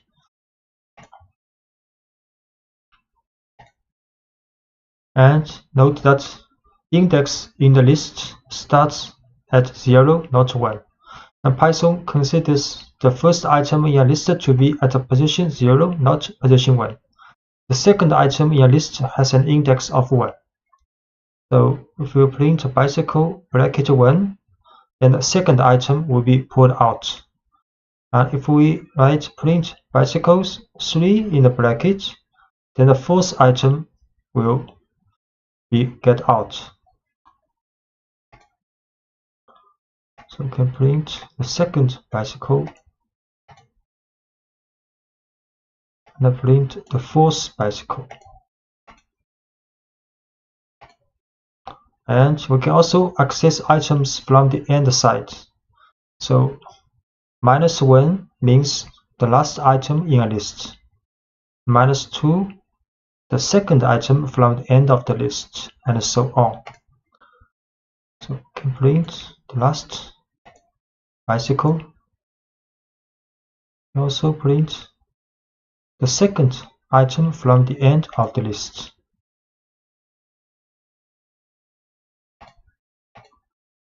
Using individual values from a list, you can use individual values from a list just as you would any other variable. For example, you can use concatenation to create a message based on a value from a list.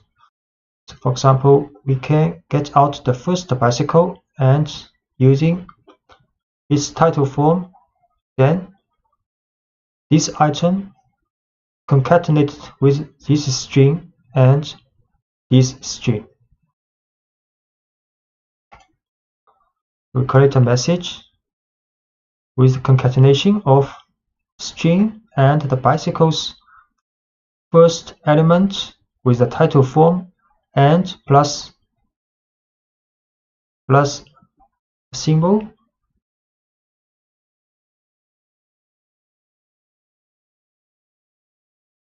Then we print out this message. So this message is my first bicycle with a track.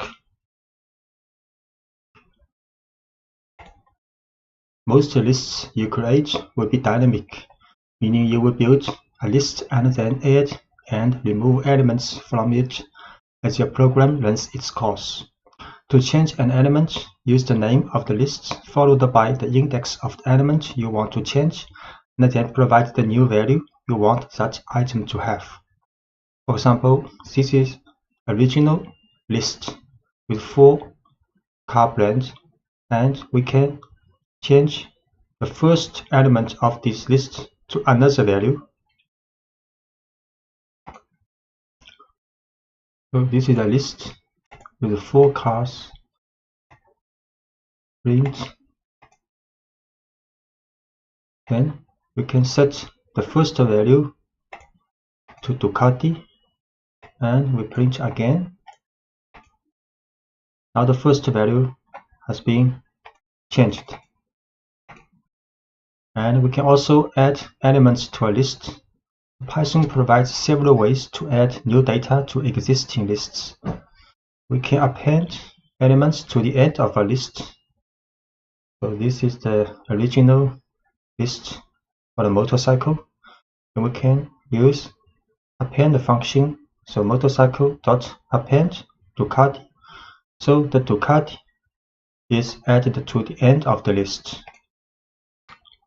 Create this list with 3 motorcycles. 3 motorcycles now. Then we can append Ducati to the end of the list.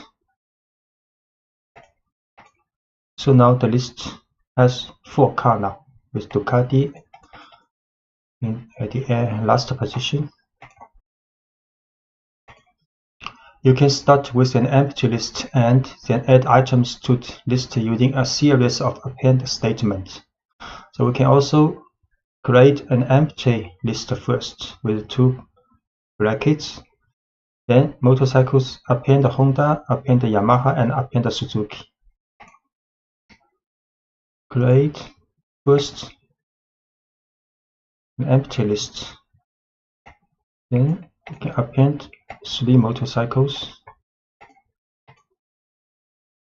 We show this list again. So now the list motorcycle has 3 cars now. And you can also insert elements into a list. So you can add a new element at any position in a list by using the insert method. You do this by specifying the index of the new element and the value of the new item. So this is a list, and we can insert the first position, a new motorcycle here.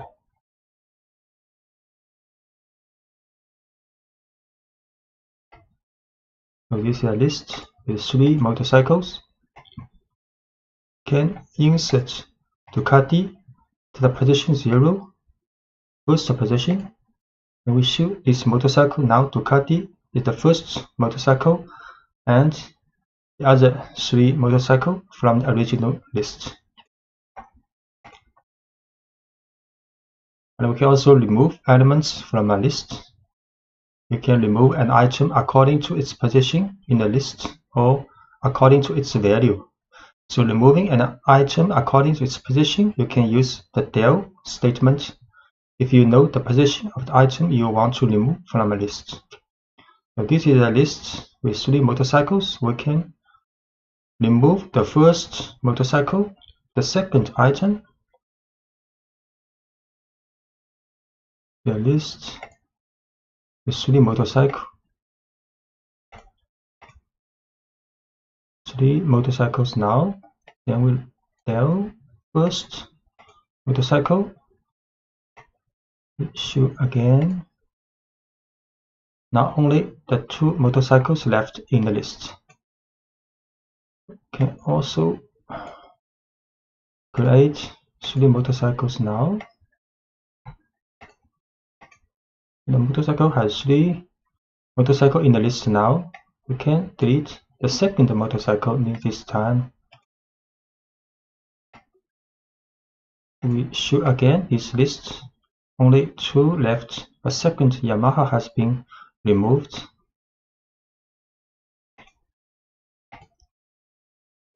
You can use pop method to remove an item. Sometimes you will want to use the value of an item after you have removed it from a list. So the pop method removes the last item in a list, but it lets you work with that item after removing it. So this is a list with 3 motorcycles. So we can use pop method to remove the last one of this list, then put this removed item in this object. So we can print this object later. So this is a list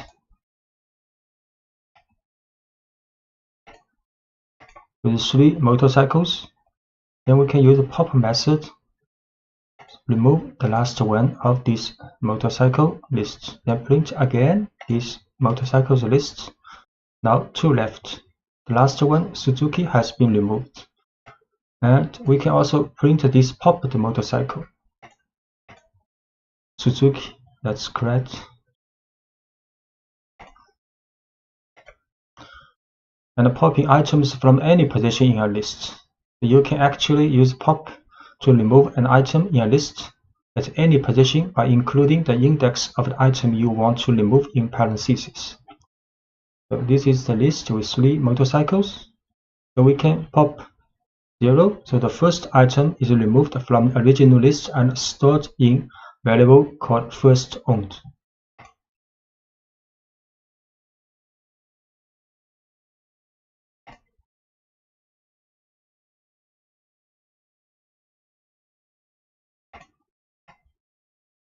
Create this motorcycle list again. So we pop the first one. Then we can print the first motorcycle I owned was is the title. This message is the string concatenated with this popped value with a title form.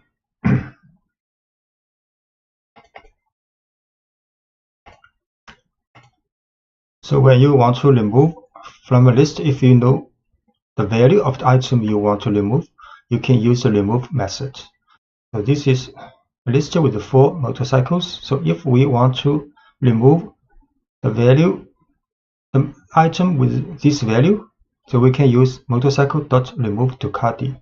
So Ducati is removed. But note the remove method deletes only the first occurrence of the value you specify. So if there is a possibility the value appears more than once in the list, you will need to use a loop to determine if all occurrences of the value have been removed. So this is a motorcycle list with 4 motorcycles. Then we can remove Ducati using remove function. And print again. Now Ducati has been removed. Sometimes you will want to preserve the original order of your list, and other times you will want to change the order. Python provides a number of different ways to organize your lists depending on the situation. Sorting a list permanently with the sort method.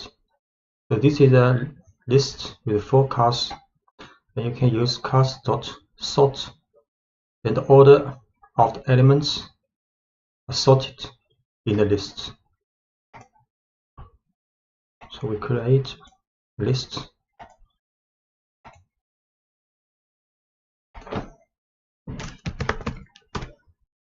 So the order of the elements in the cars, like now, you can use sort. We print again. So now the elements are sorted alphabetically in the list.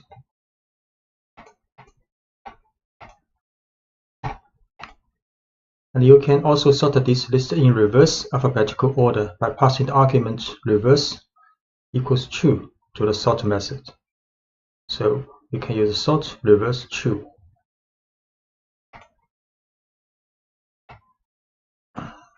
This is a car list with 4 motorcycles.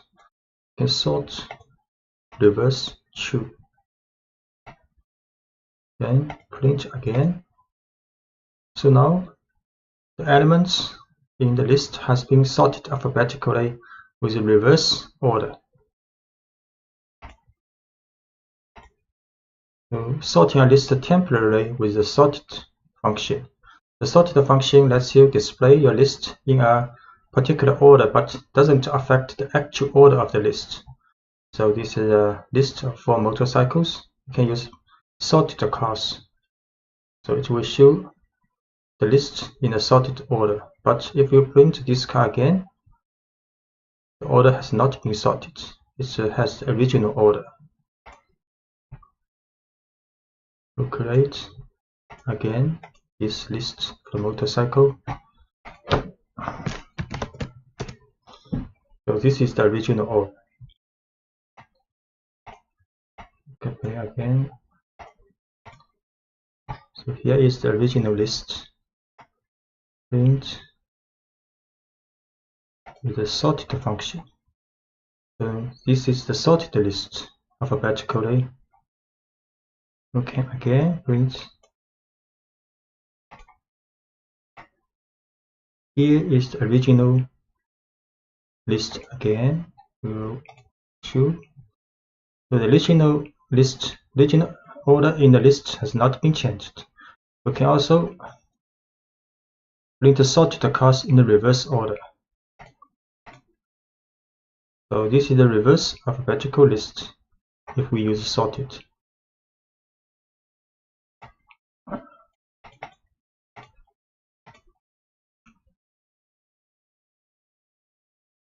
So printing a list in reverse order. So just to reverse the original order of a list. This may not be the alphabetical order. So just to reverse the original order of the list, you can use the reverse method. So this is the original list. If we use cast reverse and print a cast, then the order of the elements are reversed. So the last one will be printed first. So the reverse method changes the order of a list permanently, but you can revert to the original order anytime by applying reverse to the same list a second time. So we print. This is the. Okay, we create again this motorcycle list. This is the original order, and we use cars dot reverse. Then print again. Then order of elements are reversed in the list. Okay, finding the length of a list. You can quickly find the length of a list by using the len function. So we can use len cars and it will return the number 4. So note that Python counts the items in a list starting with 1, not from 0. So this is the list for cars with 4 elements. We use len cars. That will be 4. Looping allows you to take the same action or set of actions with every item in a list. So when you want to do the same action with every item in a list, you can use Python's for loop. Let's say we have a list of magicians' names and we want to print out each name in the list. A for loop will let Python to handle this task easily. So in the for loop, Python pulls a name from the list magicians and store it in the variable magician. Then print the name that was just stored in magician. Python then repeats this operation for each name in the list. So this is a list of magicians with 3 magicians. Then we can write 4 magicians in magicians. So magicians is a list. In the for loop, for magician will take each element from the magicians, then store in this variable called magician. Then inside the for loop, we print each magician until there's no magician left in this list.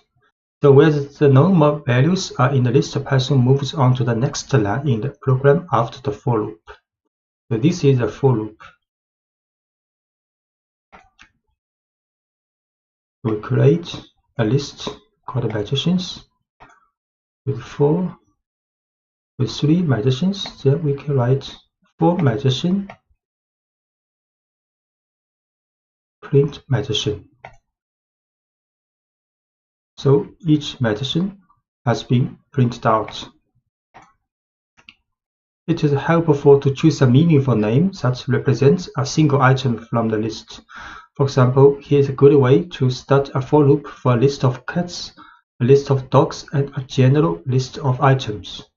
We can write, for example, for cat in cats, for dog in dogs, or for item in list of items. And using singular and plural names can help you identify whether a section of code is working with a single element from the list or entire lists. Doing more work within a for loop.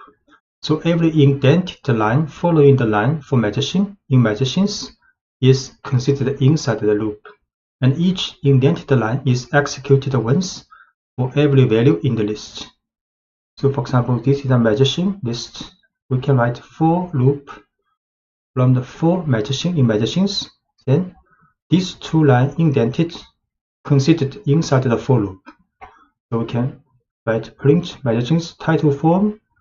That was a great trick. And print I can't wait to see your next trick. Then magician's title name, then a new line. Then after this for loop finished, then we can print a single message that this statement not considered inside the loop.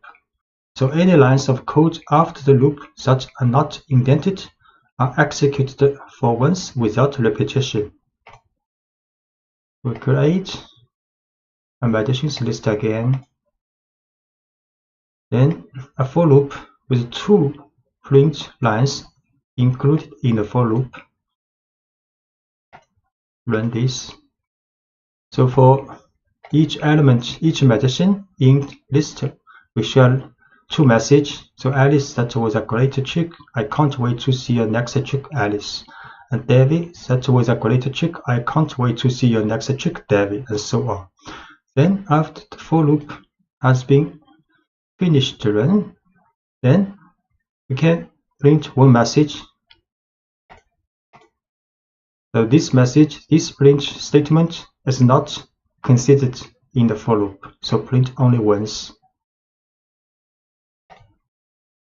Lists are ideal for storing sets of numbers, and Python provides a number of tools to help you work efficiently with lists of numbers. So we can use the range function. Python's range function makes it easy to generate a series of numbers. For example, you can use the range function to print a series of numbers like this. You can write a for loop, the for value in range 1 to 5. Can print a value. The result will print 1, 2, 3, 4. The range 1 to 5 will print a number from 1 to 4. Then for each value of this 1 to 4 will print out. So although this code looks like it should print the numbers from 1 to 5, it doesn't print the number 5. So in this example, range prints only the numbers 1 through 4. This is the result of off by 1 behavior you will see often in Python and many other programming languages. So if you want to print the numbers from 1 to 5, you would use range 1, 6. So for value in range 1, 6, print value. Can print out for value in range 1 to 5, print value. So 1, 2, 3, 4 has been printed out. Use range to make a list of numbers. If you want to make a list of numbers, you can convert the results of range directly into a list using the list function. So for example, we can create a list called numbers, and the value is 1 to 5. Then next we can print numbers. We create a list called numbers. Then print these numbers. So it's a list 1 to 5.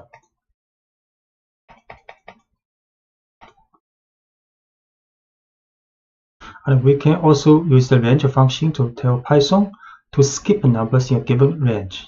For example, here is how we would list the even numbers between 1 and 10. We can write even numbers is a list, create is a list, and the value is from 2 to 11, not including 11. and with a gap of 2. So the result will be 2, 4, 6, 8, 10. So even numbers is a list in the range 2 to 11 with a gap of 2. Then we print out this list. This list has 5 elements. And you can create almost any set of numbers you want to using the range function. For example, consider how you might make a list of the first 10 square numbers. So we start with an empty list, then write a for loop. So for each value in the range 1 to 11, not including 11, then we calculate the square of this value, then assign to square variable. Then in the list of squares, we append this square, and so on. Then when the for loop is finished, we print out this squares list. So we start with an empty list called squares, then we tell Python to loop through each value from 1 to 10 using the range function. And inside the loop, the current value is raised to the second power and stored in the variable square. Then each new value of square is appended to the list squares. So start with an empty list called squares. The for loop for each value in the range 1 to 11, calculate the square of this value and append to the squares list. Then the loop finished, we can print out this list. So the value is 10 numbers, and each value is the square of the value in the range 1 to 11. And to write this code more concisely, you can omit the temporary variable square and append each new variable value directly to the list. So we can also start with a squares list, empty list, then write a for loop with only one statement. So for value in range 1 to 11, we can calculate this square of this value, then directly append to this squares list. Then the for loop finished, then print out this squares list. Start with empty list squares, then for loop for each value in the range 1 to 11, calculate the square of this value, then append to the squares list. Then print out this list. The result is the same with 10 numbers, and each of numbers is the square of each value in range 1 to 11. A list comprehension allows you to generate this same list in just one line of code. A list comprehension combines the for loop and the creation of new elements into one line, and automatically appends each new element. The following example builds the same list of square numbers you saw in previous lectures, but uses a list comprehension. So we can write squares is list, and inside the bracket we write value asterisk 2, then space, then it's like a for loop for value in range 1 to 11. Then we can print out this squares list. The list comprehension begins with a bracket and the descriptor name for the list, such as squares. Next, open a set of square brackets and define the expression for the values you want to store in the new list. In this example, the expression is value square of this value, which raises the value to the second power. Then write a for loop to generate the numbers you want to feed into the expression and close the square brackets. Notice that no colon is used at the end of the for statement in list comprehension. So we can create this list to use list comprehension. Then print out this list. Okay, so 10 numbers, and each number is squares of each number in the range of 1 to 11.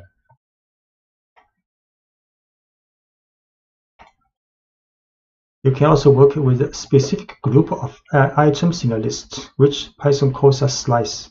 To make a slice, you specify the index of the first and the last elements you want to work with. As with the range function, Python stops one item before the second index you specify. So the following example involves a list of players on a team. So this is a list with 5 players, and we can print players bracket 0 to 3, then it will return the first 3 elements. So the code prints a slice of this list, which includes just the first 3 players. So players is a list with 5 players, then can print the first 3 players. And you can generate any subset of a list. For example, if you want the second, third, and fourth items in a list, you would start the slice at index 1 and end at index 4. So 4 not included. Then it will return the second, third, and fourth element. So from the index from 1 to 3. So the second, third, and fourth elements will be returned. So we print the second, third, and fourth elements. And if you omit the first index in a slice, Python automatically starts your slice at the beginning of this list. So if you just write column 4, then it will return the first 4 elements. So we return the first 4 elements with column 4.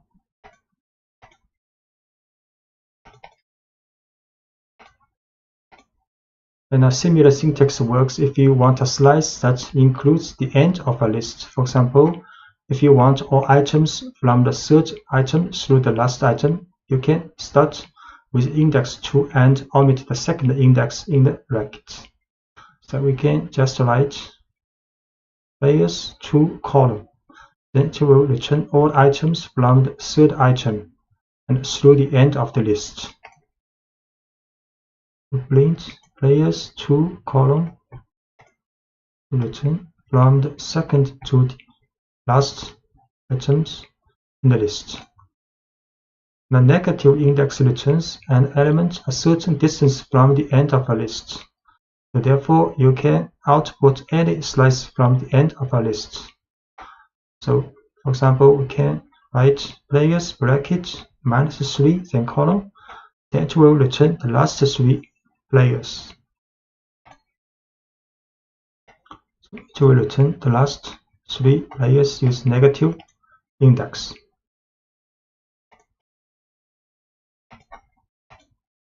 And the looping through a slice. You can also use a slice in a for loop if you want a loop through a subset of the elements in a list.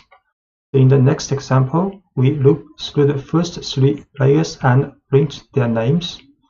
For example, can write for player in players. The slice with a column to 3, then from the first to the third element of this list. Then for each element of these 3 elements, we can print each element's title for. So players 5 elements, print. So here are the first 3 players on my team. Then we can use a for loop for the slice of a list. So the first 3 elements played. And a copy a list. To copy a list, you can make a slice that includes the entire original list by omitting the first index and the second index. So we just use a bracket and a column inside the bracket to copy all the elements of the list. Now this tells Python to make a slice that starts at the first item and ends with the last item, and producing a copy of the entire list. For example, imagine we have a list of our favorite foods and want to make a separate list of foods that a friend likes. This friend likes everything in our list so far, so we can create the list by copying ours. So this is my foods list, and we can also create a friend's foods list with using the bracket or column. So the list of my friend's foods have the same items of my foods list. So my foods list, pizza, farro, carrot cake. Then we can create my friends foods list. Then we print out. So my favorite foods are this one, these three. Then my friends favorite food list. Also these three items lists. To prove that we actually have two separate lists, we will add a new food to each list and show that each list keeps track of the appropriate person's favorite foods. So in the my foods list, we append cannoli, and in my friend's foods list, we append ice cream. Then we print out to see. So my foods append a new food, and my friend's foods also append a different foods. Then we print to see my favorite foods. So this one is appended to my favorite foods, and this one appended to my friend's favorite foods. So which means these two lists are independent.